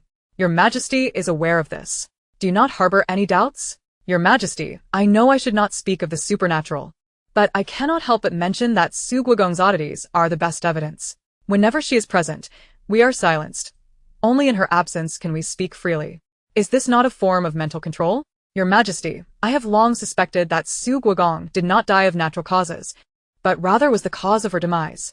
The ministers, emboldened by Su Wantang's absence, began a fervent assault against her character, fully aware that a different narrative would unfold upon her return. Suddenly, the old King Qing stepped forth. You all claim that Su Wantang is a demon, merely because she has exposed your misdeeds? Do you genuinely believe yourselves wronged? Every accusation she has made reflects your own actions. Has she ever harmed the court? Even if she had, it was targeted at your faction. You old men are like turtles, withdrawing at the first sign of trouble, yet gossiping when others shine. Once the old King Qing finished, a profound silence fell upon the assembly. After all, his words were undeniably sensible, yet their resolve against Su Wantang had been firmly established. Your Highness, this is misguided. Even if Su Wantang has great merit, she cannot remain at the frontier indefinitely. It is a place for men, and it would be unseemly for a woman to be in such a camp, risking the reputation of the regent. Wan Zhongyan argued. I would actually welcome it if Su Guogong were to tarnish the regent's reputation. That way, she and the regent could be together, the emperor remarked, leaving the court in shock. My loyal ministers, some matters I do not voice do not indicate my ignorance. I merely offer you a veil of modesty and a chance to redeem yourselves. Since your words have reached this point, I feel compelled to take action to prevent the loyal generals who have shed blood for Dayong from feeling disheartened. Adjusting his posture, the emperor declared, Su Wantang is neither a demon nor an omen. She is a person selected by the master of the Guardian Temple, a renowned blade chosen before his passing. Do you truly believe I am unaware of your actions? Some of you have attempted to assassinate Su Wantang multiple times. Why have you failed? Last time, outside the capital, Wan Darren, the assassin you sent, failed to kill Su Wantang, yet managed to deliver an order to me. Do you really think no one is aware of this? Your Majesty, I am wronged. I had no knowledge of this. Minister Gu was the first to kneel, pleading innocence. You are wronged, and what of Wan Darren? I too am wronged, Your Majesty. I bear no enmity towards Su Guogong. Why would I attempt to assassinate her? Is that so? Allow me to remind you of the frozen, dismembered corpses from your first assassination attempt. Was I wrong then? Your Majesty. Very well. Since you all claim to be wronged, let us discuss matters of corruption. The ill-gotten silver buried in the ancestral tomb of the Chancellor, the vast sums lost by Lord Wan, and the clandestine wealth of your esteemed colleagues, which vanished without a trace yet remained unreported. Do you know their whereabouts? I shall make it unequivocally clear, those ill-gotten funds now reside within my private treasury. Even if you were to smelt them down and engage merchants for transport, do you truly believe I would remain oblivious? Is there any corner of this realm, which is all under the sovereign's dominion, that I am unaware of? Until now, I merely turned a blind eye, yet you chose to remain insatiable. There is no need for you to cry injustice. In the absence of irrefutable evidence, I could feign ignorance, but now, you dare to collude with the moderate governor, adulterate military provisions, and endanger the soldiers at the frontier. This time, I shall show no mercy. And indeed, I possess a record of certain officials engaged in the trading of illicit salt, misappropriating silver mines, and selling ranks and titles. None shall escape my grasp. As the emperor's words echoed, several officials, overwhelmed by fear, collapsed to the ground. General Wei, seal the city gates. Allow no one to enter or exit. I intend to apprehend all these treasonous scoundrels, leaving none behind. Yes, your majesty, I shall obey. Prince Qing, collaborate with the Jinui to raid each household listed, and should anyone dare to obstruct, execute them without mercy. Yes, I shall comply. Lord Sun, work with the Jinui to scrutinize the populace. Ensure not a single person evades capture. Should any so-called noble family attempt to intervene, simply kill them. I shall comply. As for Consort Wan, considering she has borne 2 imperial princes, her death sentence may be commuted, yet she shall be demoted to a mere concubine and confined to the Qingling Palace. Unable to leave without a decree. Your wisdom is unparalleled, your majesty. In truth, the emperor was well aware of all their transgressions. These families had deeply entrenched themselves, and he could not eradicate them entirely, lest he alarm the snakes in the grass. Thus, the intelligence provided by Su Wantang, combined with Zhao Yuan's investigations, was crucial, particularly the recent triumphs at the frontier, which emboldened him to root out these parasites. As spring approached, chaos erupted in the capital. The Gu family fell into disgrace. For Chancellor Gu's corruption and the trafficking of titles led to their estate being raided and the family imprisoned, facing execution come autumn. As for their kin, all 3 clans were condemned, while the remaining members were exiled to Lingnan, never to return to the capital or partake in the imperial examinations. Lord Wan Zhongyun, as the Minister of Justice, was found guilty of colluding with the Minister of Personnel to embezzle funds and was sentenced to death, with his family meeting a similar fate as Chancellor Gu's. The second prince's consort and son's concubine, due to their father's misdeeds, were demoted to mere concubines, with the unexpected victor being Lu Wana, the secondary consort. The emperor's vigorous reforms purged numerous treacherous officials, leaving the spring markets awash with blood. However, upon learning of these actions, the common folk praised the emperor's sagacity and lauded Duke Su and the regent for their bravery. Su Wantang became renowned among the populace as the most formidable female duke, inspiring many girls to aspire to emulate her. No, this cannot be. The emperor would never treat me this way. I demand to see him. I refuse to believe this. Let me go, let me go. I am the mother of the crown prince, you wretched maids. Consort Wan struggled, her ornate hairpin falling to the ground, yet the matrons refused to release her. Release her? The empress's voice resonated softly. Yes, your majesty. The matrons relinquished their hold on Consort Wan, who, due to her injured foot, faltered and collapsed. Are you satisfied now, empress? Have you come to revel in my disgrace? Consort Wan jeered at the resplendent empress. What jest is this? You are now a despised concubine, confined for life within the palace. Is this truly the outcome you desired? Haha, what do you know? Do you presume the life of an empress is devoid of strife? Childless and alone, when my son ascends the throne, it will be you begging at my feet. With a mother like you for your sons, do you not fear the emperor might favor his grandchildren instead? Wanlinger, you overestimate your significance. Impossible. The emperor would never act against me. That remains to be seen. Depending on whether your sons can keep their heads down. Take her away. Yes. Impossible. You vile empress, you envy and resent me. That is why you say such things. Ha! And what of it? You remain childless regardless. Consort Wan's voice faded into the distance. The empress gazed upon the once grand palace, now eerily silent, and felt the weight of age settle upon her. Whether in conflict or resignation, she realized she had squandered her life within these hallowed walls. The second prince and the crown prince were understandably alarmed, for the emperor's sweeping reforms left them too fearful to act with any audacity. As for Lord Wan, in his final moments, he sent a message to Wanlinger, who merely scoffed. Even with the estate confiscated, what of it? In the future, this realm, this De Yong, would belong to the Wan family. She merely needed to bide her time. In early February, Su Wantang arranged for Yao Bao and others to escort a shipment of seeds back from the frontier, which she presented to the emperor for distribution among the populace for planting. Naturally, her own estate would also require planting, so she hired additional hands to send back another batch. She meticulously detailed the planting methods. As for the source of the seeds, none knew save Zhao Yuan. Duke Su, are you certain this sandy soil can yield crops? Zhao Yuan expressed doubt, for the terrain appeared barren. It should suffice, though it looks desolate. This sandy soil can support a variety of grasses and other plants, indicating it is not truly infertile. Moreover, the populace has successfully cultivated millet, so I believe sweet potatoes will pose no issue. Duke Su, will this method suffice? The soldiers followed Su Wantang's instructions for composting. Yes, your efforts are appreciated. Mounds of earth, crafted from ash, animal waste, soil, and water, were piled at the edges of the sandy terrain, though somewhat unsightly. This represented the best fertilizer source she could conceive.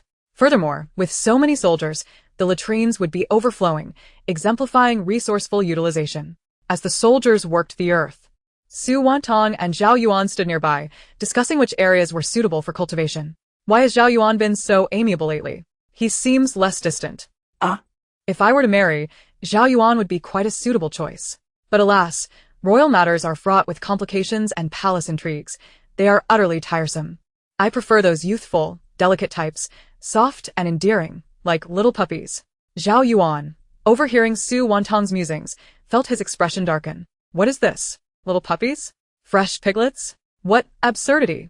He conceded that newborn puppies were indeed quite adorable, plump and beloved by children, so he could understand her affection. These frontier soldiers have endured much hardship.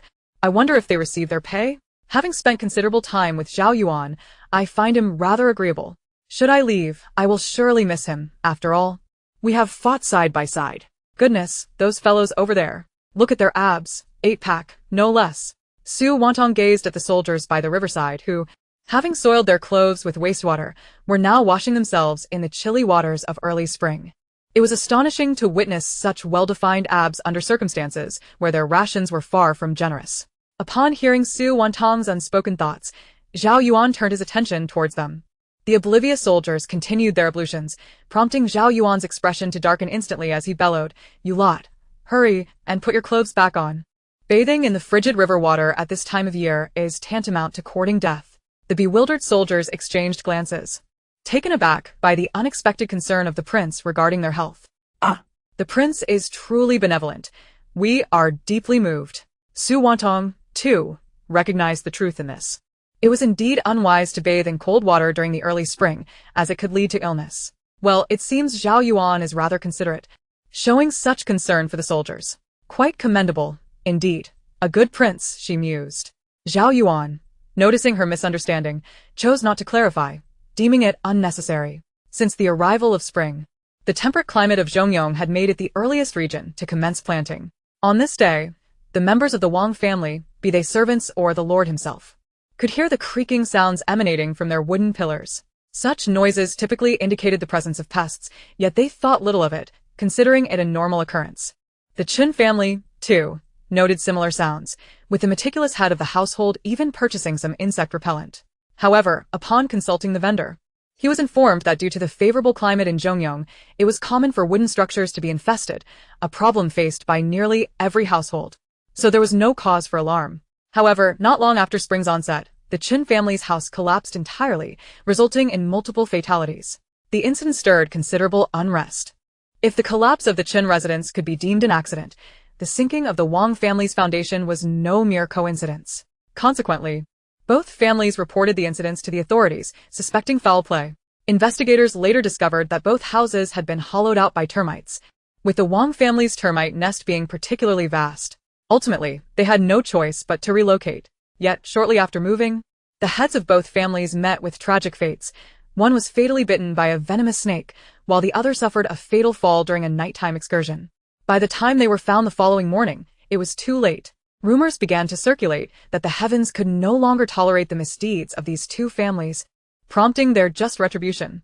Initially, both families had sought favor with prominent officials in the capital, but when their protectors were dealt with, the heads of the families were left to fend for themselves.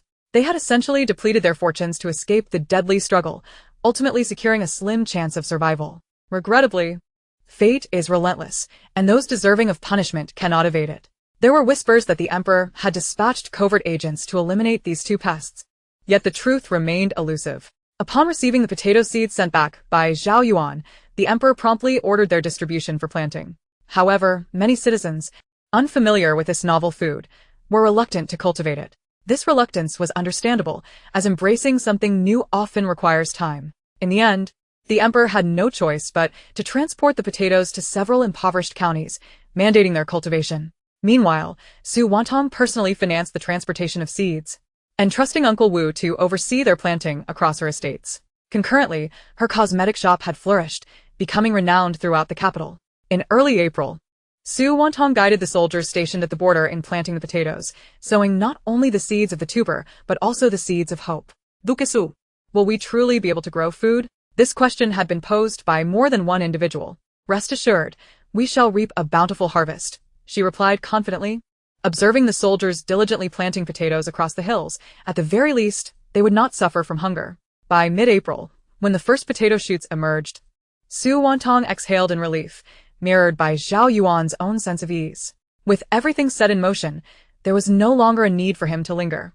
It was time to return to the capital. Accompanying Su Wantang was Zhao Yuan. Meanwhile, the barbarian tribes had signed a reparations treaty with Daong, agreeing to 100 years of non-aggression and an annual tribute of cattle, sheep, and warhorses. Life along the border had finally settled into a semblance of stability. I refuse to travel by carriage. It is exasperatingly slow, Su Wantang declared, preferring to ride a horse instead. Riding offered a more direct route over hills, whereas a carriage necessitated a lengthy detour, which she found unappealing. If Duke Su can endure the long journey, then so be it, Zhao Yuan pondered, considering her comfort.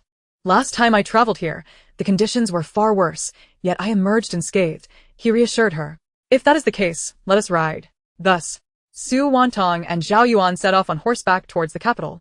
By mid-May, the weather had begun to warm. Yet the gentle breeze while riding kept the heat at bay. Zhao Yuan had witnessed Su Wantang's remarkable resilience firsthand, and her stamina was indeed astonishing, rivaling that of any man. Your Highness, I have captured 2 wild rabbits, announced Mufeng, who had personally fetched them while resting beneath a large tree in the mountains. Very well, attend to them, Zhao Yuan instructed without lifting a finger. Wait, I'll handle it, Su Wantang interjected.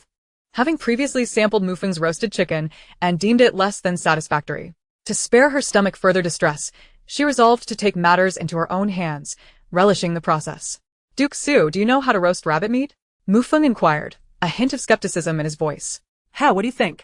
She replied playfully. Then I must trouble you, Duke Su, he conceded, aware that his culinary skills were not held in high regard. Su Wantang retrieved her small pot and set it over the fire, gradually simmering a generous handful of dried vegetables. Mufeng had grown accustomed to her peculiar habit of carrying a small pot in her belongings. Next, she took out the seasonings he had prepared, applying them to the wild rabbits as she began to roast them. Although Mufeng's culinary skills leave much to be desired, he is diligent in bringing various spices. Truly a commendable homebody, she remarked. Zhao Yuan's gaze turned icy upon hearing her words, directing a cold stare at Mufeng. Mufeng protested, Hey, why am I being dragged into this? Indeed, Zhao Yuan was rather inept in the kitchen, struggling to differentiate between salt and sugar, leading to doubts about his intelligence. Indeed, our regent prince possessed the audacity to defy the emperor, the prowess to battle on the front lines, and the ability to intimidate Zhao Zifeng and Zhao Zirue. Yet, his singular flaw lay in his culinary incompetence, rendering his kitchen endeavors tragically laughable. Describing his kitchen skills as abysmal would be generous. Su Wantang recalled a moment when he, in a fit of culinary desperation, had added several spoonfuls of sugar to his noodles due to a lack of salt. This man is a veritable kitchen assassin. Mufeng shivered at the thought, Miss, if you seek self-destruction, please spare me. Did you not see the dark cloud hovering over the prince's face? To speak candidly, it is unlikely that Zhao Yuan will return to the border anytime soon. Given the emperor's character, he will inevitably arrange a matchmaking session for him, and soon enough, the capital shall witness yet another grand spectacle. I do wonder if Zhao Yuan will come to me for accolades. If he dares to withhold my due recognition, I shall seize an opportunity on a dark and stormy night to stealthily infiltrate the regent's mansion and with a swift action, transform him into Sister Zhao, thus ensuring he becomes a cherished confidant of the royal eunuch.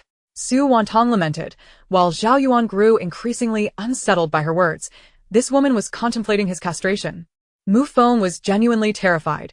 He dared not linger any longer, for staying would only bring calamity upon himself. Lord Su, Your Highness, I chanced upon a bountiful harvest of wild fruits while capturing some hares.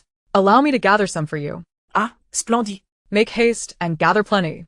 Su Wantang exclaimed joyfully, for in this era, fruits were indeed a rarity. Look at how considerate this guard is, gathering fruits for us. If only my little Tao were here, she would surely do the same. Upon speaking, Su Wantang found herself reminiscing about the little sprout. Zhao Yuan observed her profile. When she was not brooding, she appeared serene, beautiful, and delightful. Yet, the moment her thoughts turned cynical, her true nature would emerge. Women truly are capricious creatures. Your Highness, do I have something on my face? Why do you gaze so intently? Su Wantang inquired. Nothing. Zhao Yuan replied, a hint of embarrassment causing him to look away. In truth, he was aware of his own attractiveness, and thus, it was only natural for the lord to steal a few glances. Su Wantang playfully teased him, haha. Zhao Yuan, your flushed face is utterly adorable. But do not become infatuated, dear. I am merely a legend. Men will only slow my progress. Ha ha ha, Su Wantang. You are truly shameless, overflowing with confidence. Zhao Yuan was taken aback. This woman was merciless, even to herself. When Mu Feng returned, he cradled a large leaf filled with black fruits. Su Wantang recognized these black fruits from her readings. In the southwestern regions, they were known as black bubbles, possessing a sweet and tangy flavor, quite delectable. Lord Su, your Highness, these wild fruits are delightful. Do give them a try, Mu Feng offered, extending the fruit to Zhao Yuan. Bestow them upon Lord Su. I am not particularly fond of this fruit, Zhao Yuan stated. Subsequently, Mu Feng handed the fruit to Su Wantang, who unceremoniously accepted it and indulged in several, confirming their delightful taste. Such a picky eater. Su Wantang scoffed. Zhao Yuan wore a perplexed expression. Was he truly picky? It was merely that he found the quantity insufficient and wished to save them for her. This woman was utterly lacking in romantic sensibility. What noble lady would not gently inquire, Your Highness, would you care for a taste? I cannot possibly consume all of this. Instead, Su Wantang boldly declared, You don't want any? Then I shall eat it, followed by her critique of his pickiness, which truly vexed him. Mu Feng. The rabbit meat is ready, you all may partake. Just a bowl of soup and a small portion of rabbit meat for me will suffice, Su Wantang commanded. Very well. Lord Su. Zhao Yuan mused that despite Su Wantang's penchant for sarcasm, her culinary skills were indeed commendable, far surpassing Mu Feng's grilling techniques. The following morning, they resumed their journey, and by noon, upon reaching a city, they finally enjoyed a proper meal at an inn. This braised pig trotter is quite exquisite. Do give it a try, Lord Su. Zhao Yuan suggested. Thank you, Your Highness. Have you heard? The two prominent families of Zhongyong have collapsed. Suddenly, the other diners at the table engaged in discussion. Indeed, it is said that the heads of those families met tragic ends. One was bitten by a snake, while the other fell and was not discovered until it was too late. In my opinion, this is karmic retribution. They amassed wealth through corruption, controlling the populace of Zhongyong, with most tenants bound to their lands, reportedly paying exorbitant rents. They brought this upon themselves. Heaven could no longer tolerate their actions, and thus, their demise was inevitable. Fortunately, the new governor of Zhongyong has been promoted from Lixian and is reputed to be a benevolent official who cares for the citizens. Let us hope this governor governs Zhongyong well and restores order. The crowd engaged in lively discourse, while Su Wantang and Zhao Yuan simply listened, refraining from inquiring further. As for the reasons behind the two heads' demise, Su Wantang was well aware. After their meal, they continued on their route, prompting Zhao Yuan to voice his curiosity. Lord Su. During your last transport of grain, did you notice anything unusual with the Chen and Wang families? There were indeed some discrepancies, but I resolved them all. The governor has become the first treacherous minister under the emperor's scrutiny. That makes sense. Given the current turmoil in the capital, they must have faced reckoning. Zhao Yuan replied, pressing on with their journey. Even if the capital were not in turmoil, their fates would still be sealed. For I had made arrangements with those charming little termites and the 5-step snake residing in the attic. Once spring arrives, it shall be time for action. How fortunate they have not disappointed me. These aristocratic families are deeply entrenched. Even if they struggle for survival, they can rise again. If I do not lend a hand, in a few years, they will be an unstoppable force once more. Fortunately, the heads of the two families are deceased, leaving the remaining members unable to stir any significant commotion. Truly, I am a great benefactor. Without me, the realm of Daong would surely fragment. Zhao Yuan and Mu Feng listened, astonished by Su Wantang's formidable influence. It was clear that offending her would be a grave mistake. Yet, on a side note, when the Li family collapsed in the capital, could it have also been due to termites? Those pests indeed wreak havoc. Zhao Yuan suddenly interjected. Nonsense. Do not blame everything on termites. While they are pests, their nests can yield delicious chicken mushrooms. I invested considerable effort into constructing Li Bin's house. He deserved his fate. Let us not tarnish the termites' legacy, shall we? Chapter 70. Zhao Yuan, you fool. At times, the emperor exhibits such indecisiveness. I had hinted quite clearly. Yet he continues to attribute everything to supernatural forces, rendering my efforts utterly futile. Thankfully, the outcome aligns with my desires. Truly, a pig-headed ally. Upon my return to the capital, I must once again team up with this pig-headed ally. It is indeed a vexing predicament. If I speak too bluntly, I risk incurring the emperor's wrath and facing dire consequences. Conversely, if I speak too subtly, he may remain oblivious, which is equally frustrating. The incidents surrounding the Jingzhou Inn were likely not caused by termites. After all, it was the depths of winter. And the pest control measures in the capital are quite effective, unlike in Zhongyong, where the climate is overly favorable for both flora and fauna.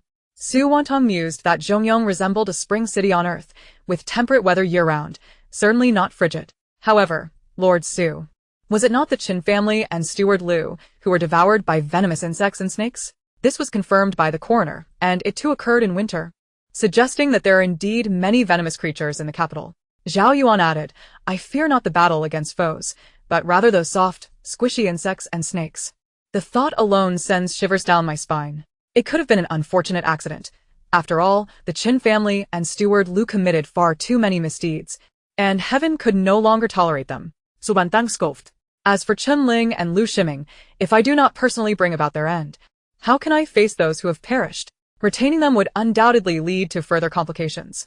Although the emperor issued a decree for their execution, I was unaware of the origins of the child within Lu Wan'er at that time. Should she weep or plead, it is entirely plausible that Zhao Zifeng, that fool, would intercede and secure their release. After all, is not the heir apparent of utmost importance?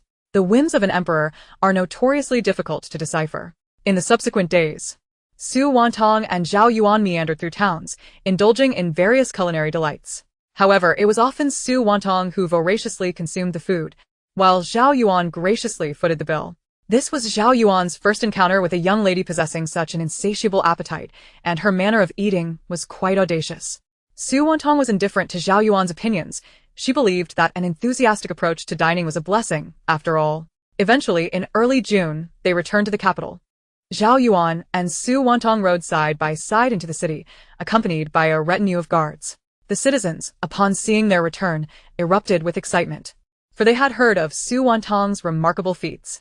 Thanks to her, many families in the capital had reassessed the potential of their daughters, with some even hiring female tutors to educate them. To be candid, Su Wantang was quite admirable, though she had previously exhibited a domineering demeanor.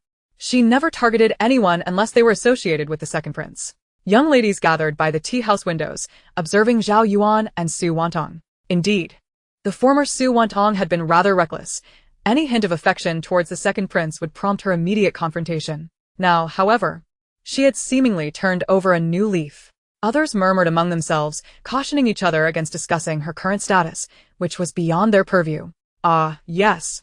Let us enjoy our tea. Su Wantang paid no heed to their whispers. After all, opinions belong to others. Could she really concern herself with them? Moreover, was it not mere gossip? Afterward, Zhao Yuan escorted Su Wantang to the gates of the duke's residence before taking his leave. Miss, you have finally returned. Xiao Tao and Steward Wu greeted her at the entrance. Indeed, your mistress has returned at last, Su Wantang replied, having spent her days riding, which had left her legs somewhat sore. Miss, you seem to have lost weight, Xiao Tao observed, her eyes glistening with concern. What? I appear gaunt? Su Wantang quickly touched her face. Yes, you have slimmed down, but as long as you remain unblemished, it is of little concern. Once back in her courtyard, Su Wantang relished a refreshing bath, feeling significantly improved afterward. What transpired in the capital during my absence? She inquired while dining. Miss, there have been numerous happenings in the capital. Xiao Dao began to recount eagerly. The second prince's future consort and concubines were both condemned to death. What? Gu Yanran and Sun Xiangyi are dead? Su Wantang exclaimed, astonished. No, the second prince pleaded for their lives, and they were ultimately demoted to concubines instead. Could you please finish your sentences succinctly? Su Wantang replied, exasperated. However, it seemed Zhao Zifeng was indeed quite devoted, managing to spare their lives, perhaps motivated by his own reputation. Thus, it appeared Lu Wan'er emerged as the greatest victor in this affair. Is Lu Wan'er not over 8 months pregnant now? Su Wantang inquired. Yes, miss, she is under excellent protection, with the imperial physician checking on her thrice daily. The second prince dotes on her excessively. and the emperor has stated that should she safely deliver a son, she need not become a primary consort. Ah, truly? The emperor values heirs above all, though I fear he may ultimately be disappointed. By the way, is there any news of Lu Jian? There is none, but some claim to have seen him in Yangqing. Who knows if it is true? Xiao Tao frowned slightly. While I was away, how has the family fared? Quite well. Oh, miss, the young master has returned, Xiao Tao announced. Young master? Who's young master? Su Wantang asked, bewildered. Did Su Bingxiao have an illegitimate child? Miss, you misunderstand. It's the young master from the second master's household, merely 11 years old, come to the capital for his studies. He is staying at the Su residence, and Steward Wu has arranged for him to reside in the East Courtyard. However, he is at school today and will only return in the evening. Which is why he hasn't met you yet, Xiao Tao explained. Oh, I see. Last time, Su Bingwen mentioned sending his son to study in the capital. Given the timing, he must have arrived, especially since this year marks the spring imperial examination and the academy is admitting new students. Please take good care of him. Fulfill any needs he may have. I shall not make things difficult for an 11-year-old child. Moreover, he is a legitimate descendant of the Su family. Despite my grievances with Su Bingxiao, Su Bingwen has never wronged me, so I must extend my care to this cousin. Rest assured, miss. The young master arrived with considerable wealth, most of which he entrusted to Steward Wu, who accepted it. He also brought a small companion, who is quite amiable. The young master himself is very polite and understanding. Look at you, so easily swayed. Miss, it is not like that. Steward Wu said so. Oh. What did he say? Steward Wu remarked that among the illegitimate children of the Su family, this one is a rare gem, though he is disabled. Nevertheless, this child is worthy of nurturing. Understood. Su Wantang realized that Steward Wu was no ordinary man. Anyone who could stand by the original owner's grandfather must possess considerable discernment. Since Steward Wu had spoken, she felt little inclination to interfere. That evening, upon meeting this cousin, she immediately grasped Steward Wu's intent. Greetings, eldest sister. Su Chuanwen bowed respectfully to Su Wantang. Upon seeing Su Chuanwen, Su Wantang was momentarily taken aback. He was a veritable young scholar, dressed in a neat scholar's robe, his hair neatly tied up, with a round face exuding innocence. No need for excessive formality. Come and eat, Su Wantang said, using a small spatula to serve food. Instantly, information about the child flooded her mind. Su Chuanwen, Su Wantang's cousin, upright, kind-hearted, and a future pillar of support. Su Wantang sighed with relief. Steward Wu's insight was indeed astute. Are you comfortable in your new living arrangements? Should you require anything, feel free to approach the steward, she advised, looking at the young boy with a protective instinct. Yes, eldest sister, I am quite comfortable. The capital is wonderful, the tutor is excellent, and my classmates are delightful. That is good to hear. If anyone dares to bully you, come to me, understand? Understood, eldest sister. Good, eat well. After sharing a meal, Su Wantang and Su Chuanwen grew closer. The following morning, Su Wantang was summoned to court for her duties. It had been half a year since she last attended, and she found herself somewhat unaccustomed. Armed with the imperial sword, she made her way to the palace. Since her mission was complete, it was only right to return the sword. Upon entering the grand hall, she encountered many unfamiliar faces, and a wave of emotion washed over her. Is this the Duke of Su? Truly handsome. Someone whispered. Hush, be careful. She is not to be trifled with. Stop talking. She is coming in. Su Wantang approached Zhao Yuan and stood beside him, feeling rather listless. Did you not rest well last night? Zhao Yuan inquired softly. I am fine. It's just that it has been so long since I attended court that I am out of practice. After all, who enjoys work? Indeed. It has been a challenge for you. Normally, you would be granted a few days of rest, but the emperor is eager. Once you complete your duties, he will surely arrange for your respite. That is reassuring. Su Wantang felt a slight sense of relief. The emperor has arrived. Long live our sovereign. The ministers bowed in deference. Gentlemen, rise. The emperor was in particularly high spirits today. Su Aiqing, your efforts are commendable. The emperor pointed out Su Wantang first. In response to your majesty, it is my duty as a subject. I do not fail in my mission, Su Wantang replied, raising the imperial sword high. The emperor waved his hand, and eunuch Wang stepped forward to reclaim the sword. Su Aiqing, you have performed exceptionally well. A woman who does not shy away from men. You are truly a paragon of the women of Daong. The emperor lavishly praised her, eloquently expressing his admiration. Su Wantang wore an expression of exasperation and helplessness. I say, Your Majesty, enough with the flattery. How about some tangible rewards? Anyone can shower compliments. They are not sustenance. Su Wantang respectfully knelt, but internally, she began to grumble. Meanwhile, the newly appointed officials gazed at her in astonishment, wondering how this woman could be so audacious, daring to speak her mind. Surely the emperor would have her executed. Would he not? The emperor, momentarily at a loss for words, realized this was the genuine Su Wantang. If she were truly silent, that would be more alarming. Zhao Yuan, However, wore a slight smile. This Duke of Su was simply delightful, rather amusing. Haha, Su Aiching, you have indeed rendered great service this time. You truly deserve a reward. I wonder what you might desire? As long as it is reasonable, I shall grant it. The emperor joyfully gestured. In response to your Majesty, I am overwhelmed. Serving Daong with utmost dedication is my duty. Su Wantang replied, her inner voice once again echoing. Damn you, Zhao Yuan. Didn't you promise to personally advocate for me? Is this what you call a reward? Truly, a man's words are as trustworthy as a pig climbing a tree. A man's lips are the devil's handiwork. You, Zhao Yuan, are utterly shameless. And you, your Majesty, you want me to ask for merit? How can I dare? If I ask for too much, you'll be suspicious. If I ask for too little, I'll be dissatisfied. How am I to choose? So you two brothers are merely tossing the ball back and forth at my expense? You infuriate me. Zhao Yuan, are you mute? Speak up. Su Wantang's outburst left everyone too intimidated to raise their heads, save for the emperor, who observed his brother with a bemused expression. Zhao Yuan, feeling embarrassed from Su Wantang's remarks, wondered how he could have submitted a memorial to the emperor, if this was the result. He raised his head to meet the emperor's gaze, only to find his unreliable brother grinning at him, the expression on his face clearly saying, I know nothing. I am completely uninformed. In response to your Majesty, I believe that Su Aiching, single-handedly confronting the barbarian encampment and claiming the enemy leader's head, has rendered a service that is beyond what I could achieve. Thus, I feel that gold and silver treasures cannot adequately express Su Aiching's merit. It would be better to grant her the certificate of official appointment, Zhao Yuan proposed. Duke Su, what are your thoughts? The emperor inquired once more. I heed your Majesty's words. Zhao Yuan, you fool, I do not desire that certificate of official appointment. I have no intention of marrying and having children. What would I do with that? The Su residence has dwindled to almost no one. What use would it serve?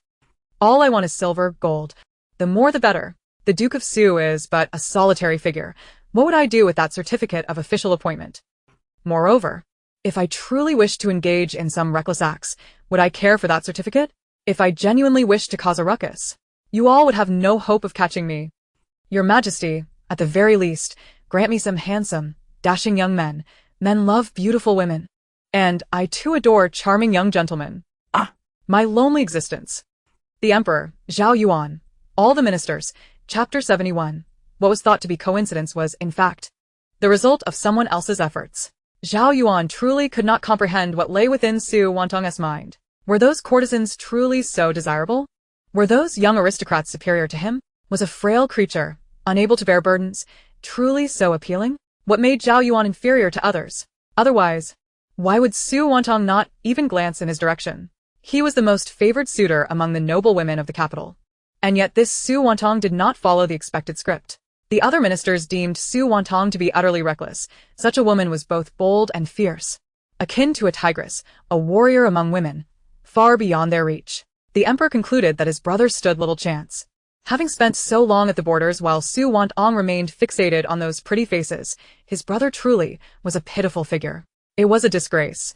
Not only had he failed to win her over, but it seemed he did not even make the cut as a backup option. Alas, how blind fate must be. After some consideration, the emperor found the certificate of official appointment somewhat inappropriate, especially since Duke Su was not yet married. Thus he proposed, since the position of left prime minister remains vacant, why not appoint Su Aiching to fill it? The emperor's words left everyone in stunned silence. Su Wantang was equally astonished, looking at the emperor in disbelief. No, your Majesty, you cannot be jesting. While I am not averse to holding an official position, I certainly do not wish to become the prime minister. Although I do possess certain skills, I truly do not wish to be overly entangled with court affairs. Merely assisting you with Daong's grain issues is already quite magnanimous of me. Now you wish for me to become the prime minister? That would make me a mere beast of burden for Daong, though I am often referred to as the blood Rakshasa. maintaining order in my domain, and having sent away figures even more formidable than your majesty. I genuinely do not wish for this position of prime minister. Oh, Gua Liu. Gua Liu, you promised me I could merely observe. How did it come to this? If I truly become prime minister, will I not be bound to Daong and unable to pursue other opportunities in the future? Oh, heavens, you brought me to this world. How can you be so unreliable? I have already borne enough burdens. Why must I take on more? Let it all perish. I, the Rakshasa, am weary. Let it all collapse. The ministers in the hall, including the emperor and Zhao Yuan, grew increasingly anxious as they listened to Su Wantang's heartfelt thoughts. The emperor wondered if he might be driving Su Wantang away. Zhao Yuan feared that Su Wantang might disappear from their lives, perhaps returning to her own world. The ministers realized that Su Wantang was truly favored, a celestial being among them. No wonder the emperor repeatedly broke protocol for her. Your Majesty, I am overwhelmed. I truly feel too young and inexperienced to bear such a responsibility. Su Wantang immediately performed a grand bow. This is absurd. If I agree, I will genuinely lose my freedom, unable even to indulge in a leisurely sleep. Amitba, Su Aiching, this sentiment is misguided. The left prime minister of Daong must be none other than you. With you, Daong shall have a future. At that moment, a dignified, aged voice resonated through the hall. It was the abbot of the National Protection Temple. What brings him here? Good heavens, it truly is him. I have not seen him in many years. Master, you have come. The emperor hurried down from his throne to welcome him. Amitba, I should not have come. But I do not wish for such a brilliant star to be buried, the abbot declared, then approached Su Wantang. Upon seeing the old abbot, Su Wantang felt a warm, healing energy envelop her. You are. Su Wantang stood up in disbelief, gazing at the abbot of the National Protection Temple. The aged visage gradually merged with that of a youthful face, the very boy who had passed away in her embrace. Sister, it is I, Kuro. The abbot smiled gently at her. Su Wantang took a step back. Arong. Yes, it's me. I have waited for you, for countless years. After saying this, Kurong's aged face was streaked with tears. Su Wantang's eyes glistened with emotion. You truly are something else. Knowing I was here, why did you not come to find me? Sister, the time had not yet come. I dared not seek you out. Kurong replied, Taking her hand as if they were children once more. Very well, sister understands. I do not blame you. Su Wantang took a deep breath. You spoke of making me the prime minister of Daong. Are you serious? She gazed at her brother, who had raised her since childhood. Indeed, I am serious. Daong is a prosperous nation, and its emperor is a benevolent ruler. However, as you are already aware, Daong must not fall into the hands of others. Sister, you are the key to this predicament. Daong is not yet beyond salvation. I hope that after I depart, you will safeguard it for me. Kurong shook her hand gently. You have always been this way. I cannot refuse you. Thus, sister promises to protect it for you. Thank you, sister. The onlookers listened intently to the conversation between the abbot of the Protector Temple and Su Wantang, their hearts stirred with tumultuous waves. The abbot of the Protector Temple had lived for over a century. How could he possibly be Su Wantang's brother? Your Majesty, since you believe I am capable, I shall humbly accept this charge and become your loyal minister henceforth.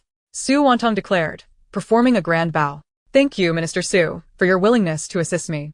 May I take my leave first, Your Majesty? It has been a long time since I last met with an old friend. Of course, Minister Su, please. Su Wantang helped Kurong to leave, while the emperor and his ministers watched them exit the grand hall. Gentlemen, you have heard the exchange between the abbot and Minister Su. I shall not keep this from you. Su Wantang is indeed not of this realm. Like the abbot of the Protector Temple, she has come here for the sake of this nation. I hope this matter remains confined to this hall. Once we leave, I wish for no one else to be aware of it. Otherwise, I shall punish the one who leaks this with the annihilation of their entire clan. Yes, we obey. Do not entertain thoughts of treachery, for Minister Su's capabilities are beyond what we mere mortals can compare. She can foresee the future and vanquish enemy commanders. Otherwise, you would perish without even realizing it. Do not say I did not warn you. Understood, Your Majesty. Regarding the sentiments expressed by Minister Su when mentioning you, only you know which are genuine and which are not. Thus, I implore you to cherish your loved ones. For I do not wish to see bloodshed in the marketplace again. After that day, Su Wantang was unaware of the events that transpired in the court following her departure. However, from that moment forth, the ministers held her in great respect and would no longer look down upon her simply because she was a woman. She believed it was due to her position as prime minister. Miss, you have returned. Xiao Tao approached, only to fall silent upon seeing her support a large monk. Do not attend to me. I wish to converse with an old friend. Yes, miss. Subsequently, Su Wantang led Ku Rong to the back courtyard. Sister? It brings me peace to see you living well, Ku Rong remarked as he surveyed the courtyard. Well enough, better than the end times, Su Wantang replied. Settling down to look at Ku Rong. What exactly transpired? After I died, I arrived in this world. At that time, a being known as a system approached me, stating that if I assisted the ruler of Daong in overcoming calamities, then after you met your end, you too would arrive in this world. Thus, I agreed. Ku Rong was indeed Su Wantang's brother. Once known as Su Xiaorong, his name was later changed to Ku by their grandfather, who deemed Xiao unsuitable. However, Su Wantang thought the character was also unfit. Later, they awakened their abilities. She possessed water manipulation and communication with animals, while her brother had healing powers. When she was 7, 5-year-old Ku Rong departed from her, unable to be protected due to her insufficient strength, perishing in her embrace. From that moment, all knew her as an orphan, oblivious to her past, known only as the blood demon. All these years, have you been well? Su Wantang gazed at her younger brother, feeling a pang of sorrow. I have thrived, for my abilities allowed me to become the abbot of the Protector Temple. I have always prayed for you. It is indeed your prayers that have brought me here. Thank you, Xiao Rong. Sister, let us not dwell on such matters. Though my memories are few, you are my true sister, my only remaining support. You waited for me a long time, did you not? I apologize. Sister, it is of no consequence. This is fate. Our reunion is what matters. But just as we have met, you must leave me again. Su Wantang could sense Ku Rong's vitality waning. Sister, do not worry for me. After my passing, I shall return, and in time, I will come back as Su Ku Rong. This is the reward bestowed upon me by the system. I have merely exchanged vessels. I awaited you, and my rebirth. Sister, you must create a bright future for me. Ku Rong concluded with a smile. Very well. Sister promises you. I will await your return. Previously, I could not protect you. In the future, I shall care for you. Sister, do not be sad. Parting is merely a prelude to a better reunion. Indeed, sister understands. Sister, you must safeguard the royal bloodline. It is one of the conditions for my revival. I am aware. Rest assured. Sister, I wish for some cookies. All right, I shall fetch them for you. Su Wantang then purchased a pack of teddy bear cookies from the marketplace. Now, she had unlocked many products, though some required gold for purchase. Is there anything else you desire? Sister, I wish to drink that sweet beverage the chubby children had. Certainly, during the times of chaos. Children from affluent families still had food, such as that long out-of-production drink. Her brother had never tasted it before his death. On that day, Ku Rong and Su Wantang spoke for hours until the young monks from the Protector Temple came to escort him back. That evening, Su Wantang's court attire arrived. The Prime Minister's robe was black, adorned with square patches embroidered with crane patterns on the chest and back, signifying her elevation to the highest official position. Though there was still a right Prime Minister, he was a loyal minister, thus forming a commendable team. Su Wantang was appointed as the left Prime Minister. The citizens of the capital were astonished, yet none dared to oppose her, for once one reaches an unattainable height, even jealousy becomes a luxury. Congratulations, host. You have unlocked the ancient renowned minister's quest. Reward, a tracking talisman. Gua Liu's voice echoed. Wait, Gua Liu, could you possibly refrain from these bizarre quests? Su Wantang responded. Exasperated. Host, this talisman is crucial for locating your brother. Are you quite sure you do not want it? Of course I want it. Su Wantang conceded, feeling cornered. On the third day, the morning bells of the Protector Temple tolled. Ku Rong had attained enlightenment. The emperor declared a day of mourning for the entire court, leading the royal family to attend the funeral. Su Wantang also went, and by the time Zhao Yuan arrived, she was already present. Miss Su, my condolences. Zhao Yuan addressed her without mentioning her title. Thank you, it is nothing. Su Wantang did not weep, for she believed her brother would return. Minister Su. Your Majesty, I pay my respects to you, and to Prince Qing. Su Wantang greeted them with a bow. I appreciate your willingness to remain and assist me. The emperor humbly returned the gesture. Su Wantang would not disregard her brother's wishes and spoke. Since it is my brother's request, I shall certainly not neglect it.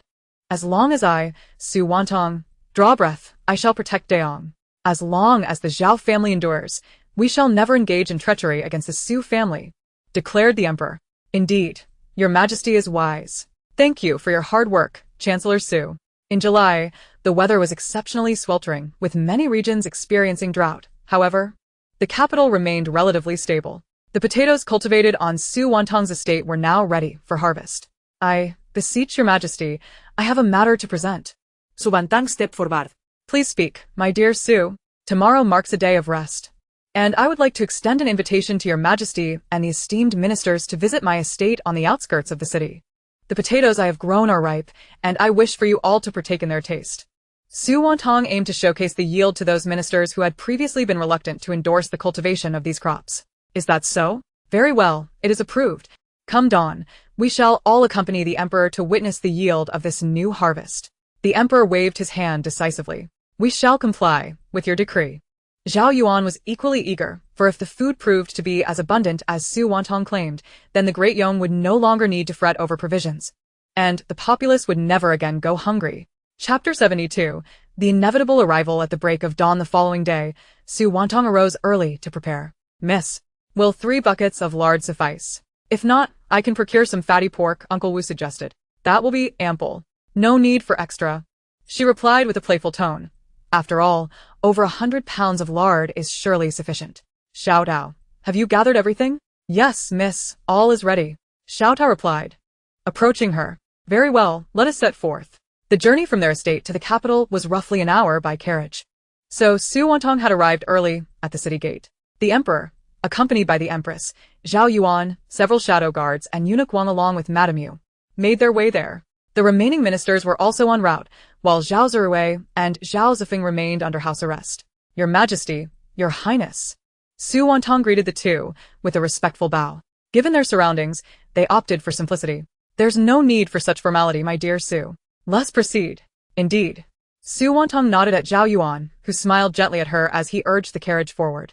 The emperor and empress exchanged knowing glances, both feeling a mix of exasperation and amusement at Zhao Yuan's reticence. If you truly care for her, why not pursue her more actively? Standing there like a wooden post won't help. Should Su Wantang take an interest in someone else, you will have no place to lament, they mused. The emperor's impatience is indeed a source of entertainment. Su Wantang led the group through the city gates, and it wasn't long before they arrived at her estate. As they entered, the sun was not yet blazing, and they had arrived at the peak of the heat. Your Majesty, Your Highness, please. You need not concern yourself with us. Lead the way, the empress replied with serene composure. Very well. The group was ushered into a makeshift grass pavilion, where Su Wantang emerged holding a hoe. Your Majesty, Your Highness, and esteemed colleagues, I invite you to join me in harvesting potatoes. With that, she grabbed a bucket and proceeded forward. The others quickly followed, all dressed in their everyday attire, the empress included, as they had come to witness the harvest. Upon reaching the edge of the field, Su Wantang gently brushed aside the potato plants, revealing their robust growth, vibrant green leaves, with some even in bloom. Chancellor Su, may I assist? Zhao Yuan offered. No need, I can manage. Please observe closely as I begin to dig, she proclaimed, pushing aside the foliage and digging into the earth. In no time, several sizable, round potatoes emerged before them. From just one plant, this many? Exclaimed the elderly King Qing in astonishment. Indeed, Your Highness. Some may yield even more. If you wish, you may feel free to unearth one yourself. The soil is quite soft. Very well. The elderly king then began to excavate with trembling hands. Esteemed colleagues, feel free to dig as well. After all, these will soon be our meal. Let us ascertain the yield. Su Wantang smiled at the empress. The empress, understanding her intent, took the hoe from Su Wantang and joined in the experience, while Zhao Yuan and the emperor crouched down to assist in the harvest. As the abundance of potatoes became evident, the ministers grew increasingly animated. How can the yield be so plentiful? If this continues, the Great Yong shall never face famine again. Chancellor Su, this is truly astonishing, the emperor remarked, his excitement palpable as he examined the potatoes closely. Next year, ensure that this is promoted throughout the realm. Everyone must cultivate them, he commanded, diving back into the soil. Do you think the yield at the border will match that of here? Sao Juan inquired, approaching Su Wantang. It should be similar, though the soil there is somewhat less fertile, so the yield may be somewhat diminished. However, it will certainly surpass other grains, she replied, gathering the harvested potatoes into a basket. She planned for each minister to take a small basket home as a token of appreciation. That is reassuring. Zhao Yuan sighed in relief. Wantang, he called out. Su Wantang turned, somewhat startled by the sudden use of her name. I believe our shared experiences on the battlefield, in tomb raiding, and in agriculture have forged a bond of camaraderie. Would you not consider us friends? Indeed, it would seem so. From now on, when we are alone, let us call each other by our names. Agreed. Su Wantang preferred not to speak in formalities. Very well, henceforth in private, I shall call you by your name. Sounds good, she responded, returning to her task of harvesting potatoes. The elderly King Qing and the Grand Tutor exchanged glances, realizing that Zhao Yuan had finally caught on. With just a small area harvested, an impressive number of baskets filled with potatoes had materialized, and the realization of the extraordinary yield began to dawn on everyone. Subsequently, Su Wantang led the group to a shaded pavilion, where she prepared to introduce them to this new delicacy. Esteemed guests, please take a moment to rest. I shall personally prepare the meal, for the method of cooking these potatoes is quite simple. With that, she grabbed a knife and began to slice the potatoes. Xiao Tao and the others had already peeled them, waiting for Su Wantang to proceed. Several large pots were set up, one steaming potatoes while another contained lard. Su Wantang, Along with 2 cooks, began slicing the potatoes into thin strips, intending to prepare a dish of stir-fried potato shreds. Xiao Tao and her team were cutting the potatoes into wedges to create crispy potato fries. Zhao Yuan approached, marveling at Su Wantang's deft knife skills. This woman is truly remarkable. Equally adept in the kitchen and in the grand hall. As Su Wantang placed the potatoes into the hot oil, the sizzling sounds filled the air. Zhao Yuan, Step back a bit. Be cautious of the splattering oil, she cautioned. understood. He replied, a wide smile breaking across his face at finally hearing her call his name. The others inhaled sharply at the realization. If these two were truly to become a couple, who would dare disrupt the harmony in the court? Meanwhile, the emperor and empress were visibly pleased, witnessing Zhao Yuan's awakening. Zhao Yuan, please bring over that large wooden basin. The basin was impeccably clean. Su Wantang retrieved the nearly fried potatoes, placing them into the basin, and continued frying another batch before opening the prepared seasonings to enhance the dish. Chives, finely chopped coriander, and a particularly delectable chili powder sourced from the marketplace, which is a blend of Sichuan peppercorns, ginger powder, white pepper, and other spices, were added. After incorporating the seasonings, Su Wantang commenced stirring the mixture, then picked up a piece with her chopsticks and offered it to Zhao Yuan. Try this. Is the salt sufficient? Delicious. Zhao Yuan exclaimed after tasting it, relishing the exquisite flavors of freshness, fragrance, and spiciness. Su Wantang sampled a piece as well and found it quite agreeable. However, she preferred bolder flavors, unlike the ladies of his era who shunned spiciness. Absolutely delightful. So, shall we refrain from adding more? No need for any additions. Su Wantang instructed little Tao, please portion it into plates and serve our esteemed guests. Certainly, miss. Subsequently, Su Wantang prepared 2 large pots of wolf-tooth potatoes, a sizable pot of French fries, and stir-fried potato shreds. The main dish was boiled potatoes, aptly dubbed a potato feast. Your Majesty and esteemed Empress. These are the wolf-tooth potatoes, slightly spicy. Here are the French fries, which can be enjoyed with chili or this condiment known as ketchup. This dish consists of stir-fried potato shreds, and this is steamed. Su Wantang elaborated to the two.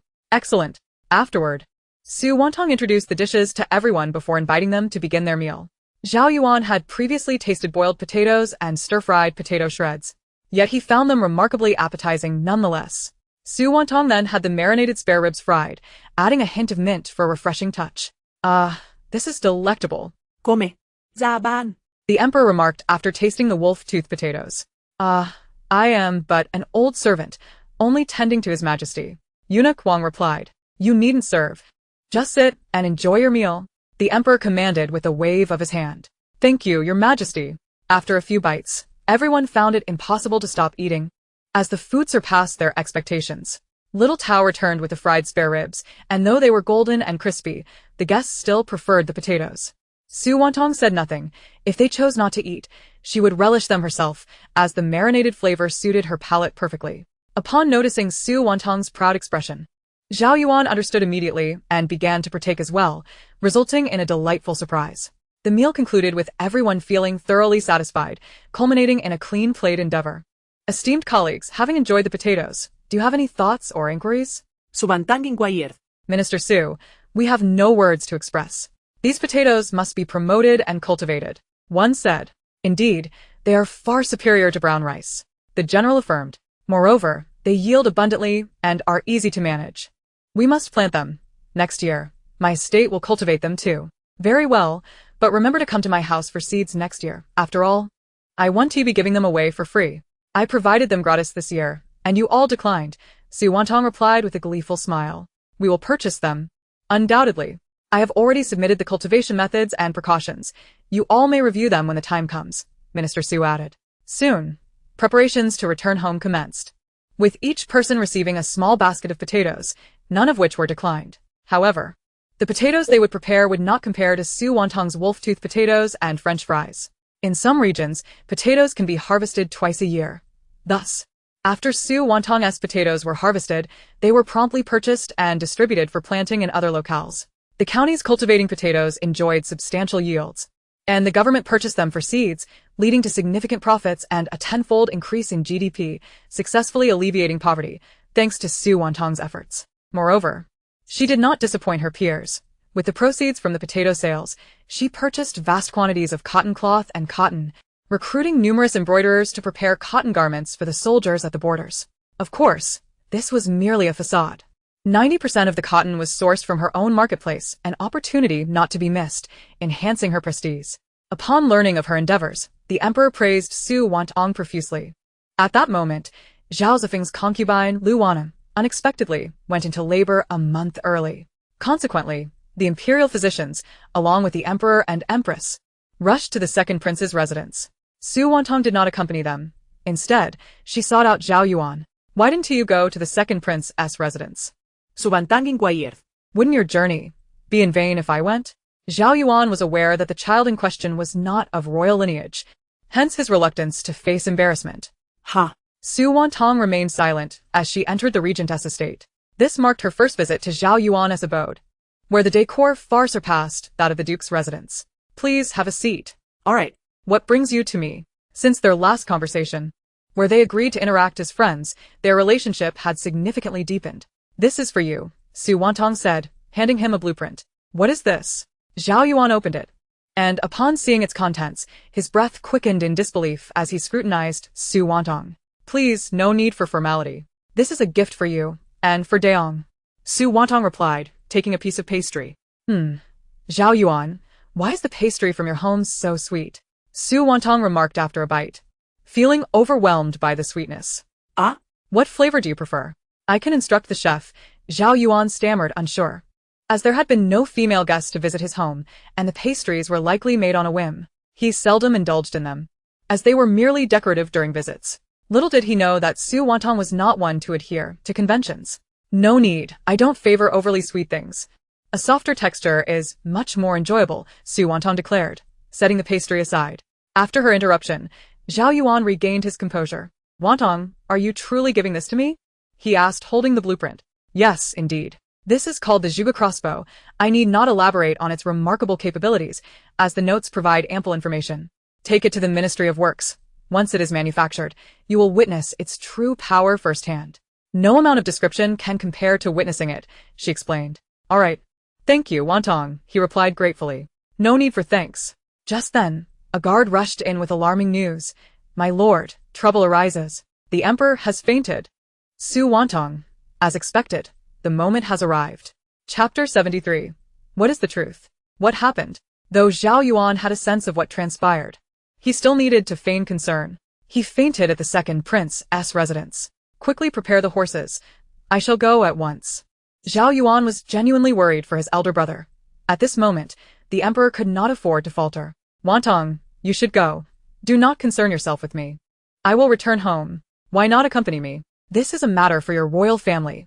As an outsider, it would be inappropriate for me to intrude, Su Wantang replied, scratching her head. Very well. Next time, I shall treat you to delicious food. We shall see. With that, Su Wantang returned to her own estate. My lady, it is sweltering out. Do take an umbrella. Little Tao rushed out, holding an umbrella to shield her. What a significant matter. Su Wantang dismissed, walking back into the courtyard. By the way, how is the progress on the cotton garments the embroiderers are preparing? Su Wantang inquired. I am not certain. It is overseen by Steward Wu. Understood. You may leave. Su Wantang reclined on her bed, feeling vexed by the incessant cicada calls outside. Meanwhile, at the second prince's residence, Lu Wantang had been particularly cautious, as she felt the baby within her was quite lively, constantly kicking. The hot weather had diminished her appetite, yet the palace chefs endeavored to provide her with light meals. She was acutely aware that the affection lavished upon her stemmed entirely from the child she carried within her womb. Zhu, have there been any updates regarding my brother? Liu Wantang inquired. There are some rumors, though their veracity is uncertain. Some say they have spotted the eldest young master in Luozhou city. Zhu relayed the information she had gathered. Luozhou, a place that once served as the ancestral home of her mother, was significant, however. Lu Wantang decided to dismiss the matter, thinking that as long as he was safe, it was of little consequence. Recently, her thoughts had been consumed by the impending arrival of her child. Miss, do not dwell on it. The eldest young master is an adult now. He is capable of taking care of himself, Zhu assured, her hopes resting solely on Lu Wantang, for she herself wished to survive. Yes, I understand, Lu Wantang replied, gently caressing her belly. Zhu, why has Su Wantang been appointed as prime minister? What is her enchanting allure? Liu Wantang expressed her disdain for Su Wantang, who seemed to excel in every aspect, believing such a person deserved to be trampled into the mud. I do not know, miss. Zhu dared not comment further. But it matters not. Once my child grows, it will be Su Wantang who crawls on the ground pleading before me. And then I will make her suffer 1,000 deaths, Lu Wantang declared, her eyes gleaming with malice. Oh, miss, please refrain from uttering such ominous words. You carry a dragon child. It is ill-advised, Zhu quickly interjected. I understand, Kuitsu. Help me up. I wish to rest for a while, Lu Wantang said. Very well. As Zhu helped her to her feet, Lu Wantang suddenly felt a warm liquid flowing from her lower body. Kuitsu. Lu Wantang cried out. I miss you. Your water has broken. Quickly, summon the imperial physician. Yes, yes, I shall go at once. Zhu assisted Lu Wantang onto the bed before rushing to call for help. This is terrible. This is terrible. The lady's water has broken.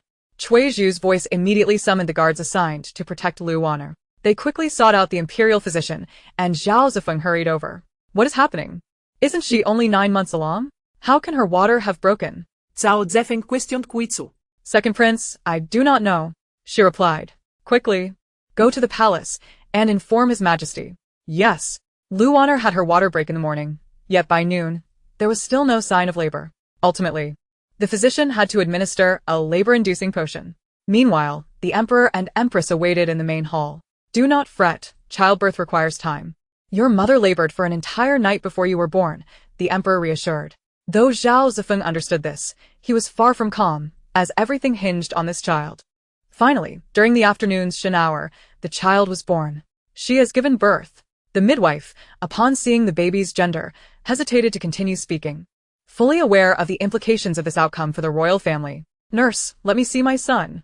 Liu Wantang gasped. Your Highness, this is beyond my control. The midwife stammered as she handed the child over. Lu Wantang glanced at the newborn, unable to discern the sex at first. However, when she unveiled the cloth wrapping the infant, her expression turned to one of shock. How is this possible? This cannot be. There must be a mistake. Liu Wantang gasped.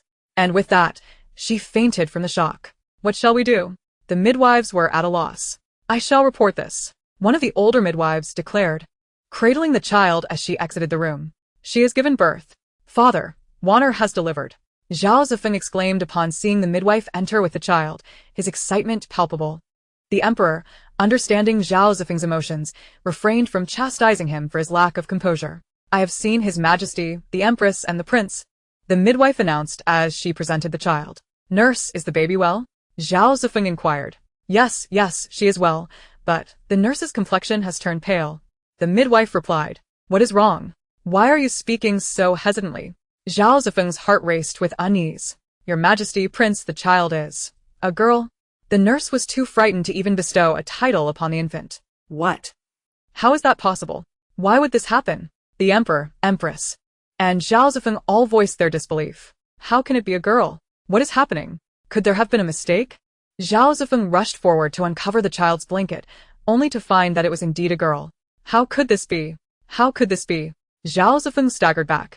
The Emperor and Empress also examined the child, their expressions darkening. Second, what is going on? The Emperor asked, his voice heavy with suspicion. Father, I do not know. Zhao Zifeng was equally bewildered. Is this child truly yours? The emperor pressed. Of course it is mine.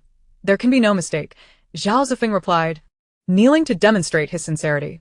This has never happened in the history of the Daong dynasty, the empress remarked with a cold laugh. Just then, a eunuch entered the room. Your Majesty, a messenger from the Crown Prince's residence has arrived. Announce him, the emperor commanded, his expression darkening. Your Majesty, the Crown Princess is with child. This is a blessing for Daong. Both the Crown Prince and the second prince now have children, breaking the royal family's long-standing curse. It is truly joyous news. The young eunuch, eager to take credit, rattled off a litany of auspicious phrases, oblivious to the emperor's grim demeanor and Zhao Zifeng's ashen face. Get out, the emperor barked, prompting the eunuch to flee in haste. The three remained silent until the empress finally broke the tension. If it is confirmed that the child in Lu's womb is indeed yours, then it can only mean that this situation does not stem from the two of you brothers but rather from your mother, she declared, relishing the opportunity to vent her long-held grievances. Father, I know nothing about this, Zhao Zifeng pleaded, looking up at the emperor. The emperor scrutinized his second son, perplexed by how he bore no resemblance to himself, but rather to their mother. He recalled that the crown prince also bore no resemblance to him, but looked like their mother. While it might be normal for one child to resemble the mother more than the father, the fact that both sons lacked any resemblance to their father raised suspicions. The emperor recalled the words of Master Gu Rong, dynasties change.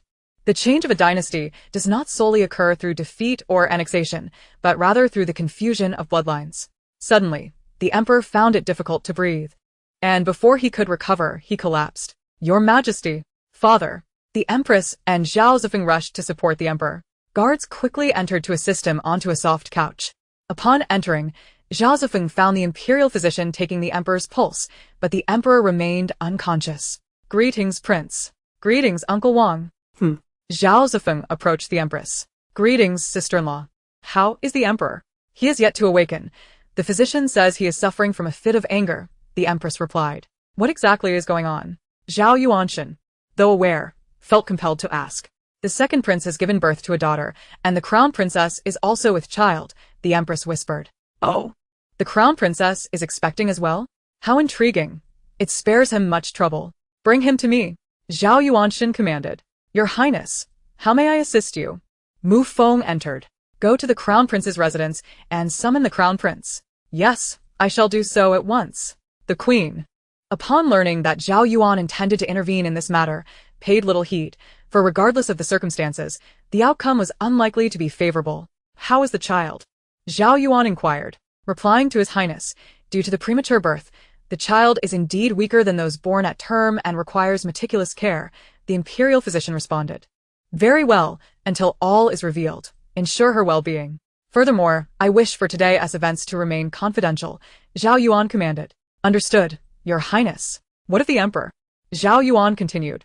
His Majesty is afflicted by a surge of anger, but should be well after some rest, came the reply. Proceed to await further instructions. Zhao Yuan instructed. Upon receiving the news, the crown prince hurried over, only to find his father lying down, his uncle seated coldly across the room, while the queen wore a look of disdain. I pay my respects to uncle and mother, the crown prince greeted. Do you comprehend why you have been summoned? Zhao Yuan queried. I do not, esteemed uncle. I beseech you to enlighten me. The crown prince genuinely lacked understanding. Do you understand why your father has fainted? What? Father has fainted? I merely thought he was asleep. He is not unwell, is he? The crown prince's thoughts were indeed such. He is unharmed. But both you and your brother are in serious trouble, and the matter is grave. Zhao Yuan adjusted his posture and gazed at the crown prince. Today, consort Lu has given birth. I was unaware, the crown prince admitted. It is understandable. You did not know otherwise. You would not have sent someone to inform the crown princess of her pregnancy. Do you know that consort Lu has birthed a girl? As Zhao Yuan's words fell, the crown prince felt a chill run down his spine. What? His face turned ashen. Do you not comprehend? Allow me to clarify. Both your wives are with child, and Zhao Zifeng has given birth to a daughter. The Zhao family, cursed through generations, has unexpectedly produced such a turn of events with you too. What do you think is the cause of this? Is someone fishing in troubled waters, or has someone swapped the children? Do you understand? The gravity of Zhao Yuan's words left both brothers drenched in sweat. Uncle, I assure you, I am completely unaware of this matter, the crown prince declared, distressed. Is that so? Replying to uncle, I have never acted inappropriately. I have but one crown princess, and that child is indeed mine. Zhao Yuan turned his gaze towards Zhao Zifeng. Zhao Zifeng thought of Wu Jianren, but dared not speak. I too am innocent, he insisted. Alas, in that case, Mufeng, bring in the imperial physician. Yes, your highness. Moments later, the physician entered. Physician Liu, ancient texts record that blood relations merge. Those who are not related do not. Is this true? Indeed, your highness, the physician affirmed. Then, test my elder brother and both princes. Uncle, this is unacceptable. Such actions would distress his majesty. The crown prince was the first to object. Indeed, uncle, regardless of the circumstances, this should wait until father awakens. He would surely blame us if he learns of this. Zhao Zifeng concurred. Count yourselves fortunate that your father remains unconscious, Zhao Yuan remarked with a smirk, directing attention to a jug of water on the table. For fairness, let us use the boiled water from this vessel. The teacups shall suffice. Yes, your highness. Subsequently, the physician, under the watchful eyes of all present, poured the water, cleansed the cups, and presented them. He then drew a drop of blood from both Zhao Zifeng and Zhao Ziri, followed by 2 drops from the emperor, and brought the cups to the queen and Zhao Yuan. Zhao Yuan gestured for both parties to observe. Upon seeing the blood in the cups, Zhao Zifeng and Zhao Ziri's faces drained of color, terror and disbelief etched upon them. No, this cannot be. Uncle, there must be some mistake. We are the emperor's children. There must be an error. The crown prince pleaded with Zhao Yuan. You are aware of the circumstances. How could there be a mistake?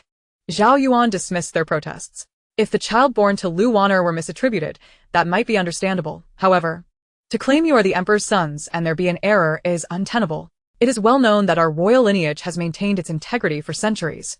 Yet both of your consorts are with child, one having birthed a daughter. Do you truly believe the royal family is foolish? Perhaps you are innocent. But I wonder if your mother shares the same fortune. Uncle, I am wronged. I am truly wronged. I know nothing. The crown prince exclaimed, pale with fear. Your innocence may be genuine, yet you are not blameless. Zhao Yuan looked at Zhao Zifeng. Do you still believe that the child in Lu Wan'er's womb is truly yours? My sources indicate that the Wu scion sought out Lu Wan'er just before leaving the capital, and that very day she had just departed from your residence. I had thought you were clever, yet it seems a lowly, treacherous woman has ensnared you. This is your retribution. Zhao Yuan, ever disdainful of Zhao Zifeng, revealed his calculating gaze. Regardless, it is a certainty that you two are not of royal blood. This is indisputable. Therefore, whether you are wronged or not seems of little consequence. Guards, your highness, take these 2 to my dungeon, under strict surveillance. No one is permitted to see them until the matter is resolved. As for Lu Wan'er, ensure she is closely guarded. She must not perish. Zhao Yuan commanded. Yes, uncle. Uncle. The 2 cried as they were dragged away. If the Ministry of Justice's prison was impenetrable, then the regent's private prison was fortified beyond measure. Any attempt at a rescue would be futile, for the guards were the most elite of shadow warriors. When Lu Wan'er awoke, she was still in a daze. Gradually, her thoughts coalesced, and cold sweat streamed down her face. She had given birth to a daughter. Where is my child? Where is my child? As long as the exchange occurs before the emperor sees her, all should be well. Alas, her hopes were dashed. Miss Miss. Cui Zhu knelt by her bed, weeping. What are you crying for? I am not dead yet. Where is my child?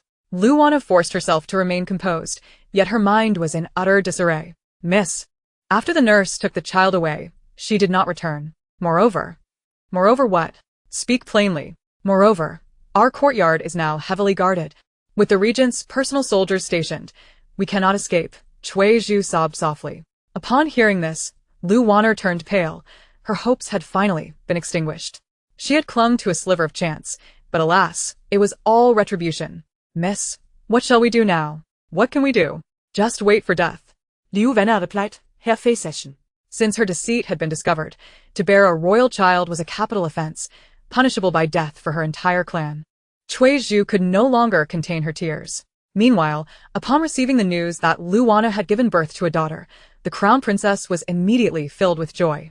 As long as it is not a son, my own son poses no threat. The crown princess murmured. Yet, she quickly realized, did you say consort Lu birthed a daughter? Yes, your highness.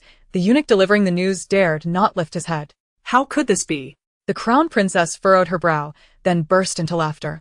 Ha, Liu Wan'er. Have you become addicted to infidelity? You dare to scheme for royal offspring? Is this your plan, or the second prince's? How amusing. Let us see how you remain so arrogant now. The crown princess was in excellent spirits, gently caressing her barely noticeable belly. My son, you must strive to grow strong, for your mother will protect you. Suddenly, a flurry of commotion erupted as someone rushed in. What is the meaning of this? How dare you disturb the empress? Your life would not suffice to atone for such a transgression. The crown princess, as personal maid, quickly shielded her. What has caused you to be so frantic? The crown prince has been taken. The young servant exclaimed. What? Taken? By whom? Who dares to act with such audacity? The crown princess was enraged. It is the regent. Not only the crown prince, but even the second prince has been seized and imprisoned in the regent's private dungeon. How could this happen? Where did it all go awry? Just then, a cacophony of hurried footsteps echoed as the crown prince's residence was besieged by heavily armed soldiers. The crown princess realized that matters were far more complicated than they seemed. Yet, she found herself powerless to investigate further, trapped and unable to uncover any news. At last, the emperor stirred from his slumber. Your Majesty, you have finally awoken, Zhao Yuan said, moving to support him. The empress hurried over, grasping his hand. Your Majesty, you have frightened us terribly. I am fine. I apologize for causing you concern, the emperor replied, waving dismissively. The attendants and eunuchs exited the room, leaving only the three of them. Yuan, is this all a fabrication? The emperor appeared to age several years in an instant. Your Majesty, events have transpired beyond our control. Fortunately, no grave errors have occurred. Had it been otherwise, I would be a historical sinner, unable to face our ancestors, he said, leaning against Zhao Yuan, gasping for breath. Are they truly not my children? The emperor persisted. No. During your unconsciousness, I verified with your blood and theirs. They are incompatible. Zhao Yuan spoke truthfully, for he was the only one brave enough to do so.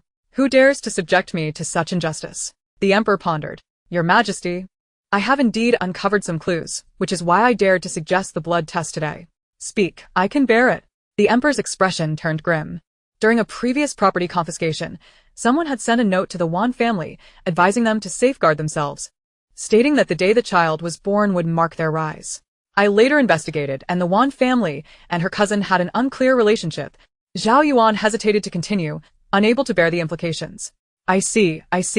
Moreover, I suspect that if Lu Wane were to give birth to a daughter, she would surely be swapped. What they did not anticipate was that Lu Wane would deliver prematurely, and the crown princess would also conceive, thus derailing their entire scheme. Ha!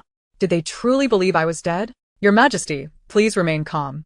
I have already imprisoned those two in my dungeon, and I have dispatched guards to secure the estate. The remaining matters you may handle yourself. Very well, I understand. You have worked hard. It is my duty. The emperor returned to the palace, subsequently proceeding to the quarters of Wan Linger. Your Highness, the emperor has arrived. A maidservant exclaimed, her face alight with joy. What did you say? Van Ling was incredulous. The emperor has come to see you. You must prepare at once. Hurry, help me with my attire. Despite her efforts, no amount of adornment could restore her to her former self. Having long fallen out of favor, all that could be sold had been traded for sustenance, rendering her unrecognizable. This humble servant pays her respects to your Majesty, Wan Linger greeted, performing the customary bow. The emperor remained silent, taking a seat at the head of the table, before gesturing for all but the chief eunuch to leave. Though Wan Linger was filled with excitement, she soon sensed something amiss, for the emperor's demeanor was notably cold.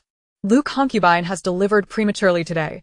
Hence, I have come to share the news with you. The emperor's tone revealed no trace of joy or anger. Is that so? Truly wonderful. May the Bodhisattva bless us. Both Zhao Zifeng and she placed all their hopes upon the unborn child. There is yet another piece of good news. The crown princess is also with child. Ah? Is that true? How splendid! However, Wan Linger's complexion drained of color as she swiftly grasped the implications. Oh, I forgot to mention, Lu Concubine has given birth to a daughter. As the emperor's words echoed in the air, Wan Linger collapsed to the ground, trembling uncontrollably. She had never anticipated that the truth would unravel so swiftly. Had she not prepared for this? If a daughter were born, she could simply exchange her for a son. How could this be? You claim your two sons can have heirs and yet produce a daughter as well. Is that not peculiar? Your Majesty, I do not understand why this is happening. I am wronged. What grounds do you have for grievance? I harbor no blame toward you. It is all Liu concubine's fault. She has always had dubious dealings with the Wu family, as you are aware. Perhaps Zhao Feng was also kept in the dark. It must be that wretched woman's doing. The crown princess's child is the true dragon descendant. I implore you, your majesty, to administer justice upon this unrepentant harlot. The emperor, after listening, fell into deep contemplation before finally speaking. What do you propose as suitable punishment for Liu concubine? Such an indiscreet individual does not deserve to be a concubine. A cup of poison should suffice. Followed by a burial in a mass grave for the wild dogs to consume, Wanlinger declared with malice. Oh, let me pose a question to you. After Wan Xingrong's demise, did you feel sorrow? The emperor's voice pierced through her, akin to a dagger, rendering her breathless. Wanlinger's face turned ashen as she sank to the ground. So you are aware, then? Indeed. I learned just today. You think I am plotting your demise? Since you are already aware, further discussion is futile. I had anticipated this day. However, as time passed and the children grew, I began to forget how they came to be.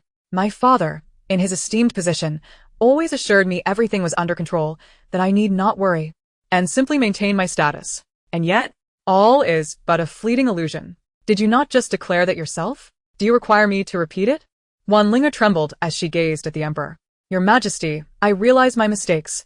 I beseech you, spare me. Your 2 sons have already been imprisoned. Remember, all that you have done will return to haunt your children. Rest assured, after your death, I shall ensure the wild dogs feast upon you. And you shall drink the poison you so adore. Your Majesty, I repent. I shall never dare again. I beg you, do not plead with me. I shall neither forgive you, nor any member of the Wan family. Those who covet my throne shall not survive. Rest assured, I shall have your ancestral hall and family grave exhumed, and you shall enjoy the death you desire. With that, the emperor departed the chamber. Your Majesty, I understand my transgressions. Wanlinger crawled forward, only to be restrained by an entering eunuch. Wanlinger, may you find peace, the chief eunuch declared, waving his whisk. No, please. 2 eunuchs forced the poison down her throat before exiting the courtyard. All maidservants and attendants who had served Wanlinger were likewise condemned to death. For those close to her must have been complicit. The emperor returned to his palace, remaining silent throughout. After a considerable interval, the eunuch came to report, Your Majesty, Wan Daming has passed away. Very well, dispose of him at the mass grave. Yes. By the way, send a message to those 2 wretches. After all, they share a bond of mother and child, and they deserve to know. Understood. The emperor, reflecting on Wan Xingrong, revealed no discernible emotion. That individual had once been his companion and could be considered a friend. Wanlinger had been introduced to him by the emperor himself. His affection for Wanlinger was genuine, even surpassing that for the empress, who had been chosen for him through his father's pragmatic assessments. However, he never anticipated that these 2, one a former friend and the other his most beloved, would deliver such a devastating blow. Contemplating their connection, the emperor felt a wave of revulsion. What was this? It was a blatant disregard for familial bonds. How dare they? Suddenly, a mouthful of blood erupted from him, and he collapsed. Your Majesty, upon witnessing this, Eunuch Wang hastened to cushion the emperor as he fell to the ground. Chapter 75. How dare they? After the emperor fainted, Zhao Yuan once again entered the palace. The emperor's anger must be tempered. He requires ample rest and must not be provoked further, the imperial physician advised. Indeed, I appreciate your efforts, physician. The empress then began to gently wipe the emperor's face, her expression filled with concern. How is my elder brother? Zhao Yuan hurriedly entered. He is no longer in danger. How did you come in? The empress questioned, puzzled, as she had not sent anyone to summon him. Was it not you, sister-in-law, who instructed someone to convey the message? Zhao Yuan's demeanor darkened immediately. A trap. Zhao Yuan exchanged a knowing glance with the empress, and he promptly rose, preparing to exit. However, the door had been locked. Sister-in-law, do not panic. Everything is fine. Zhao Yuan then blew 2 sharp whistles, and shortly thereafter, the door was opened from the outside. Your Highness. It was Zhao Yuan's concealed guards. You must infiltrate and find Minister Su. Deliver this token to her, and instruct her to seek out Mu Feng. Zhao Yuan was unable to leave, as the emperor remained unconscious. Understood. Then, a cacophony of battle cries surged forth, and the door was violently kicked open. Xiang Beichen drew his sword, and the guards protecting the emperor instantly shielded both him and the empress. It's you. Zhao Yuan stared in disbelief at the intruder. I never expected the prince would so easily infiltrate the palace.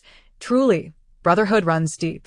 As Qin Jingda's words fell, the emperor regained consciousness. Minister Qin, what is the meaning of this? The emperor's heart sank with a foreboding sense of dread as he gazed at Qin Jingda and his cohorts. What is the meaning? Naturally, it is to request the emperor to abdicate in favor of the crown prince. Qin Jingda's daughter was, after all, the crown princess. Do you comprehend the gravity of your words? Of course. How could I not? Had I been ignorant, I would not have ventured in here. Who do you think can save you now? General Wei is already under my control, and as for the Jinui leader Yang, are you not yet prepared to reveal yourself? As soon as Qin Jingda's words concluded, Yang Fan dragged in the unconscious Yao Bao and flung him at Zhao Yuan's feet. So it was you, the one so audacious as to spread false imperial edicts. Zhao Yuan glared at Yang Fan, astonished that he had betrayed them. Your Highness flatters me. Yang Fan replied, Positioning himself beside Qin Jingda. Neither Zhao Yuan nor the emperor could fathom that the Minister of War and the leader of the Jinui would conspire together. Your Majesty, given that matters have escalated to this point, you should relinquish the abdication edict, Yang Fan suggested, his gaze fixed on the emperor. I would rather die than write it. Then do not blame us for our lack of mercy. Subsequently, the Jinui encircled the emperor, the empress, and Zhao Yuan. Meanwhile, Su Wantang had just settled down when an intruder leaped into her courtyard. Instantly alert, she grasped a shovel, ready to defend herself. Minister Su. The intruder called before even entering the door. Who's there? Xiao Tao was startled awake. It's nothing. Su Wantang reassured Xiao Tao and opened the door, revealing an injured dark guard standing in the courtyard. Who are you? Su Wantang inquired. I am a dark guard of the regent. This is a token from our prince for you, instructing you to seek out Mu Feng. The guard then produced a token from his bosom and handed it to Su Wantang. Upon receiving it, she noted the character Zhao inscribed upon it. Zhao Yuan's token. Understood. You should rest here for the time being. Su Wantang directed a household servant outside the courtyard to make arrangements. She realized that Zhao Yuan must be trapped within the palace. In such circumstances, it was highly likely that Zhao Zirui and Zhao Zifeng had revolted. A cornered dog will inevitably leap over the wall. Xiao Tao, go inform Uncle Wu to close the doors to visitors. Do not let anyone in.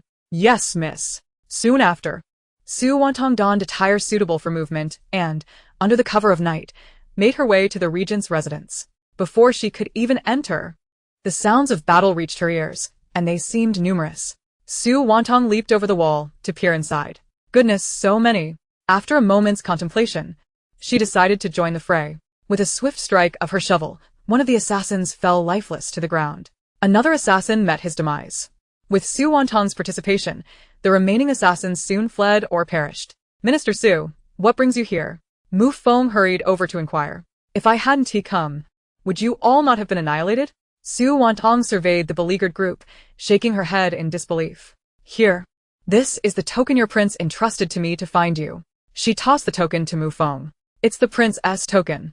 Mu Feng's expression turned grave upon seeing it. Where are Zhao Zifeng and Zhao Zirui? Su Wantang asked. They were just taken. Truly a chain of misfortunes. Minister Su. I will escort you out of the city. The troops in the camp outside can be mobilized by you. Only you can save the prince. I knew it. Men are utterly unreliable, Su Wantang retorted, snatching the token from Mu Feng's grasp. Enough, I understand. I shall head to the camp. As for you, there's no need for you to accompany me.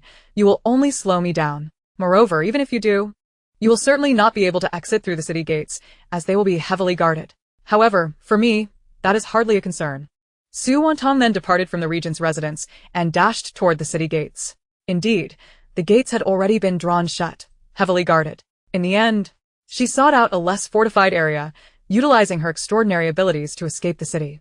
The military camp outside the city was not far from the capital, merely a few miles away, which for Su Wantang was a matter of mere minutes. Upon reaching the camp's entrance, she was halted. How dare you? This is a military stronghold. Unauthorized personnel are not allowed near. The guards obstructed Su Wantang's path. Without hesitation, she produced the token. The regent sent me. The guard, upon inspecting the token and recognizing it as the prince's, hurriedly allowed her entry. Minister Su? What brings you here? Feng Yunjin exclaimed in astonishment upon seeing her. Zhao Yuan and the emperor are trapped in the palace.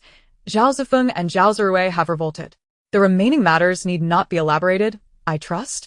Wait here. I shall summon the troops at once. Feng Yunjin immediately set about his tasks. Yes, swiftly. The emperor and regent cannot hold out much longer. Su Wantang understood that she was the key to resolving the crisis for Zhao Yuan and the emperor.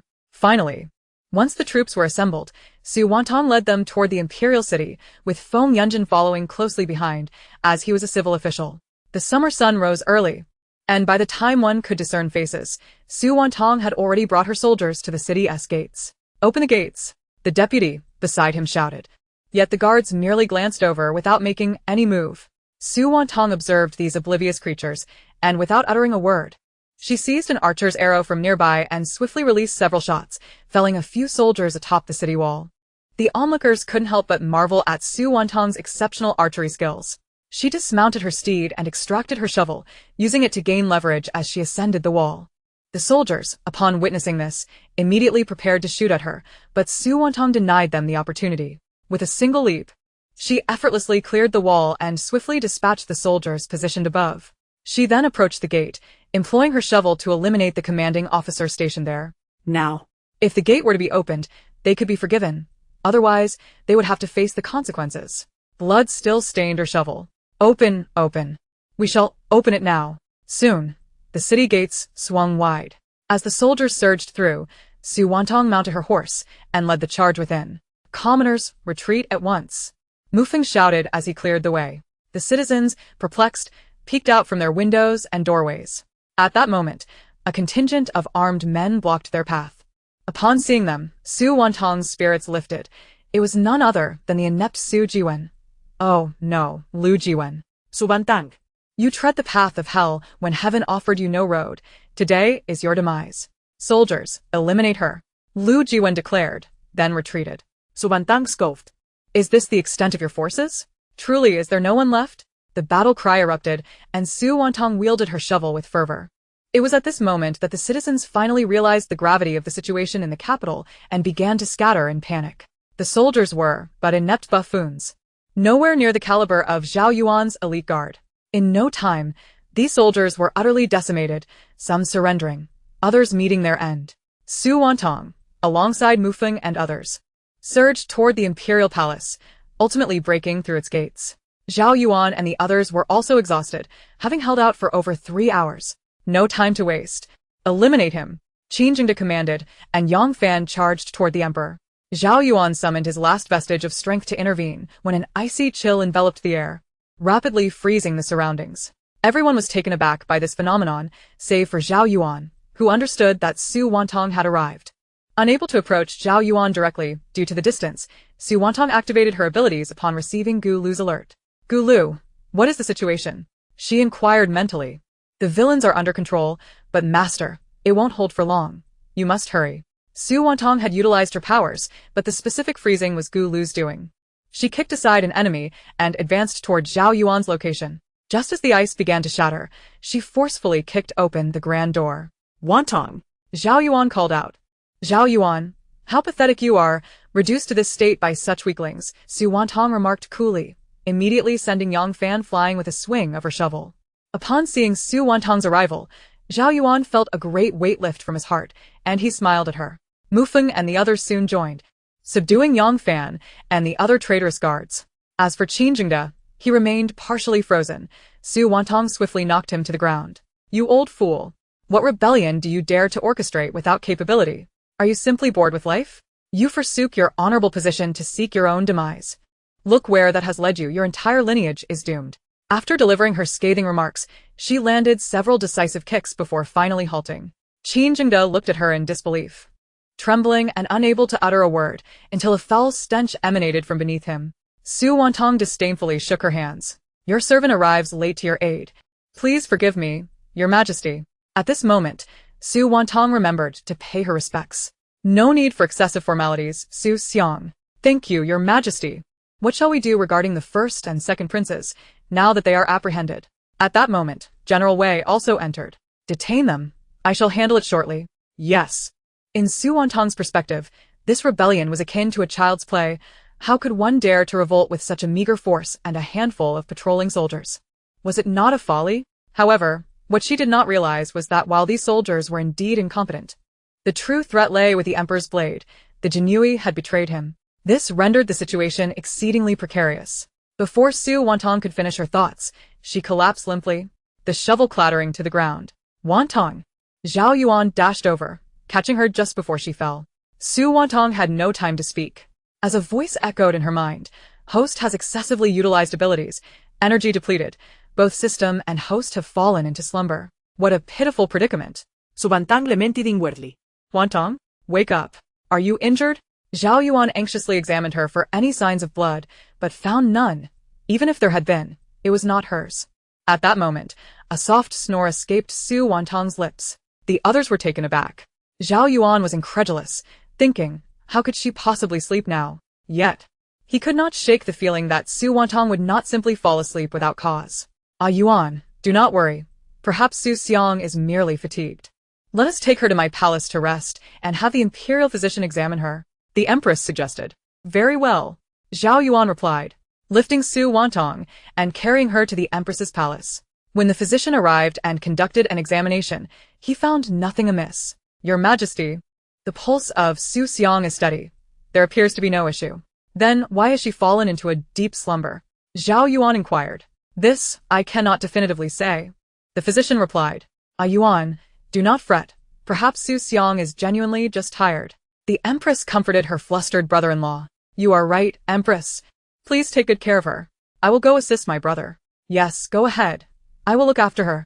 Chapter 76. Awakening the emperor and others hurriedly arrived at the location where Zhao Zifeng and Zhao Zirui were held captive. We pay our respects to your majesty. The crowd bowed. The emperor waved his hand, entering the prison only to find something amiss. These two were merely lookalikes of Zhao Zifeng and Zhao Zirui, not the actual individuals. What is the meaning of this? The emperor bellowed. Your majesty, what troubles you? General Wei entered, perplexed. Are you certain these two are them? Look closely, the emperor commanded, pointing at the impostors. General Wei quickly approached for a closer inspection, revealing their skin had peeled away at the edges. He tore off the human skin masks, revealing two unremarkable faces beneath. Indeed, my eyesight has failed me. I am unfit for service. I take full responsibility for my oversight. I shall dispatch men to apprehend them immediately. Do not blame yourself. It is not your fault. Besides, they have already fled. There is no need to pursue. The emperor remarked, exiting the prison. Zhao Yuan was tasked with capturing the remnants of the rebellion, while Qin Jingde and his entire family were imprisoned. As for Lu Jiwen, he had long met his end at the hands of the chaotic forces. A mere scholar, lacking any martial prowess, was mistakenly killed while attempting to flee. My lord, Mufeng greeted Zhao Yuan upon his arrival. Are there still any remaining inside? Zhao Yuan inquired. Yes, the crown princess has not yet emerged, Mufeng replied. Understood, Zhao Yuan said, striding purposefully into the crown prince's residence. Upon seeing Zhao Yuan enter, the crown princess quickly bowed. I pay my respects to my royal uncle. Zhao Yuan looked at the woman before him, a flicker of pity rising in his heart. She seemed utterly unaware of the turmoil surrounding her. Are you aware that the crown prince has turned against your father? Zhao Yuan did not allow her to rise. What? Qin's expression was one of disbelief. Do you not yet comprehend? The crown prince and the second prince are not of the bloodline of the emperor, and the child you carry within you bears no relation to the royal family whatsoever. How can this be? It is impossible. Utterly inconceivable. Qin still refused to accept it. If you are willing to ingest the abortifacient, I shall permit you to seek solace in the temple, living there for the remainder of your days, ensuring your survival. Zhao Yuan stated. Thank you, Regent, but that will not be necessary. Since my father and husband have met such a fate, I shall not cling to life. Qin understood all too well that even if her life were spared, what favor could the family of a traitor expect? It would be a life far more arduous than death itself, one she would neither desire nor accept. In that case, let us proceed, Zhao Yuan declared, gesturing for a young eunuch to bring forth a flask of wine. Thank you, my lord. Qin then consumed the potion. Zhao Yuan stepped out of the room, commanding, search meticulously for the remaining servants. Those closely related shall be executed, while the rest shall be sold into slavery. When an avalanche occurs, no snowflake is innocent. As for Lu Wana, having just given birth and now in a state of shock, she bled profusely. Yet no one attended to her. Even Cui Zhu abandoned her, taking away the sole wealth in the room before fleeing. Lu Wana made no attempt to stop her, for she understood that resistance was futile. Everything had already been predestined. Perhaps it was already determined that when she attempted to use her child as a shield, she sealed her own fate. By the time Zhao Yuan arrived, Lu Wanner had already breathed her last. "My lord, what shall we do with this child?" One of the subordinates asked, cradling an infant. "Send her to the loyal and brave Marquis household, claiming she is the child Lu Wanner bore for their son. Whether they choose to acknowledge her is their affair."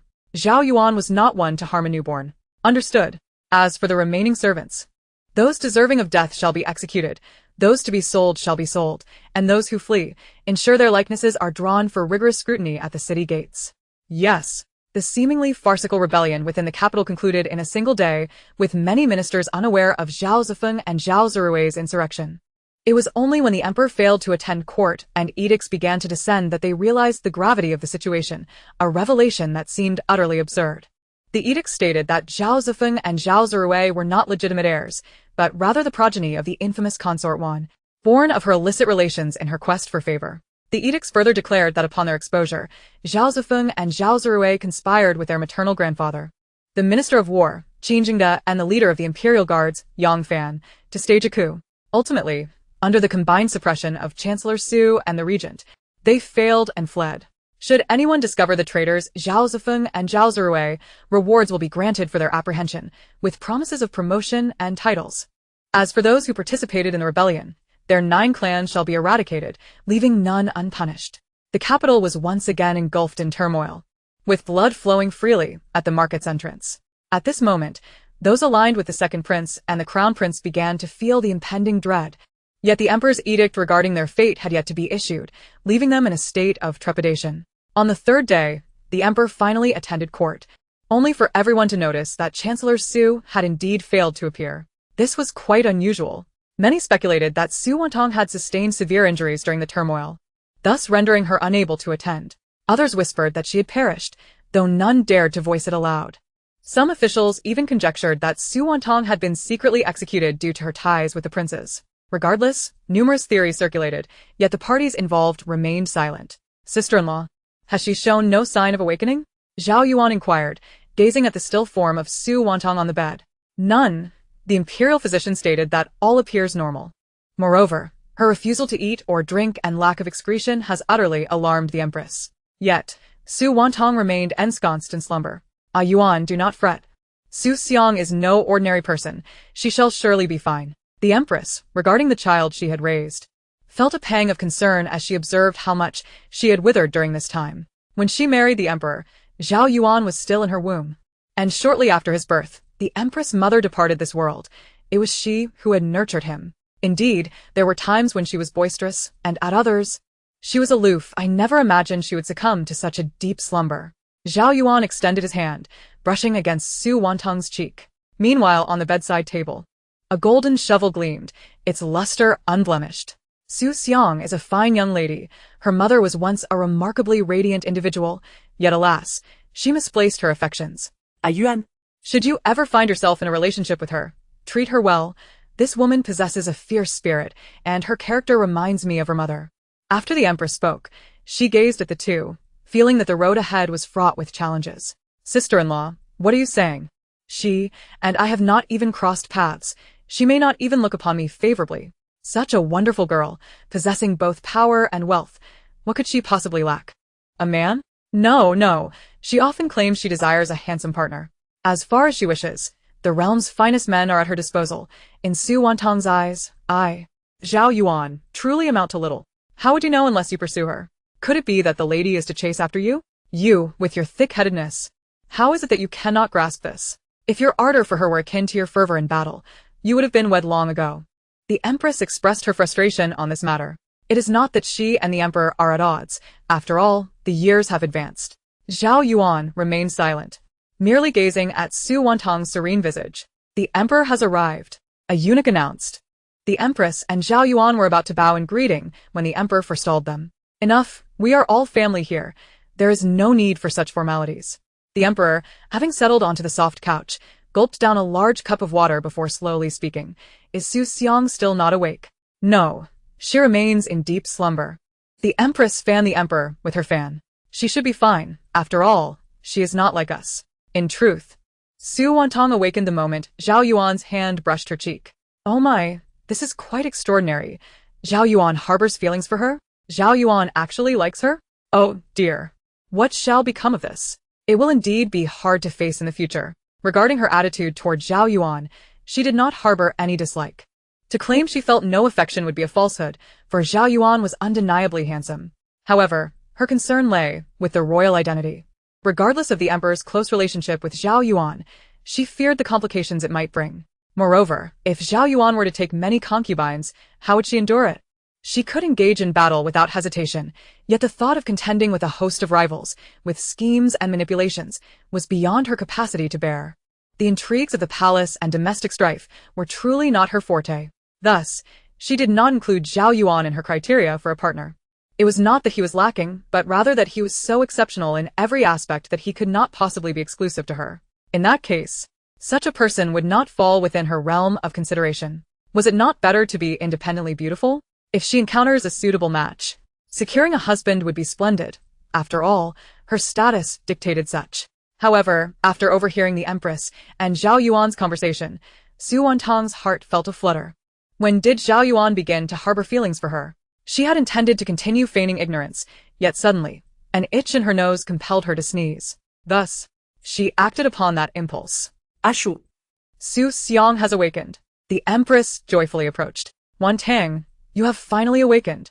Zhao Yuan strode to the bedside, preparing to assist her, yet hesitated, feeling it might be inappropriate. It is all right now. Thank you for your concern, Your Majesty. Su Wantang replied. Then turned her gaze to Zhao Yuan, her heart racing. Oh, dear, who is this? Is this still the charming and dashing regent? Has he gone 2 or 3 days without shaving? Su Wantang's inner thoughts echoed, and the queen and the emperor exchanged glances, both discerning their mutual disdain for Zhao Yuan in each other's eyes. Zhao Yuan's ears suddenly flushed. He realized he was being looked down upon. These past few days had been a whirlwind of busyness for him, leaving him little time for proper rest. As soon as court was adjourned, he would come to see Su Wantang for just a moment before returning to handle subsequent affairs. To his surprise, he truly was the object of disdain. But then again, upon closer inspection, there's a certain disheveled charm about him. Perhaps he deserves to be pampered, Su Wantang mused inwardly, a foolish smile spreading across her face. Upon hearing this, Zhao Yuan felt an overwhelming sense of embarrassment. How had this person transformed so drastically? He found himself somewhat unaccustomed to her flattery, especially with that teasing tone. Zhao Yuan, are you alright? Su Wantang inquired, noticing the rapid changes in his complexion. I'm fine. That's good to hear. I thought you might be unwell. Your face keeps changing color, she remarked before preparing to rise from the bed. Zhao Yuan hurriedly retrieved her shoes for her. Oh. I can manage myself. How can I allow the regent to fetch my shoes? The emperor and empress are present. It's nothing. I've been worried about you while you were in deep slumber these past few days, Zhao Yuan insisted, placing the shoes at her feet. I must apologize for causing concern to the emperor and empress, Su Wantang said, standing up confidently and donning her attire.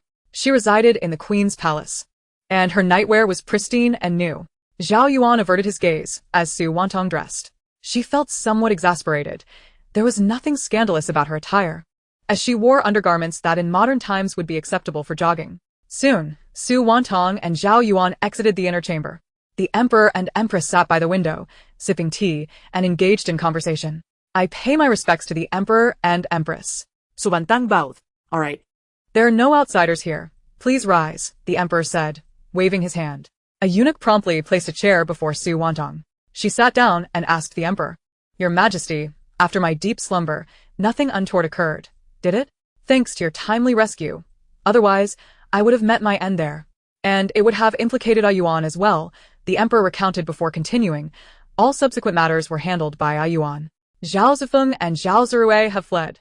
Zhao Yuan interjected. Fled? Su Wantang expressed disbelief. Indeed, the General Wei captured their decoys, wearing human skin masks, rendering them indistinguishable. Zhao Yuan replied, feeling helpless. The officials in the capital were indeed rather hasty in their dealings. How could they allow those two to escape? A centipede, even when dying, does not collapse. What chaos might those two unleash? Are the officials here utterly inept? Su Wantang lamented internally. They are incapable of waging war or capturing criminals. It's truly exhausting to manage, she thought.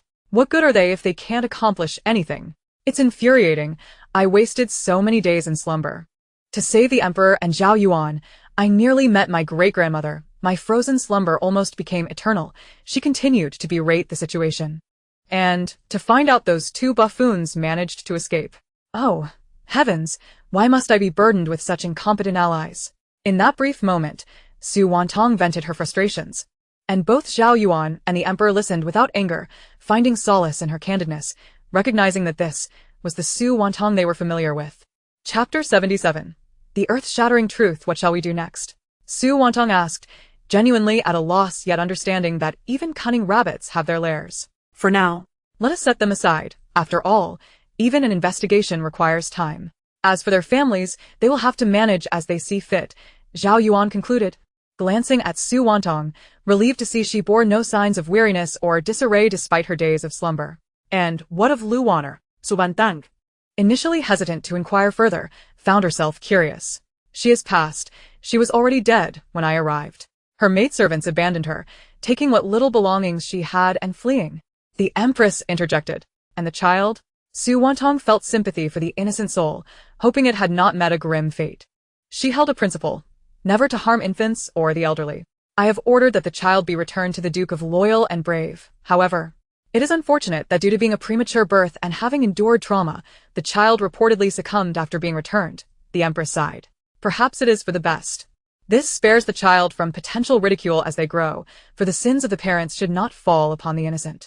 The Empress concluded with a sigh, revealing her own unfulfilled desires in life, having neither child nor offspring, yet acknowledging that it was beyond her control. A somber silence enveloped the group, casting a pall over the atmosphere. Wantang, could you possibly examine my royal brother to discern the state of his health? Zhao Yuan's sudden request nearly startled Su Wantang. Is that advisable? She hesitated, feeling daunted at the prospect, for he was the emperor. It's fine. I do not hold you responsible. Just take a look for me. Will you? The emperor, having come to terms with his age, realized there was little left to fear. Very well, Su Wantang contemplated before addressing the eunuch. Please fetch my shovel. At once, Minister Su. In no time, a large shovel was placed in her hands. With a mere thought, it transformed into a delicate, palm-sized tool, which she placed upon her lap, directing her focus toward the emperor. Su Wantang feigned calmness, closing her eyes to breathe deeply before opening them to gaze at the emperor, her fingers tapping rhythmically against the shovel. Moments later, the emperor's information flooded her mind. A rare and sagacious ruler, afflicted with congenital azoospermia, childless. Alas, a rare wise emperor. Yet one incapable of procreation, congenital azoospermia, a condition even in my time remained incurable. How shall I convey this to such an enlightened ruler? She pondered. Yet, perfection is an impossible ideal. It all depends on his perspective. Although he has no heirs, his wisdom is a remarkable asset, indicating that his future accomplishments may be even more profound. Is this royal lineage truly fated? How is it that 2 successive generations share such a fate? Could it be that the ability to bear children in this family is determined by divine selection? Previous generations showed no such anomalies, yet now we see this. It suggests that even without Zhao Zifeng and Zhao Zirui, only Zhao Yuan remains capable of fathering heirs. And my presence here serves to restore order. Whose chaos am I rectifying? It's evident. I hope this does not sow distrust between the emperor and Zhao Yuan. I am compelled to believe that destiny has intricately woven all of this. I once scoffed at such notions, yet now find myself a believer. Ignorance is no excuse. Ignorance is no excuse. Su Wantang mused internally. Meanwhile, the emperor, Zhao Yuan, and the empress exchanged glances, each seeing relief reflected in the other's eyes, and they collectively exhaled. After some contemplation, Su Wantang finally spoke. Your Majesty's health is robust. As for matters of progeny, let them unfold naturally. What is fated cannot be forced. So, I implore you to find peace in this. Haha, minister su speaks wisely. If I have no heirs, then let a Yuan strive harder. And my brother shall assist you in guiding the child. The emperor has truly come to a realization. If he is destined to remain childless, he shall embrace a Yuan's child as his own and nurture them with care. Indeed, if it is meant to be, so be it. There is no need for despair. In the future, the Empress Dowager will assist a Yuan in raising the child, and a Yuan, you must strive forward. The queen hinted meaningfully. Wait. Why have you all accepted this so swiftly? Shouldn't there be sorrow and reluctance? Su Wantang expressed her bewilderment. Su Xiang. Perhaps you could also take a look at a Yuan? The emperor suddenly interjected. Ah? Oh. Su Wantang exclaimed, directing her small spade towards Zhao Yuan. Yet, he remained utterly unresponsive. What could be the reason? If the emperor is allowed to, why not him? Damn it, Zhao Yuan, what on earth are you? Why can I not discern any information about you? Time, and again my attempts fail. What is the meaning of this? Wait.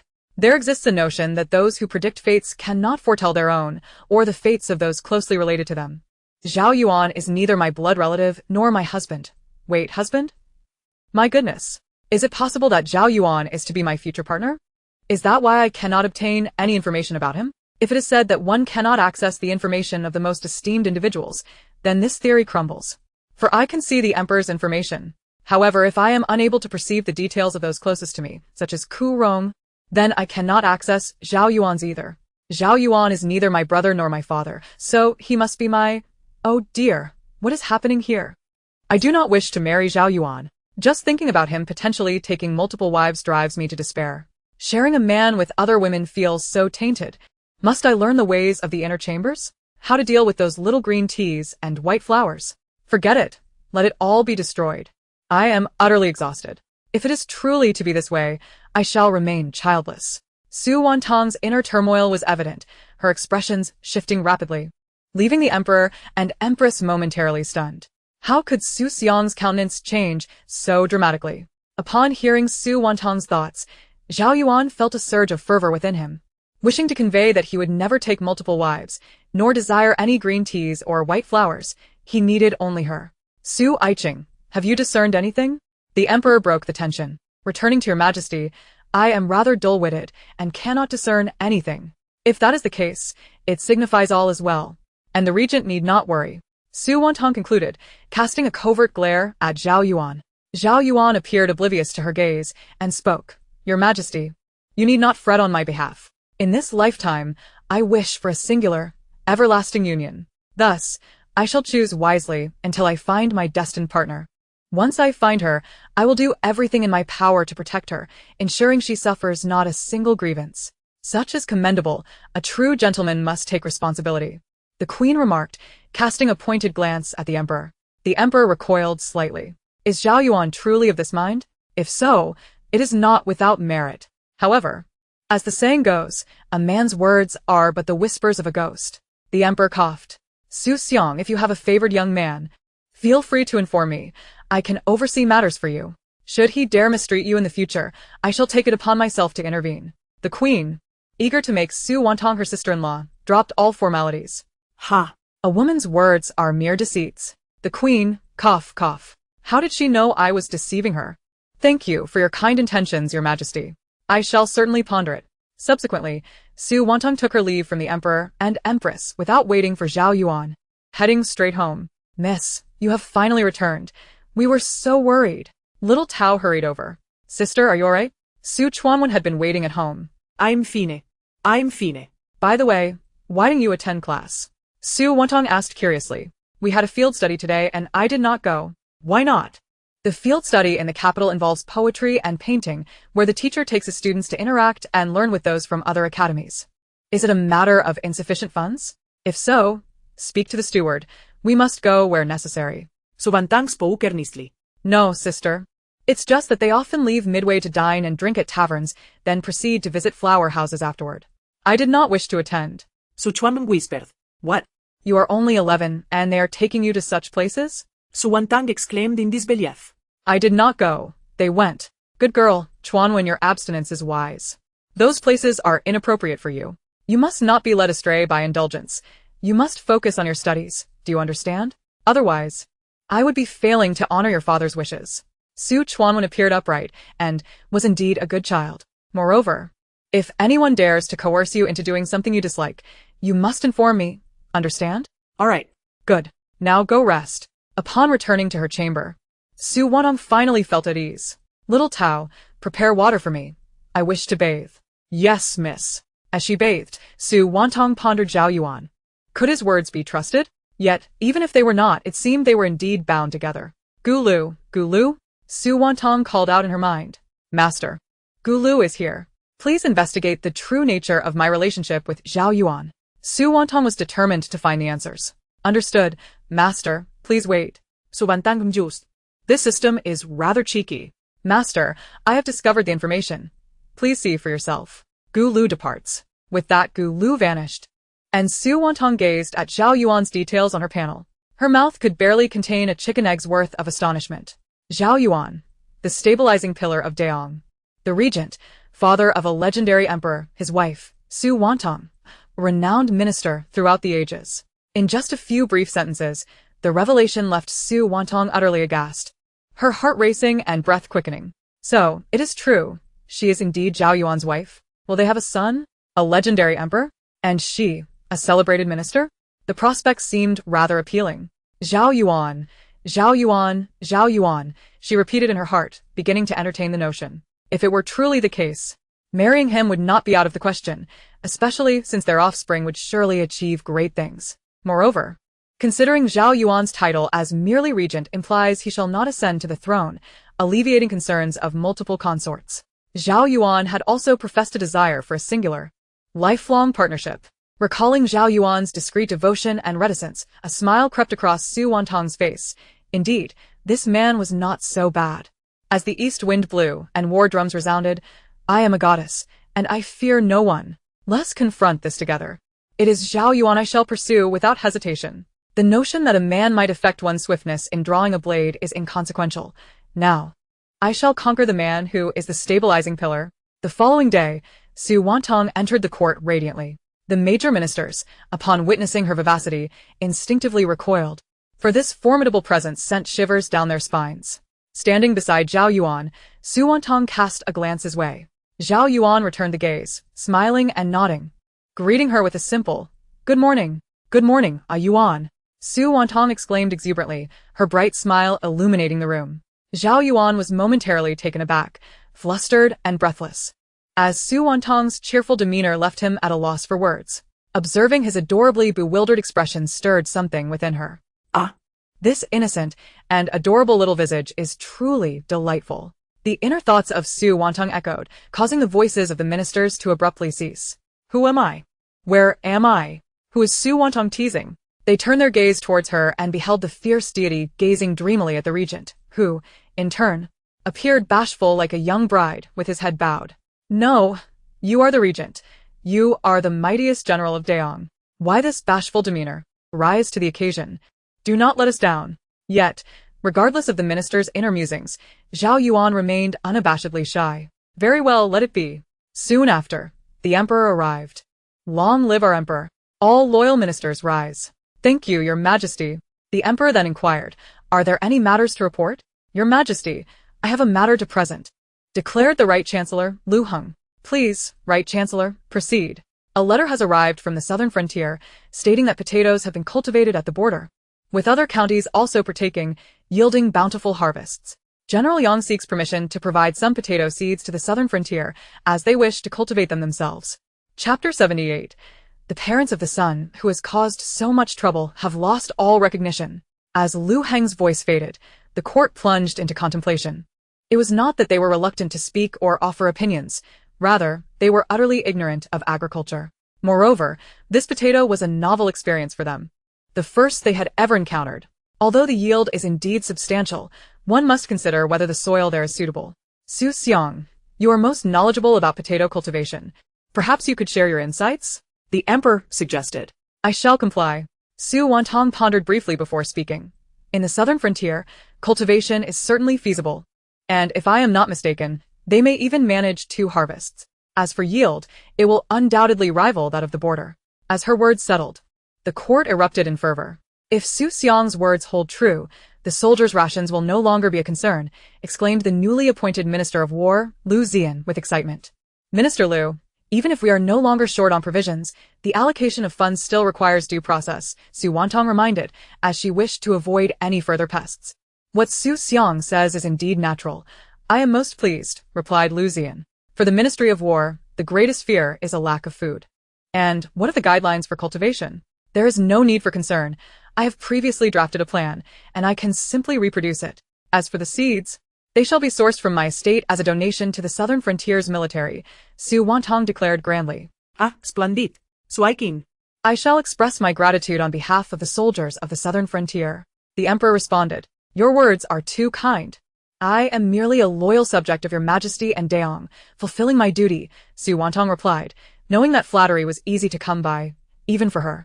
Your majesty is wise. Su Xiang possesses great virtue. The ministers echoed, bowing in unison. Of course I am virtuous. But you lot, sigh, how shall I put it? You truly resemble useless pig intestines. Just the other day, regarding that rebellion, a multitude failed to capture 2 traitors. What good are you? I have driven them to the brink, and those deserving of death have met their end, yet I am informed that one has escaped. It may not matter to you, but I face grave consequences. The second prince and I have a history. And his concubine was once a wild child of the Su family. This lot is utterly unreliable. I now sleep with one eye open, fearing that I may be caught unawares. I am truly exhausted. As a sovereign, I cannot lead such a band of swine to victory. Let it all perish. Su Wantang's inner thoughts reverberated throughout the grand hall, leaving not only the ministers ashamed, but even the emperor himself. Were it not for Su Wantang, he would have been the one truly in peril. After the court adjourned, Su Wantang was the first to hasten out of the hall, eager to escape the sweltering heat. The weather was indeed stifling. Here, there were no refrigerators or air conditioning, but affluent households could purchase ice blocks for relief. As a high-ranking official, she too received royal ice blocks daily. However, that was insufficient. Upon returning to her quarters, she utilized her abilities to instantly cool her surroundings. While the majority of the ice blocks were sent to Su Chuanwen's room, suddenly, Su Wantang called for the carriage driver. Su Xiang, is there something amiss?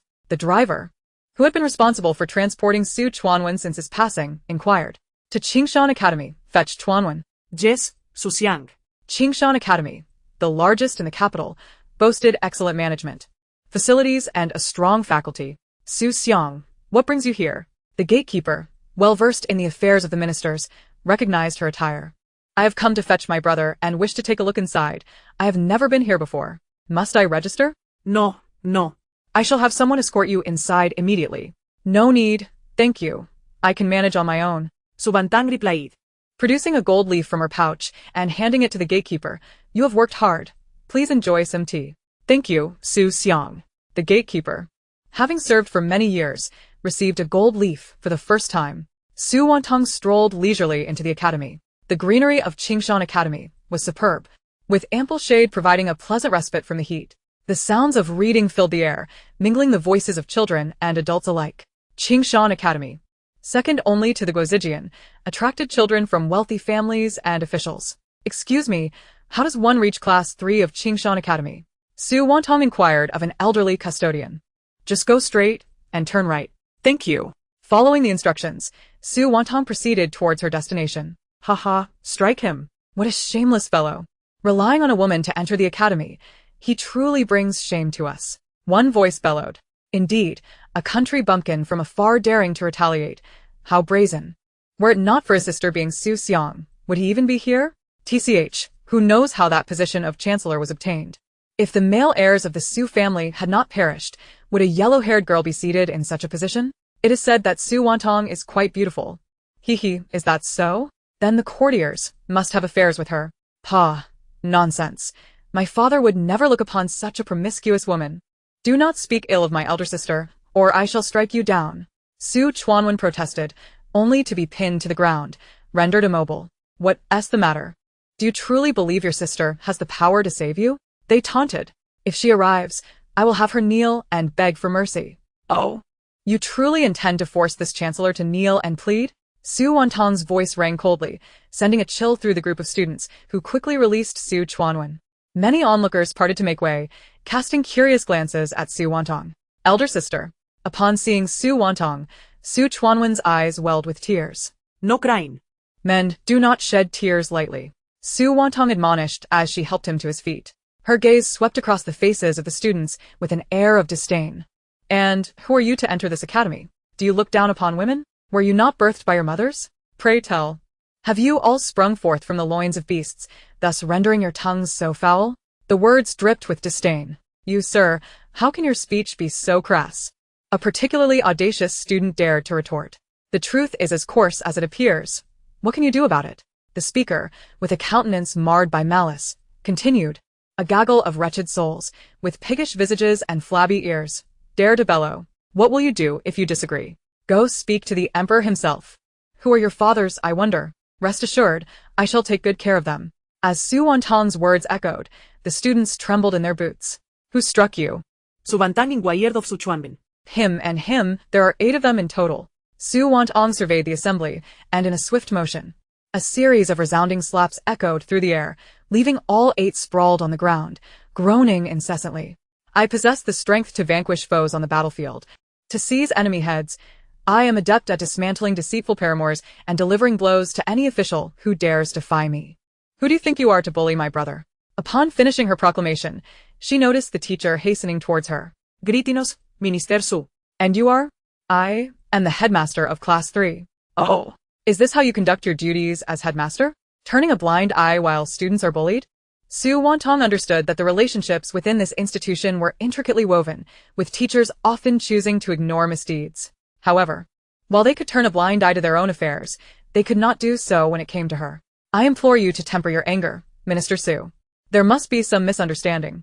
A misunderstanding? They have insulted me and tormented my brother, and you dare dismiss it as mere misunderstanding? Your inability to discern right from wrong is quite unbecoming. Su Wantang initially intended to show this teacher some respect, but found that he was undeserving of it. None of you shall leave today. I shall hold each of you accountable. Su Wantang declared before finding a clean spot to sit and waiting. The crowd, bewildered, pondered the meaning of accountability. Zhao Yuan, who had been occupied in his study, was suddenly approached by an adorable little squirrel that scurried in. Delivering a note reading, Qingshan Academy, come quickly for assistance. This note had been prepared with the help of Gua Liu. Zhao Yuan immediately thought of Su Wantang, for only she could communicate with the creatures of the forest. Mufeng, prepare the horses and gather all our men, swiftly. Yes. Shortly thereafter, the citizens of the capital witnessed the regent prince leading his several thousand elite soldiers, clad in full armor, racing towards Qingshan Academy. The onlookers parted to clear the path. The gatekeeper of Qingshan Academy was struck with terror at the sight of so many soldiers. Upon seeing the mounted figure, his legs turned to jelly. Why has the regent prince arrived? Greetings, your highness. Rise, open the gate. I must enter. At once, the guards hurriedly opened the grand doors. Zhao Yuan, accompanied by his soldiers, stormed into the academy, causing a panic among the students who had been studying under the shade of the trees. Ah! They're here. Su Wantang exclaimed. And soon the sound of numerous footsteps and the clanking of armor echoed towards them. Wantang, are you alright? Zhao Yuan's gaze immediately fell upon Su Wantang, who was seated at the roots of a tree. Beside her sat a boy with a bruised face. Zhao Yuan initially thought Su Wantang had been injured and was unable to move. I am fine. Are you truly unhurt? Where have you been injured? Zhao Yuan's concern was palpable. After all, this was the first time Su Wantang had sought his aid. Otherwise, given her prowess, why would she need to ask for help? Unless, of course, she was indeed wounded. Seeing the worry etched on Zhao Yuan's face, Su Wantang's heart softened, and she spoke gently.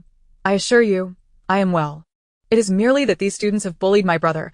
I simply needed you to come and provide support. Very well, I shall stand by your side. Zhao Yuan promptly grasped Su Wantang's intent. Those present, many of whom were witnessing Zhao Yuan for the first time, hurriedly bowed. Greetings, your highness. Rise, Zhao Yuan instructed. Taking a seat beside Su Wantang. Mufeng, go ascertain which officials' children are involved, and summon their fathers to come here immediately. Yes, your highness. At that moment, the students finally comprehended the gravity of their misdeeds. Coincidentally, today, Sun Taifu was engaged in discussions with the dean of Qingshan Academy over tea. Dean, trouble has arisen. A servant rushed in to deliver the message. What troubles you? The regent prince has surrounded our academy with troops. What? How could this happen? The dean was genuinely taken aback. What is going on? The regent prince typically does not involve himself in such matters. Why would he surround us? Sun Taifu remained composed. It is said, what is it said? The servant stammered.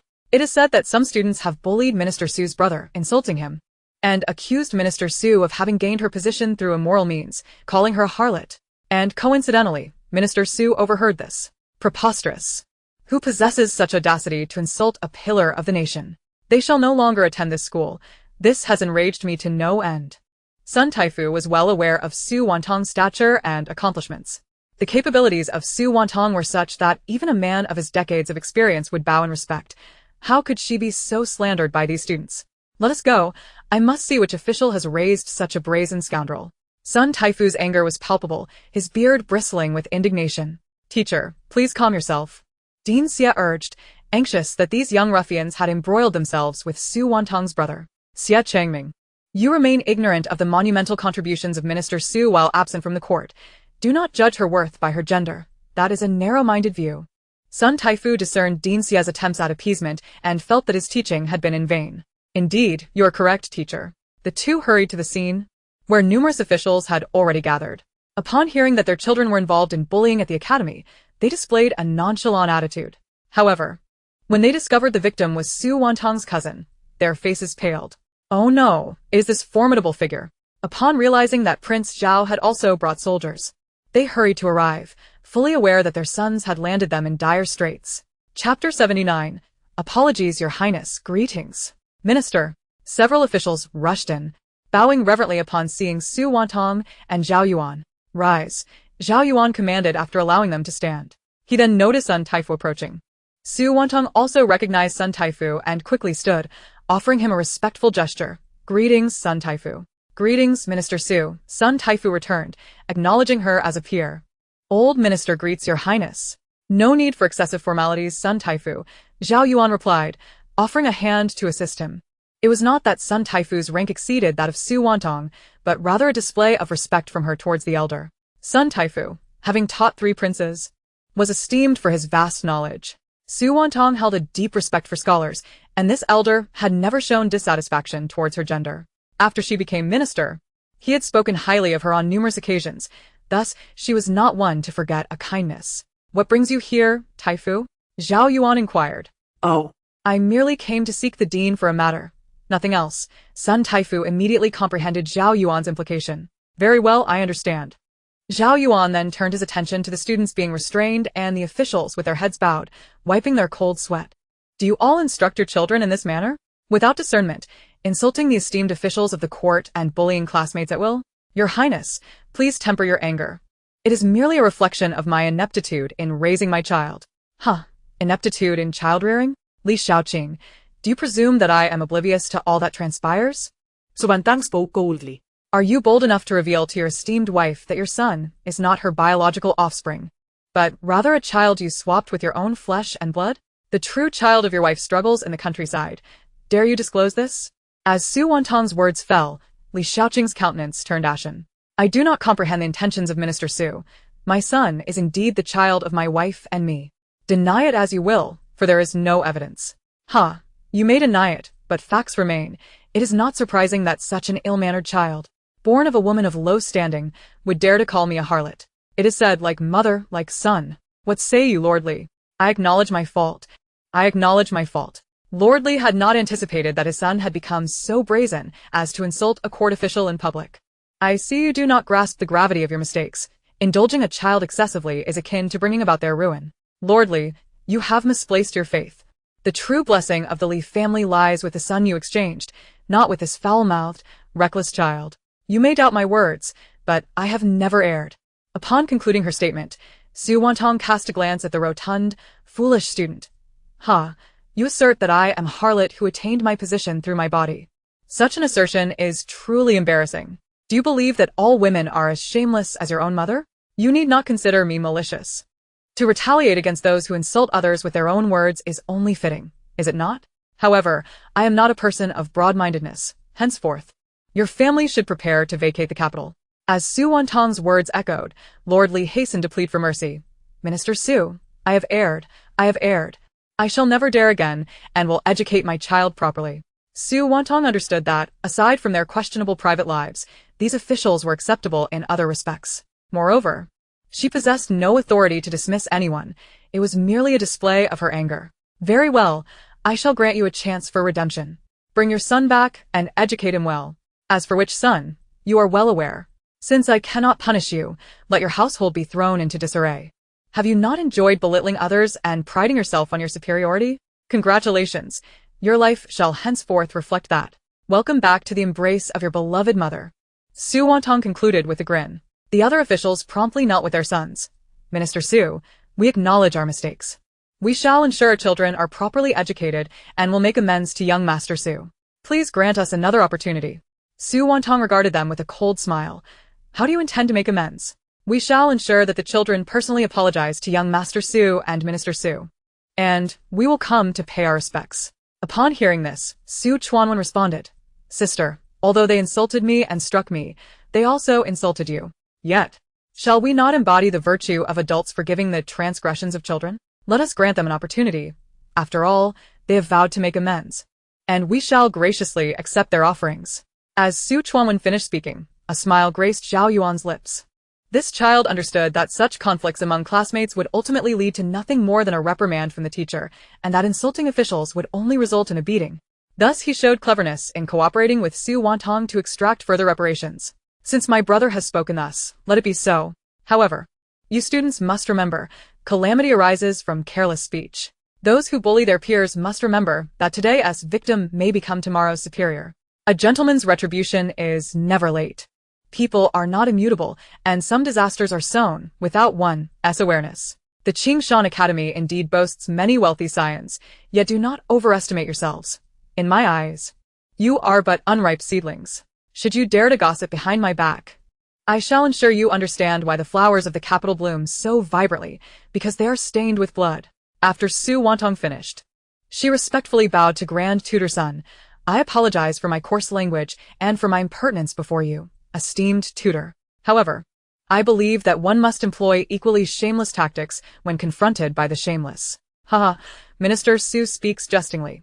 Indeed, these students, among whom some will one day serve in the court, display such a lack of upbringing that they are bound to cause great troubles in the future. As the saying goes, calamity arises from careless words. If they do not comprehend this truth, they need not bother with the imperial examinations. Grand Tutor Sun remarked, casting a glance at the bullies. Minister Su is correct. Those who bully their classmates today may find themselves repaid in kind tomorrow. The principle remains the same.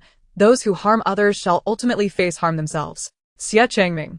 If a headmaster is oblivious to such matters and fails to report or resolve them, then your tenure as the head of this academy has reached its end. Grand Tutor Sun concluded with a shake of his head. Yes, the students acknowledge their faults. We implore your highness and the chancellor for forgiveness. What could Xie Changming possibly be unaware of? It is merely that in this capital, a single brick may fall and crush a multitude of officials. Thus he has turned a blind eye, allowing them to act as they please. Little did he expect such a significant uproar to arise. One more thing. My official position was earned through my own efforts. As for how it was earned, you may inquire of your fathers, who will enlighten you. Ignorant children. With that, Su Wantang prepared to return home with Su Chuanwen. We bid farewell to your highness. Wantang, are you truly unharmed? Zhao Yuan inquired. I am truly fine. If I had resorted to violence, these feeble students would have perished. Su Wantang replied with a smile. Indeed, after all, you are not the one at a disadvantage. By the way, how did you arrive so swiftly? Did you not summon me? Very well. Today, as you aided me, come to my home, and I shall prepare a meal for you. Su Wantang believed that to win someone's heart, one must first capture their stomach, as the tales often suggest. Excellent. I desire the wolf-tooth potatoes from last time. Nothing from my kitchen ever compares to that flavor. Zhao Yuan expressed his longing. No problem. Su Wantang cheerfully replied, Sister, I wish to have spicy chicken. Su Chuanwen made his request for the first time, subtly. No problem. The others observed Su Wantang and Zhao Yuan striding confidently at the forefront, a certain inexplicable harmony evident between them. That evening, Su Wantang indeed prepared spicy chicken, wolf-tooth potatoes, braised pork ribs, and stir-fried bok choy. Though not an abundance of dishes, the flavors were exquisite and the portions ample. Ayuan, come, eat. Su Wantang resolved that for the sake of an exceptional next generation, she would take the initiative. Zhao Yuan found great delight in this side of Su Wantang. Appreciating her even more, Miss, several officials have come bearing gifts. Uncle Wu approached to inform her. Let them in to accept the gifts, but do not allow them to enter the house. Simply convey a message that I shall not pursue this matter, and there is no need for them to worry. Yes, sister, is this truly acceptable? Of course. Wantang, you have done well this time. Indeed, knowing that I cannot punish them severely, I can at least ensure they suffer some consequences. These individuals are indeed arrogant, and it serves as a warning to them. They are fortunate, however. The Li family may not find matters so simple. As Su Wantang concluded, a sly smile emerged on her face. They deserve it, after all. What matron would tolerate having her own child swapped away? Zhao Yuan remarked, feeling a touch of revulsion. There is no way around it. The back courtyard is simply too crowded. I detest the existence of concubines, as they bring forth endless disputes and grievances, Su Wantang remarked with a pointed implication. I share your sentiments, she continued. My lord, do you not desire the beauty of multiple charming maidens? Not at all. In this vast sea of women, I seek but a single cup from the weak waters. Ah, iting likawisa. Perhaps we should pair up, Su Wantang suggested, glancing at Zhao Yuan with a hint of mischief. Splendid! Zhao Yuan's heart soared with joy, though he maintained an outwardly composed demeanor. Cough, cough, cough. Su Chuan was taken aback, utterly terrified.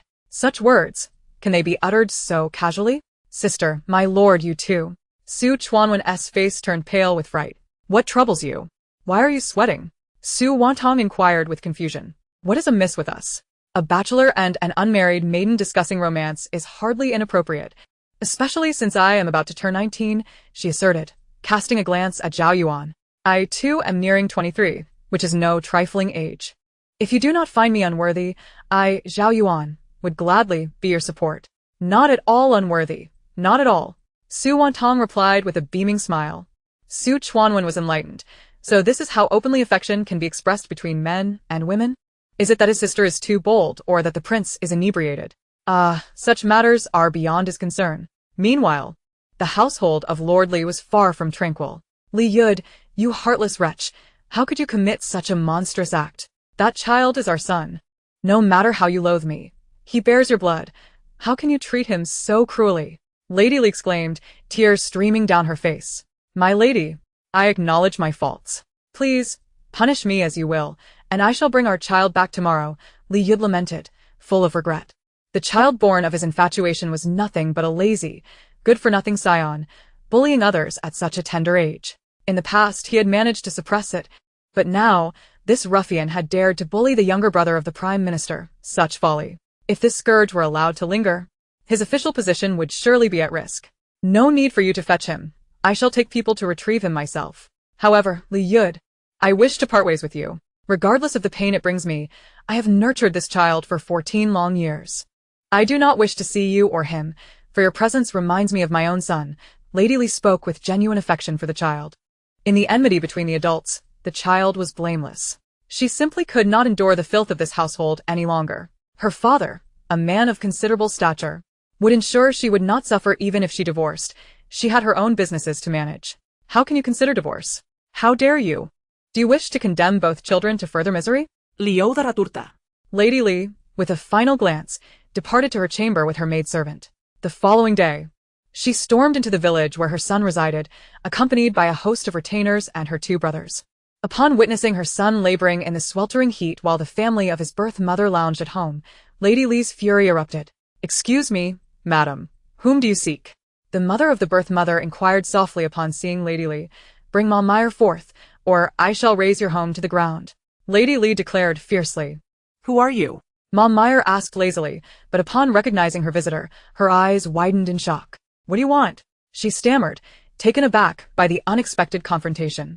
I seek nothing but to return your son to you, Lady Li replied, pushing forth a stout man from her entourage. Steward, go and bring the young master back. Yes, madam. Wait, Lady Li, what is the meaning of this? Malmire questioned, bewildered. What do you mean, Malmire? While I still possess my senses, I advise you to remain silent. You and Li Yud swapped my child, and I have refrained from seeking retribution. Consider yourself fortunate. Rest assured, once the divorce is finalized, I shall demand accountability, Lady Li warned. Malmire dared not speak further, nor did her family, for they were merely common folk. Bring me the wreckage of this home. Since it was built with my dowry, it is only fitting I reclaim it, Lady Li commanded, grasping her son with tear-filled eyes. Child, you have suffered. Mother shall take you home. The Ma family, desperate and powerless against the might of Lady Li's kin, could only watch as the finest house in the village crumbled into ruins. Rumors spread quickly, revealing that Malmire had borne a child out of wedlock and had engaged in such disgraceful acts, leading the villagers to gossip about her family. Upon returning home, Lady Li successfully obtained the divorce decree and moved back to her family estate with her child. It was not long before she established her own residence, managing her own shop and farm while enrolling her son in school, a testament to her strength as a woman. Yet, these developments are but a prelude to what was to come. The next day, as Su Wantang attended court, Whispers of Li Yud's household troubles circulated among the officials. What folly possessed Lord Li to act thus? Remarked one official. Indeed, how could he bear to swap his own child? It is said that the child sent to the countryside lives in worse conditions than a beast, another added. Hush, do not speak of it, he approaches. As Li Yud entered, many eyes covertly followed him, for his scandal had become common knowledge. Wantang. I had the kitchen prepare a plethora of pastries for you to enjoy after court, Zhao Yuan whispered. Excellent. The two exchanged smiles, feeling a newfound ease after their previous conversations. When the emperor arrived, he noted the affectionate exchange between Su Wantang and Zhao Yuan, chuckling to himself. Have they become a couple? My esteemed ministers, I have heard of the happenings at Qingshan Academy. It matters not if the child lacks academic prowess. Yet one must possess integrity and character, the emperor remarked, seemingly defending Su Wantang. Your Majesty speaks wisely, the ministers replied in unison. Minister Su. Your cousin is eligible to participate in next month's imperial examination for the Guozijian. Should he succeed, he may study there, the emperor announced, igniting excitement within Su Wantang. Your servant is deeply grateful, Your Majesty, she exclaimed. In truth, many capable children of high-ranking officials were already enrolled in the Guozijian. Ordinarily, Su Wantang's cousin would not qualify since he was not her son. Only the children of officials could take the examination, or those exceptionally gifted with recommendations from esteemed scholars. Lord Li, I ought not to meddle in your familial affairs, yet Dr. Chen has sought my counsel. I cannot bear to see an esteemed elder suffer. You and your wife should part ways. A clean break is best, the emperor concluded, viewing Li Yud with disdain while acknowledging his capabilities as an official. Thus, once his domestic matters were resolved, he could still be of use. Yes, your servant obeys. Li Yud stammered, trembling with fear. How deserving of fate, to swap children. What separates you from a beast? It is said that Lady Li's child, tormented by his birth mother, is little more than skin and bones, laboring daily without sufficient food or warmth. One wonders if Li Yud feels any guilt upon seeing that child. It is utterly repugnant how the green plum and his offspring are indulging the gluttonous piglets, while the legitimate heirs are subjected to such cruel treatment. Sigh. However, it is said that upon bringing the child back, Lady Li immediately enrolled him in the Qin family lineage, which could be seen as a bittersweet relief. Men truly are oafish brutes. They forsake a virtuous wife in favor of a spendthrift, and mark my words, the Li residents shall face dire days ahead. Su Wantang, while lamenting, cast glances at Zhao Yuan. Oh, Zhao Yuan, how increasingly handsome he appears. My, what a wolfish charm. Zhao Yuan, feeling bashful, felt a flush creep upon his ears, while the other ministers wore expressions of utter bewilderment, and the emperor savored the unfolding drama. His ears are flushed. How delightful. Today's Zhao Yuan surpasses yesterday's. What shall I do with this fondness? Oh dear, how embarrassing. Su Wantang's shrill exclamations echoed, prompting the emperor to clear his throat, finally bringing her incessant chatter to a halt. Esteemed ministers, news has arrived from several counties cultivating potatoes, reporting an exceptional harvest, 4 times the yield of ordinary grains. An abundance of potatoes has commenced flowing into other regions, and preparations for the second planting have already begun, the emperor announced, casting a glance at Su Wantang. Your Majesty, we have also received word from the border that the potato harvest there is so bountiful that it cannot be consumed, Zhao Yuan interjected. A surplus is indeed a fortuitous circumstance. The emperor responded, his spirits lifted, for concerns regarding military provisions were significantly alleviated. Your Majesty, I propose that the surplus potatoes be exchanged for silver, which could then be allocated for the soldiers, Su Wantang suggested, recalling her thoughts during her time at the border. Your Majesty, I believe such an approach is inappropriate. The proceeds from sales should be designated for military funding, not for personal soldier remuneration, a minister countered. Indeed. This would yield military financing and lighten the burden on the national treasury, others concurred. Subsequently, several more voices arose in opposition, and Su Wantang, incensed, thought to herself, is this how they intend to exploit the soldiers? She glanced at Zhao Yuan, who remained silent yet appeared equally perturbed. It was understandable. These soldiers were under Zhao Yuan's command, and should he speak, it would play into the hands of the malicious. This matter, she resolved, was hers to address. You lot, standing there, and scathed by the toil, I see. Your Majesty, I must express my thoughts candidly, she declared, bowing to the emperor. Speak freely, my dear minister. I shall not hold it against you. Thank you, Your Majesty. Su Wantang turned her attention to the dissenting ministers and began her impassioned oration. You claim that the surplus should be allocated for military funding. Is it not the responsibility of the court to cover such expenses? Why should it fall upon the soldiers? Do you believe their toil in cultivating these potatoes is a trivial endeavor? In the frozen, hard-packed earth, they hammered the soil, painstakingly breaking it up with hoes, only managing to clear a small plot in a single day, laboring for 2 entire months. 2 months. What does that signify? The weather at the border is so frigid that breath turns to ice. In such conditions, soldiers knelt upon the frozen ground to cultivate the land. And you still dare to propose that these efforts contribute to military funding? I see you all, with your plump, well-fed faces. How can your hearts be so merciless? Among those soldiers are many veterans, missing limbs yet still diligently working. For what purpose? To secure enough food and win battles. They, too, are human beings, cradled in their mother's arms with love at birth. Why must they endure such hardship in their growth? Is it not for the prosperity of Deyong? For the peace and stability of the common folk? The very reason you can engage in such lofty discussions is because of the soldiers you wish to exploit. Even so, you yearn to siphon off their hard-earned sustenance. It is a disgraceful betrayal of conscience. When you sat for your examinations, where did your noble aspirations vanish? Did you ever envision it would come to this? From now on, let it be known, should anyone dare to covet the crops cultivated by our soldiers, I, Su Wantang, shall be the first to bring them to ruin. Dare to test me, and I shall not hesitate to take down even the most esteemed families. Rest assured of that.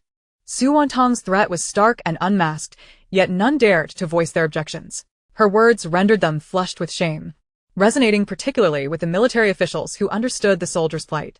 In the future, for the potatoes cultivated by the soldiers, I shall provide them with more processing methods, allowing them to retain their earnings while surplus funds are allocated to a foundation. Should any soldier fall, or need support for disabled veterans, those funds shall be drawn from this.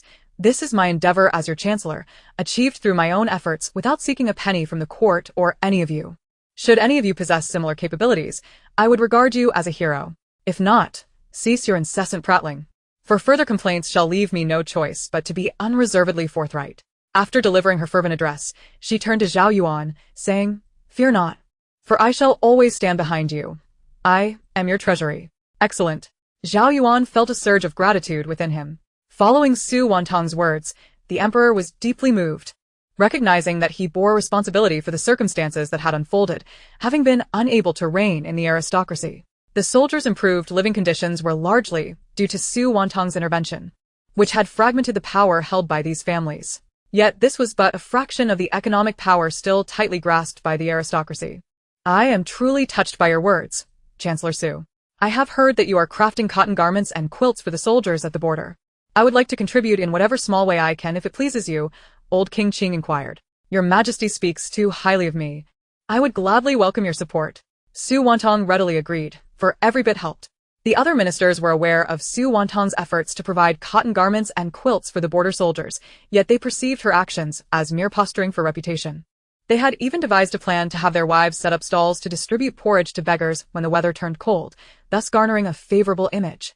If that is the case, may I observe your efforts tomorrow? Old King Qing asked. Of course, you are most welcome, and I invite all fellow ministers to join. Though my words may be harsh within the court, outside, we remain good friends. Su Wantang replied with a bright smile. The ministers she had scolded grumbled under their breath. Friends, indeed. Very well then. I shall also pay a visit tomorrow, declared Master Sunday. After court, Su Wantang and Zhao Yuan exited the hall, and Zhao Yuan, taking the initiative, grasped Su Wantang's hand, leading her toward his carriage. The ministers trailing behind were left utterly astonished. No need to look further. Prepare the wedding gifts, General Wei declared. How did these two end up together? Lu Heng mused playfully. Is this not the best outcome? Master Sun remarked. Indeed, a formidable union, an unstoppable force. Old King Qing mused, believing his nephew ought to marry such an impressive woman. Prepare the wedding gifts, he exclaimed, striding away with enthusiasm. Su Wantang and Zhao Yuan boarded the carriage, and Zhao Yuan presented her with a food box crafted by the royal kitchen. These are delicacies made by the palace chef. Do give them a try, and let me know your thoughts. Wonderful. Su Wantang opened the box to reveal an array of treats. She sampled each one, offering her candid feedback. I adore this one, and this one. The others are too sweet or too crunchy for my taste. Su Wantang favored the soft and chewy confections. Very well, I shall ensure these are prepared in the future. Thank you, Yuan. No need for thanks. It is my pleasure. Zhao Yuan then escorted Su Wantang back to the chancellor's residence, with her coachman following closely behind. As Su Chuanwen diligently reviewed his studies at home, preparing for the imperial examination at the Guozijian, the next day, the ministers accompanied Su Wantang to another courtyard to inspect the cotton garments and quilts that she had commissioned to be sewn. Esteemed gentlemen, please come in. Su Wantang beckoned as she led them into the courtyard. A canopy had been erected, and the seamstresses were seated in an orderly fashion, busily stitching garments. This was only a portion of the seamstresses. There were more in the back courtyard, totaling over 160. Thus far, they had crafted more than 80,000 pieces of cotton clothing, and it was anticipated that the project would be completed in just over a month, perfectly timed for delivery. Upon concluding her remarks, Su Wantang guided them to the storage facility. When the ministers beheld what she referred to as a warehouse, they fell silent, for it was filled with cotton garments, devoid of any pretense. Minister Su, this is indeed a grand undertaking, and your financial commitment is commendable, one remarked. Rest assured, my esteemed colleagues, the renowned Beauty's Rouge shop belongs to me, and I have reinvested all the profits here. Do any of you have further inquiries? Upon hearing this, the ministers swallowed hard, for they were well aware of the illustrious Beauty's cosmetic shop, which their wives and daughters frequented to purchase lipsticks and soaps, often leaving them astonished at the exorbitant prices. While they too enjoyed the luxurious soap, they acknowledged its steep cost. It was said that the shop attracted long queues and appointments, as its inventory struggled to keep pace with demand. Women of all stations, from noble consorts to commoners, flocked to procure the coveted lipsticks. In fact, it had become a mark of prestige for families to include a bar of soap or a lipstick in their marriage dowries. So your cosmetic shop truly generates a fortune, the Right Chancellor remarked with a smile. Lu Xiong added his praise. Subsequently, Su Wantang presented the account ledger to the ministers. This ledger records the donations of materials from others. As they perused the pages, the first name they encountered was Zhao Yuan, who had donated 1,000 taels of silver, followed by several other guards, including members of the Imperial Secret Guard. Their contributions were utilized to purchase cotton or to compensate the seamstresses. Please understand, I do not wish to boast. Rather, I believe these modest contributions are invaluable to the soldiers at the borders. Any assistance is a step toward fulfilling one's conscience, Su Wantang expressed before leading them out of the courtyard and into another room. You may think I exaggerate, but esteemed colleagues, some of the soldiers at the borders are merely 16 years old, or even younger, she continued. How can there be such young soldiers? Someone inquired, perplexed. During conscription, some citizens misreport their children's ages, Su Wantang sighed. Why would this happen? It is against the law, questioned another. They are aware of the legal ramifications, yet each year, by the time conscription occurs, families have no children left to send to battle. If their young ones do not go, it is the old fathers who must. Imagine it. If the father departs, the family is shattered, as a woman with a multitude of children cannot survive without support, forcing the sons to take their place. Alas! How I wish there were no wars, lamented old King Qing, empathizing with the plight. Fortunately, the barbarian tribes have now surrendered, and the borders are relatively stable, someone remarked. Indeed, we can take this opportunity to recuperate, they agreed. Upon returning home, these officials had their stewards deliver their generous donations, ranging from hundreds to thousands of taels, which Su Wantang meticulously recorded and posted on the notice board outside her residence for all to see. Wantang, do try this beverage, the chef has just prepared it, and I find it delightful, Zhao Yuan offered, presenting a glass of juice to Su Wantang. She accepted it, taking a sip, and found it quite agreeable, sweet and tangy. Yuan, how goes the progress on the weapon blueprints I provided you? She inquired. A batch has already been constructed. I had intended to discuss this with you today. Zhao Yuan replied, reaching out to grasp Su Wantang's hand. Her face flushed with embarrassment. She felt quite older than him, considering her past life and this one combined. Observing her shyness, Zhao Yuan couldn't help but smile. Who would have thought Su Wantang could display such modesty? Let us visit the site soon, she suggested. Why wait? Let us go today. It is a holiday and I have no other plans. Very well. Let us depart. Thus, Su Wantang and Zhao Yuan rode forth towards the military camp outside the city. The townsfolk, upon seeing them together, murmured in admiration, recognizing the compatibility of the pair. Su Wantang held a commendable reputation among the people, having genuinely contributed to their welfare, and she was idolized by many women. Upon their arrival at the camp, they were greeted by Yao Bao. Why are you here, Deputy Commander Yao? Since our last encounter, I have been assigned to follow the prince, who stationed me here. Iao bao zip lit, bao in z pet fun. Are you comfortable here? Su Wantang in Gua Liu. Quite so. It is very pleasant and offers a great deal of freedom.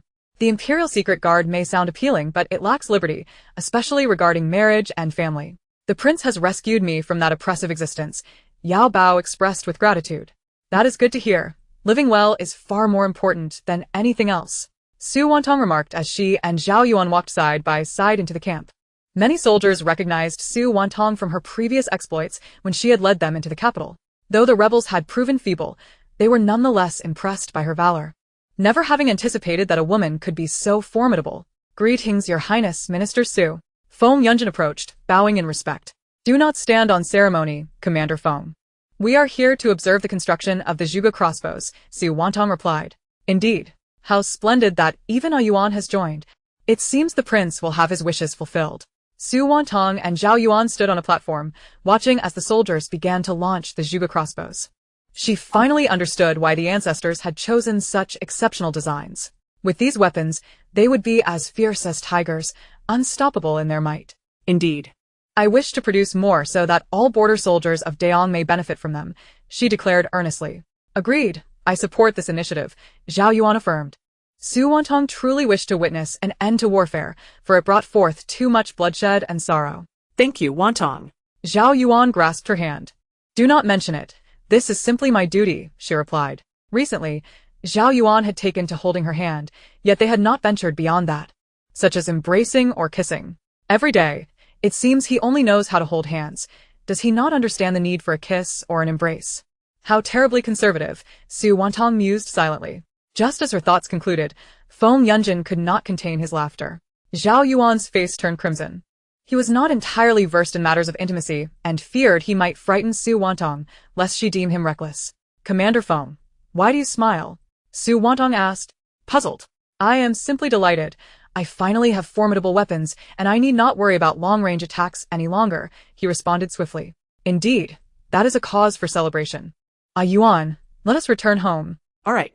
Zhao Yuan followed behind like a dutiful little wife. Su Chuanwen has been diligently studying of late, and Su Wantang, fearing that his efforts might backfire, insists on taking him out for a stroll every day.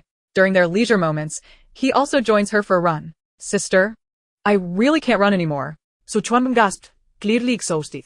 You've only completed one lap, for goodness sake. How can you hope to participate in the imperial examination without a robust physique? Do you not realize that the exam lasts several days? And many candidates falter simply due to inadequate physical fitness? Su Wantang chided him. Look at you, like a plucked chicken. Get up and keep running. With that, she continued to drag Su Chuanwen along for their exercise. Sister, I understand that the exam lasts several days. But you can't expect me to develop a strong body in a single day. I've already squatted in horse stance, jumped rope, and run this morning. I'm truly exhausted. Su Chuanwen lamented, wishing his sister would take a break. Whenever she did rest, she would insist on dragging him into training. All right, let's call it a day. Focus on your studies, and if you encounter any difficulties, we can seek guidance, Su Wantang concluded. All right, thank you, sister. Observing her brother's limp demeanor, Su Wantang felt a mixture of concern and exasperation. That night, as she prepared for bed, she was suddenly awakened by the sound of a baby crying. Master, master. The tracking talisman has lit up. Gua Liu's voice echoed in her mind. Instantly alert, Su Wantang turned her gaze to the talisman. It's Ku Rong. He's appeared. Indeed, master. You may burn the tracking talisman to reveal his location. Excellent. Su Wantang could hardly contain her anticipation. During her recent rest periods, she had been wandering around in search of Ku Rong. As the talisman ignited, a line of text materialized, an abandoned temple 3 miles outside the city. Without hesitation, Su Wantang hastened toward the indicated location, eager to avert any unforeseen circumstances. Upon her arrival, she heard the faint, raspy cries of a baby. Approaching cautiously, she discovered the naked form of Ku Rong crawling on the ground. There was no mistaking it. This was indeed her brother, identifiable by the large red birthmark on his shoulder. Damn it, who would abandon my brother here? Not even a scrap of cloth to wrap him in? Su Wantang cursed, then swiftly gathered Ku Rong into her arms. There, don't cry. Sister will take you home. In this post-apocalyptic world, they had no home, and while he plotted and schemed for her in Daong, she had finally reached him. Now, it was her turn to provide him with a home. Hearing his sister's voice, the little infant immediately ceased his cries, tremblingly reaching out to clutch her clothing. "Do not fear. Sister has found you, and I will take you home." Tears streamed down her face as she spoke. She had not wept at Master Ku Rong's passing, nor had she shed a tear when Su Bingqiao died. Yet, upon seeing her brother in his infant state, she could not hold back her sorrow. This was her brother, her flesh and blood. The one who had not even tasted the drink he longed for at the end of his life. Cradling Ku Rong, Su Wantang left that place. "Gua Liu, can you find out how Ku Rong ended up here?" she inquired. "Yes, master." Before long, the information was relayed. A peasant woman had given birth to Ku Rong, but upon seeing the ominous red birthmark on his shoulder, she discarded him in the dilapidated temple. Su Wantang's heart churned at the sheer ignorance of such actions. Yet, it was precisely this ignorance that had allowed her to reclaim Ku Rong so easily. Returning to the city, Su Wantang encountered the patrolling General Wei at the city gate. "Su Xiang, what is this?" he inquired, eyeing the blood-stained child in her arms with curiosity. "I spent the night at the estate and found this child in the abandoned temple on my way back. I couldn't bear to leave him behind, so I decided to take him home." Su Wantang fabricated a reason. "Heavens above, this child must have been just born to be abandoned," General Wei remarked, having noticed the child's red birthmark as well. "Yes, it must be due to the birthmark. Many common folk have superstitions about such things." Su Wantang's words confirmed his suspicions. Such a pity. Upon reaching home, Xiao Tao was astonished to see Su Wantang carrying a baby. "Miss, why have you brought back a child?" she asked, frowning at the sight of the infant and the prominent birthmark. "He was abandoned in a dilapidated temple, and from now on, he will be raised in our Su household as my brother." "Miss, isn't that a bit inappropriate? After all, you are unmarried and have no husband. Raising a child will draw gossip." "What? Do you dare to question my words?" Su Wantang's face darkened. "I wouldn't dream of it," Xiao Tao replied, suddenly flustered, as her mistress rarely showed anger. "Regardless of others' opinions, this child is my brother and your second master from now on. Do you understand?" Su Wantang reiterated. "Yes, I understand. Now, go fetch some water. I need to wash him." "Yes." As Su Wantang entered her home, she instructed a servant to ask for a leave of absence from the morning court session. Today, she would not attend, as her focus was on caring for her brother. Both Zhao Yuan and the emperor were taken aback. Su Wantang never took leave. The ministers breathed a sigh of relief. Finally, the fierce spirit was absent from court, granting them another day of privacy. Throughout the court session, Zhao Yuan found himself distracted, pondering why his elder brother had so much to discuss and why the ministers had so many matters to deliberate. The emperor, observing his fidgety younger brother, scoffed inwardly. "Look at your lack of ambition. If you were to win over Su Wantang, I would grant you not just a day's leave, but a month's if you wished." Finally, the court session concluded, and Zhao Yuan hurriedly made his way to the residence of Su Qingxiang. Su Wantang had cleaned Ku Rong thoroughly and fed him some goat's milk. The little one had finally fallen asleep. When Zhao Yuan arrived, he found Su Wantang seated beneath a tree, gently soothing the infant in her arms, an expression of maternal love gracing her features. In that instant, Zhao Yuan's heart shattered. What a disaster. In just one day, Su Wantang has a child. "Ah Yuan, what brings you here?" Su Wantang inquired. "I noticed you didn't attend court, and became worried. So, I came to check on you," Zhao Yuan replied as he settled beside her. "How should I tell Zhao Yuan that this child is my brother? The reincarnation of Ku Rong? Will he misunderstand?" The moment Zhao Yuan sat down, he caught a glimpse of Su Wantang's inner thoughts and instantly felt his anger dissipate. The atmosphere brightened, and his spirits lifted. "Haha, so this is my little brother. That's wonderful," Zhao Yuan exclaimed, gazing at the child. "Yes. "I found him today in the abandoned temple. I plan to adopt him as my brother. We have a connection," Su Wantang explained. "That's perfectly fine. In this vast mansion, you're the sole master, so having a brother is a delightful addition." After a moment, Zhao Yuan continued, "Though Su Chuanwen is also your brother, he is ultimately your cousin and will leave one day." "I understand your meaning," Su Wantang said softly, gently patting Ku Rong's small chest. "Why would such a child be abandoned in a temple?" Zhao Yuan asked. "It was because of his birthmark. They discarded him due to it," Su Wantang replied, lifting the child's clothing for him to see the striking red mark, which, while rare, was not insurmountable. "How foolish and cruel," Zhao Yuan exclaimed in indignation. "Indeed. But it matters not. From now on, this child will be our little master in the Su household, destined for a life of sweetness rather than suffering." Su Wantang concluded her words and gently shook the brother in her arms. In my past life, Curing perished in my embrace while still so small. Yet here, Curing has devoted his entire life to orchestrating my arrival, ultimately achieving enlightenment. In this lifetime, it is my duty as a sister to protect him for eternity. After hearing this, Zhao Yuan felt a tumult of emotions within him. So it was that this brother-sister duo had endured such hardships. Have you named him yet, Wantang? Zhao Yuan inquired. Not yet. You've reminded me. I shall name him right away. What shall it be? Su Wantang pander. Curing is certainly not suitable. It's inauspicious and unpleasant.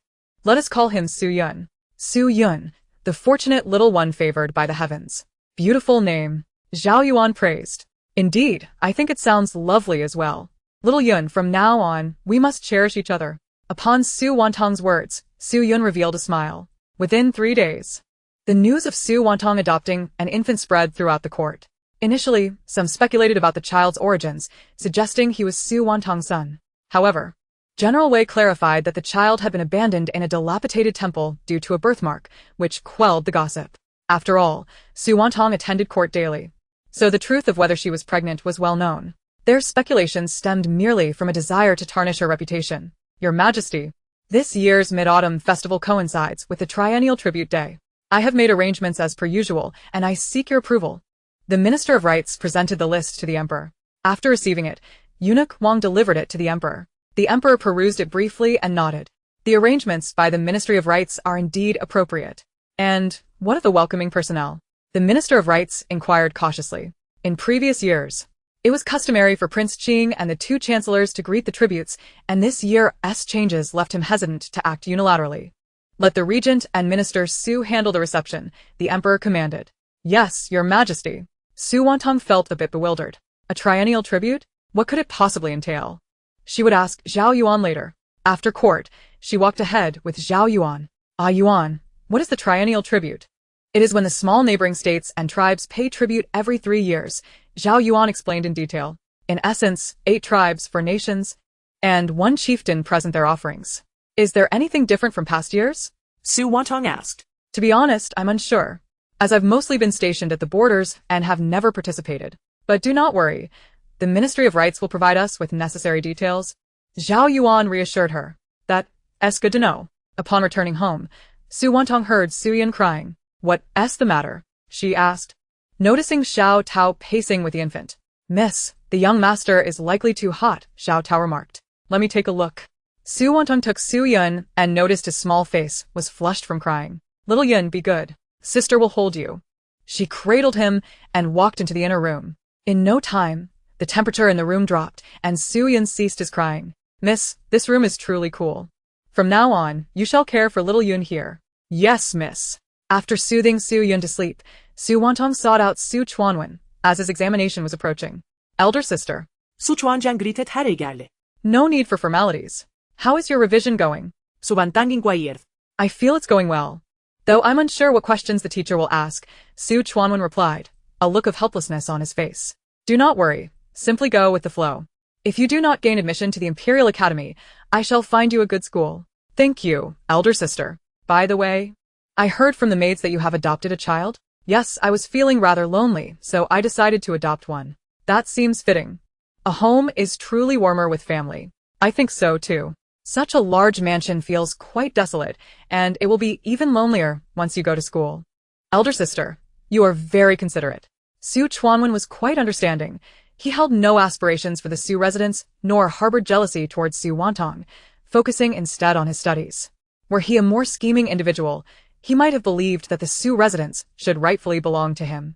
The following day, after court, Minister of Rites Luo Xiangrui invited Su Wantang and Zhao Yuan for a discussion. Your Highness, Minister Su, these are the matters to note, Lord Luo stated respectfully, awaiting their feedback. But, Lord Luo, why must we show humility and inquire about their well-being when the 8 tribes and 4 nations come to pay tribute? Su Wantang questioned. Perplexed, Zhao Yuan echoed her sentiment. As the victors, why must we bow to the vanquished? This has always been the custom, Lord Luo replied, at a loss for words, recalling that the previous chancellor had adhered to this practice. Previously? Who welcomed them then? Su Wantang pressed. The 2 chancellors and the former minister of war. As for the royal side, sometimes it was Prince Qing, but after the establishment of the two princes' residences, it has been the two princes who welcomed them. Lord Luo confessed, not daring to conceal the truth. Ha! Where did these princes come from? Lord Luo, could you be mistaken? Zhao Yuan retorted, displeased. Yes, yes. It was a slip of the tongue, Lord Luo stammered. This time, there is no need for such a welcoming ceremony. Minister Su and I shall directly greet them at the city gates. No need for a procession. We must not coddle them into forgetting who the true vassals are. Understood, Your Highness. Su Wantang concurred with Zhao Yuan's stance, suspecting that the previous extravagant welcoming customs were closely tied to the deceased Wan Zhongyun and Gu Qingwen. After all, some of the items they used were even superior to those employed within the palace, which were indeed tribute offerings. What does this signify? Ha! Unless there was private collusion, even a dog would find it hard to believe. The next morning, Su Wantang took Su Chuanwen to the Imperial Academy. You take the exam first, and I shall return to fetch you afterward, Su Wantang instructed. All right, sister. The Imperial Academy was filled with the brightest students. Due to the scarcity of royal offspring, there were hardly any royal children in attendance, with only the offspring of palace concubines participating in the same rigorous selection process. Su Chuanwen anticipated a challenging exam. But upon seeing the questions, he found them rather manageable. Before Su Wantang had even finished court, he had completed his exam and was waiting for her to pick him up. The Imperial Academy was quite distant from the Su residence, and if he were to gain admission, he would need to reside there, as commuting would be quite troublesome. Additionally, with his elder sister unmarried, it would be inappropriate for him to stay there alone, despite her not minding. Others would certainly talk. Su Chuanwen was quite thoughtful, careful not to add any burdens to Su Wantang. When they returned home, the steward informed them that Su Shiner was waiting in the sitting room. Su Wantang felt puzzled. Since Lu Wanner had been dealt with, there had been no news of Su Shiner, and now she had resurfaced? Oh, Tanger, you're back. And this must be Chuanwen? I'm your aunt. Su Shiner's exaggerated voice rang out, causing Su Wantang to furrow her brow. Su Chuanwen, however, performed a respectful greeting. Greetings, aunt. Ah. You truly understand manners, much better than your lame father, Su Shiner remarked disdainfully of her half-brother. Su Chuanwen's face turned pale, yet as a junior, he felt it inappropriate to speak up, lest he be accused of disrespecting his elders. Chuanwen, what has your father taught you? You need not show respect to those who do not honor their own parents. Have you forgotten? Su Wantang's voice rang out, instantly casting a pall over Su Shiner's countenance. Tanger, how dare you utter such words? Cease this at once. My title is not something you may call upon at your whim. Moreover, I had thought you had learned your lesson from colluding with Lu Wanner and would henceforth refrain from visiting the Su residence. Have you truly forgotten? Su Wantang soweth no mercy towards Su Shiner. This daughter, with a heart as cold as ice, had not even paid her respects upon the death of her own brother. She must surely bear some blame for the demise of her mother as well. What nonsense is this? We are family. How can you be so distant? Su Shiner continued to play the emotional card. I wonder what brings Lady Li to the Su residence. Su Wantang had no desire to listen to her prattle on. I have heard that Su Chuanwen is to enter the Imperial Academy. After all, both the palm and the back of the hand belong to the same flesh. Your cousin is also a diligent scholar. Why not send him to the academy as well? Once he achieves success, he could support you in your endeavors, wouldn't you agree? Surely you understand the wisdom of not letting fertile waters flow to outsiders? Upon finishing, Su Shiner looked expectantly at Su Wantang. Ha! How blind must you be to consider your son a figure of promise? His body, ravaged by indulgence, aspires to the imperial examinations? Surely you jest. Besides, how does he compare to Su Chuanwen? You truly have grown brazen. Su Wantang concluded, unwilling to say more. Su Wantang, how dare you speak so? Even if you are the Prime Minister, in my presence, you remain a junior. Respect for one's elders is the most fundamental of moral duties. And if you cannot grasp this, how can you fulfill the role of Prime Minister? And how I conduct myself as Prime Minister is not for you to instruct. What are you, but a mere speck, barking here like a dog? You are nothing but a shrew, and a court official at that. Perhaps you should return home and marry, to spare yourself further disgrace. Lady Li, if you are to act so brazenly, then allow me to demonstrate what a shrew truly is, and what it means to be disgraced. With that, Su Wantang strode before Su Shiner and delivered several resounding slaps across her face. Before Su Shiner could react, Su Wantang kicked her behind the knee, sending her sprawling onto the ground. Su Chuanwen, observe how I deal with scoundrels, Su Wantang declared, removing her shoe. Armed with a shoehorn, she began to strike Su Shiner's face, then proceeded to her thighs and backside, those meaty areas that would not threaten her life. Finally, when Su Xiner's cheeks were so swollen that her original visage was unrecognizable, Su Wantang set down her shoe. Someone, Miss. The guards rushed in. Throw her out of the Prime Minister's residence. Yes, miss. And so, Su Xiner was unceremoniously ejected from the estate. Ultimately, it was Su Xiner who called for a carriage to return to the Li household. The Li family was, in truth, a household of affluent merchants, and Su Xiner had married beneath her station. Yet, the wealth of the Li family was undeniable, and their patriarch had once favored Su Xiner, although he later took several concubines. Regardless, Su Xiner's standing in the Li family remained unchanged, for the Su family was a prestigious clan. The following day, when Su Wantang attended court, she was met with an avalanche of petitions denouncing her actions. Upon witnessing this, the emperor could not help but chuckle. It seemed Su Wantang had finally been challenged, and it was quite amusing. Your Majesty, I have a petition to present. The Grand Secretary stepped forward. Proceed. Your Majesty, I wish to lodge a complaint against Prime Minister Su. Oh. What is the matter? The emperor inquired coldly. Su Wantang was taken aback, furrowing her brow. She could not recall having offended this Grand Secretary. Your Majesty, I must report that yesterday, Prime Minister Su brutally assaulted her own aunt, leaving her battered and bruised, and subsequently cast her out of the residence.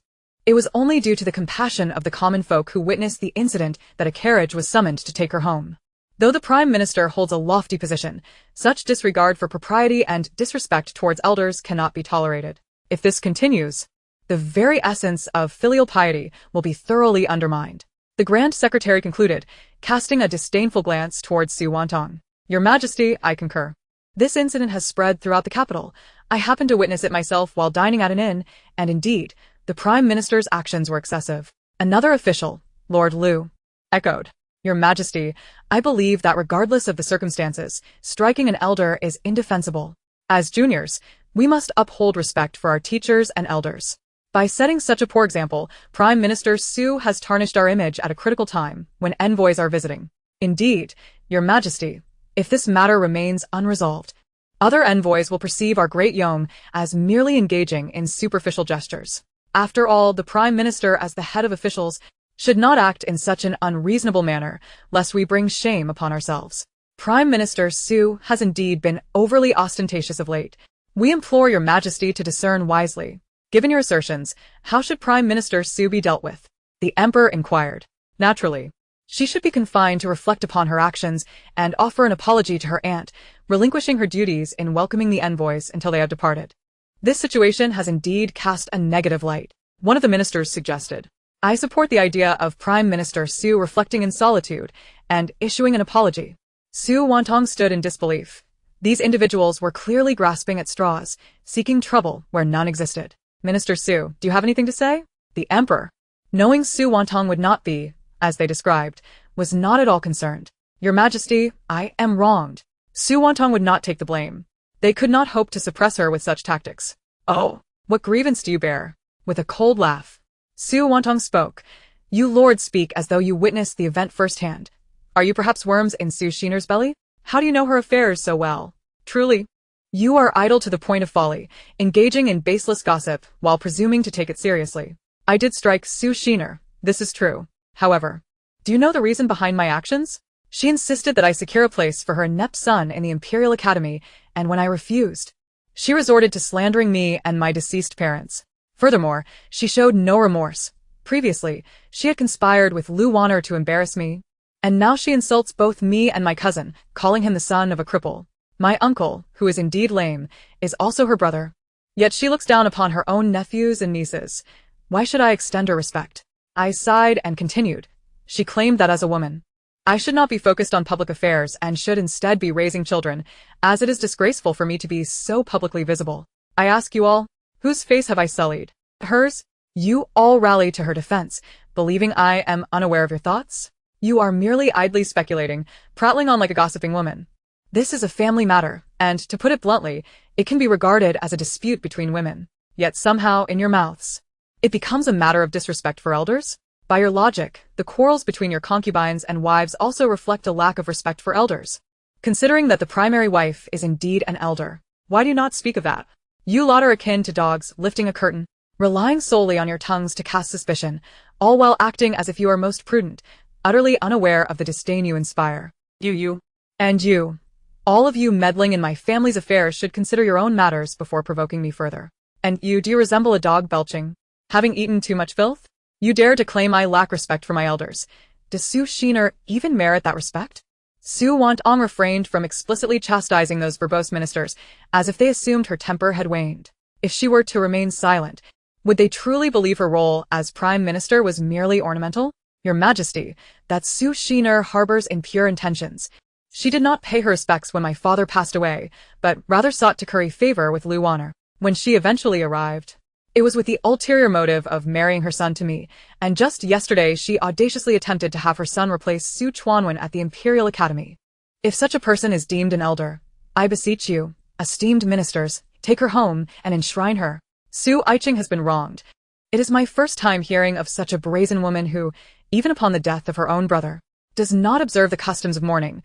What regard for propriety or filial piety does she possess? Esteemed ministers, do not be swayed by public opinion, lest we disturb the harmony among us. The Emperor assumed the role of mediator. Indeed, your Majesty speaks true. We acknowledge our transgressions. Very well, Su Aiching. They are aware of their faults, so please do not remain upset. In response to the Emperor, I dare not. Su Wantang cast a glance at those who conspired against her, and suddenly, the voice of the Su clan echoed, Zhang Zhongwen, you old sycophant. Do not think I am unaware of your motives. Last night, that Su Wano's husband approached you with 5,000 taels of silver. Merely because a girl from the Li family is your concubine. You shamelessly slandered me without discerning right from wrong. Can your puny stature truly satisfy that girl from the Li family? She is secretly entangled with you and your son, you lecherous old fool. And you Lu Futsai. You old lecher, do not assume I am oblivious to your thoughts. You claim to have dined at the tavern last night. What a farce. If you smeared jam on the flowers of the brothel and consumed it, then perhaps you did indeed eat, you shameless old goat. When you pressed that girl against the windowsill, and upon seeing the Su family emerge, that inspired you, was it not? If you are so formidable, why not stand alongside the sun? And those fools grinning like Cheshire cats, banding together against me. Do not think I am unaware of your reasons. You were once mere lackeys of Zhao Zifeng, merely seeking to irritate me. However, do not be smug. Zhao Zifeng is now a traitor. Should I uncover your little secrets, I shall not hesitate to obliterate you. And you, Wang Zhigao, consistently dissatisfied with me, merely because I have ascended to the position of Prime Minister. If you are truly aggrieved, go to the frontier, slay a few leaders, or capture Zhao Zifeng and Zhao Zirui, and this Prime Minister position shall undoubtedly be yours. Your wife has racked up debts in my establishment, and if you are so capable, please clear the accounts.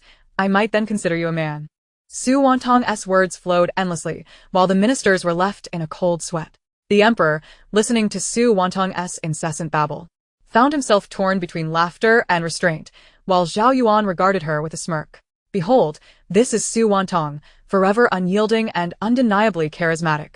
Esteemed ministers, henceforth, whatever matters arise, ensure thorough investigation before submission, lest we find ourselves unable to resolve the situation and further harm our camaraderie. The Emperor addressed those who appeared pale or flushed, akin to ripe liver. Indeed, your Majesty, we shall heed your counsel. As for Su Xiang, you must handle matters concerning the Su clan with care to avoid misunderstandings. I understand. I shall sever ties with her upon my return. That Su clan, having allied with Lu Wana, is not a relative I desire. I shall not tolerate a kin who disrespects her own brother or his children. I shall extinguish her aspirations to prevent her from tarnishing the Su family name, for if she were to commit a grievous error under our banner, I would be irreparably tarnished. Very well, manage it as you see fit. After the court adjourned, Su Wantang looked upon those who had slandered her and, with a pointed remark, said, Esteemed ministers, do you understand the principle of not imposing upon others what you yourself do not desire? Having spoken, Su Wantang took Zhao Yuan's hand and strode away. The onlookers were left in a state of dismay and embarrassment. Today, those who conspired against Su Wantang had effectively sealed their fates. To offend her was tantamount to offending Zhao Yuan. Furthermore, their private affairs had been laid bare. And should they wish to navigate the political arena henceforth, they would have to tread carefully. Will you join me for dinner at my residence? I've asked the chef to prepare braised rice with potatoes, Su Wantang inquired of Zhao Yuan. Certainly. Zhao Yuan would not decline such an invitation. He welcomed it eagerly. Upon arriving at the Su residence, the maidservants promptly served the meal. Su Wantang and Zhao Yuan dined heartily, and unlike those so-called ladies, Su Wantang did not conceal her eating behind her sleeve. She ate with unabashed openness. How do you plan to deal with those who conspired against you today? Zhao Yuan, aware of Su Wantang's resolute nature, posed the question. Revenge will indeed be exacted, but not just yet. If I act now, it would be too conspicuous. And with the envoy's arrival imminent, it is best to avoid unnecessary complications. I know what is of significance. Very well, should you need my assistance, do not hesitate to inform me. I shall stand by your side. Are you not concerned about your royal brother discovering and reprimanding you? I fear not. My only concern is that you may suffer. Rest assured, I can endure anything, except for being wronged. Miss Xiao Tao entered, cradling Su Yun. I have met the prince. She curtsied. No need for excessive formalities. Rise, Su Wantang replied. Miss, the young master's rashness has improved slightly today. Su Wantang took the child and noticed the small rashes on his neck, which had appeared due to the heat, exacerbated by her inexperience in caring for the infant. Wantang, perhaps I should find a reliable nursemaid for you? Zhao Yuan observed that Su Wantang lacked childcare experience. Indeed, how could an unmarried young lady possess knowledge of infant care? Very well, I shall trouble you with that. Su Wantang was not unwilling to seek help, but she had been preoccupied with the impending envoy's visit, which had made her days rather frantic. At that moment, she reflected on the burdens of officialdom. Zhao Yuan gazed at the small child, still incredulous that this was the reincarnation of the enigmatic master Kurigane. After a brief stay, he departed for the military camp, while Su Wantang returned to her quarters to prepare water for Su Yun's bath. Presently, Su Yun was not yet a month old. Yet bathing was necessary to alleviate the rashes on his neck and the redness on his bottom. Miss, the prince treats you quite well, Xiao Tao remarked with a smile. Indeed, he is my future husband. Miss, do you truly harbor feelings for the prince? Of course, otherwise I would not engage with him. Well, as long as you are happy, I am delighted for you. Now, even if I marry, you must remain by my side to serve me. Of course, if you wish to marry one day, that is also acceptable. I shall ensure you receive the respect you deserve. Miss, I shall not marry. I will always follow you. Su Wantang said nothing further, allowing things to unfold naturally. Elder sister, I passed the exam. I passed the exam. Suddenly, Su Chuanwen's voice rang out. The sudden exclamation startled little Su Yun, who began to wail. Lower your voice. You frightened Su Yun. Su Wantang admonished her boisterous brother. Oh, forgive me, little brother. I was too loud. Su Chuanwen chuckled. Have the results been released? Indeed. Tomorrow we shall proceed to the Guozijian for registration. Well then, that is splendid. In truth, regardless of Su Chuanwen's examination results, he shall undoubtedly gain admission to the Guozijian. This is primarily due to Su Wantang's esteemed status, which has afforded him certain privileges from the emperor. Fortunately, this young man has proven himself, achieving commendable results. I shall personally escort you there tomorrow. And do remember to bring your attendant along as well. Very well, elder sister. Thank you. There is no need for such formality. We are family, and it is only right that we assist one another. However, I do hope you will not forget your roots and remain true to your principles. Rest assured, elder sister. I am well aware of my responsibilities. By the way, I have already penned a letter to father. He should arrive in the capital within a few days. Ah, that is quite pleasing. Chapter 83. The arrivals ever since Su Xiner was forcefully thrown out by Su Wantang, she returned to the Li residence, where Li Leoi promptly sought out a long-time confidant, offering a substantial sum of money to assist in tarnishing Su Wantang's reputation before the emperor. Furthermore, Minister Zhang believed that if this matter held any truth, it was his duty as a censor to report it to the emperor. Besides, he had long harbored disdain for Su Wantang, a woman who had overshadowed them for far too long. Now, not only could he profit from this situation, but he could also gather incriminating evidence against her. Such an opportunity was simply too enticing to pass up. Thus, the events of the following day unfolded in the imperial court. Li Leoi initially dispatched his trusted aide to gather intelligence, yet the man returned empty-handed, having been barred even from the entrance. This was unprecedented, and upon his return, he reported to Li Leoi, "You did not manage to meet Minister Zhang?" "No, master. I was cast out before I could even cross the threshold, and the gifts I bore were thrown back at me." The steward declared that we shall have no further dealings with the Li household. The aide spoke with visible trepidation. What? He truly said that? Indeed, master. Could there be a problem? Unlikely. I shall pay him a personal visit on another day. That evening, the Li household received a severance letter from the Su family, which explicitly stated, Su Xiner is disloyal and unfilial, maliciously distorting the truth and slandering court officials, desiring to have her son assume her nephew's identity to gain entry into the Guozijian. Her numerous transgressions render her unworthy of being a member of the Su family. Therefore, she is expelled from the family tree, and all familial ties are severed. Henceforth, Su Wantang shall have no association with the Su family. Should she dare to exploit the Su name for her own selfish ends, she will be held accountable to the fullest extent. Impossible. This cannot be happening. The clan elders would never consent to this. This must be a nefarious scheme concocted by that wretched Su Wantang, aimed at ensnaring me. Su Xin was incredulous. Li Lao ya. This is the situation. You would do well to manage your household affairs, as your wife has drawn the ire of numerous officials at court. Thankfully, the emperor is discerning and has not held my lady accountable. However, those who have slandered her have not been so fortunate, as I hear they have faced reprimand. Steward Wu was known for his efficiency. Today, he delivered the severance letter, clarifying the reasons and subtly outlining the stakes involved. As for how the Li family chooses to respond, that is their concern, no longer the Su family's. After Steward Wu departed, Li Laoi suddenly comprehended why Minister Wang had been reluctant to meet him. He realized the extent of the trouble his foolish wife had caused. He deeply regretted having heeded her words and rashly approached Minister Wang. Now, not only had he offended Su Wantang, but he had also made an enemy of Minister Wang. Truly a case of losing more than he gained. Li Laoi observed his son, who was neither standing nor sitting with any decorum, and felt an overwhelming sense of disappointment. At 20 years old, he had achieved nothing, indulging in debauchery, while his 12-year-old illegitimate son, though still young, frequently received praise from the tutor for his scholarly pursuits. Li Laoi, ever the businessman, quickly grasped the priorities at hand. His eldest son was a lost cause, thus he must dedicate himself to nurturing the younger one. As for the management of household affairs, a change was warranted. Previously, Su Xiner had the backing of the Su family, which necessitated some degree of reliance on them. Hence, she had been entrusted with the household's affairs. Now that Su Xiner had lost her utility, there was no longer a need to concern themselves with her. Madam, the master has given such orders. I must request the household accounts from you. Li Laoi's aide approached Su Xiner, demanding the records of household management. How could this be? After all these years, I have been in charge of the household. How can you simply demand a change? You must be mistaken. Su Xiner could hardly believe that her husband, whom she had loved for so long, could be so callous and ruthless. Madam, times have changed. For the sake of you and the eldest son, it would be wise to hand over the accounts before the master loses his temper. Ah, how poignant it is to say that times have changed. Very well, I shall comply. In the end, Su Xiner surrendered the accounts. Remove everything, commanded the aide. And a group of men entered, clearing out the trinkets from Su Xiner's chamber. What is the meaning of this?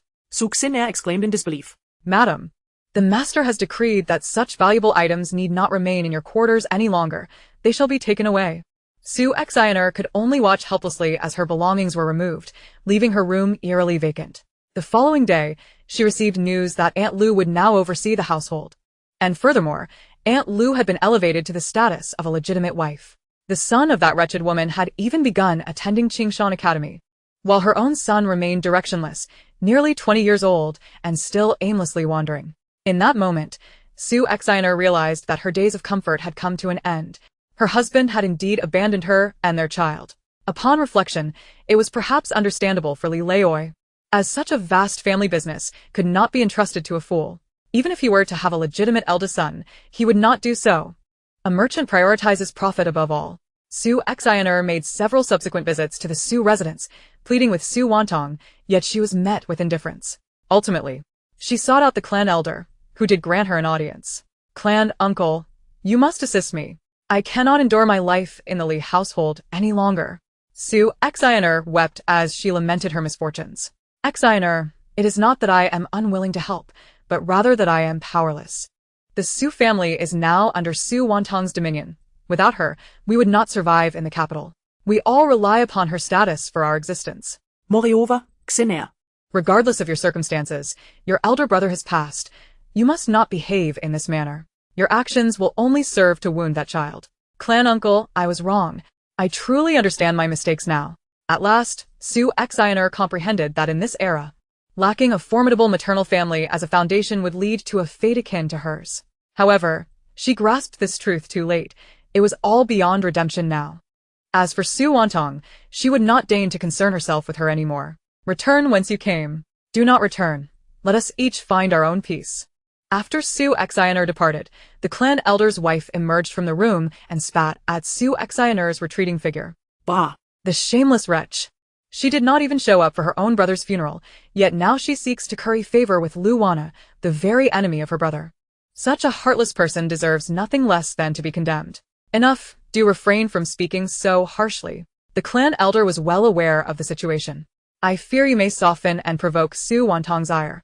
I shall not. I know the weight of matters. It is clear that the Su family is now at the mercy of Su Wantang. Do not concern yourself with her. On the 13th of August, the so-called envoys finally arrived.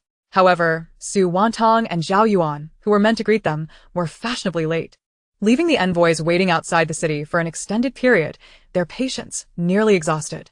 Just as they were about to lose their composure, Su Wantang and Zhao Yuan emerged from the city gates on horseback. With a swift pull on the reins, Su Wantang halted but did not dismount, while Zhao Yuan also paused beside her, gazing intently at the newcomers. What an imposing presence. Surely, this must be the legendary female chancellor. It is no wonder she exhibits such a lack of decorum. Is there truly a dearth of talent in the Daong kingdom? Otherwise, our Dongqing kingdom would be more than willing to send a capable minister to serve as your chancellor.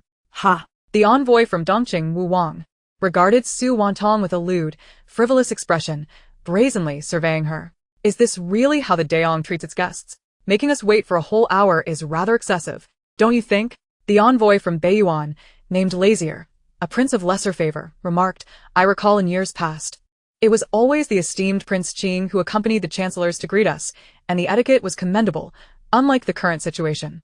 Has Daong truly fallen to such depths of incompetence? The envoy from Xipan, Mita Ko, concluded his remarks with a disdainful gaze fixed upon Su Wantang. A woman as chancellor? Truly a reversal of celestial order. Have you finished speaking? Su Wantang inquired slowly. The envoys, who had intended to respond, found themselves momentarily silenced. If you're done, then proceed into the city. Do you truly believe yourselves to be more than mere dishes on a platter? If you wish to pay tribute, do so. Otherwise, do not expect a warm welcome. If you do not wish for me to greet you, then win against us. If you can act, then refrain from idle chatter. If you provoke me further, I shall not hesitate to retaliate. You may consider the fates of Dashi Suo and A Lai Man, and ponder their demise. With that, Su Wantang and Zhao Yuan turned their horses and rode back into the city, leaving a cloud of dust in their wake. The envoys exchanged glances, ultimately retreating into the city, tails between their legs. Meanwhile, the emperor, who had been secretly watching from the city gates, was left dumbfounded by the scene. Su Wantang was truly formidable, a veritable tigress among tigresses. These smaller nations and tribes had grown increasingly audacious over the years. This time, a proper show of power was imperative. Tang Tang, you are incredible, Zhao Yuan remarked with a smile as he regarded Su Wantang. Indeed, these individuals have been coddled for too long. They are a defeated nation. What more do they desire? Su Wantang replied, making her way home. Well, I was absent from the capital for quite some time, so I was unaware of many matters. This is not your fault. It is merely the handiwork of certain bureaucratic parasites, she continued. All right, let us not dwell on anger. The day after tomorrow marks the tribute day. Shall we celebrate the Mid-Autumn Festival tomorrow? Zhao Yuan asked. Certainly. Come to my residence for a meal. Very well. By the way, do you think the emperor will summon you to the palace? He probably won tea. Then, I shall have someone prepare a feast. You will dine at my home after court. However, the following day, as Su Wantang attended court, she found herself once again reprimanded. The reason being her perceived disrespect towards the envoys. The officials were once again on her case. Your Majesty, Chancellor Su's conduct was indeed inappropriate. Regardless of the circumstances, it is a delight to receive guests from afar, and we should extend a courteous welcome. It is said that Chancellor Su and the prince made the envoys wait a full hour. Indeed, Your Majesty, such behavior invites ridicule upon our Daong hospitality. Your Majesty, such occurrences have never transpired in history. It is a detriment to the reputation of Daong. Minister Su, do you have anything to say? How dare they? Speak your mind. You parasites. I shall not let you go unchallenged. As Su Wantang's internal thoughts echoed, the emperor's countenance brightened, eagerly anticipating her retort. Zhao Yuan, observing his elder brother's secretive amusement, felt a surge of anger. Why must they conspire to bully his Tang Tang? Your Majesty, I do indeed have something to say. Speak. According to the esteemed ministers, how should I welcome them? Should I kneel in greeting or announce their arrival with drums and gongs? Chancellor, we cannot be so lacking in decorum as to have the envoys wait an hour. Indeed, those envoys are what? They are a defeated nation, coming to pay tribute to us. Do they even comprehend the meaning of tribute? You demand I observe decorum. Do they deserve it? Furthermore, shall I honor those who have perished in battle? You stand here, unscathed, spouting your opinions. If Zhao Yuan and I were to wait upon them joyfully, it would be a reversal of celestial order. Where then lies our dignity? Our power to intimidate remains. Do we truly seek their favor as a victorious nation? The Chancellor speaks harshly. That is not our intent. Then, what is your intent? Su Wantang's irritation grew. Typically, you seldom target me. Yet, at such a critical moment, you repeatedly seek to trouble me. If your actions bear no connection to those envoys, I would not believe it even if a dog told me. As her words hung in the air, silence enveloped the room. After all, Su Wantang had spoken the truth. Why, in these recent days, had so many ministers sought to criticize her? In truth, Su Wantang was already well aware, for the information regarding these individuals was transparent within her system. However, she did not wish to address these matters at such a pivotal moment. Yet, once the dust settled, she would not let a single one of them escape unscathed. To think they could bully her without considering their own capabilities. In due time, they would come to realize how they had orchestrated their own downfall.